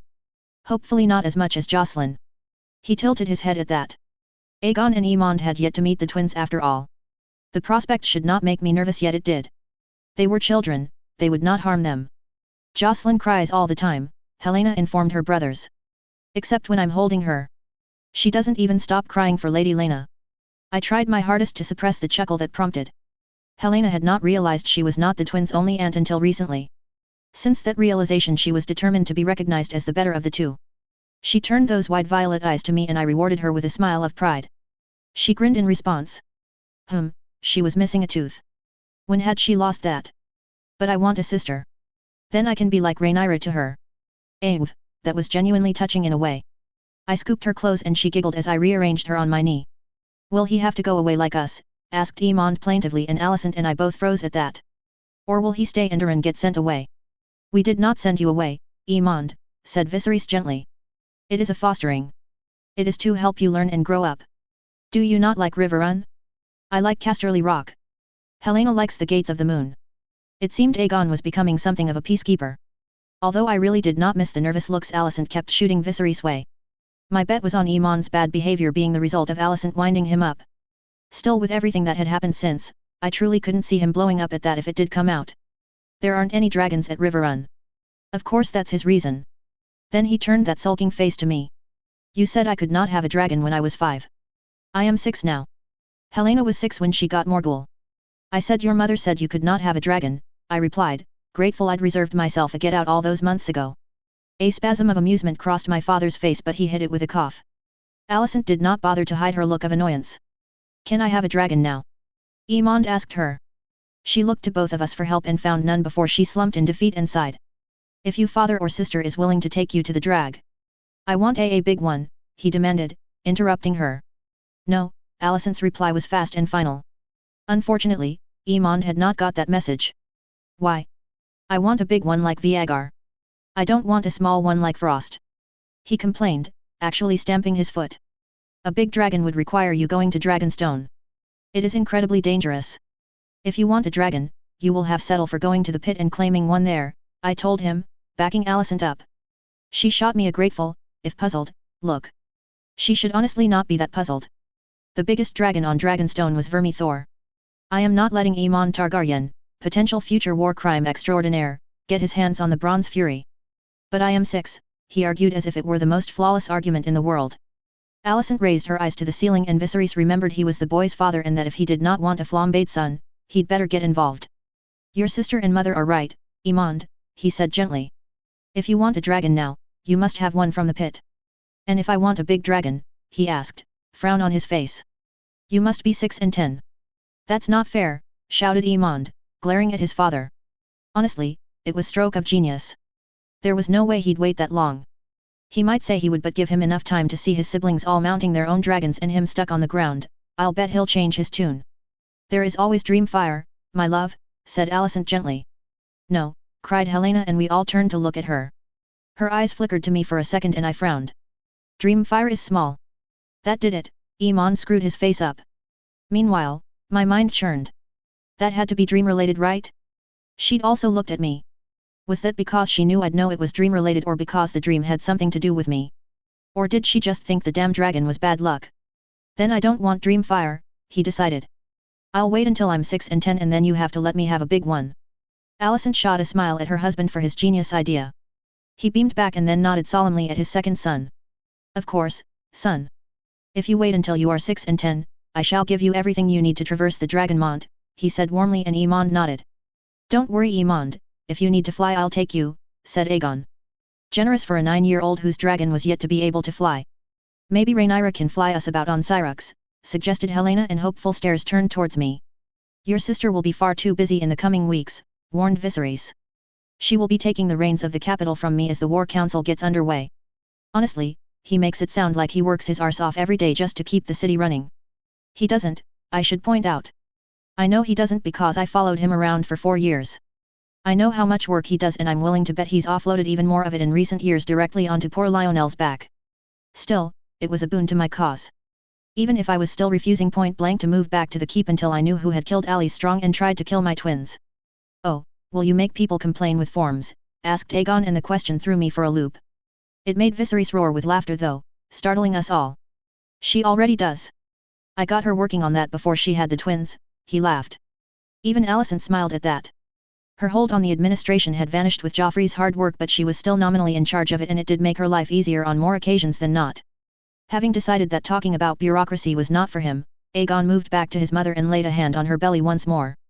Another little sibling for you, she said gently. You will look after them, won't you? Aegon nodded solemnly and she smiled at him, pulling him close to her. I will, mother. Just like I'll look after my sisters and Aemond and Doran. And the twins, he promised, then turned to me and asked. When can I see the twins? Helena has seen them. I did not think it prudent to fling them at you before you had settled back in, I replied before Viserys could. But you are welcome to visit them anytime you wish. Please do not visit them anytime you wish. Can we? He asked his mother, who managed her usual look. Of course. I'm sure the twins will be very glad to see you, she said warmly. She's getting good at this faking business. You'll have to spend a lot of time with them anyway when the banners are called, said father, smiling at the picture of familial bliss we were managing to form. Wait, what? When he saw our confused faces, he elaborated. I'm not bloody well taking my sons into a war zone and neither are the Lannisters or Tullis. They shall stay here with you, Rhaenyra, he grumbled. Well, minus Helena of course, but I believe Lady Jane is staying here for some time anyway. They shot excited looks at each other at that and were soon huddled together in the corner, likely gleefully planning to make my life a misery once I was in charge of 2 of them. With Rhaenyra? Asked Alicent, smile sharp and voice pitched low so the children did not hear it. And where shall I be, husband? Heedless of the obvious danger, Viserys smiled at her. You shall be getting ready for birth, my love. She started to relax at that. Unwisely, as it turns out because Viserys had one more clarification to make. On Dragonstone. I decided the kids looked tired and herded them out a few seconds later, keen to avoid whatever argument that would provoke. Chapter 101, Prelude to War, Chapter 93. Chapter Text. It was with some amount of relief I finally let myself into the manse. A maid was quick to attend to me, looking harried. I made sure to thank her for her help and slipped her a silver moon for her troubles. A moon was more than any servant had any right to expect, a copper star was more in line for a tip, but I wanted to be seen as generous and very unbetrayable. Although, I reflected as she led me through the manse, it does beg the question as to why she is so on edge. I could not recall ever seeing any of the staff here so stressed. She showed me to the drawing room and I got my answer. Lena's armor had evidently arrived and she was making her unhappiness with the fact very clear to anyone within earshot. I feel like I can't move in it, she complained as her mother fussed over her. You can move just fine, her mother snapped back, fussing over straps and adjusting where the plate sat. Move your arm up a little. Lena caught my eye as she did as she was told, giving me a long-suffering look and rolling her eyes as Rennis finally noticed my presence. Stubborn as a mule, she said, stepping back from her daughter, who gratefully lowered her arm. What do you think? I bit my lip without meaning to. Her armor was similar to Lena's, inspired by the Valyrian style and embossed with the seahorse of House Valyrian. That combined with her height. Lena was tall for a woman in Westeros. The effect was striking. It's I swallowed. You look fine. Very intimidating. I think I have a problem when it comes to pretty Valyrians in armor. Gods, she was magnificent. She looks better than fine, mother said, completely ignoring the look of utter betrayal Lena shot me. She wears it better than half your father's so-called knights. All that's missing is the sword, I murmured, and Lena finally got why I was so intent on her if the blush was anything to go by. I think I am a little too old to start learning to use a blade, Rhaenyra, she stammered, flustered and desperately trying to hide it from her mother. There are many swordsmen that do not start until they are older. I confess your 22 would be unusually old, but with a good enough tutor you certainly wouldn't be appalling, Rennis mused. I don't even think it's necessary. I'm hardly going to be fighting alongside the men, she insisted. But the Dornish do not always fight fair, daughter. What have I always said a dragon's greatest weakness is? Asked Rennis. It's righter, we both dutifully chorused and she nodded. Still, you are right. You need only defend yourself, she said, smiling broadly at us. Do you still have the knife I gave you?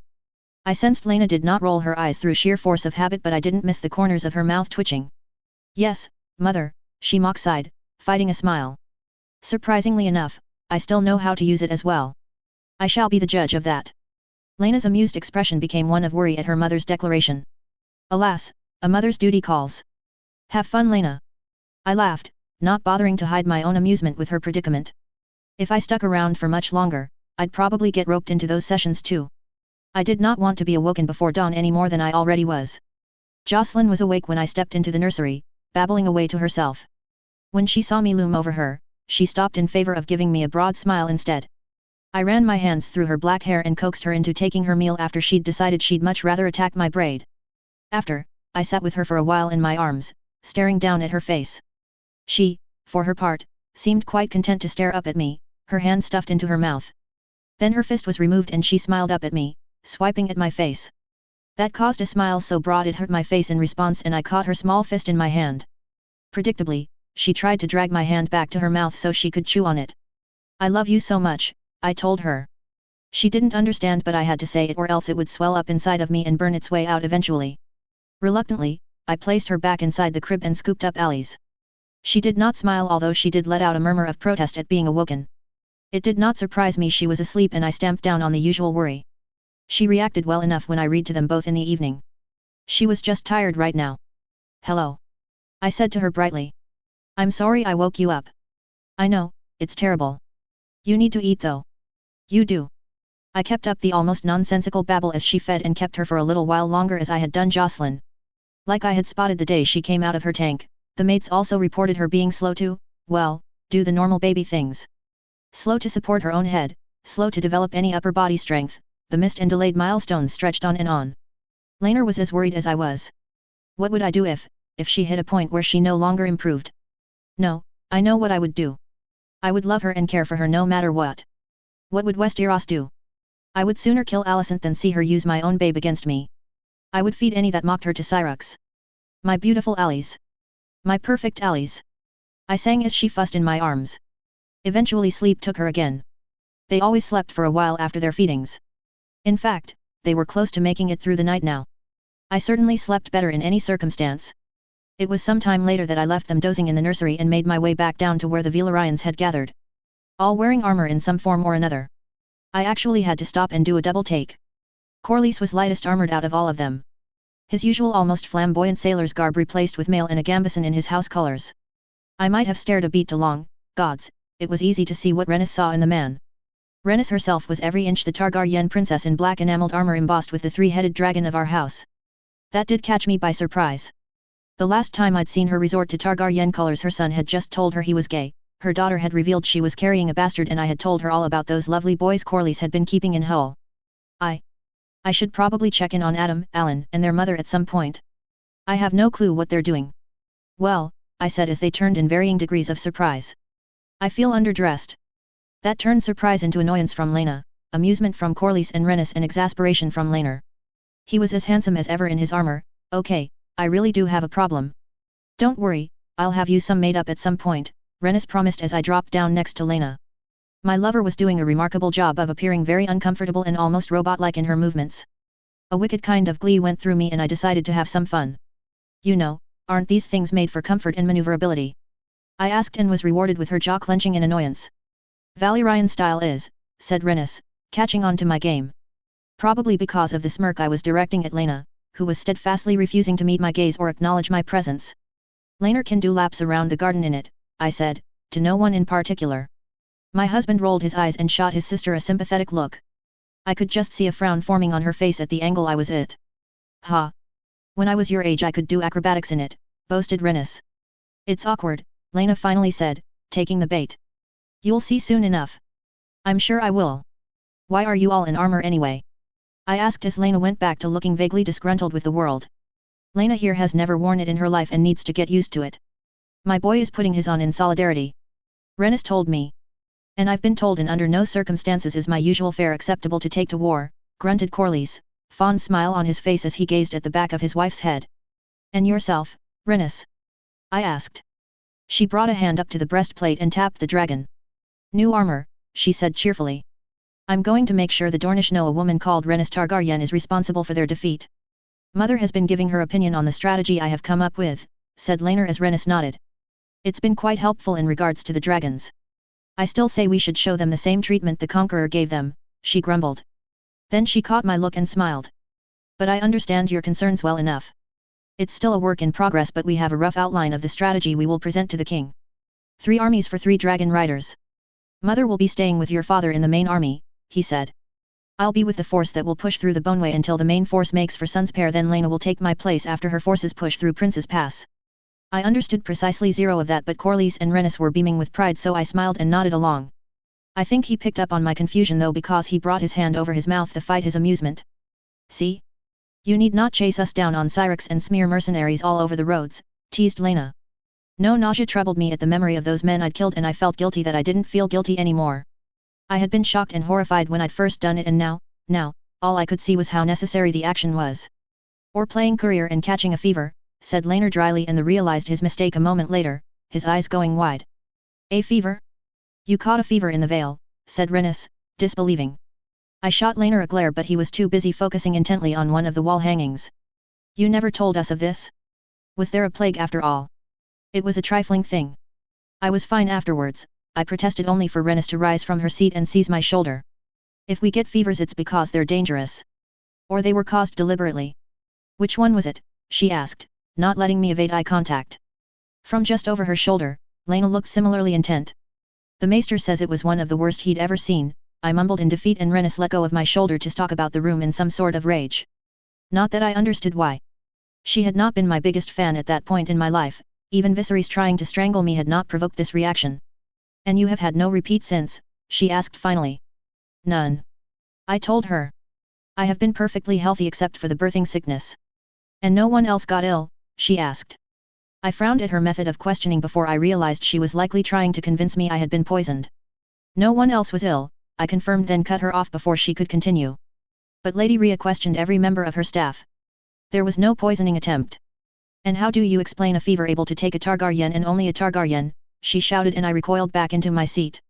She took a deep breath, heedless of her son and husband watching her with wide eyes and continued at a lower volume.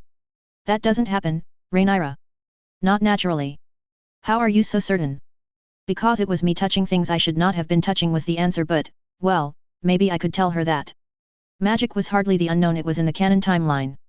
After all, everyone but Corlys in this room rode massive fire-breathing dragons. Why should they be surprised at a castle that had ignored erosion for centuries due to runes set into the foundations? I can be relatively certain, I said slowly, and Laenor dropped his head into his hands and groaned in despair. I know that tone, he said when we turned to him in askance. That's the tone she uses when she did something she isn't proud of. When she knows no one will approve. Rhaenyra, said Laena, turning back to me. What did you do? I ferried Lady Rhea to Runestone. Gunthor had fouled something up, a property dispute I think, but the point was I had nothing to do for the day, so I decided to solve a little mystery, I explained. Runestone completely ignores the erosion of the cliffs. If you must know, I did try the less dangerous way to investigate first. Laenor gave a disbelieving snort. I asked around and I raided the Maester's library and I discovered a legend that Brandon the Builder had built Runestone. I started, but, surprisingly, it was Laena that interrupted me with excitement in her tone. And he weaved spells into the foundations of Winterfell. You saw the same in Runestone. Our noses were practically touching as she leaned forward, eyes bright. Yes, actually, I replied, trying not to blush in front of Rhaenys. She fell back with a smile. Anyway, I ended up touching them and it was like I was suddenly cold. Oh, so cold. Then Syrinx dived me into the water and that's when I got the fever. My explanation was finished somewhat lamely as Rhaenys' eyebrows climbed higher on her face. Corlys looked unconvinced, Laenor looked puzzled and Laena looked excited. Runes and magic, said Rhaenys finally. 7 help me. That was the last she said on the matter, bar the occasional suspicious look. We discussed Laenor's plans some more and Laena managed to gradually relax in her armor, even if she did still look miserable as she trailed me back to my room afterwards. Still uncomfortable? I asked with sympathy as she halted in the middle of the room looking like a cat that had been forced to wear socks. I can't imagine ever being comfortable in this, she whined. Mother is going to make me wear it until I can walk on my hands in it. I feel ridiculous. I hid my amusement at that image behind my hand, but she did not notice as she forged onward. And she says I must braid my hair. There will be no time to style ringlets in Dorne, she complained, imitating her mother's voice. I do not look good with braided hair, Rhaenyra. Then she noticed my evident amusement and sighed, her eyes flickering closed. I took pity on her and raised my hands to her face, drawing her in for a kiss. You could look good in rags, I told her. The armor and the braid has no complaints from me. She leaned against me for a moment and I moved to rest my head in the crook of her neck. Finally she opened her eyes and her face took on a chagrined look. I noticed your lack of complaints about the armor, she said dryly. In front of Mother. I snickered in response to her grumbling. How about I get you out of that armor? I murmured, putting as much suggestion as possible into the question. She definitely got the message as she went bright red again. You're teasing me, she groused after a moment. Not so. The offer is entirely genuine. For all that I kept my tone light, my heart was trying to beat its way out of my chest. It would be another step in our relationship. A big step. She bit her lip in response, blush fading into a pink dusting across high cheekbones. Well, she finally said. I could do with some help. Chapter 102, Prelude to War, Chapter 94. Chapter text. I awoke early the next morning before dawn, pleasantly sore and happy beyond measure. I lay there for a moment, bathing in the warmth of Laena's arms around me. Then the knock that had awoken me sounded again and I was forced to pull myself free. The pre-dawn chill saw me throwing on my precious, looted robe in Valyrian colors. Laena did not stir as I moved about and I did not bother to hide my smile as I arranged the sheets over her. The maid outside let me know that the babes required feeding and not even that could dull the satisfaction I felt. Feeding them was easy enough and peaceful enough. Jocelyn seemed as sleepy as I was and Alice was her usual quiet self. Afterwards, I sat with them in the darkness until both had surrendered to sleep and then returned to my own rooms. Laena awoke as I climbed back into bed. Just feeding the twins, I assured her, but I doubt she heard what I said because a moment later she'd pulled me close again and was back in the land of sleep. It took me longer to drift off once more and I could not wait for the day, or night rather, they could sleep right through without needing to be fed. I missed unbroken periods of sleep. I was still somewhat tired when we finally rode into the Red Keep together. It was unusual for all of us to be in one place since our return to King's Landing. Corlys and Rhaenys often left to deal with problems arising from the rebuilding of Spicetown, but even if construction was running smoothly, Rhaenys had lived at high tide before the birth and Corlys spent most of his time in the keep or the docks fulfilling his role as master of ships. Joffrey, Laena, and I had our own business to attend to more often than not, as well with Joffrey's growing power in King's Landing, Laenor's training and studies, Lena's trips to Dragonstone and my own slow return to politics in the Red Keep proper. We garnered a lot of attention as we cut through the crowds. I think it was Sir Stefan that was the most eye-catching as he strode ahead of us, shoving aside any minor lord or knight that failed to get out of our way fast enough, but I knew that I had earned my fair share of startled second glances. My new style was still in service despite dropping a decent amount of the pregnancy weight in the past few months. Yet it wasn't my figure that was causing the surprise, it was the color of the clothing I had made especially for today. After all, I had not worn green since long before I was 14. The lords not used to the fast-changing allegiances of King's Landing were no doubt feeling out of their depth. So many had poured into the capital over the last few months, so many drawn by the chance of glory in war or simply still feeling the outrage that Otto had carefully cultivated until it spread through the Seven Kingdoms like an uncontrollable wildfire. Nobody wanted to risk missing the opening of the spectacle that would be the War Council. This part would be public at least. Father would rant and rail against the Dornish, lay out the reasons they needed to be brought to heel and officially invite those who would be his advisors in the coming months to join him privately. That's when the fun would really start. I should not be shocked or surprised that my father, king of parties, feast, and tourneys, had managed to create such a spectacle out of a war council. As the king's oldest child and his heir apparent, I was given pride of place amongst the lords paramount that had arrived. Jane sat next to me with Laenor and the Velarayons taking the seats to my other side. I ignored Borrow's somewhat sour looks as he took his place and especially ignored Rickon Stark's outright hostility. Lord Jason gave me a polite enough smile as did Elmo Tully. None gave any such comforts to the last of the lords paramount to join us. As the Tyrells had declared themselves unable to attend due to their lord's sickness, the honor of last to arrive went to Hagen Greyjoy. He was an old man but unlike Rickon Stark, age had not sapped at his physical form. He was tall, broad, and looked as capable in a fight as the day he'd first lifted his axe. I had to admit, he had not been on my radar for allies. The Ironborn were a law unto themselves, fickle allies that would turn on you the moment you wavered, and their practice of thraldom was slavery by any other name. Truly, they disgusted me on so many levels. Hagen took in our studied indifference to his arrival and smiled, his lips peeling back to reveal black and rotting teeth. I had to force myself not to shudder as he made eye contact with me before he moved away and took his seat with a dark little chuckle. Laenor's fingers curled into mine and I could see the distaste in his features for all that he fought to disguise it. Corlys and his son saw the Greyjoys as little better than pirates and neither were fond of pirates. Others began to file in behind us, creating enough noise that I felt brave enough to risk leaning across to whisper in his ear. "Let's not court the Greyjoys." His mouth twitched into a smile and he made a show of leaning into me to reply. "If I thought you'd go for it, I'd take Seasmoke and burn their islands the moment you were crowned," he whispered. "That is very tempting. Oh gods, I am a bad person. Let's not start my reign off with the destruction of an entire culture," I told him. "It might send a bad message to the rest of my future subjects." "You spoil all of my fun," he sighed, and I really hoped he was just teasing. We settled back into our seats as the last of the lords piled in. It was amusing to note the standing room only at the back. Only the truly important lords had been given seats. The rest had been forced to elbow, cajole, and bribe their way to the front spots where they could get a good look at the proceedings. "Ah, Westeros, I hope I can do something to change you." The hissing and muttering fell silent as Alicent stepped out and almost seemed to glide to her smaller throne. She'd gone all out, I noted. Her black dress seemed to drink in the light of the throne room and only made the gems she wore, enough to buy a small city, seem all the more magnificent. The dress implied mourning to those not in the know, but to those who were, well, it was symbol that we were aligned in this at least. Her lords would note it and my path would become just a little easier. On the flip side, my dress was a signal to my lords that even if I resented the war with Dorne, they weren't to make targets of themselves by railing against it. She took her seat and smiled a practiced and very fake smile at those assembled. Yet Alicent, for all she'd decked herself out, was not the main event. The main event was my father. He strode out, accompanied by Sir Eric and Sir Eric Cargyle. I had to hand it to whoever had dressed him because he was resplendent. Gone were the rich fabrics and plush outfits that he went to his parties in. Now he wore full plate, darkened as Rhaenys had been and inlaid with rubies that formed the three-headed dragon of our house. His crown, the crown of Jaehaerys I, was in place. It glinted in the light, the different colored jewels gleaming atop his silver hair. The contrast was pleasing to say the least. As a final touch, black fire was strapped to his side and somehow even his mustache looked less silly as he stood before the throne and looked over his subjects with a grim face. "My lords," he started, and every eye in the room must have been riveted on him. "My lords, I have called you here today for war."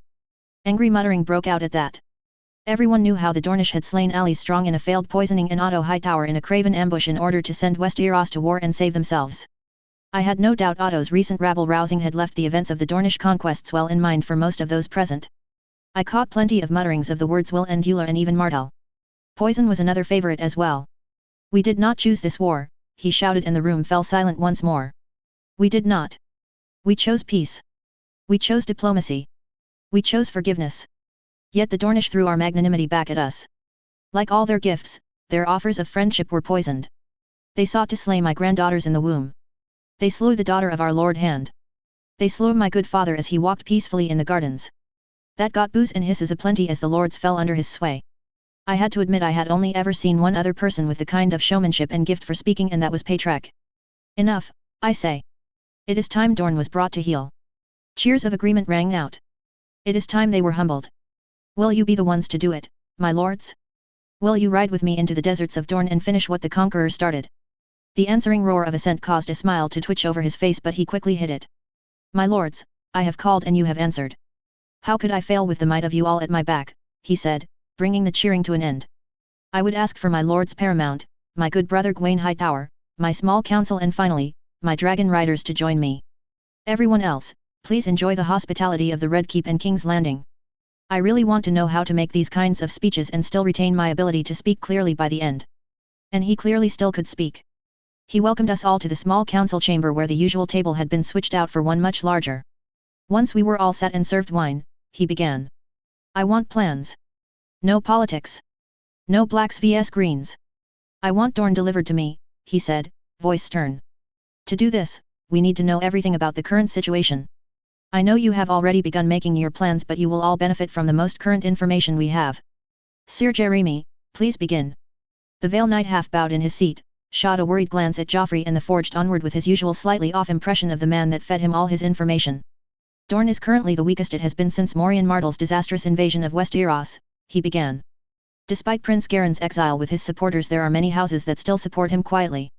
Prince Garen wanted revenge against, us for the actions of Daemon Targaryen. He promised the lords of Dorne that they would share in that revenge. His main supporter still in Dorne is Lord Walter Will, but reports state much of the stony Dornish would rally to him should he make his return. He paused to examine how his report was being received. Then focused on his papers again, tips of his ears turning red as we scrutinized him. That is to say, his main supporters are houses, Manwoody, Dane of High Hermitage, Fowler, Blackmont, and Euronwood. I believe he has cousins and supporters in houses Dalt, Euler, and Toland, but not the support of those houses, he continued. It would have been better for us had Lord Dane been unable to gather his support so adeptly. Dornish are like that. Always comes up roses for those fuckers, grunted Boros. You think you caught them with their pants down and then you find them fucking your wife.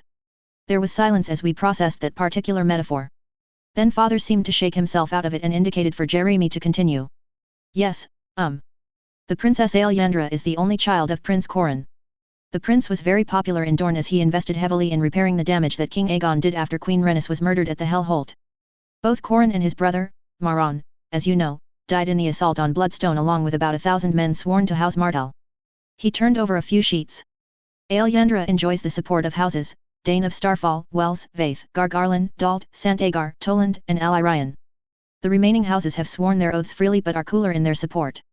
These are houses, Lady Bright, Jourdain, Euler, Drinkwater, and Corgile. The political machinations of such treacherous and dishonorable people are fascinating, Sir Corbray, but what I want to know is what are we facing? How many men do they have? Lord Jason asked, tenting his fingers. His question seemed to have Boros' approval as well, although not my father's, judging by his brief look of annoyance, yet Viserys did not interfere. Jeremy flicked through his reports and I took the time to steal a covered look at the rest of the Lords Paramount. They would be the deciding votes on which plan we would use in the conquest. Elmo was nodding along. He was no expert in Dorne and he knew it, for the Riverlanders had little reason to ever meet them in battle. Rickon was scowling at us all. I'd warrant he intended to stay silent the entire time and sulk like a child. Jane was imitating a statue, alert and barely moving with her face an unreadable mask. Hagen was slumped in his seat, examining us all as if he were a petulant child choosing who to argue with. Normally the Dornish can call upon anything from 10,000 to 15,000 spears, but Jeremy hesitated for a moment, turning over yet another page of his report. Then he forged onward. But it seems there is some sort of ancient treaty signed in Nymeria's time. They agree to unite in totality in the face of a foreign invader, no matter the current internal politics. Subject to the treaty, I would estimate, perhaps 30,000 soldiers of any skill. I tried not to be surprised at that. It seemed Durin had not overstated Dornish power in his book. He'd just been fighting everyone in Dorne that could pick up a spear and charge him. A quarter of those will come at you like men. The rest will strike and vanish or act like camp followers, then poison you, grumbled Boros before downing his wine with a gulp. He would be the man to convince. He had liked Laner's plan well enough, but would he still be in favor when it was revealed his men would be in the secondary force? I doubted it. I knew Will was the key to persuading him to go for it, but it needed the proper leverage. Let 'em come. We'll burn their coasts to the bedrock, boasted Hagen, and next to me Jane snorted in derision, barely audible over the clamor Hagen's comment caused. We do not need Ironborn to burn them to the bedrock, said Corlys dryly, earning himself a glare.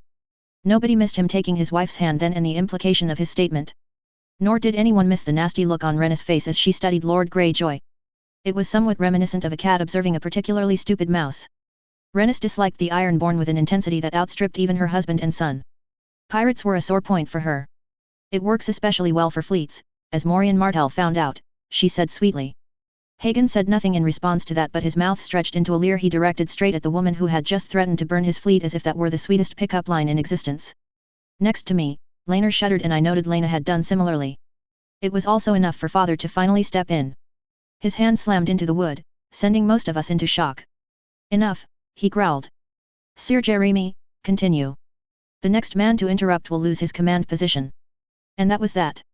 The meeting seemed to continue on for hours as Jeremy informed brought us all up to speed on Dorne and what allies it could call on. I was amused to note that the only ally they had claimed to of any note were the Triarchy, and they weren't likely to try to interfere, all three cities having descended into the kind of bickering that starts with people being knifed in alleyways and ends with the fielding mercenaries. Laner took notes throughout. I'm not sure why, this was all Joffrey's information after all, he could have gotten access to it at any other point. Worryingly, the only other person who seemed to be taking his own notes was Gwaine Hightower. Would he propose his father's old plan? Or did he intend to create his own? By the time the meeting broke, my skull felt as if it might break open with the force of the headache I'd developed. In truth, I'm glad Laner had taken the time to brush up on strategy and campaign, because too much of that meeting went over my head. All I could do was watch the participants, gauge their motives and make sure they voted for his plan when the time came. I would not be useless. I would not send those I love into danger they did not need to face because some complete arse with the last name Hightower wanted glory that wasn't their due. Chapter 103, Prelude to War, Chapter 95. Chapter Text. Lucerys hatchling whined mournfully from his wicker cage. Although I was honestly surprised anyone had heard him with Jocelyn wailing as she was. I hovered behind the maids anxiously, watching them dress her and Alice in their outfits for today's meeting with Lord Rain. Oh, shut up, you silly thing. We'll let you out to play later. Lena told her son's hatchling, and the wicker basket rocked alarmingly at her voice and then settled somewhat. She smiled and patted it. Good boy. Then she noted me watching her and smirked. Still fretting? She asked. I don't even know about what, I replied, flushing as she came to stand close. The smell of dragon and the sea made my belly turn with nerves of a different kind. She caught my hand gently and held it between us. Lord Rain will love Jocelyn or I will feed him to Viagar, she said simply. And he will agree to your demands or he shall not have his betrothal. You sound like your mother, I said, and she pulled face. Rennis had been true to her word and had taken to drilling her daughter with the knife she now carried on her waist. That's just insulting, she whined. Take that back or I'll start waking you up before dawn every morn to put armor on. If you also put it on, I will not complain. She went red and spluttered at that. You know, there are worse fates than ending up like your mother. She is, after all, the only one who can get Jocelyn to quiet down reliably. As if to prove my point, Jocelyn's wailing increased in volume and Lena winced. Point, she admitted. Then her face softened. You jinxed yourself when you joked about having a loud child. Probably, I replied mournfully. Come. The maids can handle Jocelyn and Alice for a while. Let's go take Lucerys out to play with Red here. I bit my lip. The offer was tempting. Then I gave in when she caught me gently by the arm and pulled. We found Lucerys in the arms of his uncle. Arms being a relative term, as my husband was tossing him repeatedly into the air, much to Lucerys' evident delight if the little baby giggles were anything to go by. When he saw us, his face went carefully blank as if he were weighing how fast Seasmoke could go if pursued by Viagar. Mama, cried Lucerys happily, and Lena's stony expression gave way to affection as she handed me the wicker cage containing the hatchling and recovered her son from Laner's arms. I caught his eye and smirked, enjoying the blush that caused. Joffrey said to entertain him, he complained when Lena swept past him with a final disapproving look.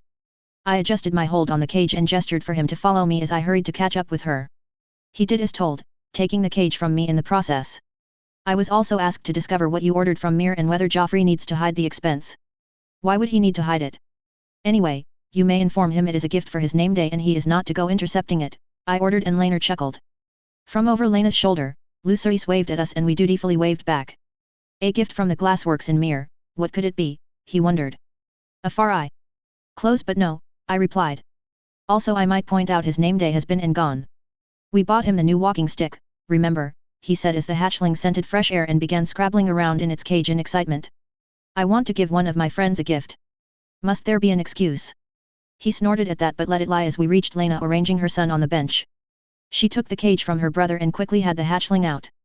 Lucerys watched, enraptured, as his dragon launched itself from the top of the cage and did a few circuits of the garden. It won't be long before we can not keep him here, said Lena sadly. We had nearly another month of safety where he absolutely would not start breathing fire, but as we reached the 6th month of his life, well, we needed him gone before he set the mans on fire. The beach where the black dragons found their rest would be as fine a place as any to put him. The presence of the bigger dragons would drive away anything foolish enough to try and predate on him. Not that there were many creatures that could mess with even a baby dragon once it was capable of breathing fire. Most of said creatures were unlikely to be found in the Crownlands as well, but you never knew. Dragons did not naturally group together in the wild. They set up their hunting ranges, mated during the summer years, raised their children until they were capable of breathing fire and then went back to their solitary lives. How we Valyrians had changed them, even the dragon pit dragons yet to be claimed were more likely to group together. Another thing for Lena to research, I think. You will have to name him before he goes, said Lena, and Lena grimaced. I know, but mother is being troublesome about what precisely we should name him, she groused. She wants to do as many have and name him for a Valyrian deity. She has her heart set on Urax. The Valyrian god of destruction, I murmured. Truly not the greatest name for a dragon. Especially since there was a historical Urax that was famous for being slain. Quite. You can see why I'm not convinced, she sighed. What do you think? I mulled it over as Lucerys clapped happily from his bench. So happily, in fact, that he nearly toppled himself from it after losing his balance. Laner was quick to catch him though, no doubt trying to convince his sister he was responsible enough to catch his nephew reliably. Come on, Luke, it wasn't that scary, chuckled Laner as his face crumpled unhappily at the shock. The hatchling fluttered down the bench and perched on it, examining the human it had hatched for with a critical eye. The red hatchling. I couldn't help it, I started laughing. And what is so funny? Asked Lena, sounding a tad offended when I bent double at the waist, overcome with giggles. Oh, it was not funny, but how had I missed it? A Luke with an awkward evil father reveal in his future? One that rode a red dragon? Nothing. I just remembered a tale and how the hero is so similar to Luke, I giggled once I'd recovered enough to speak. Lena frowned at me and pouted, her gaze finding her son again as Laner lifted him up for a closer look at his dragon. Is it at least a good tale? She asked. I certainly enjoyed it. The parallels are striking though. Luke Skywalker and your Luke, both with father issues and both associated with red mounts, I told her. I had only ever told Helena the Star Wars story. She had loved it, if I recalled. Attempts to get her hair styled like Princess Leia had been a bust from the start though. Lena shifted uncomfortably at the word father but otherwise didn't answer me, looking thoughtful. Skywalker, she said finally. It's a good name. Certainly an evocative one, I murmured as the hatchling began flapping around the garden once more, making Lucerys screech loudly in response. I winced at the noise. Next to me, Lena followed the hatchling's movements before smiling to herself.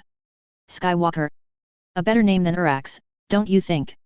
It was with sinking dread in my stomach that I turned to her. Oh, I know that look. That is the look of Lena deciding on something. I should have kept my big mouth shut. Your Grace, might I say once again how honored I am to be invited to visit the children before their debut. It seemed Lord Roland was back in fine form and eager to ignore his little slip-up he'd made at Rhea's wedding feast. It is I who is honored to receive a visit from such a prestigious lord as yourself, I lied. He smiled and he accepted some wine from one of the servants. His smile was nervous though, I could tell. The Valyrian family had mustered in force for this meeting. Rhaenys was cradling Jocelyn, Corlys was holding her twin and both had managed smiles that promised pain should any harm come to their granddaughters. Laner was tapping out a discordant beat on the hilt of his blade and Joffrey was matching him on the silver head of his walking stick. Lena for her part was sat in between her husband and brother, making eye contact and smiling benignly. No doubt Lord Roland had not forgotten the fact she had the biggest dragon in existence. Your daughters are very beautiful, Your Grace, he said warmly, and I think he was being genuine. His acting wasn't nearly as good as the usual inhabitants of the court. Thank you, Lord Rain. Shall we get down to business? The Lord nodded quickly and Joffrey moved his hand, indicating for his scribe to begin taking notes. I'll be quite clear with you, Lord Roland. Lord Jason Lannister has allied himself with Queen Alicent in her attempts to usurp my rightful place as my father's heir, I started. The Lannisters are ever eager for more power. They do not understand there are things money cannot buy, he told me, nodding sagely. But I suspected something of the sort when young Prince Aegon fostered with him. Prince Aegon was sent from the court after his mother had him half frightened of his own shadow, growled Corlys. The fostering was to buy off a rich family that had been snubbed for marriage again.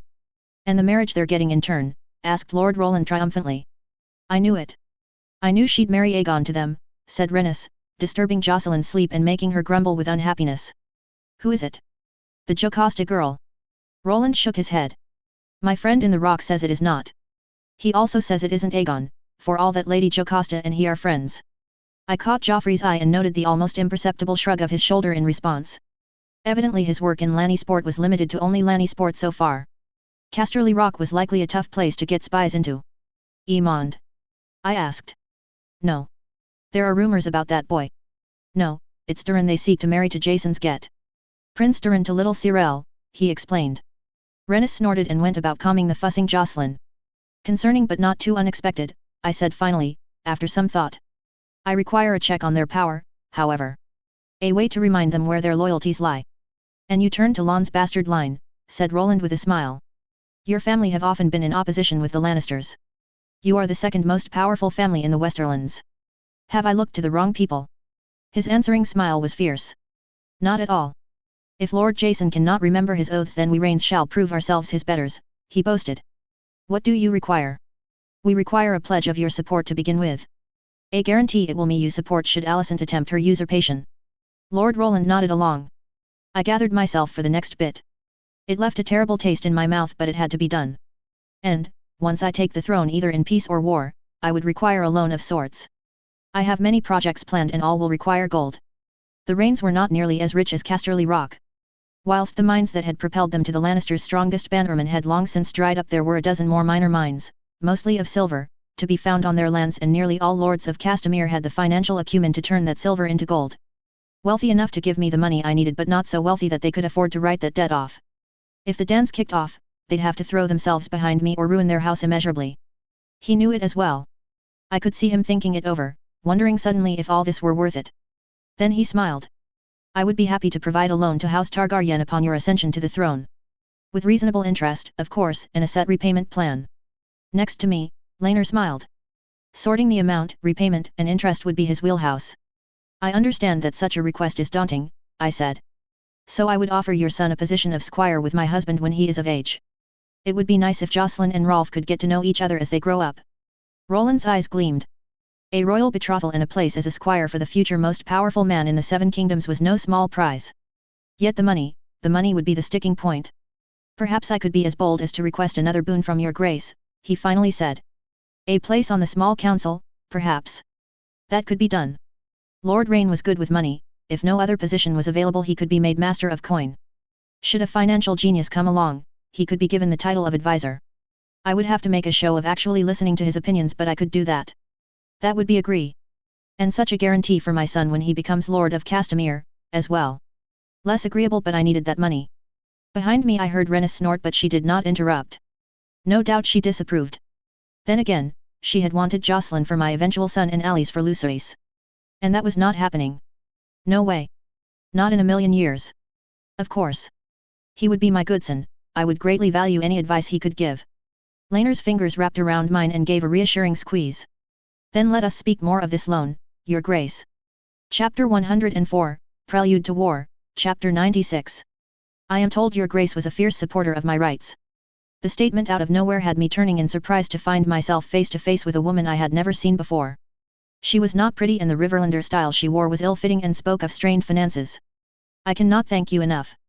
You are quite welcome, I said, searching my memory for the identity of the woman before me. It took the man who joined her to be wearing Blackwood colors for it to click in my mind. I trust the matters regarding your father's estate have been resolved now. Yes, your grace. I'm told the king made a definitive ruling after I was able to present some letters my father had written to a friend, she explained. I am now Lady Harlesbury of Harlesbury Hall. And your cousin? I asked. She smiled, and it was not a nice smile. I'm told he has been ordered to leave Stonehenge and return to his good father's lands. Even House Bracken acknowledge I am my father's rightful heir now. The wicked smile on her face told me she did not intend to let the matter rest when it came to her cousin. Ah well, Lady Harlesbury could go back to being a Tully problem and they could deal with whatever shit she starts. Justice has been done then, my lady, I said, and her nasty smile only widened.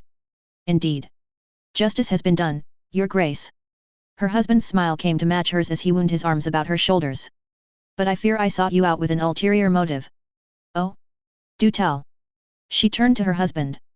My cousin, Samuel, asks to see you, if Your Grace would honor him with a visit, her husband interjected. Samuel was sweet but entirely too hot-headed. He'd gotten into his canon duel with Amos Bracken over the prospect of my hand, but honestly, I had not encouraged either of them. More Bracken vs Blackwood bullshit. Bullshit that would end with Stonehenge being sacked in the dance. Poor Amos. He was as sweet as Samuel, but both had been indoctrinated early to their family's ongoing generations-long feud, and not even the encouragement of a princess would change their minds. The sad thing is they'd probably be friends if it weren't for their unfortunate last names. I sense the only way to stop the Blackwood and Bracken fighting is removing one family from the Riverlands entirely. Regardless of the dicey politics associating with either side comes with, the Blackwoods and the Brackens are some of Lord Grover Tully's most powerful bannermen, and securing their goodwill could be the final piece in lighting a fire beneath his behind when it comes to getting him off that damnable fence. Honestly, I was not unsympathetic to his plight. His lands were likely to be burned in whatever war was to come, so he had to think long and carefully on who he would burn for and who was more likely to help him rebuild in the aftermath. Did he honestly think for a second Alicent would reward him with gold and men to fix his broken lands if she won? I would honored to invite him to see my newborn girls, I said with a warmth I actually felt. He has a new sister himself, does he not? Alice Anne, named for my own great-grandmother. Nameless Blackwood cousin nodded, a smile breaking out over his face. Near 4 years now, Your Grace, and as bright as the sun, he boasted. Perhaps one day young Alice Anne may join my daughters as friends, I suggested, and the look in his eye suggested that the offer would be relayed to Lord Robert, Samuel's father, with as much haste as seemly. Perhaps, Your Grace, Lady Harlesbury said. But I must unfortunately steal my husband away from you now. We have a prior appointment. Please accept my thanks once again. It is no problem, my lady. Enjoy your day. I watched as they disappeared into the crowd and kept a frown from my face. If young Alice Anne was to be accepted into the twins' household when she was older, I would need a Bracken to balance it all out. My girls would be princesses, and the inevitable squabbling would teach them skills they would need later in life. I spent an hour or so more at court, but all I found were questions about Dorne, subtle offers of betrothals, less subtle offers of betrothals, and the usual peacocks that wished to catch the eye of their betters. I made my way back to the manse, Sir Stefan behind me as always. My faithful shadow. Lena was there, and, much to my delight, so were my ladies, minus Sira Strong. Your Grace, greeted Felena as I lowered myself into the seat beside her. We were discussing our new schedule. Sira thinks we should be on hand for the children as well. They had people for that, but I could understand the sentiment. My ladies had loved Lucerys, and they would no doubt love Jocelyn and Alice even more fiercely, even if it was because one of their own had been taken in an attempt on their lives. Although, where is Sira now? I asked as Lena poured me a glass of wine and passed it over. Sitting with the babes, said Maris. Sir Harwin has informed me she has not been sleeping well recently. Lena suggested she might like to have some peace and quiet with them. With Jocelyn? I asked, sending Marya and Lena into giggles. Maris merely smiled and shrugged. Perhaps I overstated Jocelyn's loudness, she had certainly cut back on the screaming lately. It did not mean the nursery was any less peaceful. Lucerys had started crawling, and the little bugger could certainly pick up speed. Revenge, no doubt, for the initial grief after we had removed Skywalker from the house.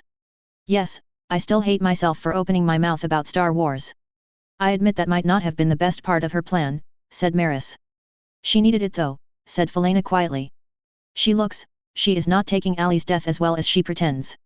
We all became somewhat solemn at that. Cyril liked to put forward a strong front, but I knew she could not be doing as well as she pretended. This was merely confirmation. I do not know what I can do, I replied. Ordering her from my service will do more harm than good, I fear.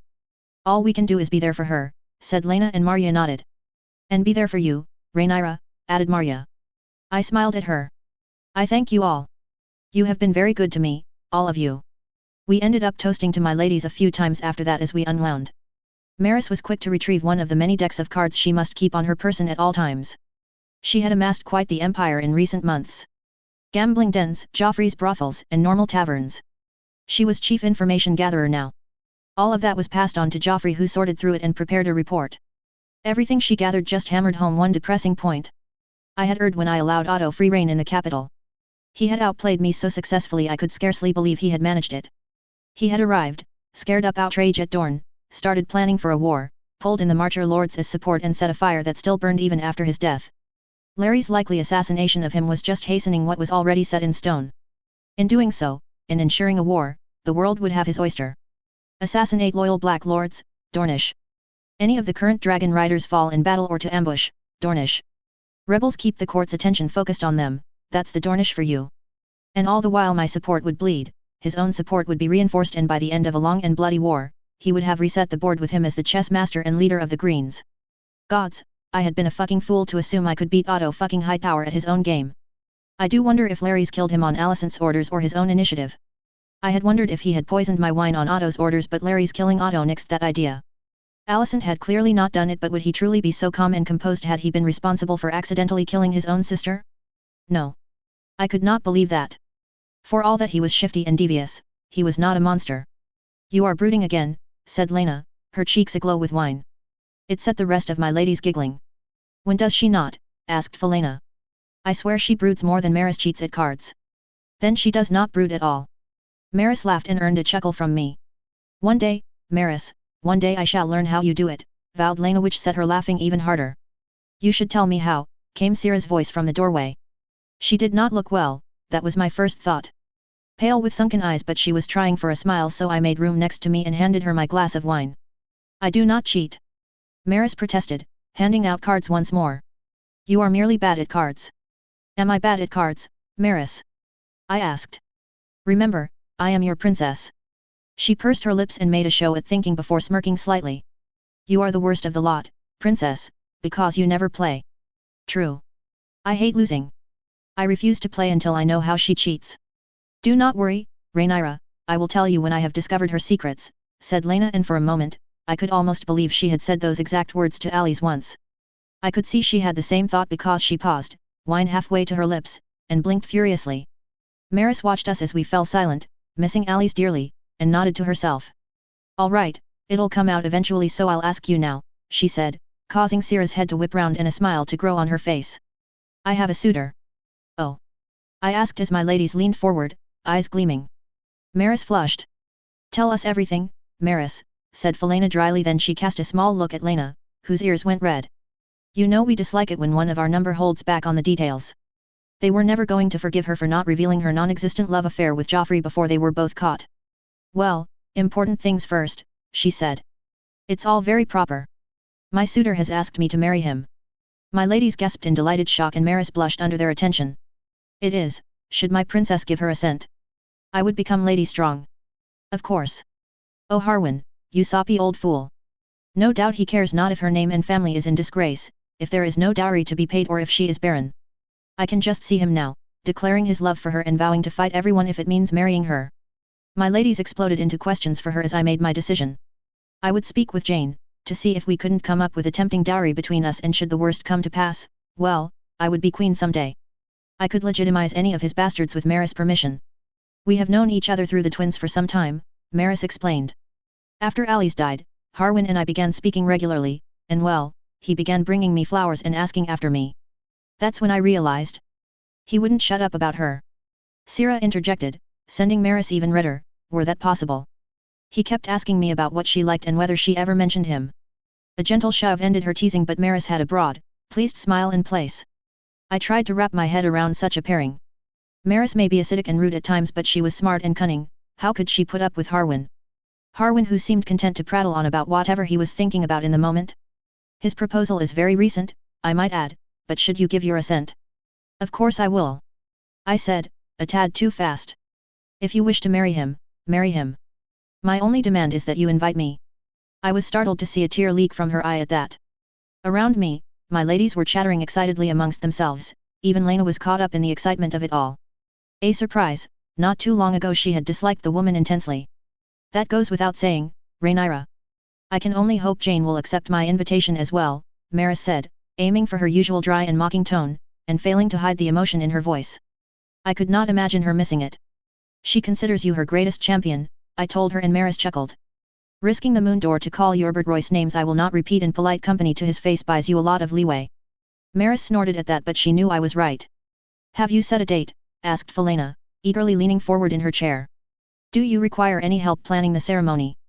Alice would have loved it, that's for certain, said Syrah with a small, pained smile. You need not worry, as your future good sister you shall have the grandest wedding I can muster. And you will have my help, naturally, I said. Dragonstone's treasury could stretch a little further. Perhaps even father might lend us some. No, Lyman would probably cry if he took more money from his war budget. Tamaris and Harwin, called Felena, and we all followed suit, toasting the blushing would-be bride. Notes. So, as I have mentioned in the comments, the next interlude will kick of a timeskip. I'll be covering the events of the timeskip in in-universe books.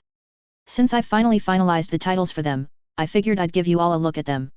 Unbent, Unbowed, Unbroken, Bastard-born, The Seven Ladies of Rhaenyra Targaryen, Dark Sister, The Black Queen, Vulture Kings, The Three Journeys, The Silver Falcon, An Age of Science, The Green Death, and A History of the Schism. Thank you again for reading, commenting, and leaving kudos. I really appreciate all the feedback you've given me. Chapter 105, Prelude to War, Chapter 97. Chapter text. So you would let them go unpunished, bellowed Boros, rising to his feet. Laenor followed him up, facing his mother's cousin with a face flush with anger. I would see Dorne brought into this realm, he shot back. Not burned to the bedrock. Sir Laenor is correct, said Jane tartly. Dorne is no good if we beggar ourselves taking it. Boros whirled to face her, but she remained defiant in the face of his glare. You are a woman, he sneered, finally. What would you know of war? Of Dorne? Well noticed, Lord Boros. I would not have thought you observant enough to determine my sex. At the provocation Boros turned a funny shade of purple. Enough, roared my father, making us all jump. Laenor and Boros lowered themselves back into their chairs. Opposite Jane, Elmo Tully seemed to be trying to merge with his, whereas Lord Jason merely gave a small, sardonic bow in Jane's direction, seemingly unbothered by the screaming. I, myself, had a headache. We had run into the second hour of discussion and already I wanted to end it all. Two plans had emerged as I had predicted. One put forth by Gwaine Hightower, ripped entirely from his father's original plan. It called for two armies split between the Boneway and the Prince's Pass. These two armies would then fight their way into Dorne whilst the fleets broke Plan Keatown. Dorne would then be razed, each castle being utterly destroyed by the dragons as the army moved on. The other one Laenor had created. This one involved three armies. The two traditional ones at the land entrance to Dorne, and third one that would ferret into Dorne via the Velaryon and Redwyne fleets to take Euron Wood. The idea being that this would trap whatever forces were in the Boneway between two armies and force the army in the pass to leave and try and rescue their trapped forces. Once that was over, the Lannister fleet would take Plan Keatown and the Green Blood, and the main force would begin taking castles. Most importantly, the plan had been developed to leave as much intact as possible. Whilst Laenor's had the support of the more moderate factions, and thankfully my father's and Lionel's, Gwaine had the vengeful idiots refusing to follow any but his. Case in point. Lord Boros is right, said Jasper Wilde. The Dornish need punishment. Offering any terms of surrender, even ones much less generous than this, is folly. I don't give a shit about either of you, interrupted Hagen, apparently unable to contain himself any longer. Both plans gave the Ironborn a respectable role in the fighting, but neither called for allowing them to raid the coasts to their heart's content. Lord Greyjoy was making his displeasure known. When he wasn't making faces at Rhaenys, anyhow. We were promised the chance to raid Dorne. You most certainly were not, barked Gwaine, and Hagen snarled. Rickon snorted. What do you expect from a pirate? It was the first words the Lord of the North had said all day, and it set the Lord of the Iron Islands surging to his feet, only to be shoved back down by Eric Cargyle at a nod from Viserys. I have said, that is quite enough, said Viserys again, and the table lapsed into silence. I admit I favor Sir Laenor's plan, said Lord Jason after the room fell silent. I have been discussing the matter with Lord Lyman and Sir Jeremy, and both have assured me that if we burn the damnable place down it'll drain our treasury for generations to come. From a few seats down, Lord Lyman nodded so hard I feared he might strain something. Next to him, the Master of Whispers was also nodding, but he seemed less sure about the matter. The members of the small council were taking a back seat in the shout sorry discussions. They were also one person short. Laurent Marbrand had not been invited to give his opinion here, and according to Corlys, had yet to be invited to any small council meeting. That is what I have been saying, Lord Jason, said Jane. We should focus on conquering them and doing as little damage as possible. By offering them the chance to keep the title of Prince of Dorne? To control their own taxes? Mint their own coins, grumbled Boros. I believe, and pardon me if I am wrong in this, that Sir Laenor does not expect them to accept the first offer of surrender. It is merely a ploy to make the Lords of Dorne wonder how necessary the war is, came Elmo's nervous contribution. Laenor nodded encouragingly at him. Boros merely snorted. Stinks too much of playing the Dornish at their own game, he said finally. And they have more practice than we do. Which is why we position our forces even before we receive a reply, said Laenor. Listen, I may be just a woman, said Rhaenys, directing a glare at her cousin. Boros flushed and stared at the table. But I damn well know how the world works. Take Gwain's plan and we'll be chasing the bloody Dornish about their deserts and bleeding men. Yet you cannot deny, Princess Rhaenys, that the Dornish do require some punishment for their past actions, Melos piped up and then immediately quailed as Rhaenys glared at him. I wasn't sympathetic. Rhaenys had not gone by the title princess in a long time and the stress he'd put on the word implied mockery. That can be addressed after we have conquered Dorne, said Corlys after a beat had passed. Right now we need to figure out the fastest way to conquer it and Gwain's plan is not that way. And if we follow your son's plan we'll be reconquering it every 50 years or so, said Boros, unable to contain himself anymore. I grimaced as the table exploded into arguments again, as they retrod the same path they had done for the last 2 hours. Boros, Gwain, Jasper and Melos wanted harsher sanctions and punishments. Jane, Corlys, Lyman, myself and the Velarayons wanted a plan that left Dorne intact and ready to not drain our resources. As for the rest, well, they had their own agendas. Elmo was cautiously on our side but was visibly unsure of his place at the table. Rickon was still sulking and refusing to give his opinion on anything as some form of protest. Hagen seemed to delight in demanding to raid and baiting every other man at the table and Lord Jason was not much better, acting the cultured devil's advocate and switching sides as each started to gain traction. I let my head fall forward and massaged at my temples for a bit, yet it did little to calm the frustration bubbling under my skin. I wanted to explode, to scream at them all until they shut up and listened. Yet, I could not. The most powerful people in the land were assembled here and I needed them to think well of me. When I looked up, Viserys caught my eye. Enough, he bellowed again and silence quickly fell. Let us take a small break to set our thoughts in order. There was more than just my grateful sigh as chairs scraped and we all stood. Lena gave me a look that said she'd much prefer to be anywhere else but here. The most she'd done was make noises of agreement when her mother had spoken and nodded when her brother laid out his points. I understood her need to leave, I really did, but the support of the writer of Viagar was not so easily dismissed. Since I could not comfort her, I waited until most of our opposition had drifted away before catching Laner in a hug. He was tense and he growled angrily into my hair before he relaxed slightly, bringing his arms around me. You are doing well, I told him, aware of my father's eyes on me from across the room.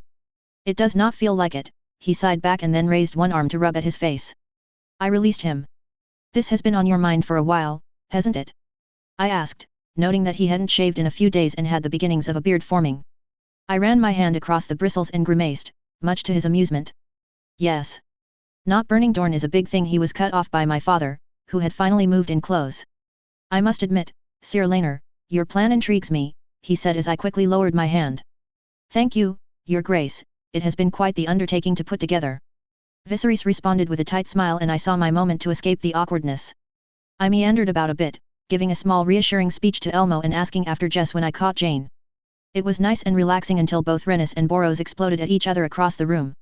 You great lummox! Say that again. You shall meet Malay's flames. Rhaenys bellowed as Boros dodged backwards from the slap she had aimed at him. Corlys caught her about the waist and nearly lost hold of her until the Cargyle twins rushed to help. She was hauled from the room, still yelling profanities. Boros looked almost shell-shocked as she disappeared and I made my way over, wondering what could have prompted such a reaction. What a woman, marveled Hagen as I passed, directing his speech mostly at Lena. She would make a worthy rock wife even. Gross. Do not understand women, Boros was snarling as I reached him. Next to him, Lord Jason merely looked amused. Elenda is much better at. He paused when he realized I was there and I paused when an idea hit me full in the face. Laner's plan called for Will to play the sacrificial lamb but hadn't stated to whom. I had cautiously suggested Boros but Lady Elenda was a Karen by birth, perhaps if the forces of Nightsong were to occupy Will? What on earth did you say to her, Lord Boros? I asked, mimicking Jason's amusement. Boros blushed and directed his gaze anywhere but at me. Lord Jason decided to answer my question. I believe Lord Boros brought up the rumors surrounding your husband, Your Grace. I strangled the annoyance that brought and laughed, obviously fake to anyone that knew me. I'm surprised anyone still spreads them. Laner proved himself innocent of such accusations when he slew Carl Corey and put twins in my belly, I snorted. Sensing a lifeline and proving he wasn't as stupid as he sometimes acted, Boros nodded. I was trying to say that, he said eagerly. I shall ensure Rhaenys is told so. He nodded happily and seemed to relax slightly. Father always said to look after cousin Rhaenys, he said finally, odd tone to his voice. But I have the Stormlands to think of. Indeed you do. 3 girls and a wife, too, I agreed, taking advantage of the conversation to slip in my offer. Your wife is a Karen by birth. He nodded, puzzled at my asking what I already knew. She must be eager to see the Dornish cast down, I said and he definitely looked puzzled now. Perhaps you can acquire her a priceless gift from this discussion.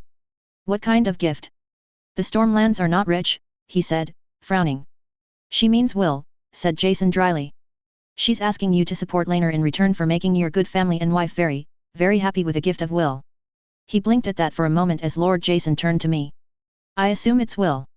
Blackmont, Kingsgrave, and Scareach will be the Reacher's responsibility and Euronwood the main force. That leaves Will, the family that have earned their reputation 1,000 times over. So you'd let Night Song's men take Will for their own? If I support your plan, Boros clarified. And any Will you find there, I said, feeling nauseous. There were innocent people in that family and I was selling them to a man who would not be kind. Gods, I hope they ran. Boros looked thoughtful at that. Elenda would like that, he said. And after the conquest perhaps my father may be persuaded to take Will and give it to the Stormlands. He definitely liked that idea. Lord Jason gave me a small bow as a grin grew across Boros' face. Deftly done, Your Grace, he murmured and made his way over to Gwaine. I watched as he reached him and muttered something into his ear. Gwaine frowned and then sighed in defeat, nodding once. I turned back to Boros. Fine. If you get me Will, I'll support your plan, he said. I didn't bother correcting him as to who came up with the plan. It didn't truly matter, it would always be seen as my plan. You might wish to apologize to Rennis, I advised as she was shown back in, Corley's arm around her waist.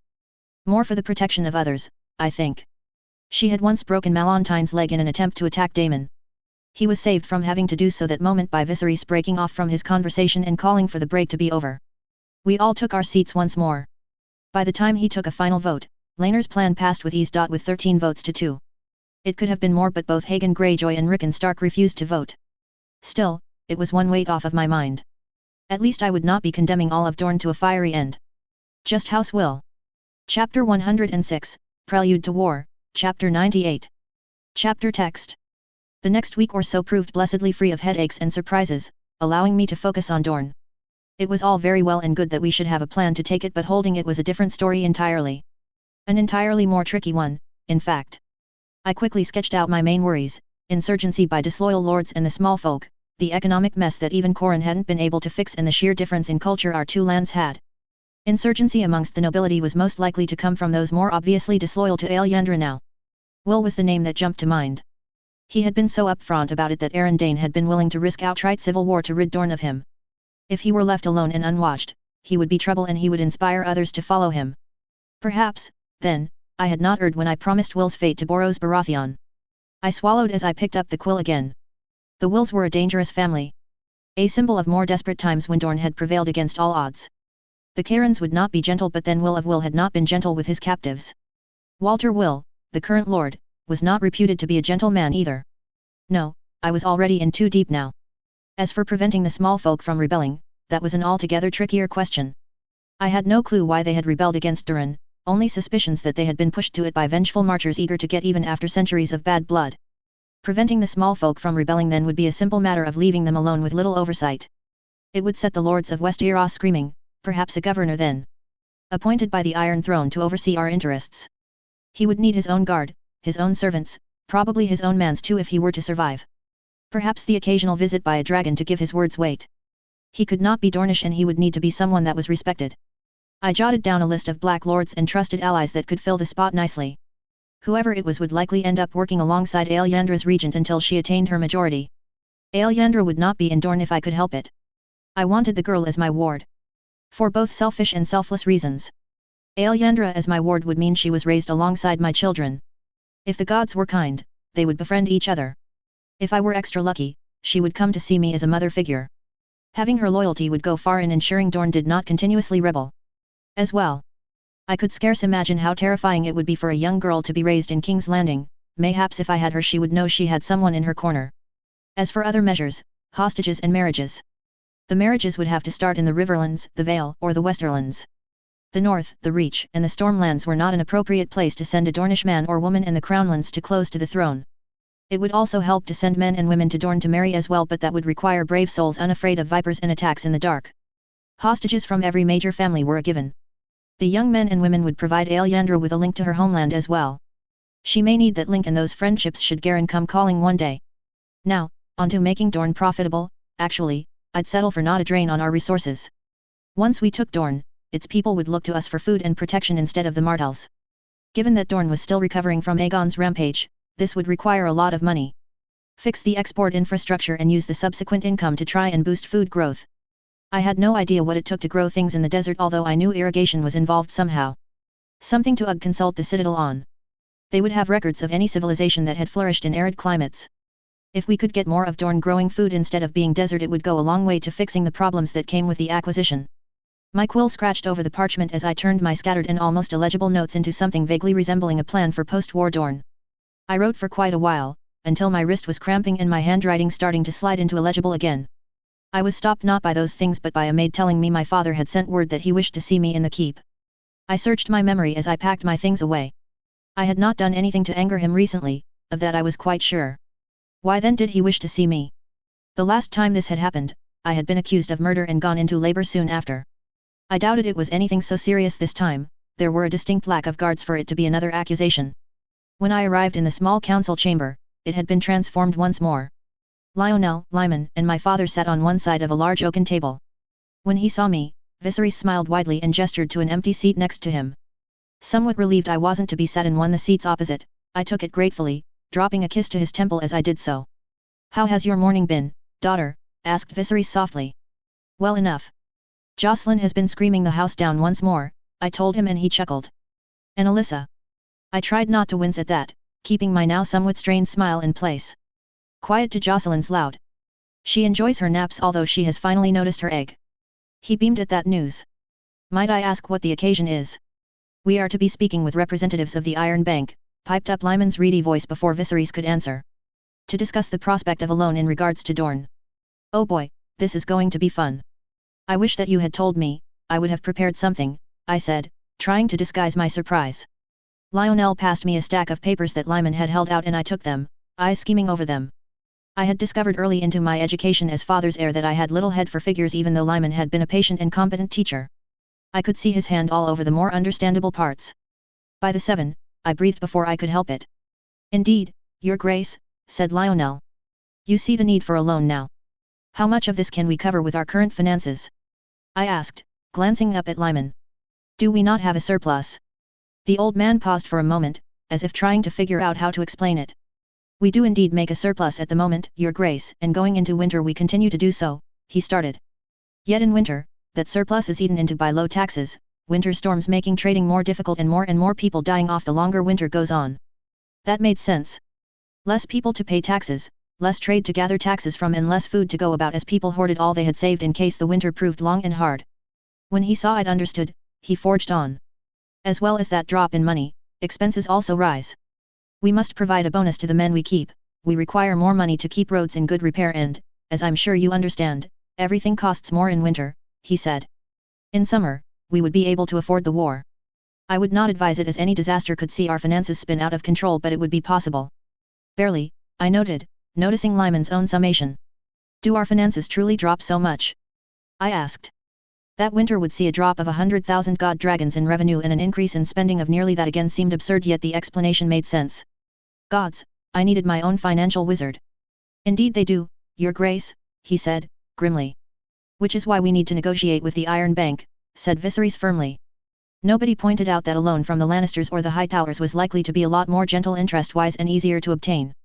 That would give them power over the court, over the conquest, and over my father. I should be thankful he wasn't giving them new ways to push their way in once more. "It should be noted, Your Grace, that it is customary for the details to be negotiated after the meeting between men of the Treasury and their clerks," Lyman said. "Forgive me, for I have never sat in such a meeting before, but what are we to do in the meeting itself?" I asked, and Lionel and Viserys chuckled in response whilst Lyman directed me a look of fond indulgence I knew so well from the days of his tutorship.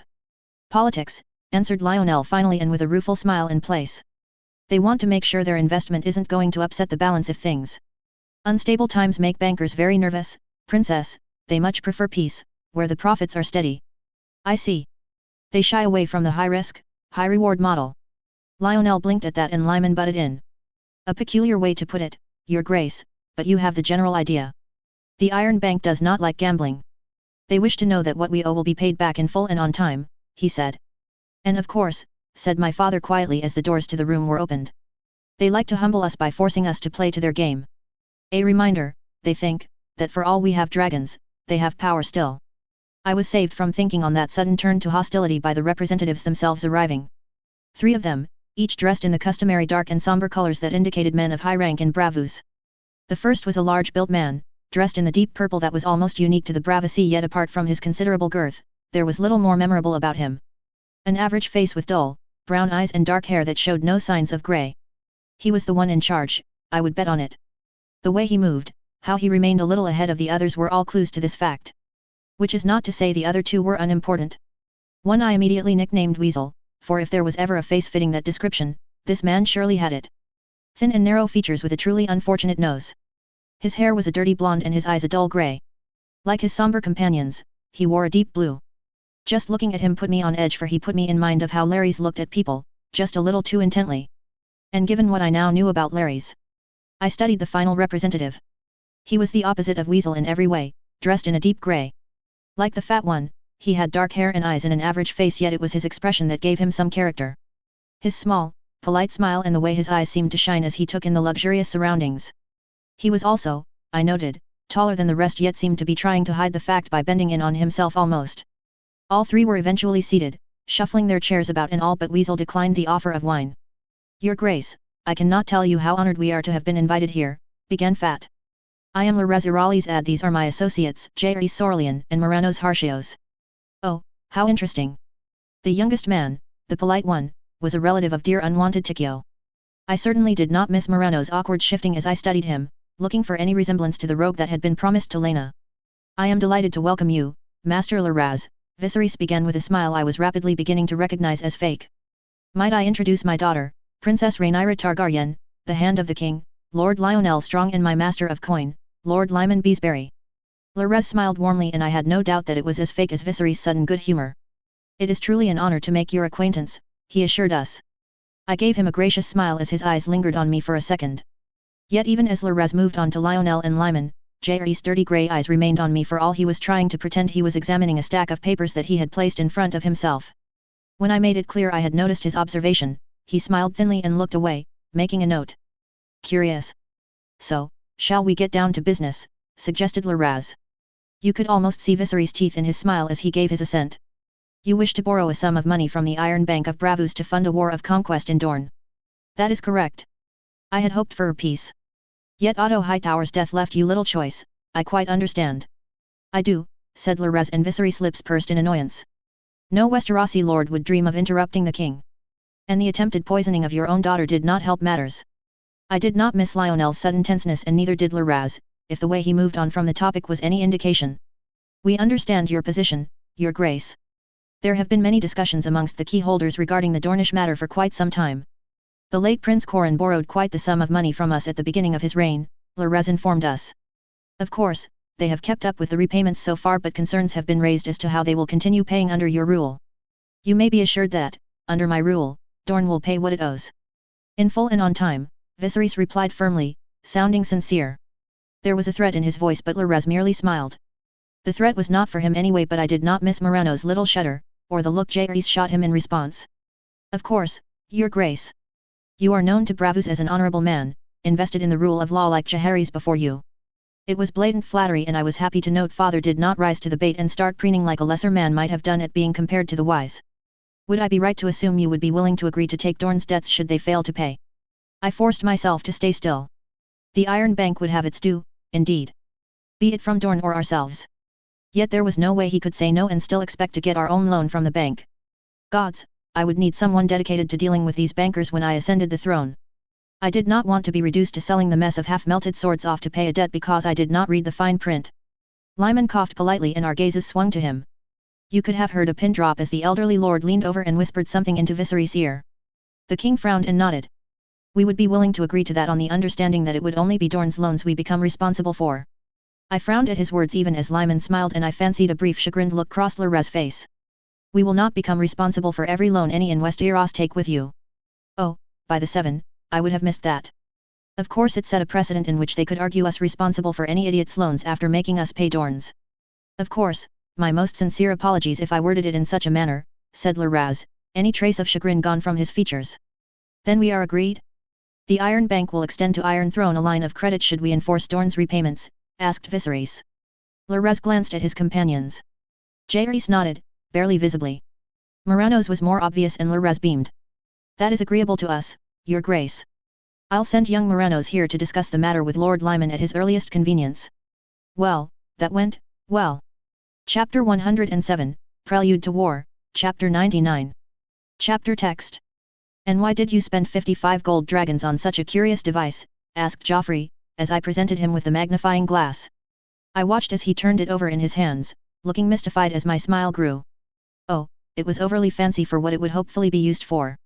The Myrish lenses were set in a gold frame and the handle was carved from ebony. It's all in the name of intelligence gathering, I told him. Then perhaps I can start now, he said and placed it carefully down on his desk. What is it for? I produced the pot of fine powder, made from what I do not know, and dropped it to the desk before stealing a pot of ink and some paper to round it all off. Joffrey watched me as if I had gone mad. I suppose, in his defense, there was no particular rhyme or reason to my actions. Now, here is a fun fact, I said once I had all my bits and pieces arranged. No two fingerprints are the same. He blinked and then folded his hands under his chin. Go on. I tried to smile as all his attention came to focus on me. He was my primary contact with Wisdom Juret for a reason. The new technologies fascinated him on a personal level and were an important tool for keeping an edge in his service to my cause. Under his gaze I polished the glass with a clean handkerchief until it shone and then pressed my thumb into it, leaving a mark we could both see.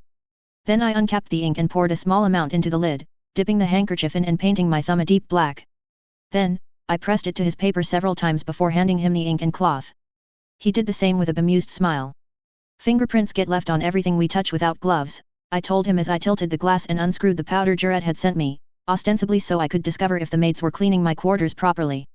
So if you can find some way to highlight them, make them visible even to the human eye, then you can compare them. Since no two are the same, it's easy to prove who last held an object. He did not answer as the powder spilt over the glass. I blew gently and the excess powder disappeared from the surface and spread itself across Joffrey's desk, leaving a semi-visible thumbprint behind. It was not perfect, nowhere near the level of modern fingerprint dusts, but it was enough. Joffrey caught the idea soon enough and retrieved the magnifying glass and examined the print on the glass and the sample prints. He said finally. Underwhelming much? I asked. He placed the magnifying glass down once more and gave me a look with a half-apologetic look on his face. This will revolutionize crime detection. I am well aware of that, he said, now more amused than not. But I do not see its worth to, well, my line of work. The poisoning, I said. Imagine if you could have taken prints from the bottle. In truth I had been angry at myself that I had not thought of it sooner. The bottle had long since been destroyed, but with so many suspects even ruling a few out would be useful beyond measure. Joffrey tapped out a rhythm on his desk and glanced at the glass again. We would only have the print on our end though, he pointed out. But we could use it to identify whether a suspect did or did not do it once we have one, I argued. Imagine a fingerprint in blood on a doorway. We know it is not the victim's because her hands are too small. Ergo, it must be the killer's. When we have a suspect, we test it. He had his hands under his chin again, eyebrows drawn into a V over his eyes as he thought. Very well, I admit it has its uses. I must have pouted because his amused look came back even as he struggled to look stern. I will work on it, he promised. I was about to press the issue further when somewhere above us, a door slammed and the distant sounds of Lena yelling filled the manse. Joffrey was in the dark as I was if the confused looks we shot at each other was any indication. I've a right to see it, she was bellowing as Joffrey and I got closer. No, you most certainly do not, barked Corlys, prompting a scream of frustration. Why are you being stubborn? It's just some books and art, she was retorting as I pushed open the door to the room to Corlys and Rennis' living space. Instead of answering, Corlys directed a glare at us and Lena whirled around. Rhaenyra. Shove. I will not change my mind, Lena, her father warned. Puzzled, I glanced between the two, noting the flush on both of their cheeks that indicated they had each been arguing for some time. A sigh came from somewhere over my shoulder. Do not get involved, Rhaenyra, sighed Joffrey, sounding tired. They will yell at each other until the end of days and neither will bend for the other no matter what you say. He will bend for Rhaenyra. For his future queen. Lena protested, but the effect was ruined by Corlys throwing up his hands and shaking his head in denial. Future, he replied, crossing his arms. Not yet my queen. Perhaps you could explain what the argument is about. I said, and Joffrey sighed again before moving forward to stand by my side. It is quite simple, said Corlys. Lena wants something from my private collection and I have said no. This tantrum will. It's not that simple, she interrupted, turning those pleading eyes on me. What has she asked to see? I asked, trying to ignore the heart-wrenching effect of that expression. A few books, a reed tapestry or two, all are unimaginably old. And rare. And are in storage for their own protection. He could not have looked more shifty if he'd actively tried. Even Joffrey was frowning at the display. Surely a simple viewing. No, I blinked at the cold shutdown and the glare I was getting. They stay in the vault. Lord Corlys. The man's glare turned to his Goodson. Lena? What exactly are these artifacts? Both father and daughter glanced at each other, before Corlys snorted. Well, I suppose there is no hiding it. They relate to magic, he said, and I saw Lena wince. Magic, I repeated, not taking my eyes off of her. You have an interest in magic now? Not exactly. Her response was more shifty than Corlys' behavior, and at my narrowed eyes she blushed red. Fine. Yes. The whole concept of the dragons are deeply rooted in magic. One cannot understand dragons without magic. I stared at her, her face flushed with righteous anger. Next to me, I sensed Joffrey doing much the same. You have to understand, she said into the silence. They are creatures of magic. Those books, that art. I need it. Juret's books can only convey so much. Juret, said Joffrey, raising a hand to his forehead and groaning. Of course that madman is involved. He gave me a few lessons in the basics, Lena retorted and pointed me towards more reading materials. My brain finally rebooted and I shook myself from my shock, almost physically. I don't understand. She grimaced at my statement. You wish to learn magic to understand the dragons. You know why it's important, Rhaenyra, she insisted, stepping forward and taking my hand. Her eyes sought mine as she gripped my fingers tight. When she spoke next, her voice was a whisper. Our future, our children's future, rebellion, the long night. And how does learning magic help? I hissed. Apart from painting a target on your back that every slightly devout lord will use for practice.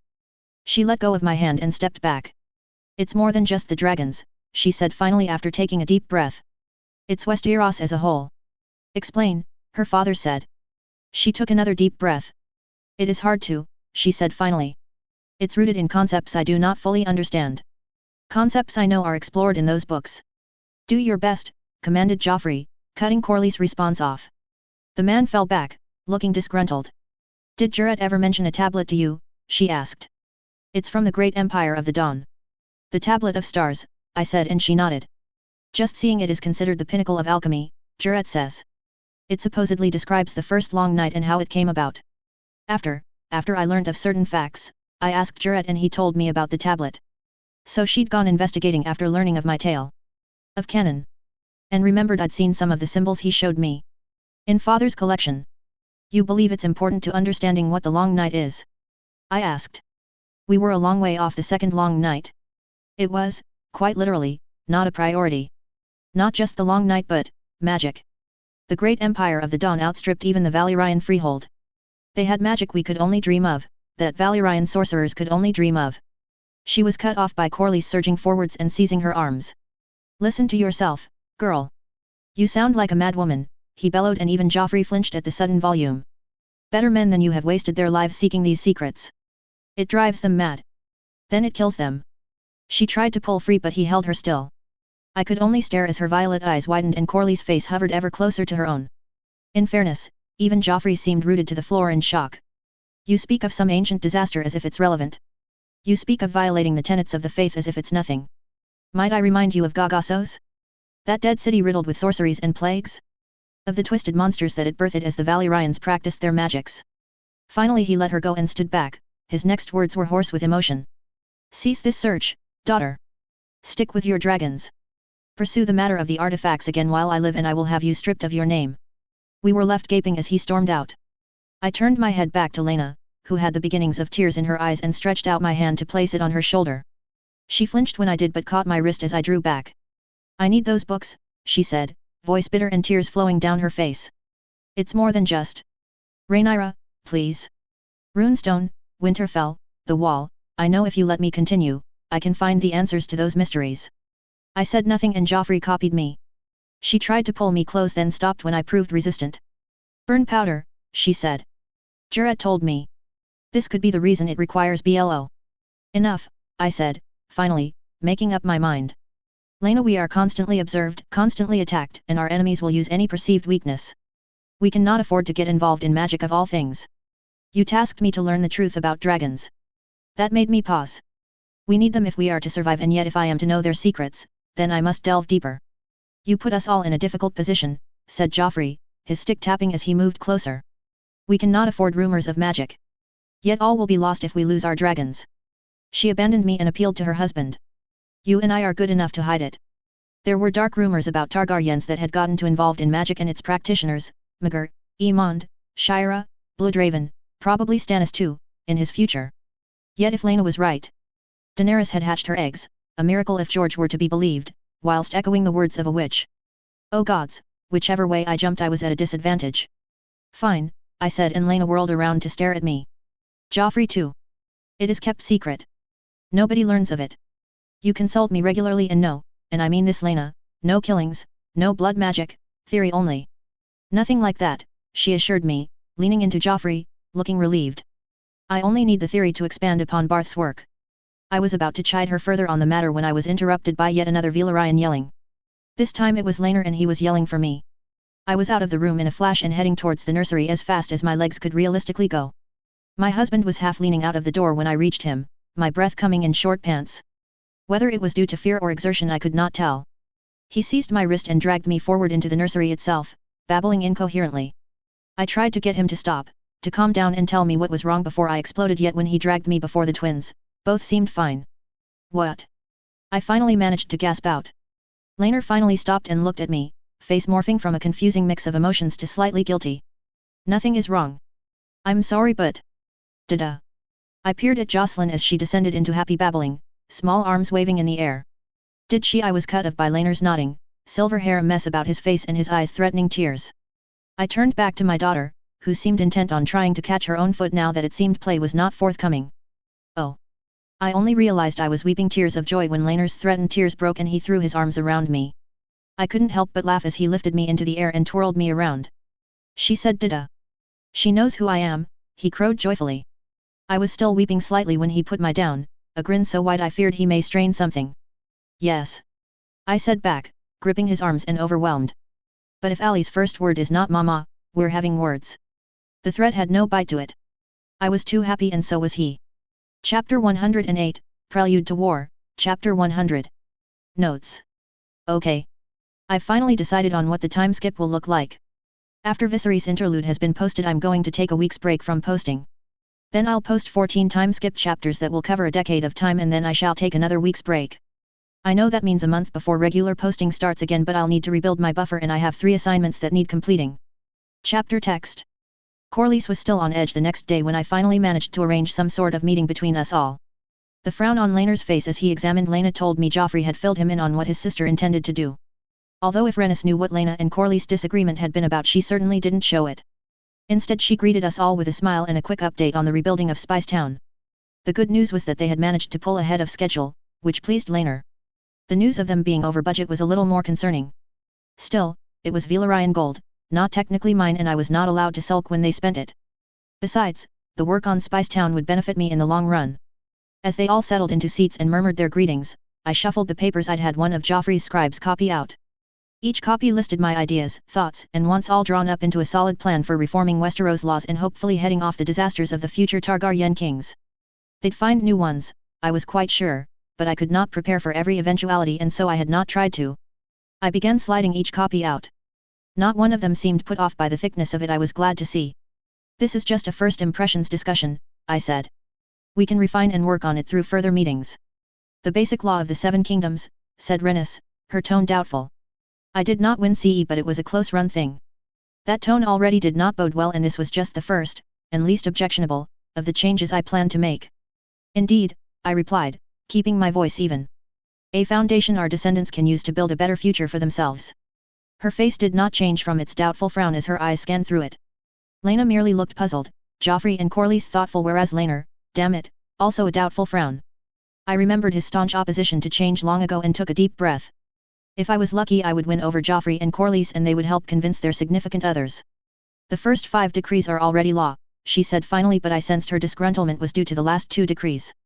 They are common laws or customs. They are done because they have always been done that way. People cannot imagine it not being done. I am merely putting ink on the paper and formalizing the matter, I explained. Besides, this was to be a set of laws that not even a king could break. Especially Decree 1, with any luck adhering to that would prevent any regrettable incidents like murdering a Lord Paramount and his heir. The other formalized the ban of slavery, guaranteed the right to petition the crown, guaranteed the right for a trial and guaranteed the right to take the black if you have been convicted of a capital crime. Basic stuff. Nothing revolutionary. What do you think of the last two? I asked my assembled small council. Those referred to the formalization of a great council in the case of a disputed succession and the idea that not even a king could break the above laws without permission of more than half his lords. Those ideas were radically new to Westeros. Especially the last one. The idea that the king's word was not law? That his power was not absolute? The look on their faces told me everything as they struggled to find some way to let me know I was making a massive mistake with Decree 7 without hurting my feelings. I leveled them all with my best stare. I would be queen, I could take criticism. Surprisingly, it was Joffrey who spoke up first. Do you not disinherit yourself with this decree? He asked, tapping Decree 6 on his copy. If a great council were called, how many would support your brother because they do not believe a female ruler is capable? You risk destabilizing your own rule from the start. Too many would support Aegon, you have the right of that, I admitted. And his descendants may call a great council upon my death, but they will already consider themselves the true heirs, and is this way not better than burning tens of thousands whenever dispute does arise? Besides, I have prepared something to remedy such a situation. He could not argue that, but it seemed Rhaenys had finally found a point to debate me on. You are giving too much power to the lords, growled Rhaenys. A great council every time succession is disputed? They would seek to call every succession into dispute. They would seek to make every monarch a beggar that must come to them on bended knee. Then it is a simple matter of defining what the dispute is. I answered back. Her eyebrows came together in a dangerous V and her mouth opened to respond, but oddly enough, it seemed I had won over Corlys at least. Rhaenyra is right, my love, what is the kingdom worth if it is set aflame every generation or so, he said gently. It would not be set aflame if people would follow the word of the king, protested Laenor. Which king would that be? Rhaenyra may protest the Great Council was about the right of a king to pick his heir, but we all know that's not what Jaehaerys had in mind. Should we follow his word of no woman sitting the Iron Throne? For a moment I thought Rhaenys might slap Corlys, and then, miraculously, she relaxed. Her face did not change from thunderous disapproval though. Laenor had nothing to say to that, but he was still frowning when he dropped his eyes back to his copy. Am I correct in assuming this House of Lords you have described would form the Great Council? Asked Joffrey, having read ahead. I glanced at Laena, confirming that she had nothing to say on the basic law before moving to answer Joffrey's query. It would, I confirmed. Like many things, George's nobility were analogous to medieval nobility, just blown up on a massive scale. The dukes were what I had come to privately refer to as the Lords Paramount, Stark, Arryn, Tully, Greyjoy, those that ruled over kingdoms in all but name and in some cases had ruled kingdoms in the past. Lords were the ones sworn directly to a Lord Paramount and had vassals sworn to them in turn, in my classification of rank. Westeros was vast, yet there were only about 500 lords that met this criteria. The rest were what I would think of as barons, landed knights and wealthy landowners. Any below the rank of lord would be excluded from this House of Lords, if only because I doubted there was a place in Westeros that could hold all of them. I had my heart set on Harrenhal, I would admit. The Strongs could be bought with a less cursed castle, and I could knock down that twisted, half-burned mess and turn it into something useful. I'm getting ahead of myself. If I can't even push this idea past my own supporters, I will never get Westeros as a whole to accept it. It is to give the lords an illusion of power in truth, I said, feeling the need to explain further. They have power, yes, but the framework puts that power entirely at the discretion of the monarch. So I see, said Rhaenys, sourly. I mislike it. The king's word is law.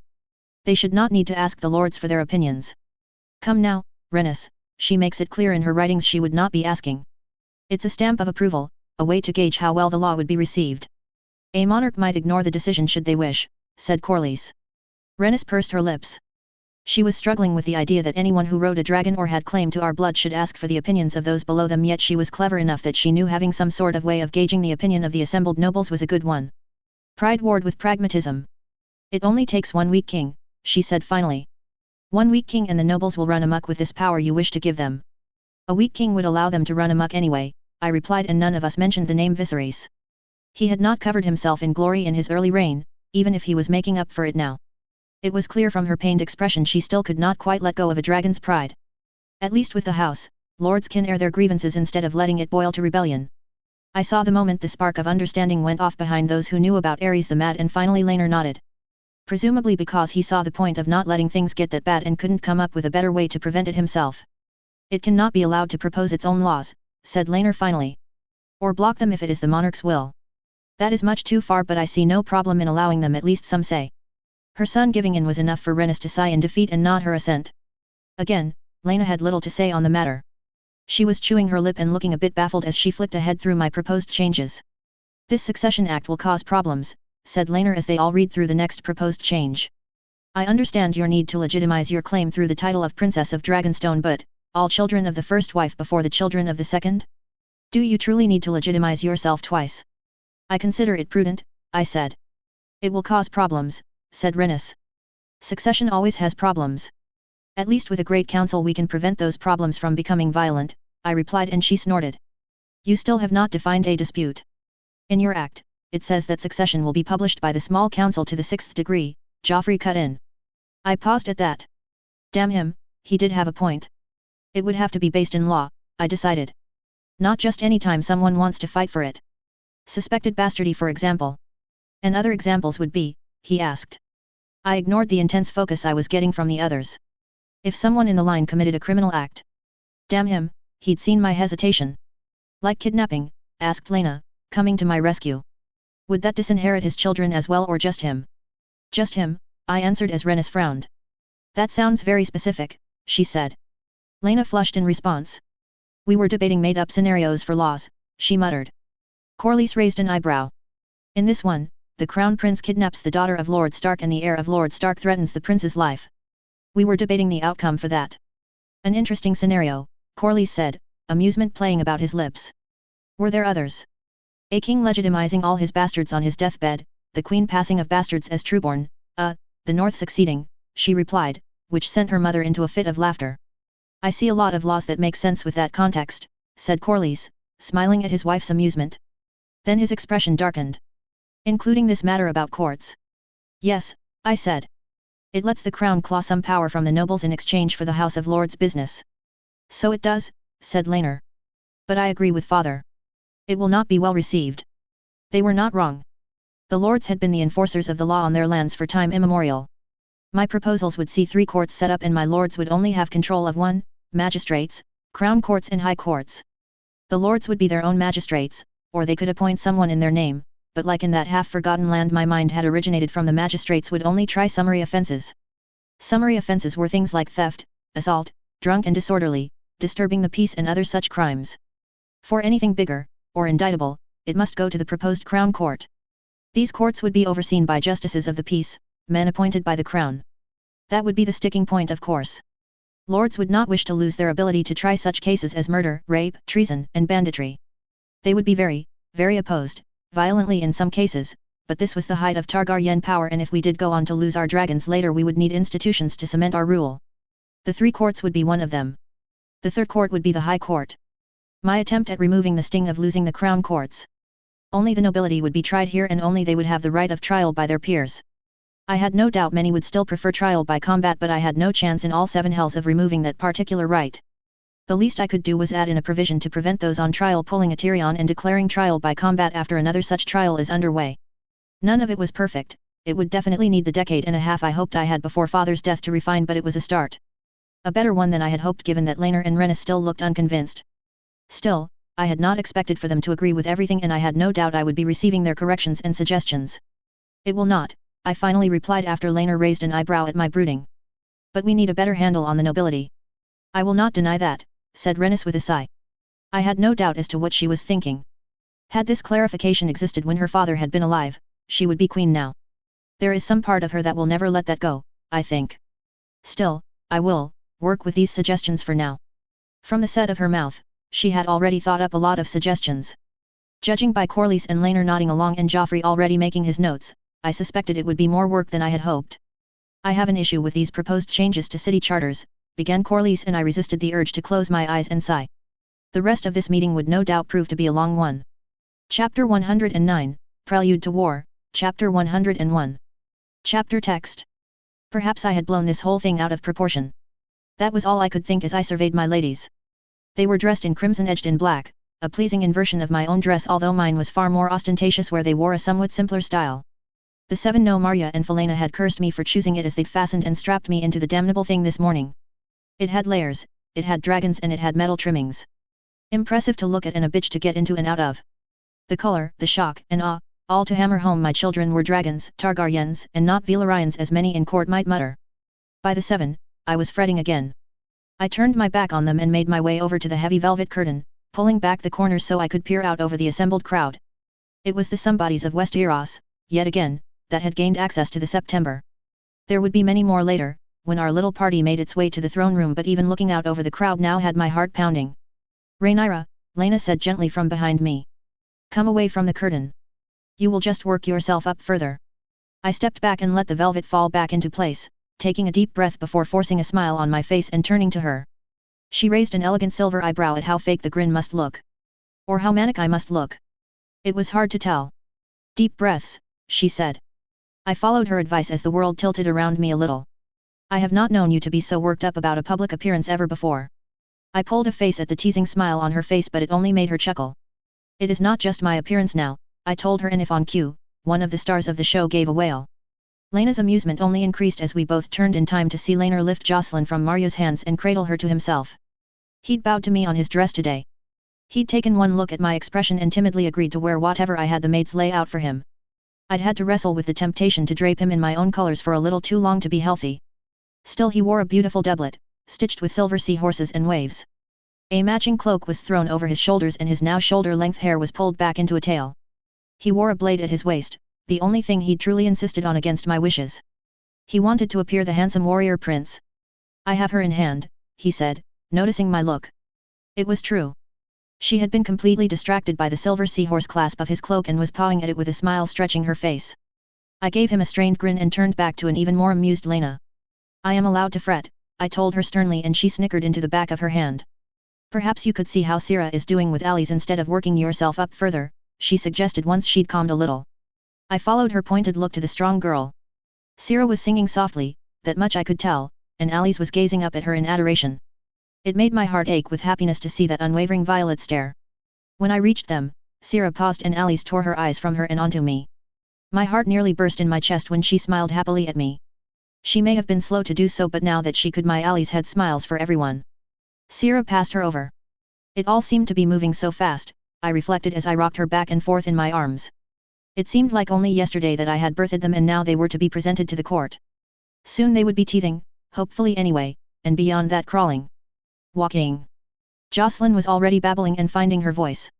Alice had yet to say any discernible words, but she would not be far behind her sister, I knew. It was enough to make me want to shout, stop. Slow down. Let me get my thoughts in order. You should not frown so close to your appearance, you'll worry Alice, chided Sira, and I forced said expression from my face. I said it to Laena and I'll say it to you, I said, passing Alice back. I am allowed to fret. It's their big day. That it is, replied Sira.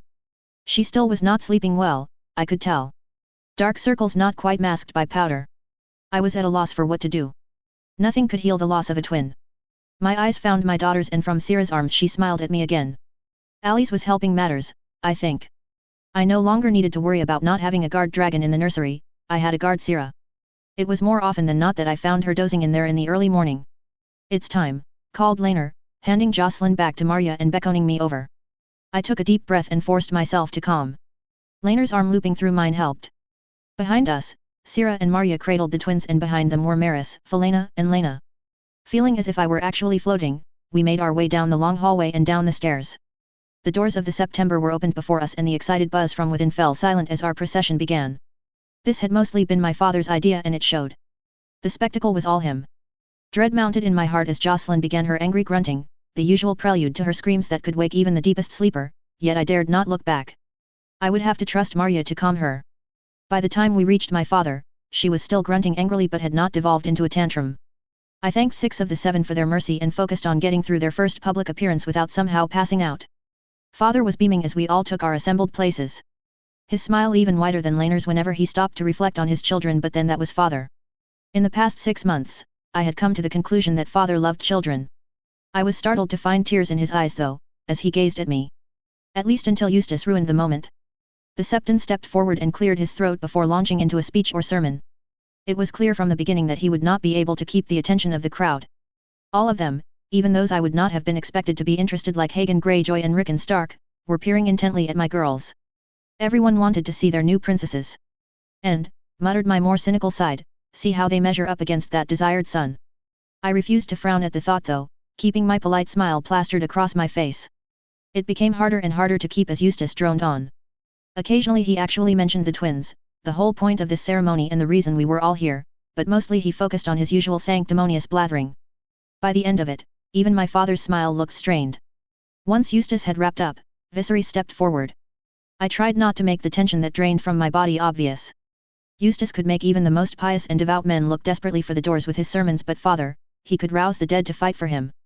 The change in atmosphere was not just limited to me. The bored, dull acceptance became charged with excitement. My lords and ladies, he called, hands sweeping about. I thank you all for coming today.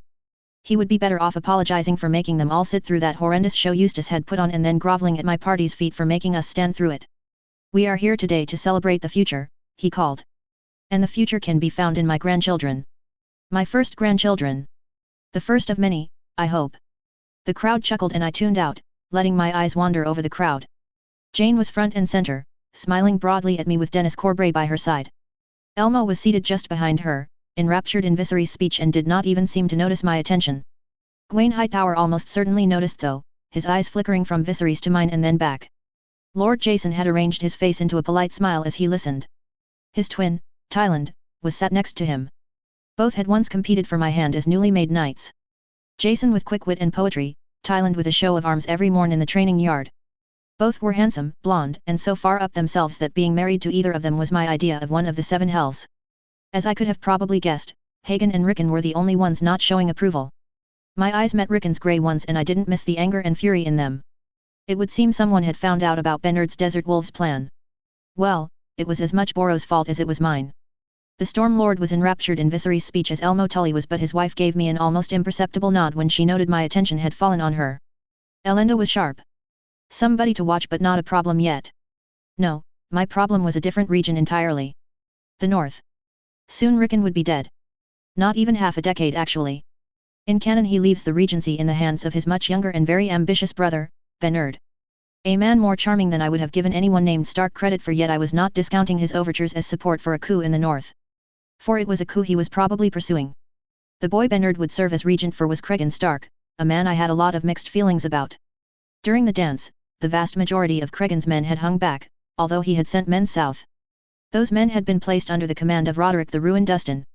They'd been damn effective, punching well above their weight when it came to offing important greens, but they'd only numbered in the low thousands. Cregan had only moved north after Cannon, Rhaenyra's death. He'd met up with what was left of Rhaenyra's loyalists and somewhat hijacked the cause. By the time he had reached the city, the Aegon of that time had been dead and Cregan had been the architect of the Hour of the Wolf.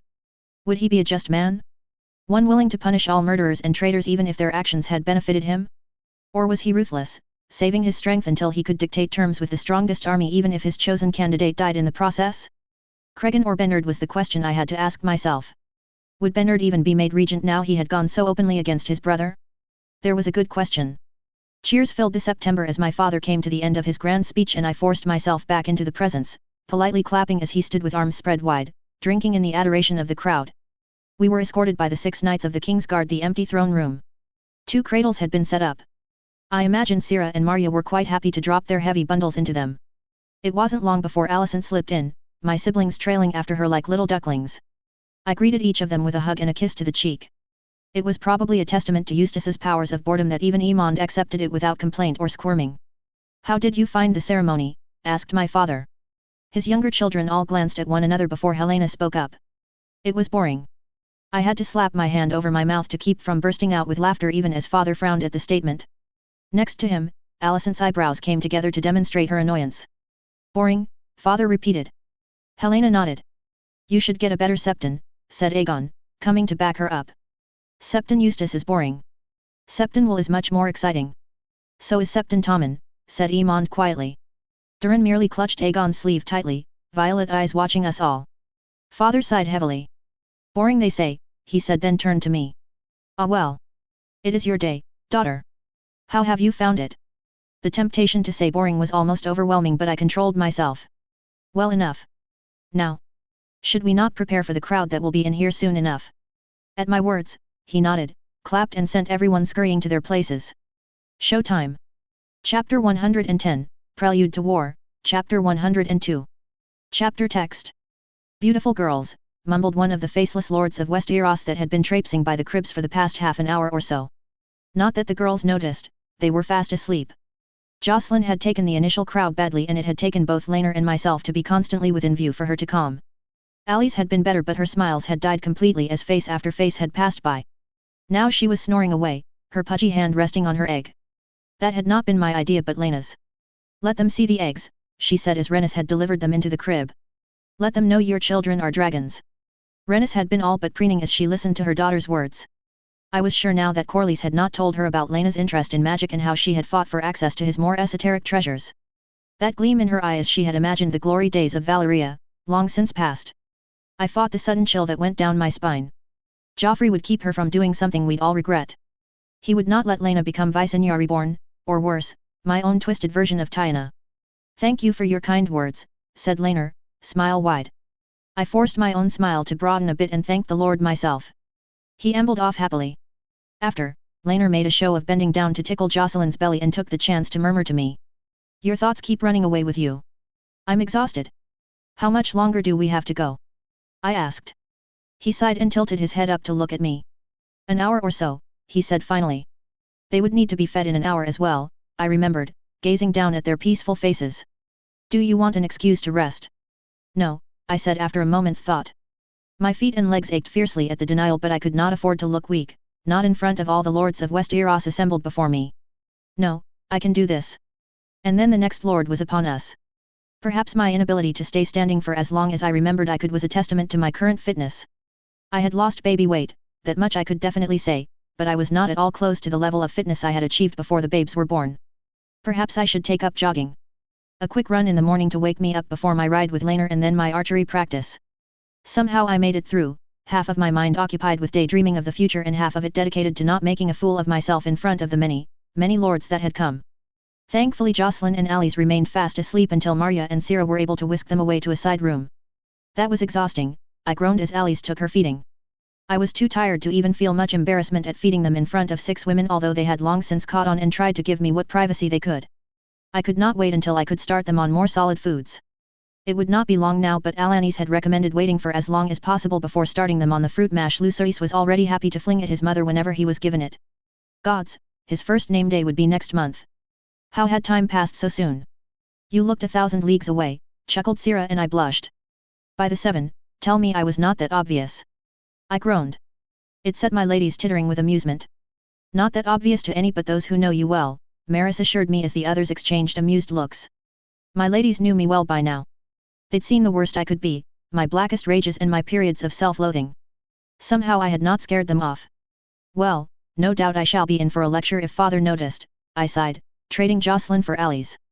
My firstborn daughter was unhappy in my arms, small chubby hands waving about as she let me know she had not appreciated today's festivities. Well, she would be back in the manse soon enough and I would be stuck here still, shaking hands and making good impressions so that she would hopefully have a peaceful life. She took her meal eventually though, wild flailing becoming more and more subdued. By the end of her meal she was fighting to keep her eyes open as I handed her to Laena. My lover took her niece with a smile and began helping her make that final jump into sleep by rocking her back and forth gently as Marya fastened me back into my dress. A feat a lot more impressive than it sounded, trust me on this. It was a heavy Valyrian guard led by Sir Stefan that eventually accompanied the girls back to the manse. I wanted to go with them to see them safe but I could not. I was sentenced to mingle with the lords and ladies of the realm until my father said otherwise. He'd been very clear on that regard. Experience with him told me it was because he had something planned but as to what it could be, I had no clue. Joffrey on the other hand. Joffrey had been of the opinion that one of the knights here might be due an offer of service. I returned to the hall and set myself to mingling. My usual routine of reassuring what men still called themselves blacks proudly and seeking to entice more back into Alicent and I's game rather than the war with Dorne. As usual, it proved virtually fruitless. Ah, there you are. I turned to find myself face to face with Bernard Stark and Medric Manderley. I have not been hiding. I told them, my smile a little more genuine at finding friendly faces. Indeed you have not, your grace, said Sir Medric with a bow. Rumour put him as well-spoken and charming as his brother yet a fierce knight and fighter. Might I once again congratulate you on such beautiful babes? Had he been part of the viewing? I could not remember. I am a mother, Sir Medric, I never tire of hearing praise for my children. That set him tittering in amusement and to his credit, he hid that it was false quite well. Bernard was not hiding his impatience to be on to another topic though. I have spoken with Lord Desmond regarding your glass, he whispered. He is eager to discuss terms. Medric's smile became slightly strained and I sensed my own hat as well.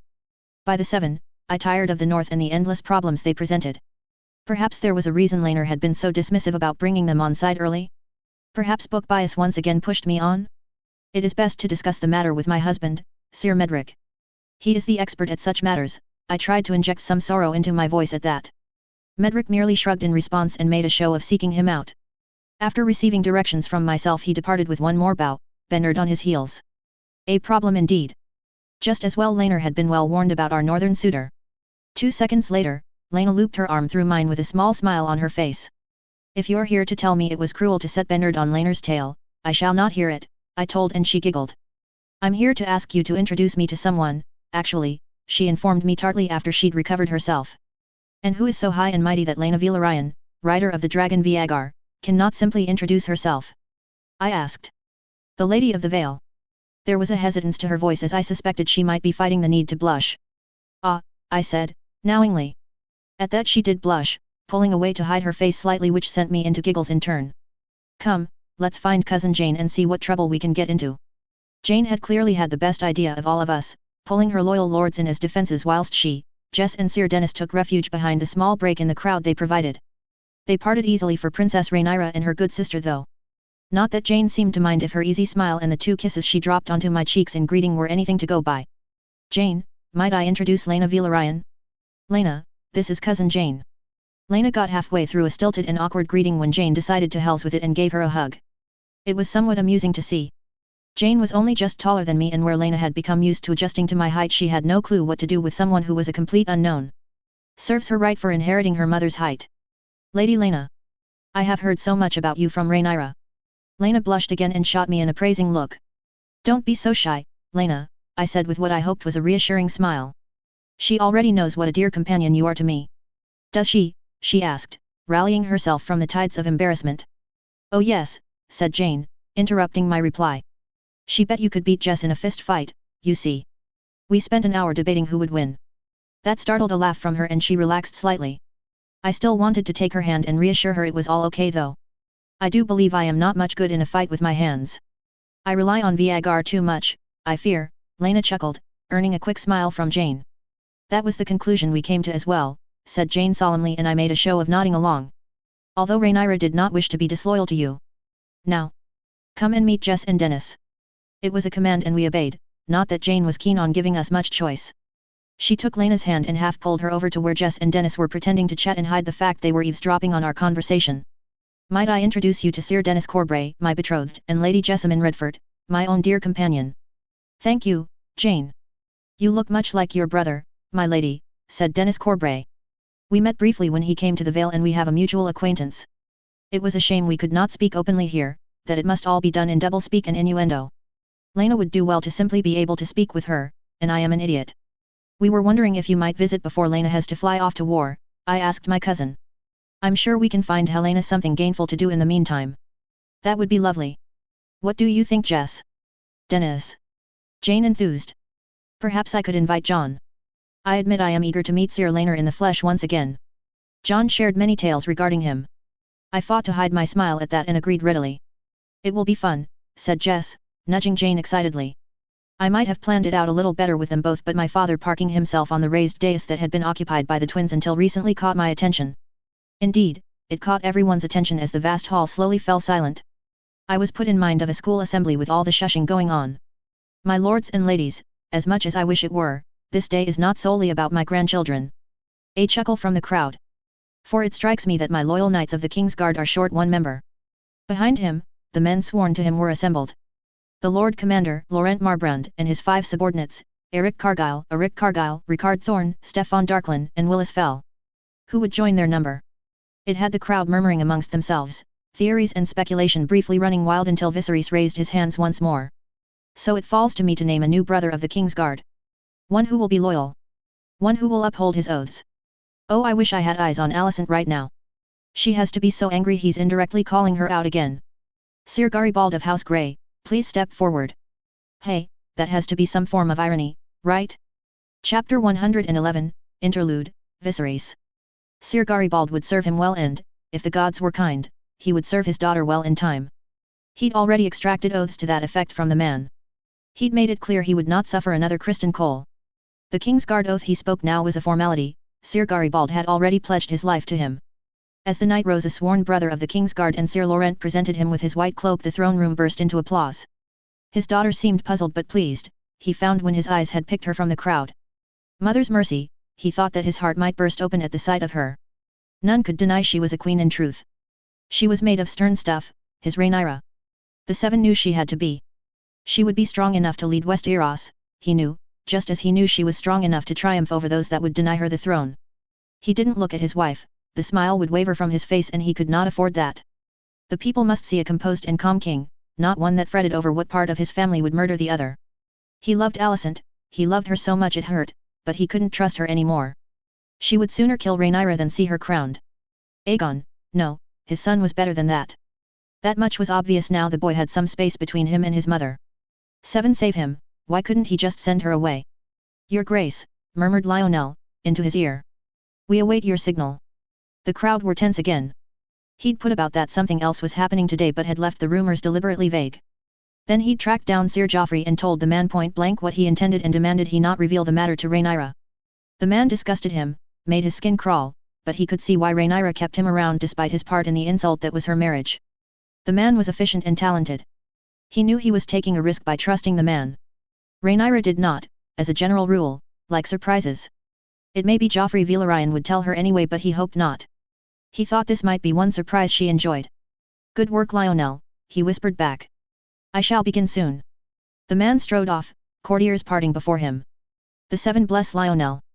He did not know where he would be without him. Still Otto Hightower's puppet king, no doubt. It was Lionel's capability that had made it safe to banish the man after he'd been caught haranguing his daughter. Another thing to feel guilty over, he reflected as his eyes found her again. She had taken up conversation with her kinswoman, Jainerin. The past seemed intent on taunting him today. He should have put his foot down, he should have brought the girl to King's Landing when Emma had requested it. Otto had convinced him not to, that he would be making trouble with a loyal vassal unnecessarily. He'd agreed at the time, too frightened his cousin would come and take what was hers to realize how badly he was being manipulated.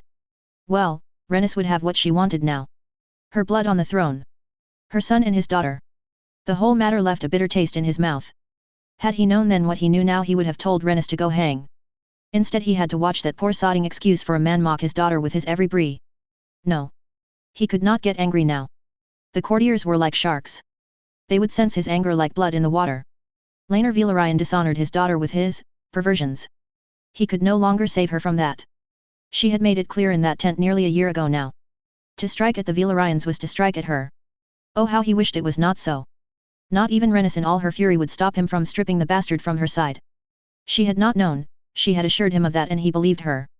Yet he knew, deep within his gut, that even had she known she would not have told him, would not have acted to spare his daughter from the insult. A Velaryon in all but birth, the thought was bitter in its clarity. He wished he could have the cousin of his youth back, the wild girl that would sneak into the training yard and play at being a knight, not what she had become under Corley's watchful eye. My lords and ladies, if I might have your attention once more. At his call, the throne room was silent once more, all focused on him. His smile was genuine then. I have yet another appointment to make. That had them whispering in surprise. He felt his smile widen a little bit as he found his daughter in the crowd again. She was looking apprehensive. He hated that. He hated the feeling of knowing she did not trust him. And why should she? He had drowned himself in wine, food, and women. He had ignored his duty to marry Alicent, he had put her in the thick of a political mess with no thought for her safety or well-being. He had ignored her pleas to spare her the grief when Aegon had been born, he had raised his hands to her. He should have married Laena Velaryon. He had realized that when Rhaenyra was 4 and 10 and begging to be allowed to visit Driftmark. So many problems could have been averted had he just married Rhaenys girl. Rhaenyra could have married as she pleased, as opposed to a husband that would never please her. Oh, he had heard her protestations otherwise. He had never been so proud of her before that duel, her face set in defiance. He hadn't even been able to detect the usual signs of her lies or acting. She knew what would come from not binding the Velaryons to them in marriage and she was willing to make the sacrifice for him and for their house. Yes, he should have married Lady Laena. Rhaenyra would have loved having her as a mother, the seven knew they were close enough friends now.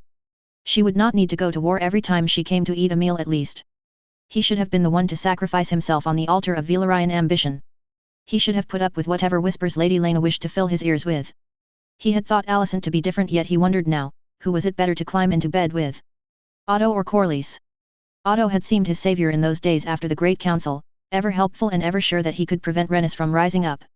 Yet Otto had set out to rule him all the same. Corlys was arrogant, ever grasping for what was not his and as fickle as the seas he so loved. He'd sought to seduce Rhaenys for her claim, and when that had not worked, he had worked to destabilize Baelin's rule. That had seen him married to Aemma and Daemon promised to Rhea Royce, a desperate move from his grandfather to prevent such a plot from succeeding. He'd married Alicent and gotten Otto as a good father. How much worse could marrying Lady Lena be? Daemon would never have even dared to lay a finger on the girl if she had been his wife. The fact that she had been offered once was probably what had drawn him to her in the first place. His brother was never content to let him have things. He always had to take them, twist them, and poison them. It was his fault she'd fallen into Daemon's line of sight. Mother's mercy, he owed the girl something at least. He owed his nephew something he could call his own. He'd been a piss-poor brother, but he could be a better uncle. He'd play the old man doting upon the next generation. He'd make sure his brother's son was raised to be a better man. There will be need for strong guidance in the months to come. Strong guidance I cannot provide from the deserts of Dorne. It was best not to get too lost in thought. Especially not about his traitorous brother. In the corner of his eye, he saw the servants moving into position under the watchful eye of his hand. So I must appoint one worthy to lead the 7 kingdoms whilst I bring fire and blood to the Martells. That got a cheer. War with the Dornish always would. Curse Otto. He had been so sure the man grieved for his son, that he had come because Gawain needed his father. Curse that cold-blooded man to the depths of the 7 hells. Who is worthy of leading the 7 kingdoms though? The brighter ones already knew, and eyes were shifting from him to her. He watched her shift uneasily under the scrutiny. It was a slight thing, but he saw it. She liked to pretend nothing touched her, but he was her father. He knew her tells. Indeed, when the eyes of the throne room turned to her at his expansive gesture, nothing showed on her face but a knowing smile. Who better to lead it now than your future queen? She stepped forward and the crowd parted around her, cheering her name. Almost all with no visible discomfort. Sir Jeremy had been instructed to observe who was less pleased with this turn of events. Yet even hints of the factions still could not prevent him from beaming in pride once more. He wanted to weep when she met his eyes with a pleased but confused smile that was as genuine as his pride. At least he could still win those from her. He had not driven her too far away, despite his many mistakes. He would have to keep trying to make amends, to keep winning those smiles from her. Father, she murmured as she reached him. Lionel's men were moving speedily now, and he saw her eyes widen as she laid eyes on what they bore. He felt the tension in the room soar as everyone came to the same realization she had a moment later. And he felt his wife's eyes on the crown. His daughter had once confided to him that she had wanted to find Silverwing that day she had escaped to Dragonstone. Well, he could not give her the good queen's mount, but he could give her his grandmother's crown. He took it gently from the cushion and marveled at it for a moment. It was much like his, although the band was thinner and the gems less ostentatious. It was no less beautiful though. He cradled it between his fingers, turned back and had to stop himself from laughing at her expression. It was rare he saw her dumbstruck, and yet... Oh, Rhaenyra! Rhaenyra Targaryen! She almost jumped at his booming voice, and he hated that as well. She always flinched when men yelled. When he yelled, his brother would pay for that one day. She had never been so jumpy before that night. Kneel. She did so, one smooth motion that demonstrated her grace. I name you my voice so that all shall obey you as they would me, he called. This time he did meet his wife's eyes. She would be on Dragonstone, and he doubted even she could cause trouble there, but he wanted her to understand, child or not, this was her last chance. He held those green eyes as he lowered the crown onto his daughter's head, and he did not break that gaze until Rhaenyra rose. The throne room erupted into applause and shouts of his daughter's name. Thank you, she said, small smile playing about her lips. I shall try my best not to burn the city down in your absence, father. See that you don't, he told her, his voice stern. Then he gave her a warm smile. One she returned with ease. Although if you do, be sure to get Flea Bottom. If we are to rebuild the whole blasted city, we should at least try to make it smell better. The laugh was genuine as she turned to face the hall, linking her arm through his. Chapter 112, Time Skip 1. Chapter Text. An excerpt from the text unbent, unbowed, unbroken, written by Maester Alak, 209 AC. As expected by all architects of the conquest of Dorne, Lord Arryn was quick to reject the initial terms offered by the Iron Throne. Although the offer was beyond generous, there was a great desire for war amongst the people of Dorne. Nearly all believed that winter and the political situation within the 7 kingdoms would destroy the invaders long before Sunspear was forced to yield. Indeed, for a while it seemed that the Dornish may have been correct in their assessment of their foes. Over 300 lords of Westeros answered the calls to war, and it took months for all to be in position in spite of the warning all had received. Yet the bad luck afflicting the armies of King Viserys was not to stop there. It had been the hope of the king to launch his invasion the moment the Dornish rejected his terms, yet winter storms prevented the launch of the fleet for a full 5 months. It was well into the year of 117 AC that King Viserys came to besiege Euronwood. Events were not proceeding any smoother for the armies gathered under the command of Prince Laenor either. No sooner were the terms rejected that both assembled armies found themselves under assault by Dornish raiding parties under the command of Lord Walter Will. Prince Laenor proved his worth as a warrior during this time and gained the respect of many lords in his defense of Nightsong. Yet Prince Laenor's forces at Nightsong were not the worst hit by Dornish raiding. The events of history tell us that Lord Walter Will was a cunning man with a grasp of strategy and politics rarely seen. Whilst his raids at Nightsong were numerous, the true force of his raiders was brought to bear against the armies assembled at Hornhill. The forces there were already in disarray, with green and black loyalists being forced into close quarters, exacerbated by the fact that Lady Laena Velaryon, the last rider of the Dragon Viagar, had no direct control over the forces. That honour had been granted to Ormond Hightower, a knight of some renown and the heir to Lord Garmon Hightower. From the moment of the first raids, the forces at Hornhill fractured, and Sir Ormond did not prove up to the task of bringing them into line. As such, the defence was limited, and with each successful raid, pressure on Sir Ormond mounted. During this period, Sir Ormond's forces would lose a full fifth of their number, and Lady Laena Velaryon would take a wound that would trouble her for years to come. However, the luck the Dornish had experienced so far was to run out during the second moon of 117 AC, when King Viserys' forces finally crossed the Sea of Dorne. Lord Kyle Euronwood was quick to contest the landing, but his raids did little to prevent King Viserys from landing his full force and marching on Euronwood proper. Unwilling to face the Red Queen and her rider, Rhaenys Targaryen, Lord Kyle abandoned his seat and joined forces with Walter Will, intent on using the Boneway as a protection from the Targaryen dragons. It was at this point the trap that Prince Laenor had laid for the Dornish became apparent, as both his forces and the forces of King Viserys moved into the Boneway to crush the Dornish opposition. The trap was so complete that when Lord Kyle and Lord Walter attempted to dissolve their troops and take refuge in the Red Mountains, as they had done countless times before, they found themselves quite unable to do so. The Falcons, under the command of Lord Dennis Waynwood, and the Desert Wolves, under the command of Bernard Stark, served to pick off any fleeing or deserting soldiers. With the trap sprung, the forces of the Iron Throne looked set to have earned an unprecedented victory over the Dornish on their own soil. Lord Walter Will was to prove once again, however, that his black reputation was well given. On the morn that the Dornish and the invaders looked set to clash, Lord Walter Will betrayed Lord Kyle Euronwood and used his destruction to cover his and his loyalists' escape into the Red Mountains.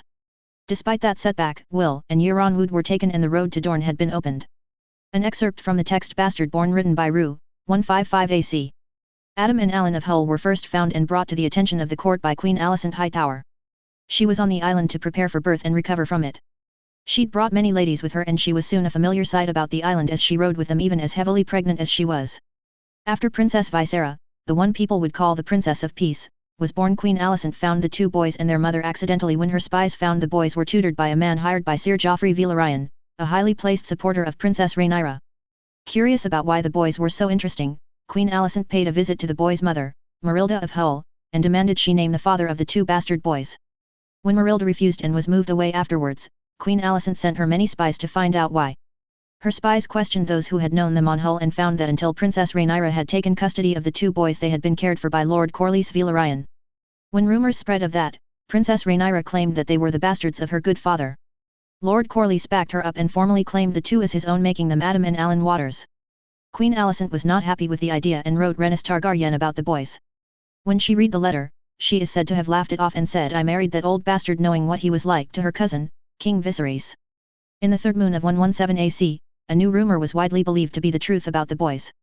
They were not, as Princess Rhaenyra claimed, the children of Lord Corlys Velaryon, but were instead the bastards of his son, Sir Laenor. As the boys got older, their looks only increased this belief, as it said they looked greatly alike to Sir Laenor.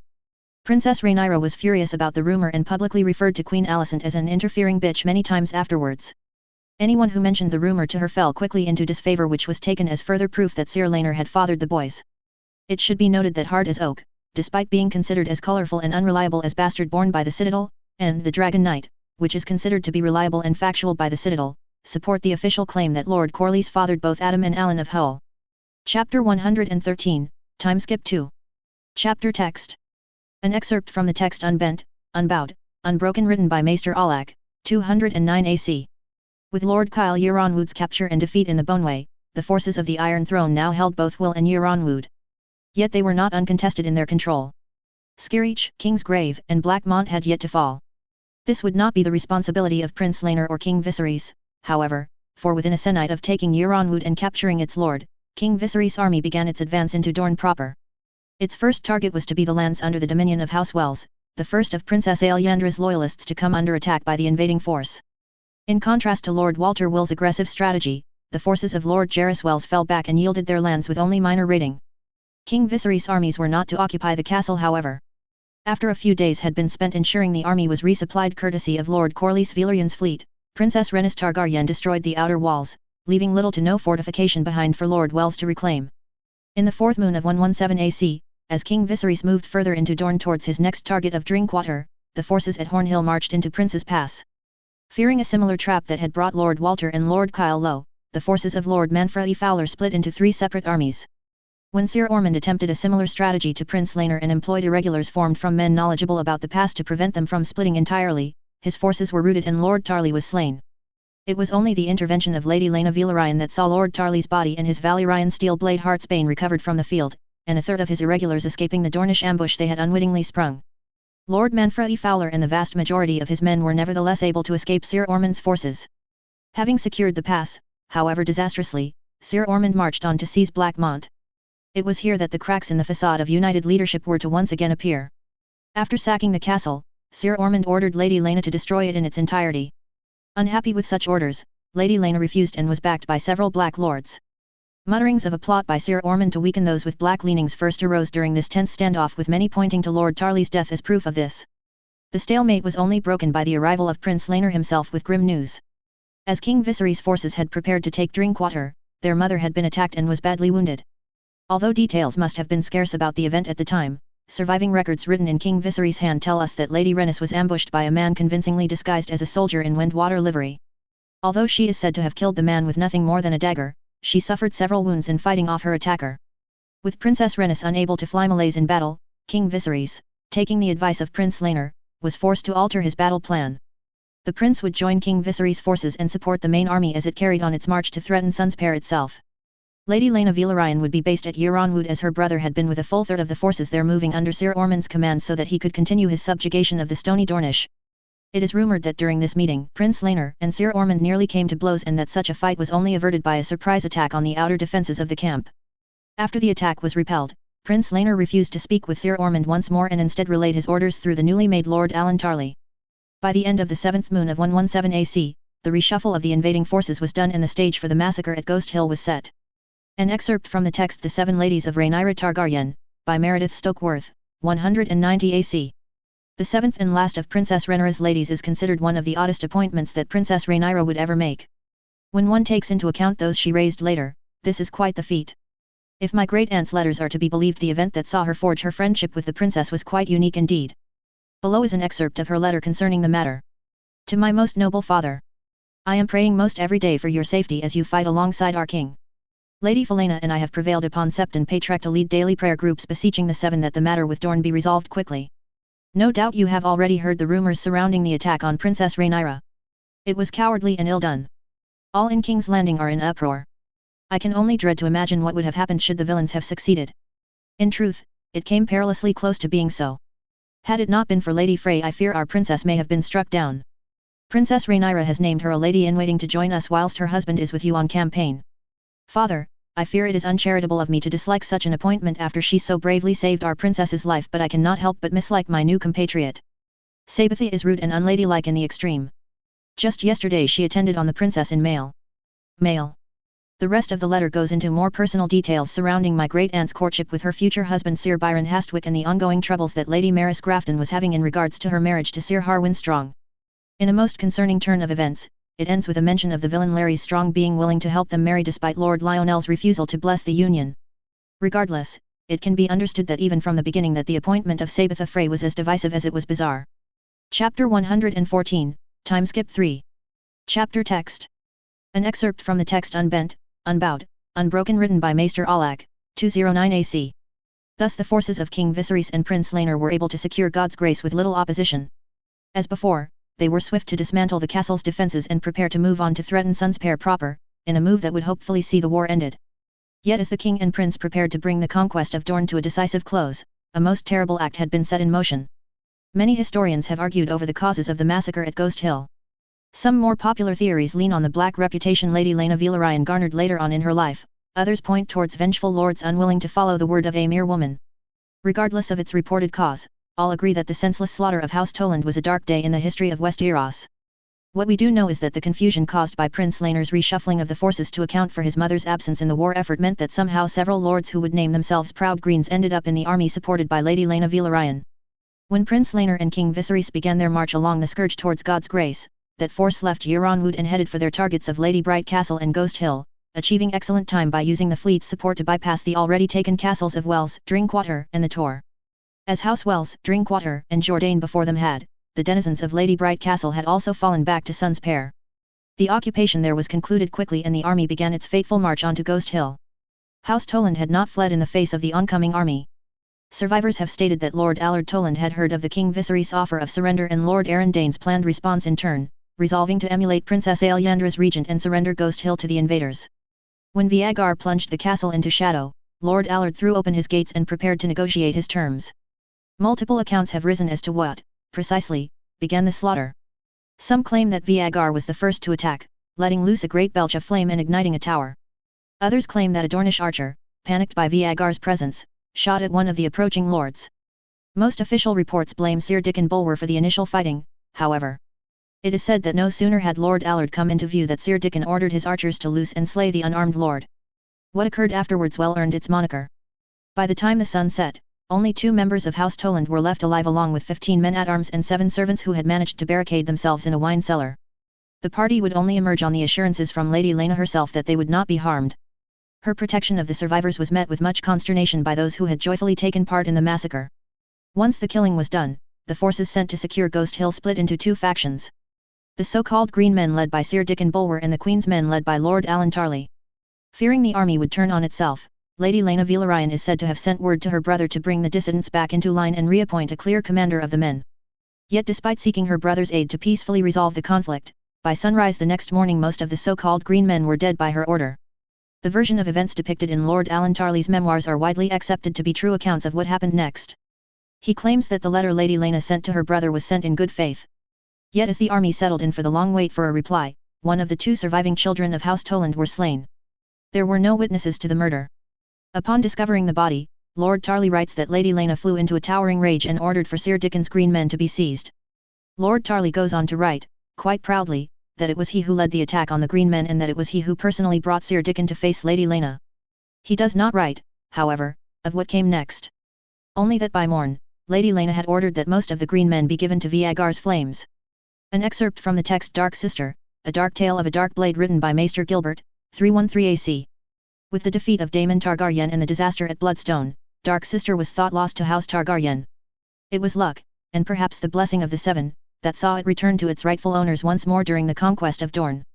As Prince Laenor Villaryan, husband of the future Queen Rhaenyra, laid siege to the Tor with his good father, he led a counter-raid against Dornish forces. During this minor skirmish, he slew several men in single combat. Afterwards, to the surprise of all his men, he recovered that lost blade from the corpse of one of his opponents.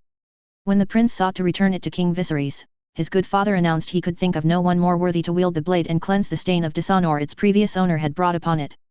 Thus Dark Sister passed to its next bearer. Prince Laenor would go on to wield the blade for a decade and a half in the service of his wife.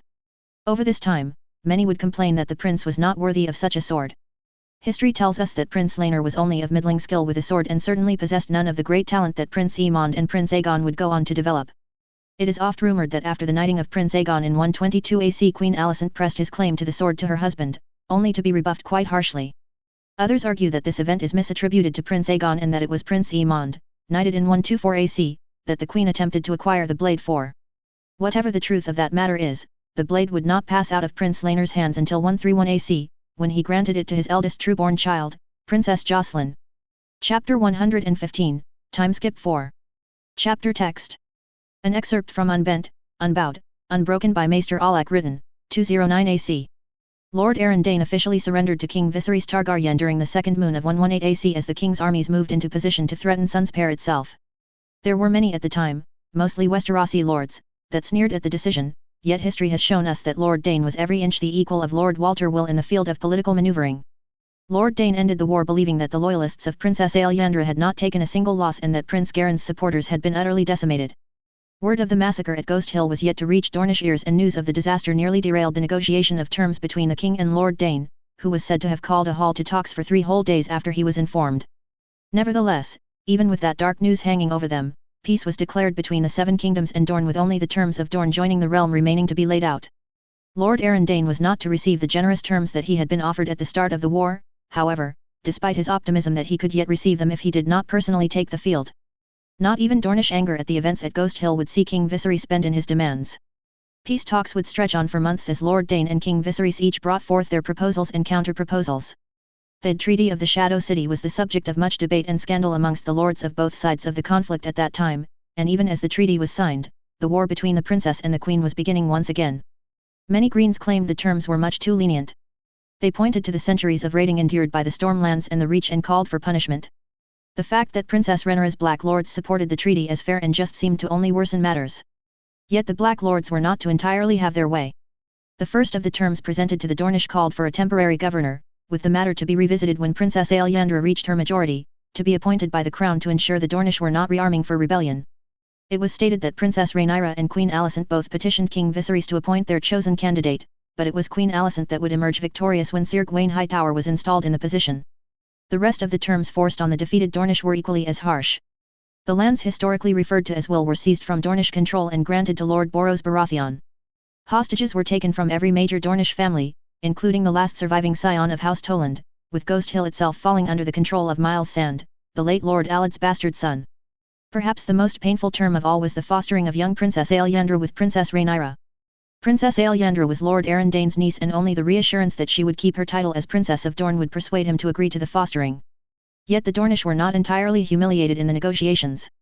As mentioned above, they were able to keep their title of Prince of Dorne.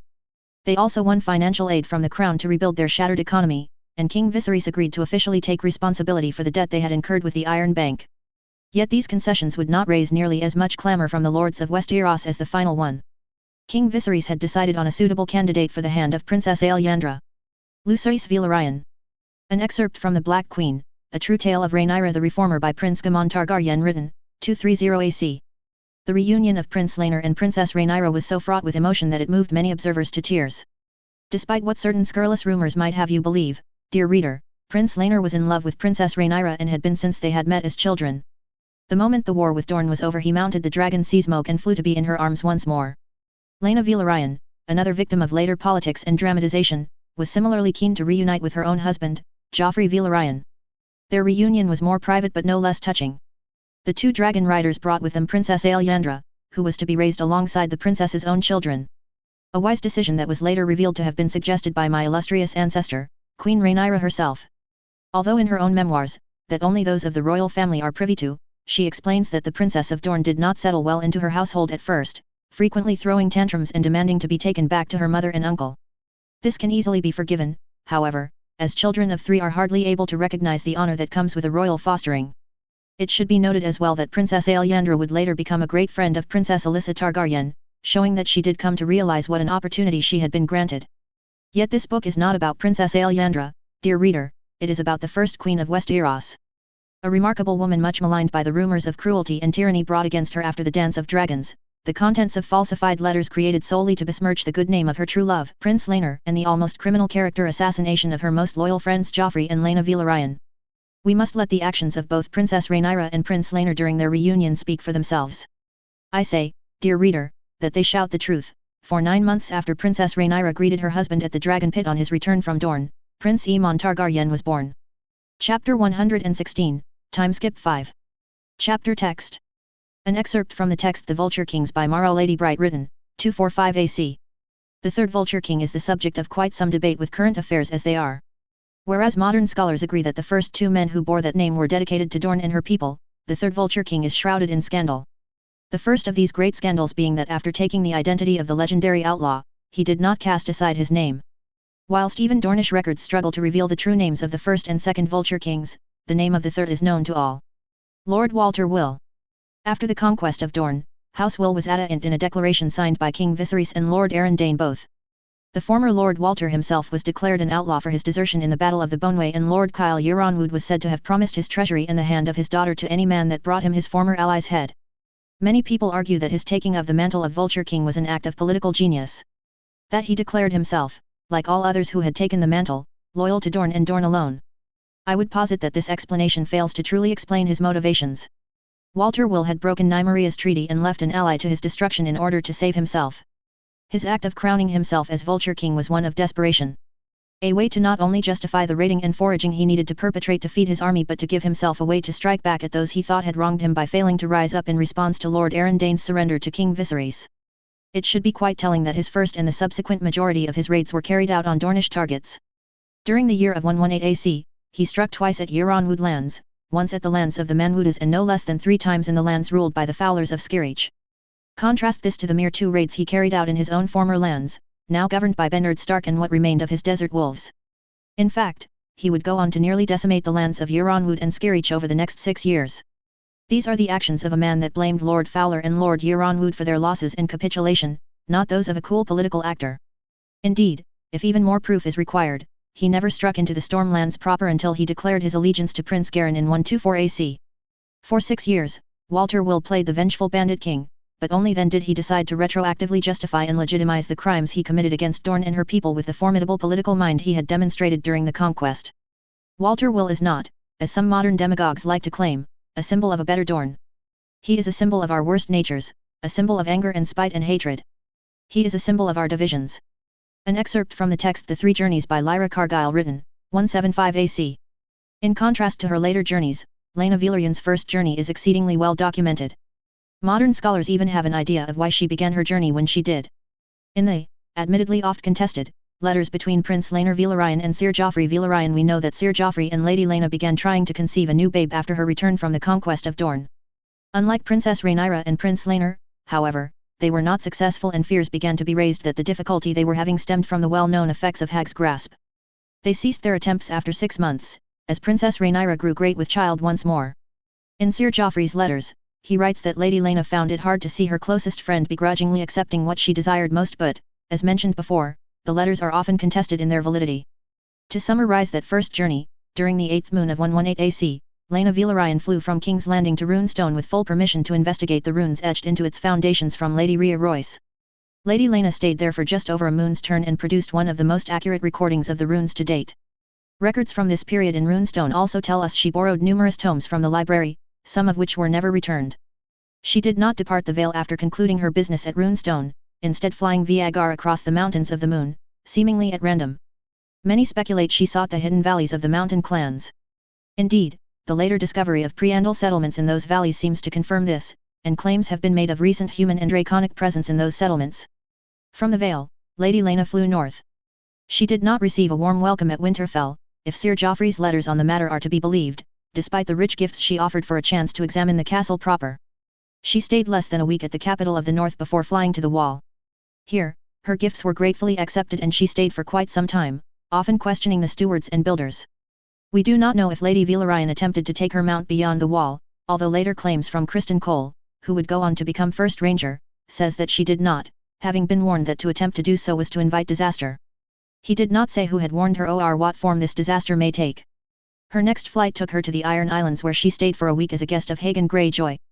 We can only speculate what she wished to examine there, but her haste in departing the islands requires none. Hagen Greyjoy was in declining health, but he was no less the lecherous man he was reputed to be. Continuing her odd pilgrimage about the legends of Westeros, Lady Velaryon is rumoured to have visited the God's Eye in Harrenhal. Records from the Great Castle have never confirmed it, so the matter remains shrouded in mystery. We do know that, whether she visited the God's Eye or not, her next point was the High Tower. An odd choice of destination given that she and Sir Ormond Hightower were reputed to hate one another. Yet Lady Laena won a month in the High Tower from Lord Garmon. Sir Ormond wrote to his cousin, Queen Alicent, with a detailed report on the matter. He claims that she examined the tower from top to bottom but seemed most interested in the black stone that forms the base of the ancient structure. Sir Ormond goes on to complain that Lady Velaryon refused the services of maids and stewards and was secretive, almost verging on paranoia, during her stay. When her month was up, Lady Laena is said to have left without any complaint. Her final stop on her journey was with her kinsman, Lord Boros Baratheon at Storm's End. Like Lady Rhea Royce had, he reportedly gave her full access to the fortress and she was keen to take him up on his offer, only returning to Princess Rhaenyra's side after 3 months spent studying Storm's End. Chapter 117, Timeskip 6. Chapter Text. An excerpt from the text The Silver Falcon by Maester Godric written, 219 AC. Lady Jane Arryn would stay in King's Landing for some time after the conquest of Dorne was brought to a close, staying with her cousin Princess Rhaenyra Targaryen until she was great with child once more. It is thought she intended to witness the birth of Prince Aemon, wanting to support her beloved kinswoman, before returning to the Vale for her own wedding. Yet as winter wore on, Lady Arryn would be forced to return alongside her falcons as the mountain clans, much reduced by a bitter winter with no end in sight, began desperately raiding any target they could reach. Even ancient fortifications that had stood against the onslaught for thousands of years were feeling the strain of the mountain clans' death throes, and sacked farmsteads, burned villages and looted convoys became common sights within the Vale. Matters only seemed to escalate. Redford was nearly burned in early 118 AC, Wickenden barely fought off a raid a month later, and Lord Gawain Corbray was attacked, and his guard slain, within sight of the walls at Strong Song. Even the Bloody Gate suffered a raid, so bold were the mountain clans in that period. Yet before the Vale could raise its banners in earnest, politics dictated that there was a more important matter to attend to. The marriage of Sir Dennis Corbray and Lady Jane Arryn. It was said to be a lavish affair, attended by no less than 5 princesses and, one might argue as Princess Rhaenyra was heavily pregnant, 1 prince. Even Lady Rhea Royce was recalled from King's Landing to witness the affair, bringing along her firstborn son, Yon. The grand tourney held afterwards was no less lavish than the ceremony and feast that preceded it. Yet where many may have grumbled at the cost in the face of renewed raiding and the sheer toll of winter, Lady Arryn was quick to reassure them and lay the foundations for the claiming of her title of the Silver Falcon. Using surveys taken in ancient times, Lady Jane had negotiated a significant loan with which to found silver mines in the Mountain of the Moon after the winter's end. It did not escape the notice of many that a significant portion of the mountains said to contain the rich deposits of minerals were placed in areas claimed by Arryn kings long dead with ancient decrees. Ancient decrees that Lady Arryn made clear still applied. Despite that brief political upset, it was clear that in a few short years Lady Arryn had gone from barely maintaining control of the Vale in the face of those that would support her kinsmen to undeniably ruling it in truth. An excerpt from the text An Age of Science by Wisdom Harlan written, 299 AC. There is evidence that ether was used in minor surgeries performed by Maester Gerardis on Dragonstone as he was developing the techniques of administering it. Yet it faced its first true test on the 12th day of the 5th moon in the year 119 AC. Keen scholars of medicine will note that this date is not long after the discovery of the properties of iodine or, to give it its common name, dragon salt. This is the most likely theory as to why Maester Gerardis was not present in King's Landing and why events were allowed to develop as they did. Regardless, records kept by Grand Maester Melos show that Princess Rhaenyra visited him no less than 3 times in the preceding month complaining of pain in her fingers, broken by her uncle in a fit of rage years ago and ill-healed in the aftermath by Grand Maester Runsiter. The Grand Maester, in his own notes, dismisses the pain as a product of the princess's broken fingers reacting badly to the ongoing winter, which grew more bitter as spring failed to arrive. As time went on, the princess fell ill with ever-worrying symptoms. She contracted a fever, sweated excessively and was said to have barely been able to eat due to nausea. She had to be sedated with milk of the poppy as the pain returned to her fingers in unimaginable levels and the hand itself swelled to twice its size. After her symptoms failed to improve despite the Grand Maester's complete attention, King Viserys became desperate. By royal decree, Maester Gerardis returned to King's Landing and was quick to identify an infection in the badly healed bones in her smallest finger. Fearing that the infection may spread and cause further complications with the princess's health, Maester Gerardis opted to amputate the problematic finger. To this end, he used the untested ether to ensure the princess would not awaken during surgery. Whilst this surgery was a resounding success, many maesters objected to the use of ether quite vocally. It was this outcry, and a formal complaint from the Grand Maester, that allowed the Citadel to act as it did. As 119 AC came to a close, Maester Gerardis was formally summoned to the Citadel to answer to an official investigation into accusations made against him.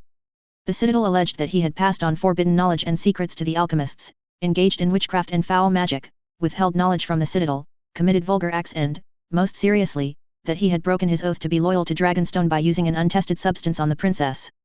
The inquest continued well into the new year as maesters and archmaesters alike quizzed Gerardis on Dragonstone, the alchemists' guild and who had invented the wondrous things that its campus produced.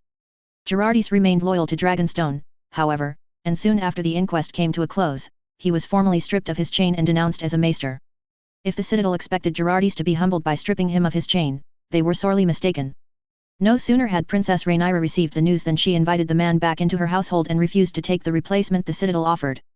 In defiance of convention, Gerardis would go on to officially open a school of healing on Dragonstone, training many of the wise men and septons that would go on to serve the people of King's Landing and the Narrow Sea. Chapter 118, Timeskip 7. Chapter Text. An excerpt from the text The Three Journeys by Lyra Cargyle written, 175 AC. The second journey of Lena Villaryan is harder to summarize and relies much on the assumptions of her contemporaries and folktales.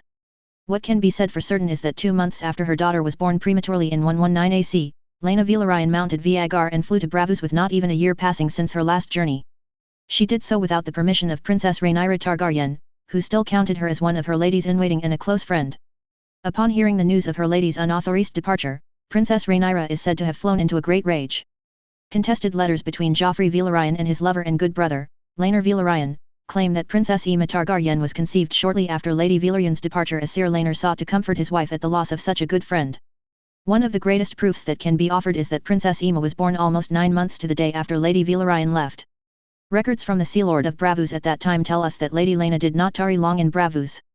Dark rumors swirled about her stay there, and it was a contemporary theory that she sought to gain access to the House of Black and White, the House of Assassins so shrouded in mystery even now. It seems unlikely she was granted an audience, however, as she soon left Bravus for Lys. She is known to have tarried in the Perfumed Sister for near 2 months, a guest of Magister Letho Dagaraon, who was oft seen taking her on tours about the city and accompanying her to the many parties the Lysini are known for holding. Yet Lady Laena's tours of the oldest parts of Lys, its temples and its libraries are not the only thing of note to happen during her stay there. From records recovered from Magister Dagaraon's cache, kept safe through the Rogue Prince's rebellion that took place not even a decade later, we know that towards the end of her stay, Lady Laena Villaryan received a letter from a most unlikely source, Princess Helena Targaryen. Westerosi scholars argue the accuracy of such records. Princess Helena would have been approaching her 11th name day and was fostered with Lady Jane Arryn at the time. What cause would a daughter of Queen Alicent, no matter how beloved they both were by Princess Rhaenyra, have to send a letter to the writer of Viagar and a staunch black? Magister Dagaraon never writes what the letter contained, or if he did the contents were destroyed in the rebellion, but he does write that after reading the letter, Lady Laena became distressed and began making plans to depart Lys immediately for the next stretch of her journey. Where she had been happy to accept Magister Dagaraon's aid in planning her adventure, she now tore up those plans and refused to let him see the replacement itinerary. Within a week she had departed Lys, refusing all entreaties to stay further in the city. We know that from Lys, she went east to Volantis. Where she had been free and sociable before, she was now secretive and paranoid. She attended no social gatherings, instead spending her time exploring Volantis and the surrounding Valyrian towns along the River Roine, even daring to venture as far as the Sorrows. Records of her exact movements have never been released to Westerosi scholars by the Volantens, however, despite many requests they do so by the royal family. From there on, we only have Magister Dagaraon's writings as to what she intended to visit before she changed her plans, the ruins of Essaria known as Vizcaduc, the Demon Road with its cities of Mantares, Perej, Tolos and Illyria, the Isle of Cedars and its cities of Velos and Goze, and the ill-reputed Isle of Tears and the ruins of Gagasos. Nobody can say for certain which of these she truly visited, but if Magister Dagaraon writes truly, it seemed Lady Villaryan wished to tour the crumbling glory of her ancient ancestors, the Dragon Lords of Valyria. An excerpt from the text The Silver Falcon by Maester Godric written, 219 AC. Lady Arryn's power in the Vale was to only go from strength to strength after spring was officially announced in 120 AC. The winter had been long and hard, the Vale was still reeling from the Mountain Clan's desperate rebellion, food was running short after 5 years of weather that had only grown worse as the years went on, and the start of 120 AC saw Princess Helena Targaryen, her ward, fall deathly ill. Yet as the weather slowly began to warm, the people of the Vale, both lords and common folk, were given even more reason for celebration than the changing of the seasons. Attended by one of Princess Rhaenyra's midwives and her dear companion, Jessamine Redford, Lady Arryn gave birth to her firstborn child. A healthy, lusty son she named Osgood Arryn, for the king of Mountain and Vale that had passed the decree she relied on to lawfully seize the mountains in which her future silver mines would be founded. Even better for Lady Jane, a month after her son's birth, Princess Helena finally awoke from her almost comatose state. Yet not all in the Vale were pleased with the political situation. Gunthor Royce, for he was officially a Royce despite his later actions, grew ever further from the lordship of Runestone. Lady Rhea Royce, his aunt, now had 2 healthy sons, Yon, born in 118 AC, and Yorwick, born in 119 AC. Once the roads were safe for travel in 120 AC, Gunthor Royce made a progression to the Gate of the Moon to petition Lady Arryn to restore him his rights as heir of Runestone. He argued that Lady Royce's first husband yet lived and that the annulment granted to Lady Royce that allowed her to marry Lord Torrin Royce was obtained via bribery and deceit. He argued his cousins, born of that union, were therefore bastards. Lady Arryn was not of the same view. In a blistering letter sent to Lady Rhea Royce, who resided in King's Landing, Lady Jane denounced Gunthor Royce and had him imprisoned in his quarters.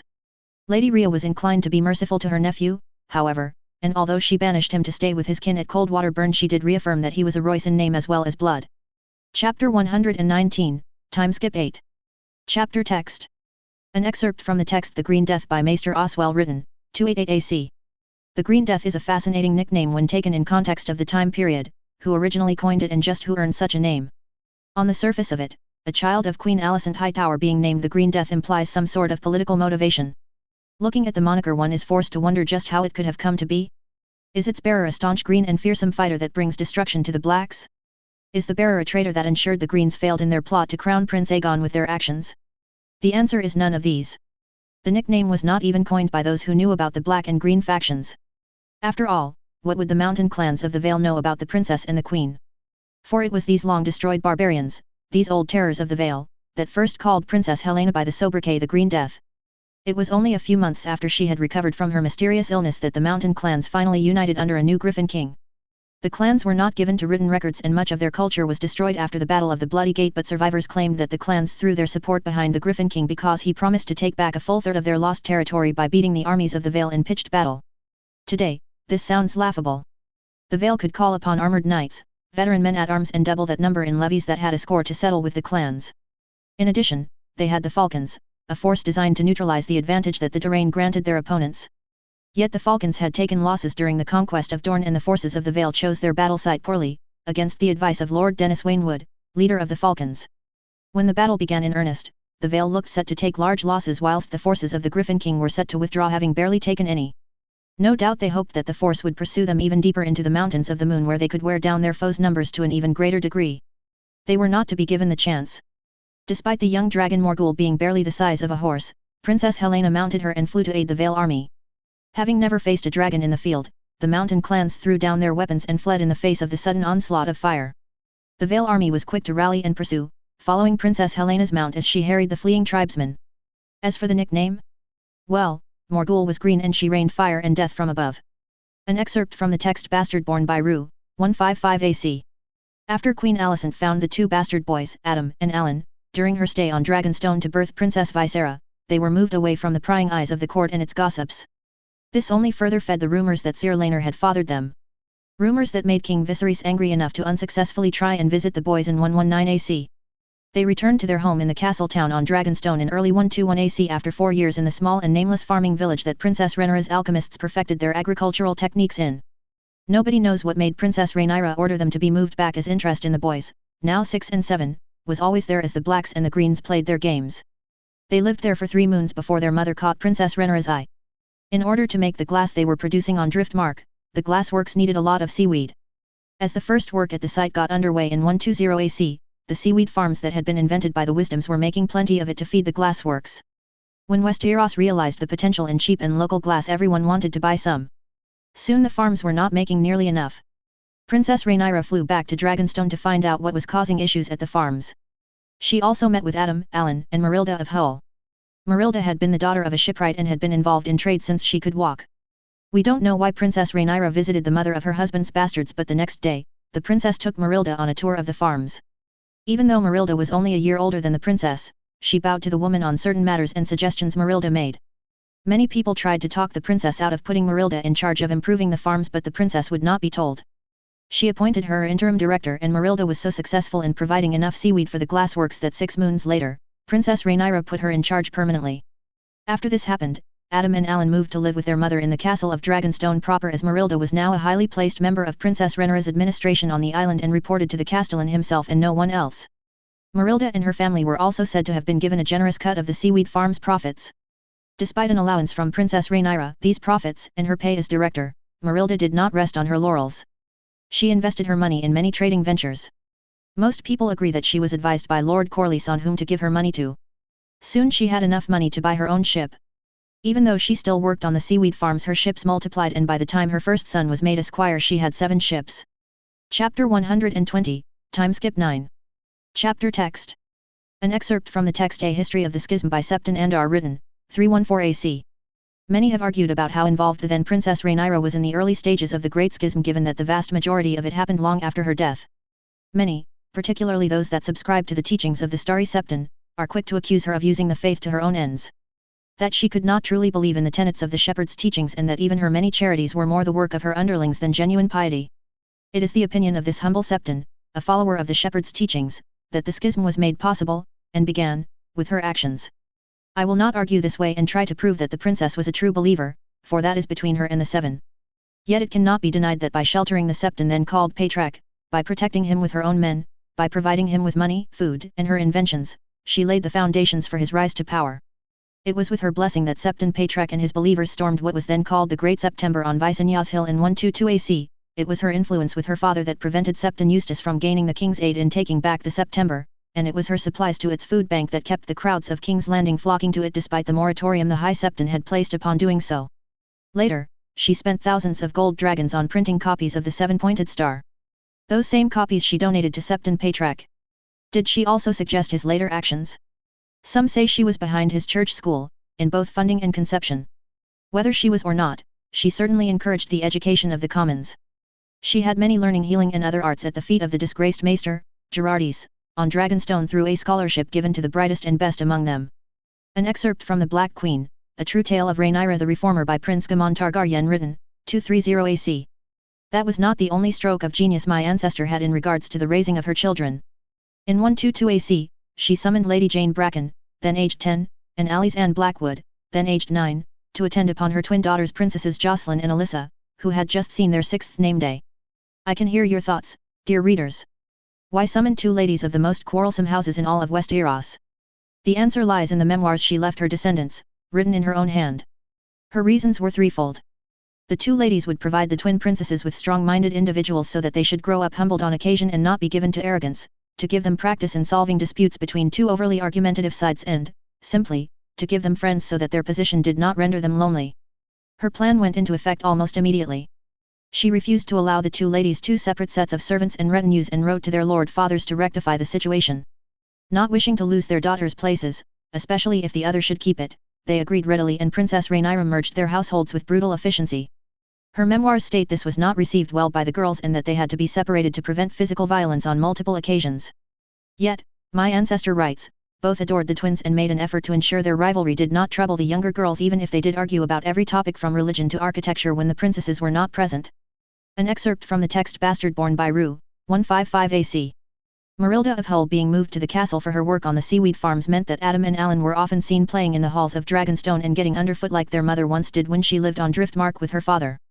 It also meant that Adam and Alan could be tutored by the many wise men that Princess Rhaenyra had gathered on Dragonstone.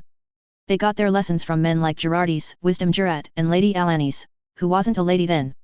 Also lots of other wisdoms helped out and they were often taken to see lectures and other stuff at the campus. Most surprising to everyone that heard of it was that Princess Rhaenyra gave orders that both boys should be allowed to train in martial pursuits with the Master-at-Arms, Sir Rogalang Ward. Even King Viserys told Princess Rhaenyra to not allow it as he feared that the boys might become too skilled and threaten the princess's true-born children. Princess Rhaenyra refused advice once again as she swore that her husband's children would be good boys who were loyal and would not hurt their own kin even to enrich themselves. None of the princes or princesses ever wrote down what they thought about this at this time even though they would go on to become great friends with their bastard brothers later on in their lives. So the boys started learning martial pursuits under the Master-at-Arms. Right from the start, people noticed that Alan had no real talent for it and only attended the lessons because of his brother. Adam was a natural talent with the sword and received a lot of praise for his progress and skill. When word got back to King Viserys he begged the princess again to ban the boys from learning such things. Instead, Princess Rhaenyra travelled to Dragonstone for another meeting with Marilda of Hull and Sir Rogalang Ward. Sir Roga was very impressed with Adam and offered to take him as a squire as long as he had permission to do so from the princess. Princess Rhaenyra was happy for Adam to squire under Sir Roga and even gave the knight an allowance to properly care for Adam. As for Alan, Princess Rhaenyra agreed to pay for him to apprentice at Hull to learn the shipbuilding trade. Chapter 121, Time Skip 10. Chapter Text. An excerpt from the text The Silver Falcon by Maester Godric written, 219 AC. Before the rule of Lady Jane Eyre, the old and proud families of the Vale often struggled for coin. Whilst the land of the Vale itself was, even then, rich and fertile, they had been fighting a war against both man and seasons for time immemorial. What the vicious winter winds did not snatch away, the mountains clans were happy to take. Noble houses were forced to spend the vast majority of their incomes on soldiers and fortifications to keep their lands safe and therefore struggled to invest in the necessary infrastructure to improve their lands. Their pride should also not be underestimated as a cause for their poverty in comparison to even some northern houses. There was an element of keeping up appearances and a steadfast refusal by most to involve themselves in trade and coin counting. When Lady Jane Eyre raised her kinsmen to lords of Gulltown, many of the Vale lords scorned them, despite their noble ancestry. The Arans of Gull Town, to many, were up-jumped merchants who had risen above their station despite their obvious wealth in comparison to others. Even Lady Aran herself was not as rich as other great lords and ladies, with her incomes being a paltry amount compared to all but the rulers of the north, the Starks. Even the barbarous Ironborn could boast more gold and richer lifestyle, even if it was mostly stolen from hard-working and honest folk in Essos and, as the rumors went, Westeros too. Yet this was to change forever in 121 AC. The mountain clans had broken under the onslaught of her armies in her ward, and the Falcons pursued them to their last holdfasts and hideaways. Time had run out for the mountain clans of the Vale, and Lady Aran was ready to begin her surveys of the Mountains of the Moon, having negotiated a loan with the Iron Bank to fund her work. Aided by Lord Rain, who was happy to send expert miners and surveyors to her, Lady Jane Aran undertook the daunting task of discovering what lay in the mountains and how truthful her ancestors had been in their ancient documents. What she found there was beyond her, and indeed her ancestors', wildest dreams. Small deposits of gold, silver in vast amounts, iron to rival the Iron Islands themselves, copper, tin, antimony and galena. The news was well received by all who had a stake in the matter, and Lady Jane soon accepted further investment from her cousin Princess Rhaenyra, House Velaryon and House Rain. She also, surprisingly, allowed the Belmores of Strong Song to extend their existing iron mines in return for a generous part of the profits they would make. Lady Rhea Royce received a similar grant to extend her copper and tin mines. Although the Aran mines would not begin producing anything of note until 132 AC, the decade after the discovery saw an economic boom in the Vale. An excerpt from the text An Age of Science by Wisdom Harlan, written, 299 AC. From the moment that Wisdom Juret and his compatriots had founded their campus on Dragonstone, the island became a haven for intellectuals and scholars. Its reputation only increased as such after the Girardis affair. In 122 AC, the campus of the Alchemists Guild would merge with Girardi's School of Medicine to form the College of Dragonstone, to be constructed at a new site, that still exists today. Further reorganization was undertaken, rumored to be the brainchild of Princess Rhaenyra herself, and clear departments were formed alongside an academic hierarchy and formalized funding. The move was not well received by all, as many believed that the college would become another citadel in time and would crush the spirit of scientific inquiry that the college had been founded on. Regardless of arguments, the changes went ahead and were finalized soon after. To fund its many studies, the college was granted part of the profits from the many inventions they had created there, dragon salt, the midwifery school, the printing press and, perhaps most importantly at that time, the glassworks on Driftmark. The glassworks had begun reaching full production in mid-122 AC, and Westeros' demand for its service was great indeed. This left Wisdom Juret, who still claimed overall leadership of the college as its master, in an interesting position. The new college would be a state-of-the-art facility, boasting many features that even the Alchemists Guild of King's Landing did not. He had access to a steady and large revenue flow to fund his new college and its studies, and he had prestige and a great following with the guild itself. It was he that had persuaded Princess Rhaenyra to share the book with him, it was he that had founded the campus on Dragonstone, and would now rule its successor, and it was he that had turned those fanciful technologies into real-world inventions. He had even presided over discoveries not in the book's pages in the form of iodine. Compared to the current Grand Master, a man more obsessed with turning lead into gold, Wisdom Juret looked to be a very good prospect for leadership. Yet Grand Master Jowan was a hale and healthy man, unlikely to die any time soon and very much opposed to surrendering his title to, in his own words, an upstart that had discarded the alchemist's chief tenets for prestige and gold from a pretty girl. Many of the King's Landing alchemists were quick to point out that the guild had been founded to study magic in the scientific manner. Under Wisdom Juret very little magic was being studied. The political disruption caused by the old and new clashing would go on for many moons until late 123 AC, when a solution was reached. Wisdom Juret would become High Wisdom Juret, the college would be separated entirely from the guild, with the guild renting rooms within it, and the study of magic would take place in the old campus that the Alchemists Guild would retain control of. Chapter 122, Timeskip 11. Chapter Text. An excerpt from the text The Silver Falcon by Maester Godric, written, 219 AC. The words of Princess Helena, who often wrote to her brother, Prince Aegon, that Lady Jane Aran and Princess Rhaenyra were very alike in personality and bearing. It is not odd that the cousins should be alike both physically and mentally. They shared a grandfather in Roderick Aran. Both Princess Rhaenyra and Lady Jane inherited his lack of height, with Princess Rhaenyra being the shortest of King Viserys' children despite being the eldest. Their situations in life were also comparable. Lady Jane had ascended to her position as a child after her father and brother were killed during an attack by the mountain clans that Lady Jane would go on to destroy. A young girl in charge of so much was a scandal during that time period, especially when she had male relatives who were older and believed to be more capable by many. Princess Rhaenyra was raised to the position of heir at age 7 after the death of 2 of her brothers. Like her kinswoman, this caused great scandal. A scandal that only grew when her brother, Prince Aegon, was born, and King Viserys refused to rescind his decree that she was his heir. Both were repeatedly challenged by vassals who preferred their male relatives to their rule, and both destroyed houses and ways of life in their quests to assert themselves in their positions as rulers. This is not the only similarity that has been noted between the two, though. As mentioned in previous chapters, many historians posit that Lady Jane Eyre preferred her own sex, pointing to the relationship she held with her lady-in-waiting and childhood friend Jessamine Redford. A woman who, rumours say, so often played the bed companion that Lady Eyre slept more by her side than she slept by her husband's. Contrast to Princess Rhaenyra, whom a minority of scholars argue held a similar relationship with her own lady-in-waiting and childhood friend, Laena Velaryon. Indeed, when Lady Velaryon left on her second great journey with little notice and no leave granted, Princess Rhaenyra was said to be so upset by the matter she turned to her husband to comfort her, resulting in Princess Aemma being born 9 months after Lady Velaryon's departure. A similar turn of events occurred when Lady Jessamine Redford was married to Sir Donnell Templeton in 122 AC. Lady Jane was said to have been heartbroken by her marriage, enough that Lord Gerald Redford fell out of her favour after enjoying it, since he had marched on the Gate of the Moon to confront Sir Arnold in 114 AC. 9 months after the now Lady Jessamine Templeton's departure from the Eyrie, Aemma Arryn was born as healthy as her brother was. Even if one ignores the rumours and tales of just who shared the princess and the lady's bed, the events still remain similar. Both had a childhood friend and lady-in-waiting depart their service unexpectedly, and both, 9 months later, birthed girls that they named Aemma. Perhaps we can understand much more about the type of person Lady Arryn was by looking at the actions of Princess Rhaenyra. An excerpt from the text The Green Death by Maester Oswell written, 288 AC. In fact, Princess Helena would not end her fostering with Lady Jane Eyre until late 124 AC. This makes her the last of Queen Alicent's children to return home, as her brother, Aemon Targaryen, had been knighted not 4 moons before. The first of her brothers to return to King's Landing was Prince Aegon in 122 AC, although such an early arrival was somewhat unplanned. It had been agreed between King Viserys and Lord Jason that Prince Aegon would not be knighted before he was 6 and 10, yet Prince Aegon was not content to wait. He won his spurs by entering the melee of Lord Jason's name-day tournament disguised as a mystery knight, bringing low many older and more experienced men.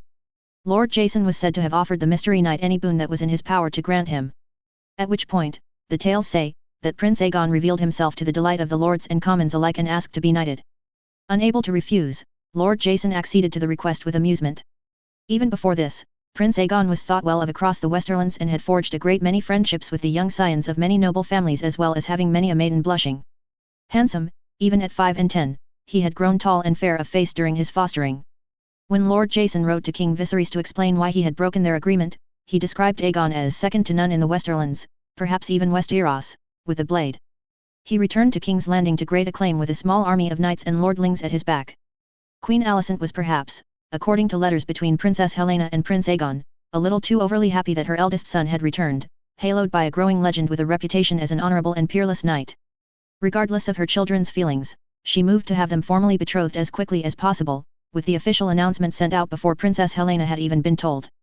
Contemporary rumours were of the opinion that this had been done so that Lady Arryn could not reveal the betrothal to her kinswoman, Princess Rhaenyra, whom Queen Alicent believed would attempt to interfere with the matter, as the traditional brother-sister marriage of the Targaryens being granted to her rival for the throne would only be a boon to Prince Aegon's cause. No record of either of her children's reactions exist, although some more doubtful sources allege that both were displeased but resigned to what they saw as an indignity. What is known is that Princess Helena refuses to leave the Eyrie to attend the feast thrown to celebrate her betrothal, and that Prince Aegon spent most of that feast sat next to his older sister, Princess Rhaenyra, and her husband, deep in conversation. Chapter 123, Timeskip 12. Chapter Text. An excerpt from the text The Vulture Kings by Mara Lady Bright written, 245 AC. 124 AC was a turning point for Walter Will and his band of traitors and ne'er-do-wells. He had finally annoyed the Regency in Sunspear enough that something was resolved to be done about him. Until that point he had faced fractured resistance in the form of former allies whose strategies and plans he could predict with little effort. Perhaps he felt that he could weather any general in Dorne that Lord Arrendane could call upon to face him, and perhaps that was even true. Yet Lord Arrendane did not call upon a Dornish general to solve his problem with the so-called Third Vulture King. No, in a move that only demonstrates how much stronger we are, how much stronger Dorne is, when we are part of a greater whole, Lord Arrendane formally asked Boros Baratheon and Bernard Stark to crush Walter Will and his men as they cowered in the Red Mountains.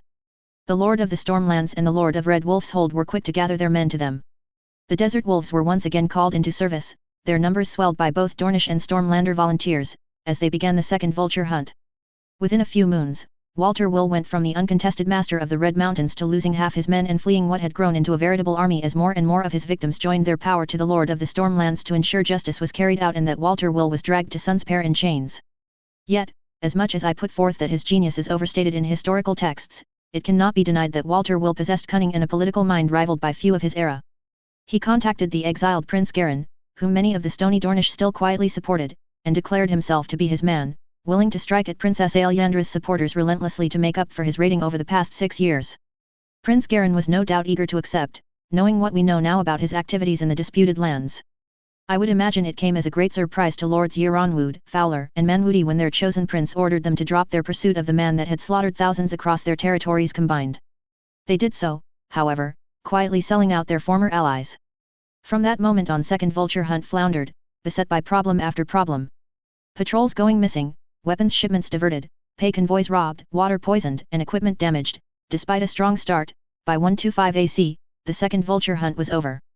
As for Walter Will, he kept his oath to his prince. From that moment on, he struck at Princess Aelyandra's supporters in the Stormlands alone, going so far as to cross Dorne's deserts to reach his targets. Nightsong, Lady Bright Castle, Hellholt, any who even wavered on supporting the prince would soon receive raids from Walter Will's men. Not all had given up on bringing him to justice though. Bernard Stark had set his sights on claiming the bounty on his head and, quite sensationally, changed his family's heraldry to reflect this, much to the anger of his late brother's son, Lord Cregan Stark. The Lord of Red Wolf's hold banners now bore a red wolf holding a dead, black snake within its maw. An excerpt from The Black Queen, A True Tale of Rhaenyra the Reformer by Prince Gaemon Targaryen, written, 230 AC. Dear readers, despite the almost peaceful and idyllic the year 124 AC was for my glorious forebear, villains beset her at every turn. Despite the vilification of her noble friend, Joffrey Velaryon, during both of their lifetimes and after, he was a clever and true man. He sought to protect the queen he had sworn his heart to from every danger. None, dear readers, was more villainous or dangerous than Larys Strong. He had found his match in Sir Joffrey though, and the two engaged in a secret shadow war in the city. Yet, whilst the villain was happy to play by the rules when he was winning, he was equally happy to drop the guise of the gentleman when Sir Joffrey began to turn the tide against him.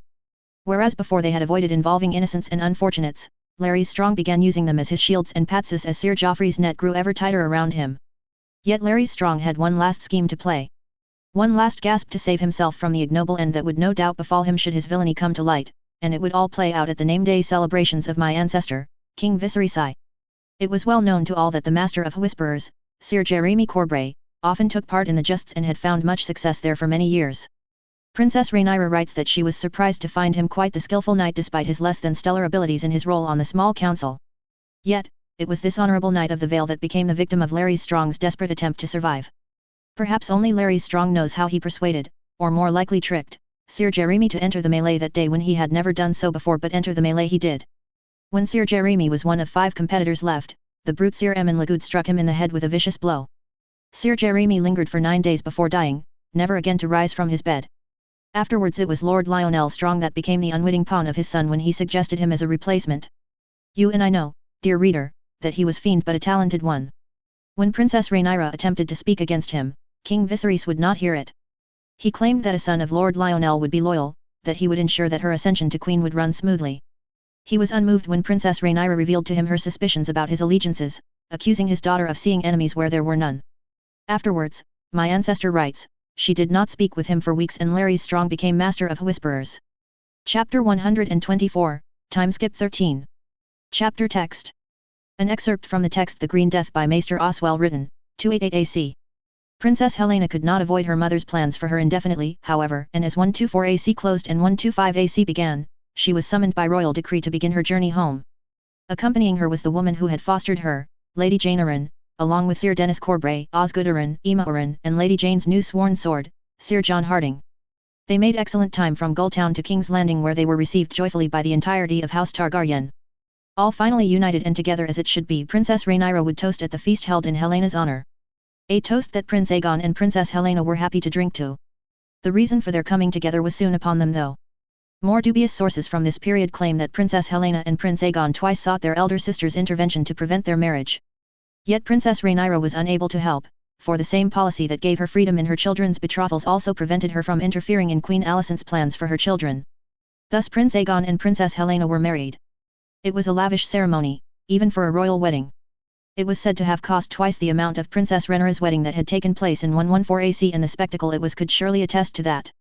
There was entertainment from all over Westeros and Essos, including Bravisee mummers, musicians from Lys, fire eaters from Volantis, and even, it was rumoured, a witch who could tell the future from far-flung Asai. The entire city was halted as 7 days of holidays were announced, and anyone with any claim to nobility or knighthood flocked to the keep to try their hand at the justs, the melees or the archery competitions. The Red Keep itself had been transformed with banners, bunting, and tapestries. Daily feasts were held in the run-up to the ceremony itself, and Prince Aegon and Princess Helena were always the guests of honor, whether they wished to be or not. When they were not feasting, Queen Alicent had them amongst the lords and ladies, shaking hands and making conversation. The ceremony itself was performed by the High Septon, and the feast afterwards was said to have served 77 courses, each dish more expensive than the last. The power of House Hightower was on full display for all that it was two scions of House Targaryen marrying. An excerpt from the text The Silver Falcon by Maester Godric written, 219 AC. As Lady Arryn set sail to attend the wedding of her ward, Princess Helena, she left the Vale to Lord Denys Waynwood. This was all the weakness that the rebellion that had been growing in the shadows of the Vale needed. From Coldwater Burn, Gunthor Royce declared himself the true Lord of Runestone. He was aided by Sir Edric Arryn, the young son of Sir Arnold Arryn. Both, like Sir Arnold before them, rode at the head of mercenaries. They were joined by knights from across the Vale and men from Hunter, Corbray, Templeton, Coldwater, and Royce lands. When Lady Arryn received notice of the traitors, she flew into a rage to rival any of the legendary dragon rages of her cousin. Furious, she refused aid from her dragon-riding allies and insisted on leaving the festivities early to attend to Sir Edric and Gunthor Royce herself, although she allowed her husband and her children to stay and enjoy the wedding. She was, however, accompanied by Lady Rhea Royce and Sir John Harding. It speaks to the character and skill of the rebels that she needn't have left King's Landing. By the time her ship docked in Gulltown, the rebellion was over. Sir Edric and Gunthor had failed to take a single town or defeat any foe. They had allowed themselves to be maneuvered into a disadvantageous position by the much more skilled Lord Denys and were utterly routed from the field in their first clash with Arryn forces.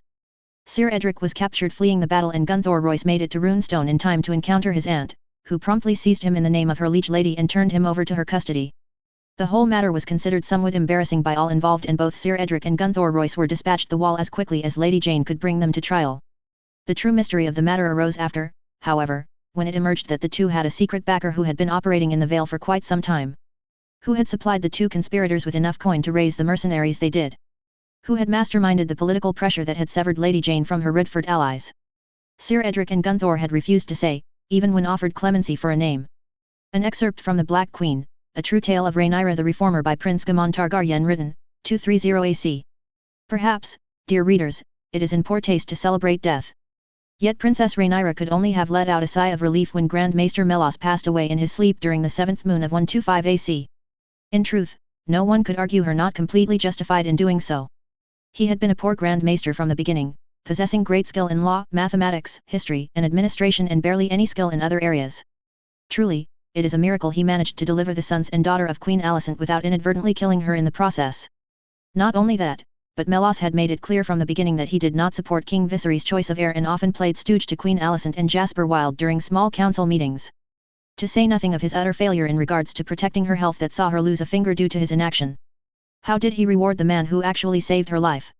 By formally accusing him of a list of fabricated crimes. It is a testament, dear reader, to King Viserys' mercy that his head was not struck off at that moment. As it was, King Viserys sidelined the old man after the incident and was extremely supportive of Girardi's efforts on Dragonstone. Yet that is an aside. Grand Maester Melos passed peacefully in his sleep, and by the end of 125 AC, the Red Keep would be assigned a new Grand Maester. This one would be much more troubling to Princess Rhaenyra, although she had no way of knowing it at the time.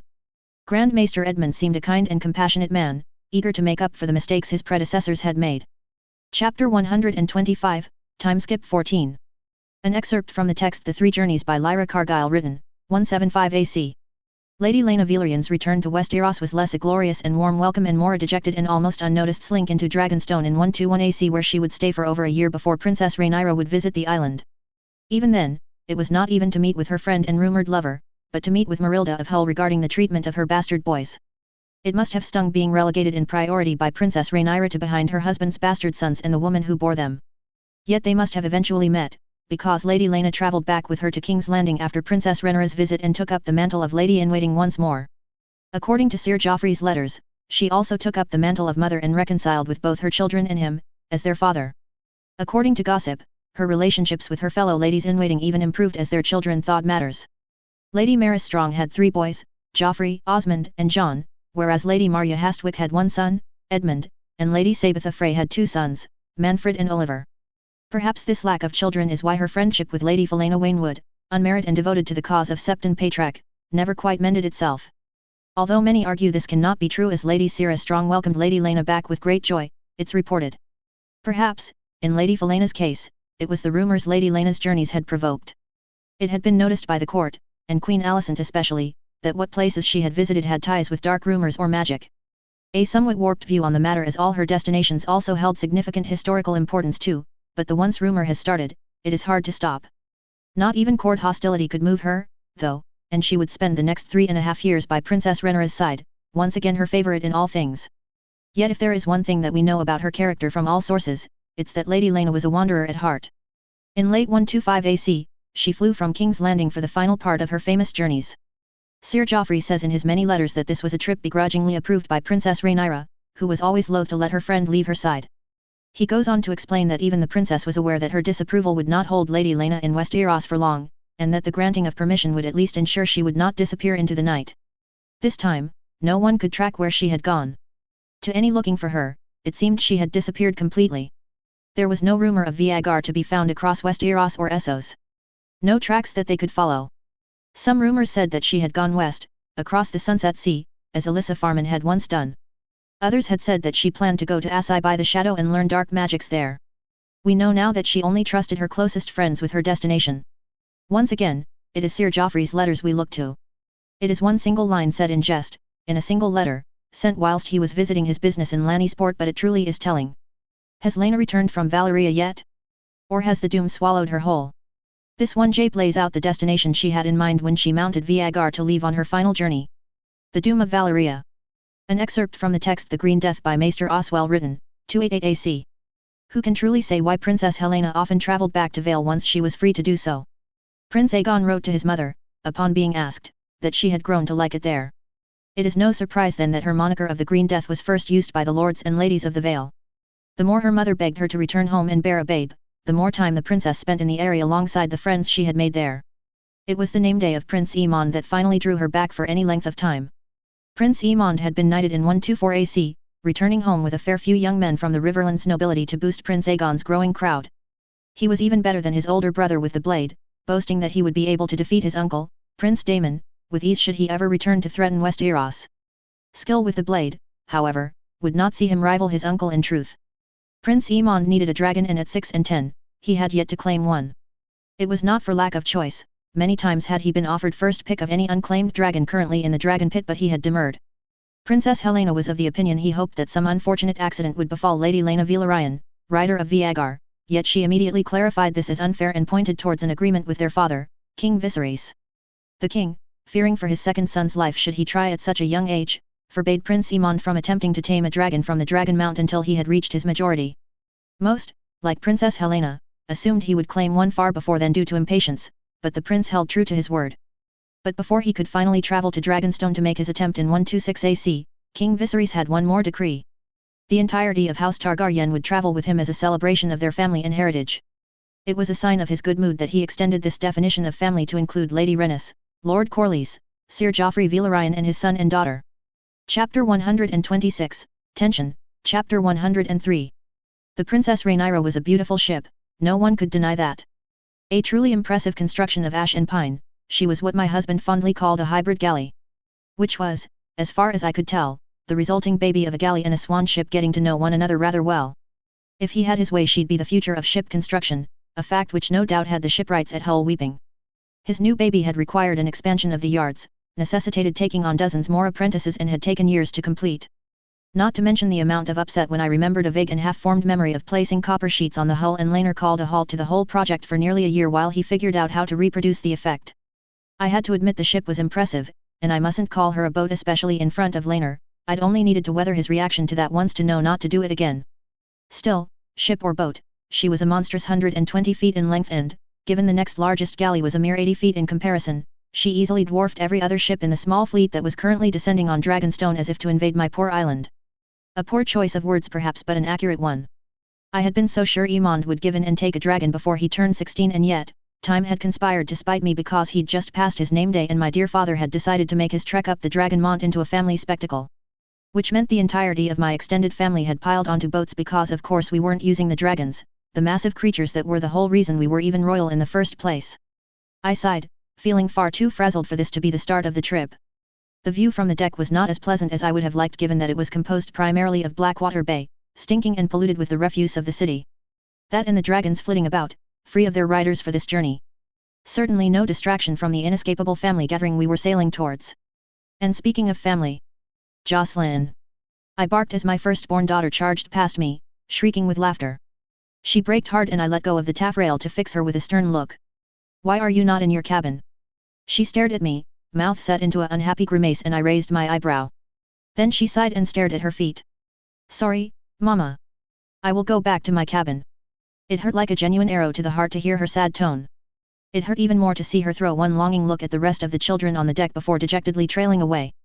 I was forced to grit my teeth when a little sniffle reached my ears. A bit harsh, asked Laner, nearly giving me a heart attack as he stepped out of a small crowd of men. I must be harsh. You know she is behind in her lessons. He grimaced and nodded, forcing me once again to reflect on the changes a decade of parenthood had wrought on us. We were older now, he was 31 and I was 29, although I liked to think neither of us looked our age. I had long given up trying to maintain a slim figure and had instead arrived at somewhere close to curvy, although my looks remained unchanged by it, something I was exceedingly thankful for. I still wore my braids, time could not change that. Although it had seen fit to steal a finger. I had been horrified to awaken one digit short all those years ago, but I was used to it now. Joffrey could always be relied on to put things in perspective. I may be short a finger, but he'd lost everything to a badly healed leg.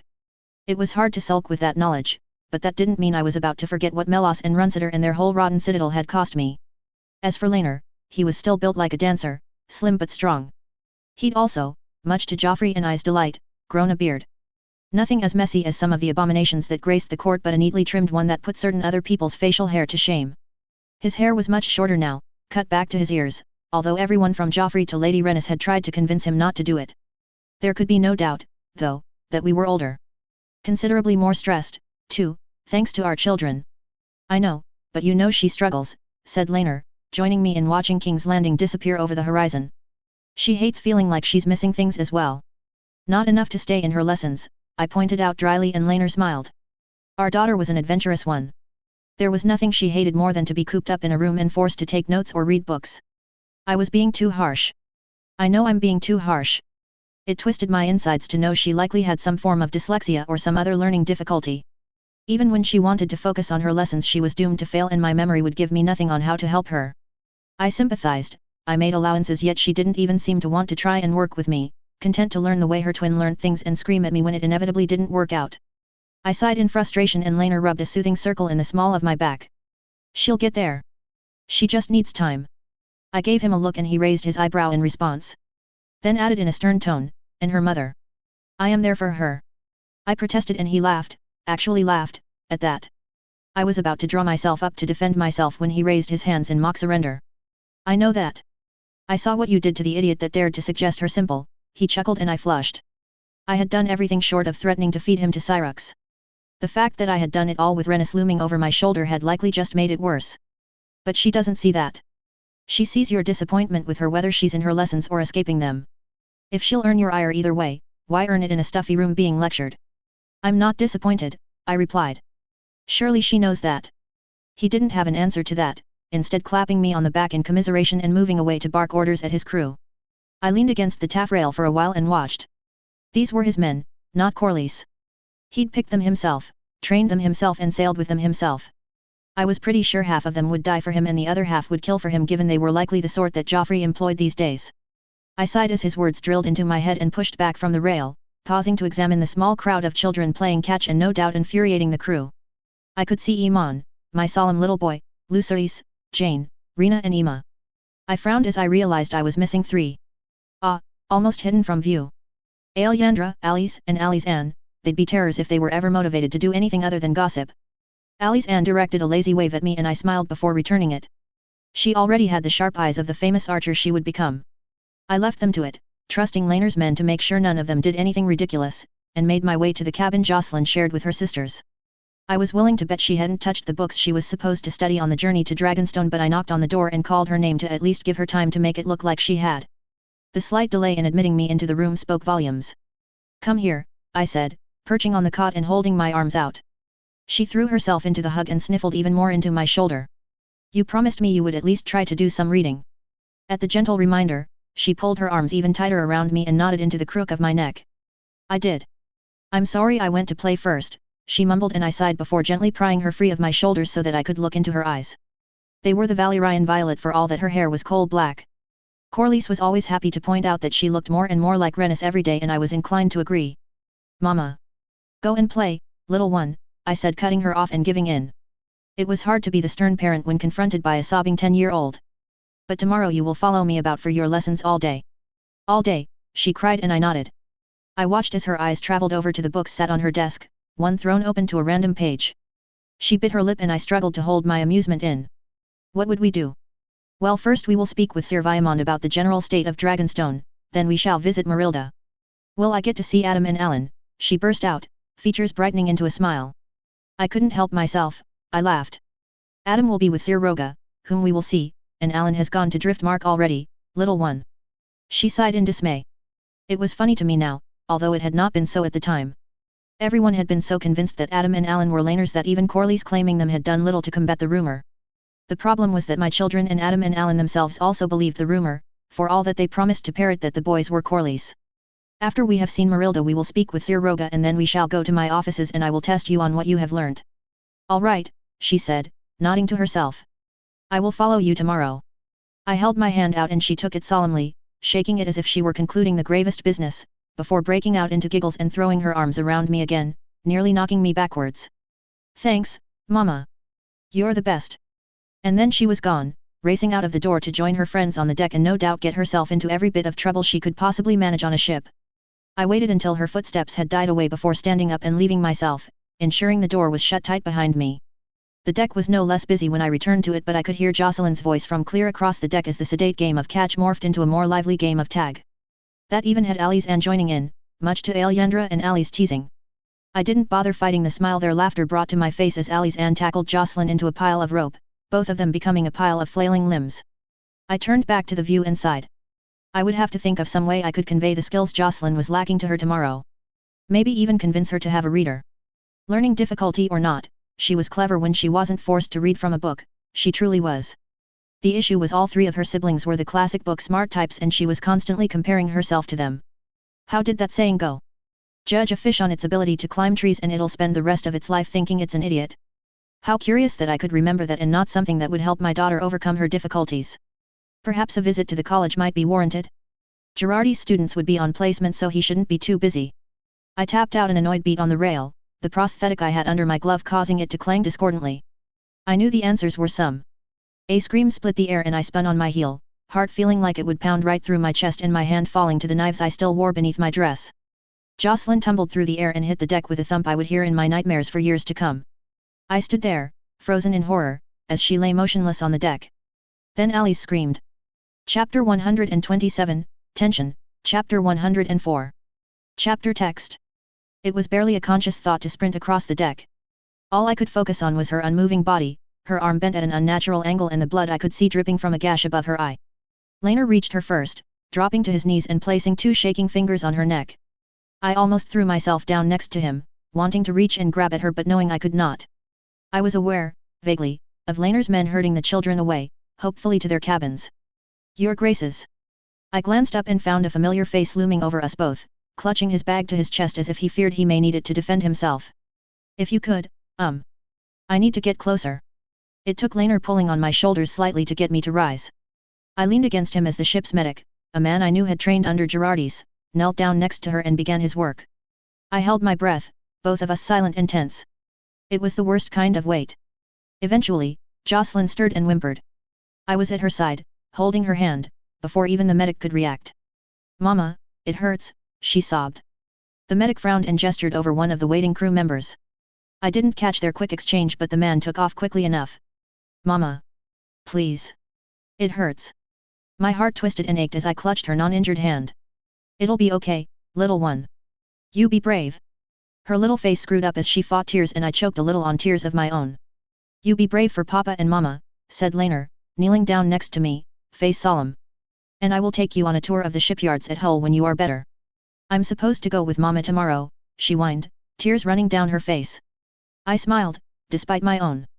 I think we can delay that for a few days, I told her and she smiled. It was a small smile though, I could not imagine the pain she must be in. She was far braver than I would have been screaming by this point if her arm and how pale her face were any indication. The man the medic had sent returned with wine. It took me longer than it should have done to realize it was likely laced with some kind of sedative. Drink this, I told her, before the medic could ask her to. Drink this, I promise it will help with the pain. She scrunched her face up at the first sip. I did not let them have wine as a rule, but the ship hardly stocked their usual drinks. A little bit more, my princess, urged the medic. I nodded along encouragingly, aware of Laner doing the same behind me. She gave in and drank deeply. It wasn't long before it took effect and her eyelids began dropping closed.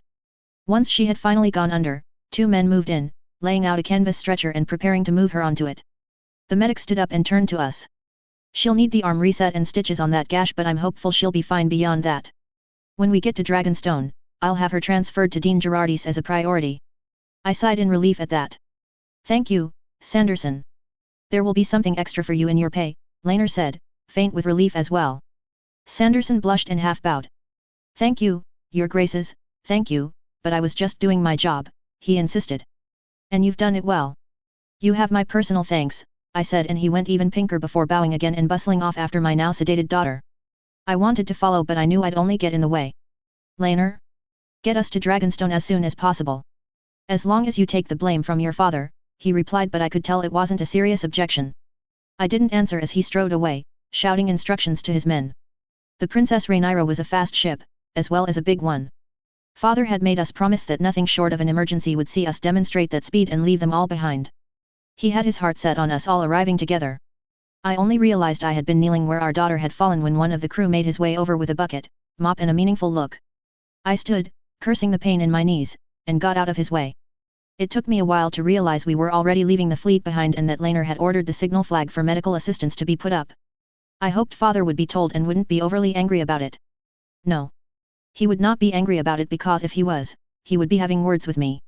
His need for spectacle did not trump my daughter's need to see a doctor. Rhaenyra. I whirled on my heel and sighed. Aelyandra. She was dressed in her usual fare of Dornish fashion, picked out and bought over by her mother on the latest of her many visits. I could not begrudge her them though. Her daughter had been taken from her at 3 and given over as a hostage to be raised by a stranger. It was a miracle she ever left when her visits came to an end. Aelyandra, what's wrong? I asked, placing a friendly hand on her shoulder. She reached up and clutched at it, squeezing my fingers tight briefly before letting go. The others, we wanted to know how Jocelyn was. There was a slight anxiety in her voice and I sighed, pulling her close into a half-hug she accepted with rolled eyes. A broken arm and stitches, but the medic believes she will be fine, I told her, and she sighed in relief. What happened, Allie? Why was she climbing the rigging of all things? My ward frowned at the question before her mouth twisted in unhappiness. I didn't really see, she lied.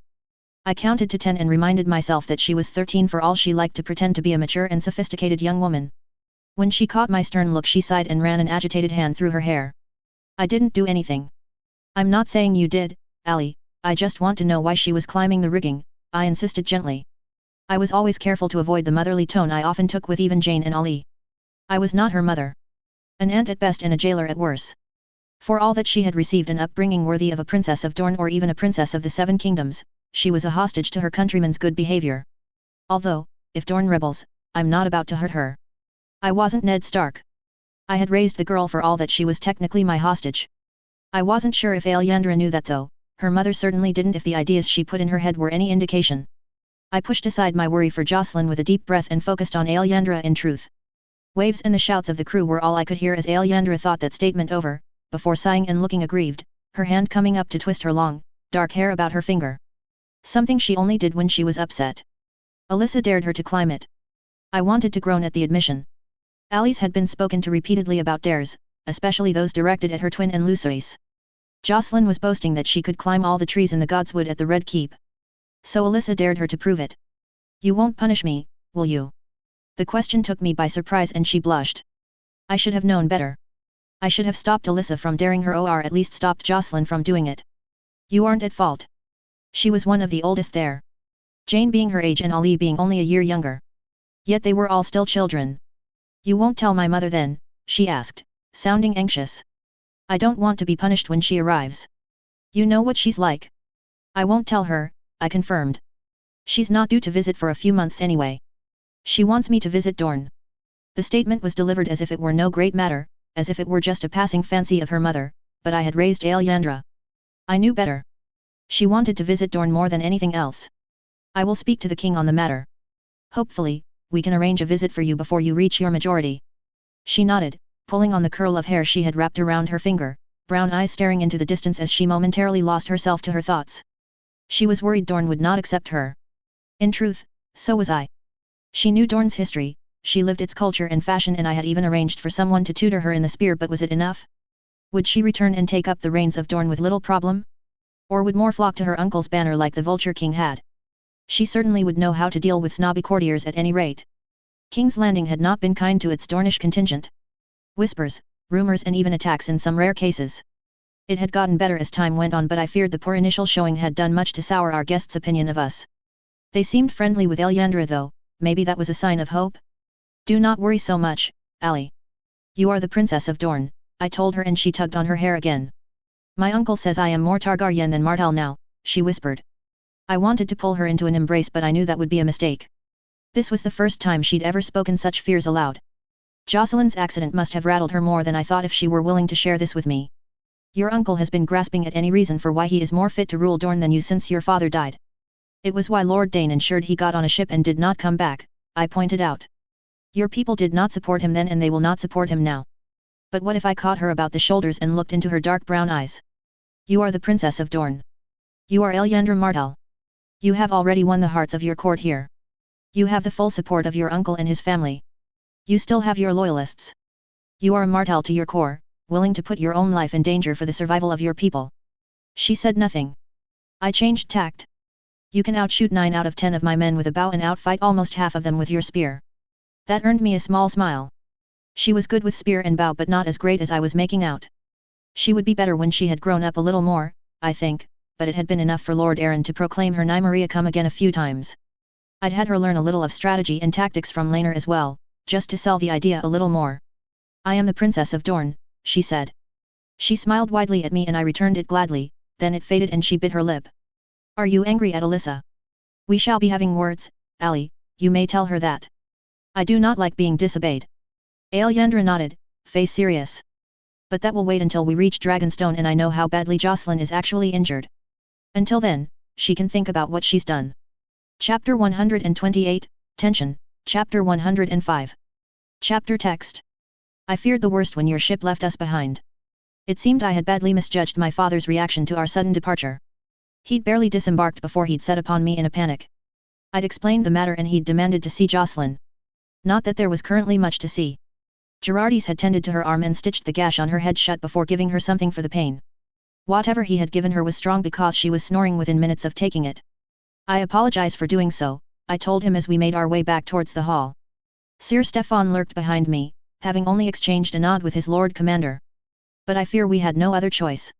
Accidents happen, Rhaenyra, do not castigate yourself over it, he replied, his smile wide. I paused and examined him. He was nearly 50 years old now and jogging towards fat once more, although he was nowhere close to the girth he had achieved before. He still had his mustache, I doubted even the stranger could wrest it from him by this point, although it was grey now rather than Valyrian silver gold. It made me happy to look at him. In canon he was nothing more than a blob at this point and suffering for it too. Dorne had given him what he needed to drag himself from his pit of despair and change himself for the better. Peace on the other hand. Peace was luring him into that mindset he'd had all those years ago. No, that was harsh, he was not nearly as bad as he had been. It was thinking he'd won that was causing the issue at the moment. He saw defeated foes, I saw old enemies preparing to strike once more. He saw clear signs of his, and my, victory, and all I could see were my advantages slipping away. Even when I revealed what I knew about Larys, he had refused to believe it. Lionel did not believe his son could be so devious, and my father had given me an ultimatum, accuse him in open court or drop the matter. Damn him, he knew I had no proof. When I had protested once more, father had merely told me I had grown so used to fighting that I could not enjoy peace, that I saw enemies where there were none. Thank you, father, for being so understanding, I said, hiding my frustration. Larry Strong's manipulations were not important at the minute. He had been left behind in King's Landing with Maris to watch him, he was not likely to manage much under her supervision. Besides, he was Joffrey's to deal with, I had promised my spymaster that much. My daughter, you need not thank me, he said, resting a hand on my cheek with a smile. Then his smile fell, his eyes finding something over my shoulder. I blinked and turned to find Joffrey waiting patiently for me, his eyes solemn. At least I could take solace in the fact that little about Joffrey ever changed. His hair was longer, reaching his shoulders now, and his eyes bore signs of laughter once more, but he was much the same at 31 as he had been at 21. Your Grace, there are some matters that require your attention, he said politely, bowing low. I'd sent him ahead of our little fleet to ensure the castle was up to snuff. I had not been in residence in some time and the last thing I needed was for standards to have lapsed and for Alicent to notice. My apologies, father, my work never ends it seems. Viserys managed to drag his eyes from Joffrey back to me as I turned to face him once more. Then he forced a smile, evidently no longer feeling his earlier good cheer. I shall leave you to your duties then, he said, as if relenting after a moment of silence stretched on just a beat too long. I caught his arms and stood on my tiptoes to press a kiss to his cheek and he drew me close for a hug before striding off, Sir Laurent falling in behind him. After he was gone, I made my way towards my offices. Joffrey fell in behind me, as silent as I was, with Sir Stefan making up the last of our group. Joffrey must have predicted it would be my first stop because there was wine waiting for us on the table. Where is she? I asked, pouring myself a goblet before passing the pitcher over. I did not mind saying such things in front of Stefan these days. He was loyal to me, even over my father. A decade of service would do that. I do not know, Joffrey replied. None of my agents have reported seeing her and she has not made any of her check-ins for nearly 2 months. Damn her, she was supposed to be back 2 months ago. No doubt that's why she hasn't bothered with the check-ins, I hissed. Joffrey gave me a shrug before sipping at his wine. He had his own problems with his wife these days beyond the problems I had with her. I took a deep breath. At least this time I could be reasonably assured she wasn't in a Lysani pleasure house. What of our guests? Settling in well enough, although I do question why we needed them all here. You should know my father by now, Joffrey, I told him dryly, sipping at my wine. A dry white wine from the Riverlands that was a far cry from Arbor Gold but it would do in a pinch. What are my siblings up to?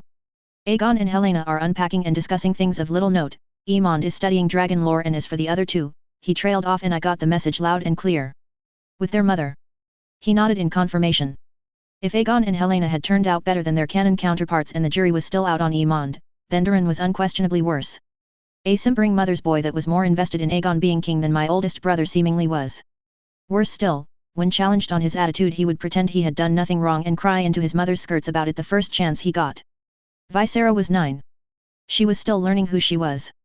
Although at the moment what she was the darling of the court, much to Alicent's glee. Jocelyn was too rough to be their perfect princess which left Alice as Visera's only competition. Yet Alice was still sickly, and compared to polite, precocious Visera? Yes, Alicent was very pleased indeed. And my ladies? I asked. They arrived well enough. They're both in your rooms, awaiting you. I smiled at that. Maris, Felena and Marya had been left behind in King's Landing but SAB, that is Lady Sabitha Frey, and Sira had followed me here. With any hope my sixth lady might grace us with her presence. I finished my wine and sighed, leaning back in my chair. Do you predict any problems for tomorrow? I asked after a moment's silence. He shook his head. The biggest threat is the cannibal but he is on the far side of the Dragon Mont currently. He took down a nearly grown dragon not 3 days ago, he'll be resting now, the Watchers report he was wounded in the struggle. Something had to be done about that creature eventually. He had no defined range, instead attacking lairs and dragons all over the Dragon Mont without rhyme or reason. And the others? I asked. In their usual ranges. He will almost certainly go for Vermithor, you know. I did know. Aemond wanted a big dragon and since Lena had failed to die and release Viagar, he would only be pleased by the second biggest. The Bronze Fury. I know, I said, debating pouring myself more wine. No, better not.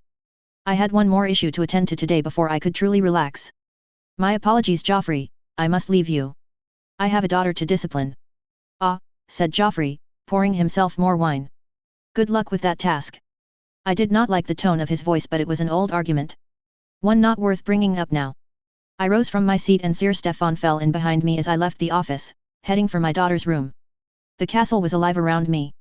Everyone knew what they were doing, no one was milling about without purpose. I could take pride in that at least, even the King's Landing administration had its problems but Dragonstone ran like clockwork.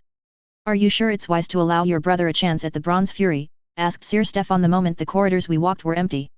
Beyond finding someone to tame him before tomorrow, I'm not sure I have a choice, I replied. You mentioned the possibility of using dragon seeds, he said. Sir Stefan did not know the truth, but he was privy to many secrets only my inner circle knew. I wouldn't trust them to be loyal. We have no assurances the person we chose would not simply flee or defect, I told him, thinking of dragon seeds in another time. Adam had been loyal, Nettles was, at a stretch. Ulf and Hugh however. No. No dragon seeds. I did not need them yet. Hopefully I never would, they were a last resort kind of plan. One that promised to cause more trouble than it solved. Understood, Your Grace. We reached Ali's room a moment later. It was silent, but then, I hadn't expected it to be anything else. I knocked on the door and a few moments later, Alice opened it, peering at me with wide eyes. Mama, she said, throwing her arms about my neck as I staggered through the doorway. I laughed into her silver gold hair. She wore it in ringlets, like Lena once had. Ironic, considering her relationship with her aunt was chilly at best. Not that it was her fault, that lay on Lena's shoulders and Lena's shoulders alone. Mama, did we have to cancel the arrival celebration? I wanted to show everyone my new dress. I picked her up and cuddled her close. She was light, far too light for a girl her age. Small too, I sensed that she wouldn't be that much taller than me when she was fully grown. Then again, she had always been small, even compared to children younger than her. At least she was not affected mentally by the circumstances of her birth. She was clever, learning quickly from both lectures and books. I am sorry, Alice, but you know Jocelyn was hurt. She drew back and frowned, her small face scrunching up and her violet eyes shining in frustration. Jocelyn climbed the rigging. Why should we be punished because Jocelyn did something stupid? I raised an eyebrow and she crossed her arms, angrily. And was climbing the rigging her own idea? I asked. Ali's face morphed into triumph. Yes. She came up with the idea all by herself, she told me proudly. She was boasting about climbing trees and then she said she could easily climb the rigging. So you dared her to prove it? Alice froze, her eyes going wide. Then they narrowed. Alyandra told you, she pouted. I might have said that. Might have. I asked, eyebrow crawling further up my forehead. Do you not remember? Alice stared at me for a moment and then looked at her feet. She stayed like that in silence for a while before a hand came up and rubbed at her eyes. When she looked at me again, tears were flowing down her cheeks. I'm sorry, Mama. I am sorry. Please don't punish me. Please. It was an accident. I sighed and pulled her in close. She pushed her wet cheek into the crook of my neck and shivered in my arms. I frowned, pulling back. Are you cold? I asked. Her room was relatively warm, she should not be shivering so. A bit. Mostly I have a headache and my tummy hurts a little, she said, voice soft. I pulled her close again, burying my face in the hair on top of her head. Go rest, Alice. I shall send Girardi's to you as soon as he is free. Thank you, Mama. I will wait for Girardi's here. I pulled back and dropped a kiss onto her forehead. Good girl. I'll send him along the moment I am able. Chapter 129, Tension, Chapter 106. Chapter Text. Night saw me lying awake in bed, gazing at the canopy of my bed as sleep refused to come easily. Next to me, Laner snored away. Sometimes I envied his ability to fall asleep almost anywhere, and other days I skipped straight to just wanting to slap him for it. I wasn't sure what point I was at the moment. Perhaps that was a sign I had not been sleeping enough. There was too much to worry about, too much to plan, to fall asleep easily these days. After a few more minutes of listening to him snore, I gave up and slipped out of bed. How I wished it were Lena by my side and not Laner, but Lena was God's nowhere and Laner could not be with Joffrey because of how many eyes were on us at the moment. I wrapped my robe around me, black silk with red trimmings, a present from Laner a few years ago so that I would return his.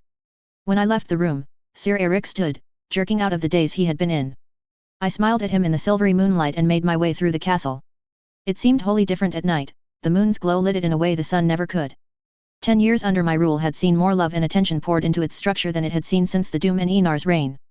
And if I had taken great care to ensure the dragon imagery was brought down to acceptable levels, then that was no one's business but my own. I wasn't sure of my destination when I left my rooms, but my feet seemed to have ideas of their own, and it wasn't long before I recognized that I was walking down one of the corridors that would lead me to what had been the Maester's tower but now served as Girardi's home away from the office. There weren't even ravens kept there anymore. Girardi's had been seized by the Citadel, and since I had refused his replacement, none had been bought in to replace them.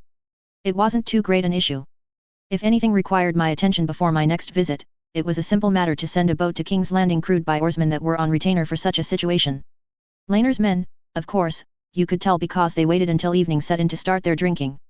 One of my knights was on duty when I entered the ward and he straightened before bowing. Sir Alfred Broom. He had already betrayed me. When my old castellan had passed away, I'd selected Sir Viamond Villaryan for the role. I imagine that with Canon Rhaenyra in residence she had not needed to pick a replacement until the dance had broken out, and then she had picked Sir Robert Quince. I could not speak to Sir Robert's abilities, but Viamond was good with numbers, ships, and familiar with Driftmark. Also, without the obvious bastards of Canon and Laener's ongoing survival, he had no claim to Driftmark and no ambition to fabricate one. In short, he had the skills I needed to link Driftmark and Dragonstone together as partners in trade and little downsides. Sir Alfred had begun looking for a way to jump ship to Alicent's side the day after it had been announced. Fortunately for me, he'd already been on Joffrey's watch list, especially in this precise situation, and nothing had yet to reach Alicent that I didn't want to. Of course, that was now, when misinforming Alicent was useful. If she insists on making the dance happen, I have men on the island instructed to deal with a few problem members of my staff. Guard the door with Sir Alfred, I told Eric, and the knight nodded, making sure Alfred left before him. I dropped into the chair next to Jocelyn's sleeping form and smiled down at her as she snored. She had awoken for supper and eaten quite a bit, although Girardi said that was quite normal and to be expected, before falling back into a slumber when he gave her another dose of medicine for the pain. I wasn't sure how long I sat there. I must have dozed off at some point because it was the doors to the ward opening that caused me to jerk back into the present. I readjusted myself in the chair, wincing at the various aches and complaints my body had from the angle I'd fallen asleep at. It wasn't hard to deduce who had entered the ward. There were only 3 people Sir Eric would let in without warning me: Laener, Laena, and Joffrey. No tapping meant it wasn't Joffrey, and Laener would not awaken by himself until someone woke him. "Laena," I said, rubbing at a particularly achy spot on my side. "How nice of you to finally make an appearance." She didn't answer straight away, instead grabbing a chair from somewhere behind me and placing it down oh so gently. She didn't even make a noise when she dropped into it, even though she wore chainmail under her jerkin. "I was looking into something," she said finally, swinging her legs up and easing her boots off with a grimace. "For Joffrey. He did not mention sending you on such a fact-finding mission," I said, well aware my frustration with her was leaking into my voice. She paused, one boot off, and then sighed in defeat. "That is because he did not know," she whispered, turning towards me. "I am sorry. It was a risky undertaking, but it paid off more than I could have imagined." I looked at her as she turned to me and wanted to wince. She was tired, her eyes sunken and dark, but more than that, the road had not been kind to her. She was thin, thinner than she should be because her cheeks were gaunt and her cheekbones too pronounced. Her skin, normally tanned by the sun during her travels, was pale enough to match Lady Misery. I said nothing to that. I had nothing to say to that. Whether we spent another year not speaking was entirely down to how useful her information was. I was being overly harsh again, yet I had begged her to keep checking in, to keep me in the loop. To not simply run away again, to shut me out for over a year. She huffed at my silence before she pulled her other leg up. I watched as she seemed to struggle with the action, then she grimaced in pain, hand going to her side briefly before she pulled it away, as if I might not notice the action if she could do it quickly enough. "You are hurt." Unfortunately, I was not as unobservant as she hoped. "How?" "I'm not hurt, just stiff. Sleeping on rocks is a little more taxing on the body than sleeping on a feather mattress, princess," she hissed. "Get up," I said, making up my mind. Anger helped. "Get up and stand in the next bay." She glared at me, some of her hair had escaped her braid and fallen across her face, ruining the effect somewhat. I met her eyes with a level stare of my own. "I mean it. I am, as you so deftly reminded me, your princess. Get up and stand in the next bay." She stood and trudged over, reminding me of Jocelyn in full tantrum mode. The thought made me smile a little. Jocelyn was fond of Laena, she loved hearing her tales of adventure. I followed her over. It seemed she'd guessed my intention because she started struggling with her jerkin a moment before I reached her. I had to help her with most of her clothing, a testament to how stiff her muscles were. The lighting was not great, but it was enough to see the damage wrought on her body. I circled her, heart hurting at the injuries both old and new, the old scar across her back from a Dornish spear, the arrow wound inflicted by a lucky clansman, 3 jagged wounds from some creature that had attacked her in the new gift across her arm, one long and thin scar along her forearm from a hired assassin in Volantis, and the one bisecting her lip, the one she had earned in a bar fight in a Lysani brothel of all places. The doom had given her 2 more for me to count, it would seem. I reached out and gently touched my fingertips to the mess of bruises across her torso, the center of which was a nasty-looking, half-healed puncture. Too wide to be a blade. I could see her ribs through her skin, I noted idly, as she hissed in pain. There was some kind of bite on her calf, angry and red. I'm surprised it had not forced her to limp. Girardis would need to see to it whether she wanted to or not. It looked infected and I would not lose her to an infection. The skin on her knees was raw, and when I caught her hands and brought them up, I could see they were littered with small cuts of their own. "Slept funny," I finally said. She gave me a weak smile, not quite meeting my eyes. I didn't want you to worry, she replied, tangling our fingers together. You fret too much. I dropped a kiss to her lips.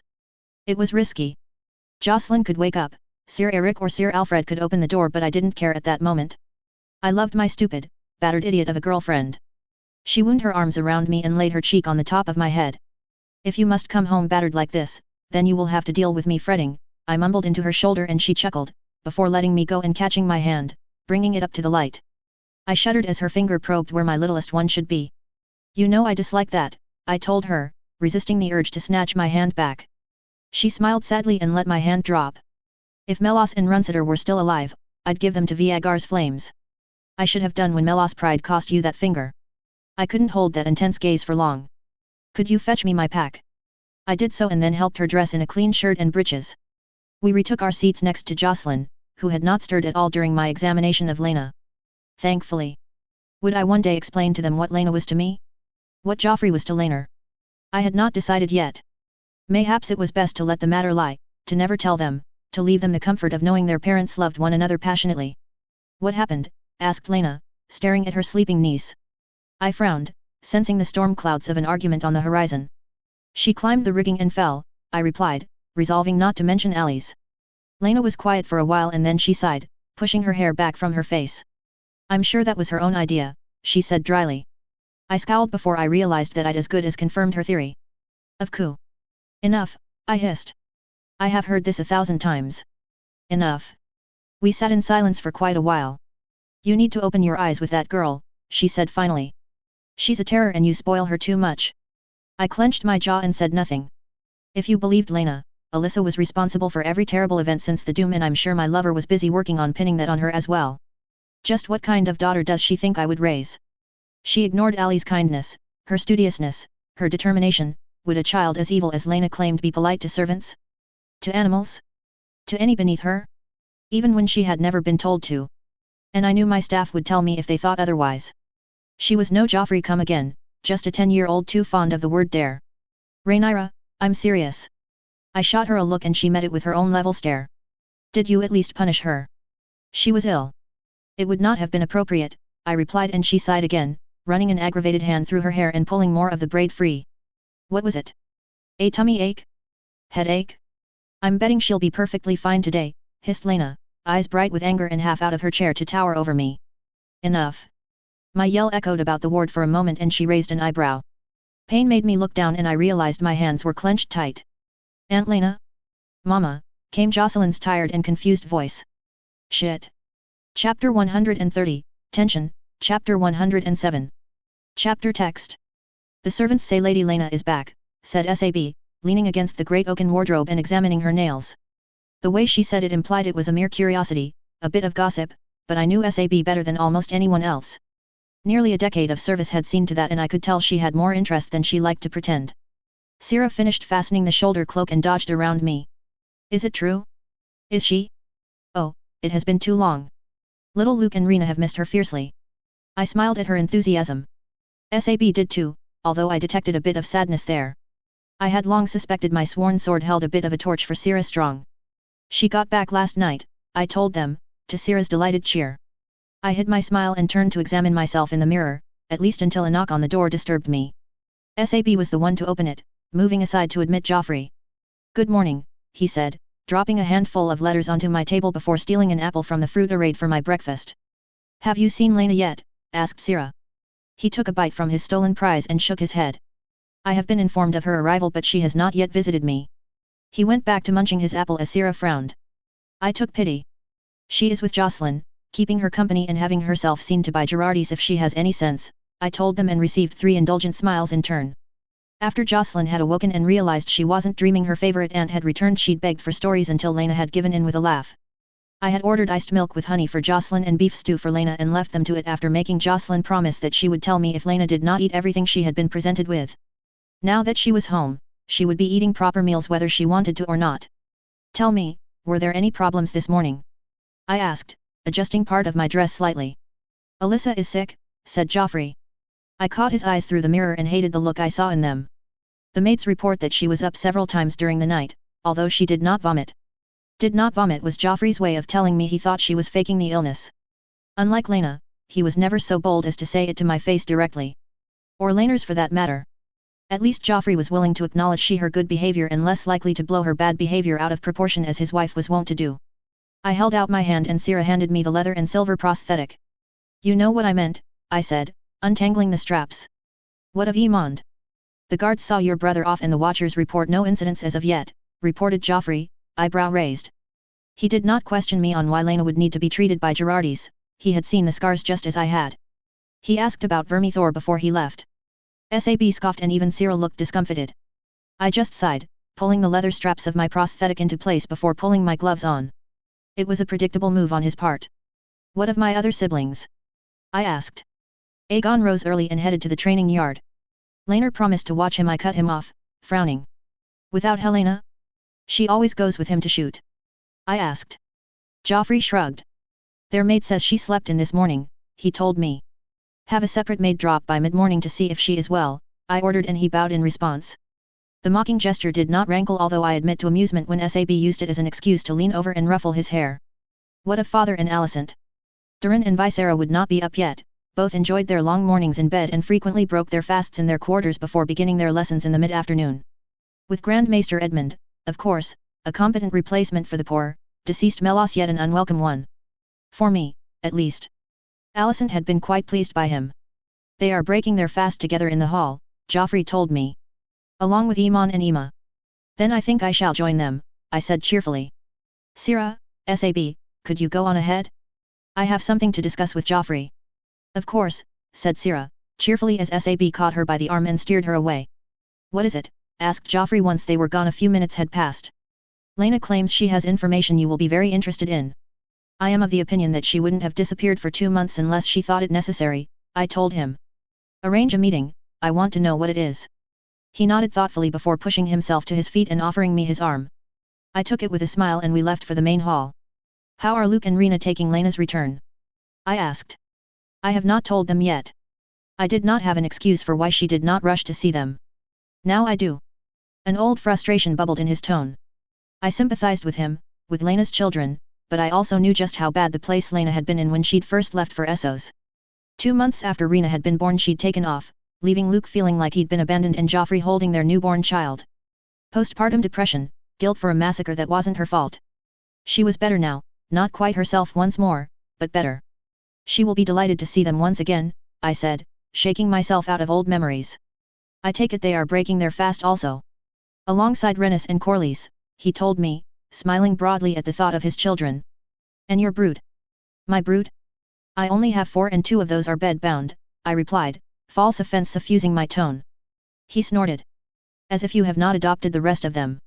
You adore Alice, Anne, Jane, and Aelyandra too much to not count them as your own on some level, he teased and I sighed. It was true, to a degree. I had even mentally adopted Rolf and his father was in the picture far more than the girls. We had left him behind in King's Landing, spared from his duties to enjoy a small holiday with his father. Neither of us mentioned Luke or Rena, even if I did include them in the mental count of my own children. Joffrey took my silence as an admission of defeat and began humming to himself cheerfully as we passed maids and servants. Before we entered the hall, however, he caught my arm and drew me aside. Before I tell the children, how did she seem? I hesitated and he sighed, running a hand through his long hair. How bad? She hasn't been eating properly, or sleeping properly for that matter, and she's got a hole in her stomach and an infected wound on her leg. He winced. I will tell the children she is ill then, better warn them before they go charging in to see her in that state, he decided. I nodded and he took my arm once more. The hall was a riot of noise and my father was at the center of it. He had seated himself at the high table with Alicent on one side and Rennis on his other and was shouting down at various knights and lords that had accompanied us to Dragonstone. Daughter! You're late this morning, he roared as I approached. Evidently not even Joffrey's presence could dampen his mood. Regardless, Joffrey soon abandoned me to speak to Rena and Luke and I was left to face my father and Alicent alone. Although it appeared Alicent had slept as well as I had if her 1,000-yard stare was an indication. I was visiting Jocelyn, father, I told him. And Alice is ill once more. Ill? What is wrong? He asked, smile fading a little. Nothing serious, father, just the usual. She will recover soon enough, I told him and his smile returned to full power. Good morning, my queen, I hope you slept well. Well enough, replied Alicent, looking distracted. No doubt she was worrying for Iman, she hadn't even made a comment about Ali's being ill. I took pity. The watchers have reported no news yet and I have been assured the cannibal is licking his wounds far from where Iman is heading. Her green eyes found mine and she smiled thinly although none of the tension leaked from her. My thanks, Rhaenyra, she managed, nodding graciously. And I hope Princess Alyssa recovers soon. See father, we can play nicely at times. It is no trouble, my queen. Now, I must attend to my own little dragons. I swept off, leaving father beaming at Alicent like I smiled at Iman when he presented me with artwork. Quite the little artist was my son. Iman had been born after Laenor had returned from the conquest, made the same way the twins had been although it had been easier with Iman. We were more comfortable with one another, I was not so terrified and Laenor not so on edge. The first time, it had hurt my pride terribly, but with Iman, it was not so. We were able to laugh and joke about it instead of acting like it was some shameful secret. The pregnancy had been easier too, less terrifying the second time around and without the pronounced symptoms the twins had given me. Emma. I had not thought Emma's conception even possible, it still makes me blush to think of it. I had been in something of a rage when Laena had left without permission, fleeing in the night as if she feared I would have her imprisoned should I learn of her plan, but by the time she started to show up in the pleasure houses of Lys that rage had turned to grief and ennui. Laenor had held me close during those times, trying to give me the love I craved. Hells, he'd even named his damnable ship after me. That had been an honor, a show of love I had not been expecting, given that he had intended to name it Sea's Kiss. In the aftermath we somehow ended up with an oops baby of all things. Mama, screeched Emma happily. I scooped her up and set her on my knee as I sat down at the high table. She was covered in jam but that was typical of her, especially given that my ladies had arrived late and my charges were unwilling to risk the tears she often pulled out to defend her stickiness. She squirmed in my grasp as Sira handed me a cloth and I wiped her down. She knew not to fake cry for me. I knew when my children were faking. Mama, I wanted that. There is plenty in the proper receptacles, Emma. You don't need to smear yourself with it, I scolded and she pouted unhappily. I let her get back to attacking the food and turned to Iman, who was waiting quietly for my attention. When he realized he had it, he perked up, straightening in his seat and I smiled. Good morning, Iman, did you sleep well? I asked. Yes, Mama, I did and I went for a walk this morning too. I beamed at him and he blushed. He'd always been an early bird. Dragonstone is very pretty. Do you think I might have a chance to draw before we leave? If you so wish, I told him, amused. He was more interested in art than swords at the moment, I loved that about him, when it did not worry me at least. Can we explore the town? Asked Jane, leaning past him, her eyes bright. I saw a market with lots of pretty things when we rode through. Behind her Elyandra was nodding and Ali's Anne was pretending to frown because a bracken had suggested it but I could tell she also wanted to go. On my lap, Emma had gone still and was staring up at me with wide, hopeful eyes. Mama, can I see the pretty things? I caught Sira's eye and she grinned before turning to Sab, who merely rolled her eyes in fond exasperation. Sira and Sabitha will take you but you must do as they say. I told them all sternly. Do you think they will have new colors, Mama? Asked Iman, eyes bright with excitement. I do not know, Iman, I said as Emma wriggled from my knee to go and harass Sira with questions about pretty things. Have you given more thought to making your own? His face screwed up in thought. One of their tutors had bought the idea up as a way of getting him interested in other subjects alongside learning history through art and beginning to practice his swordplay to learn how to better convey movement on paper. He was prevented from answering by Joffrey appearing at my elbow and bending low to whisper in my ear. Rhaenyra, Alyssa is not in her room.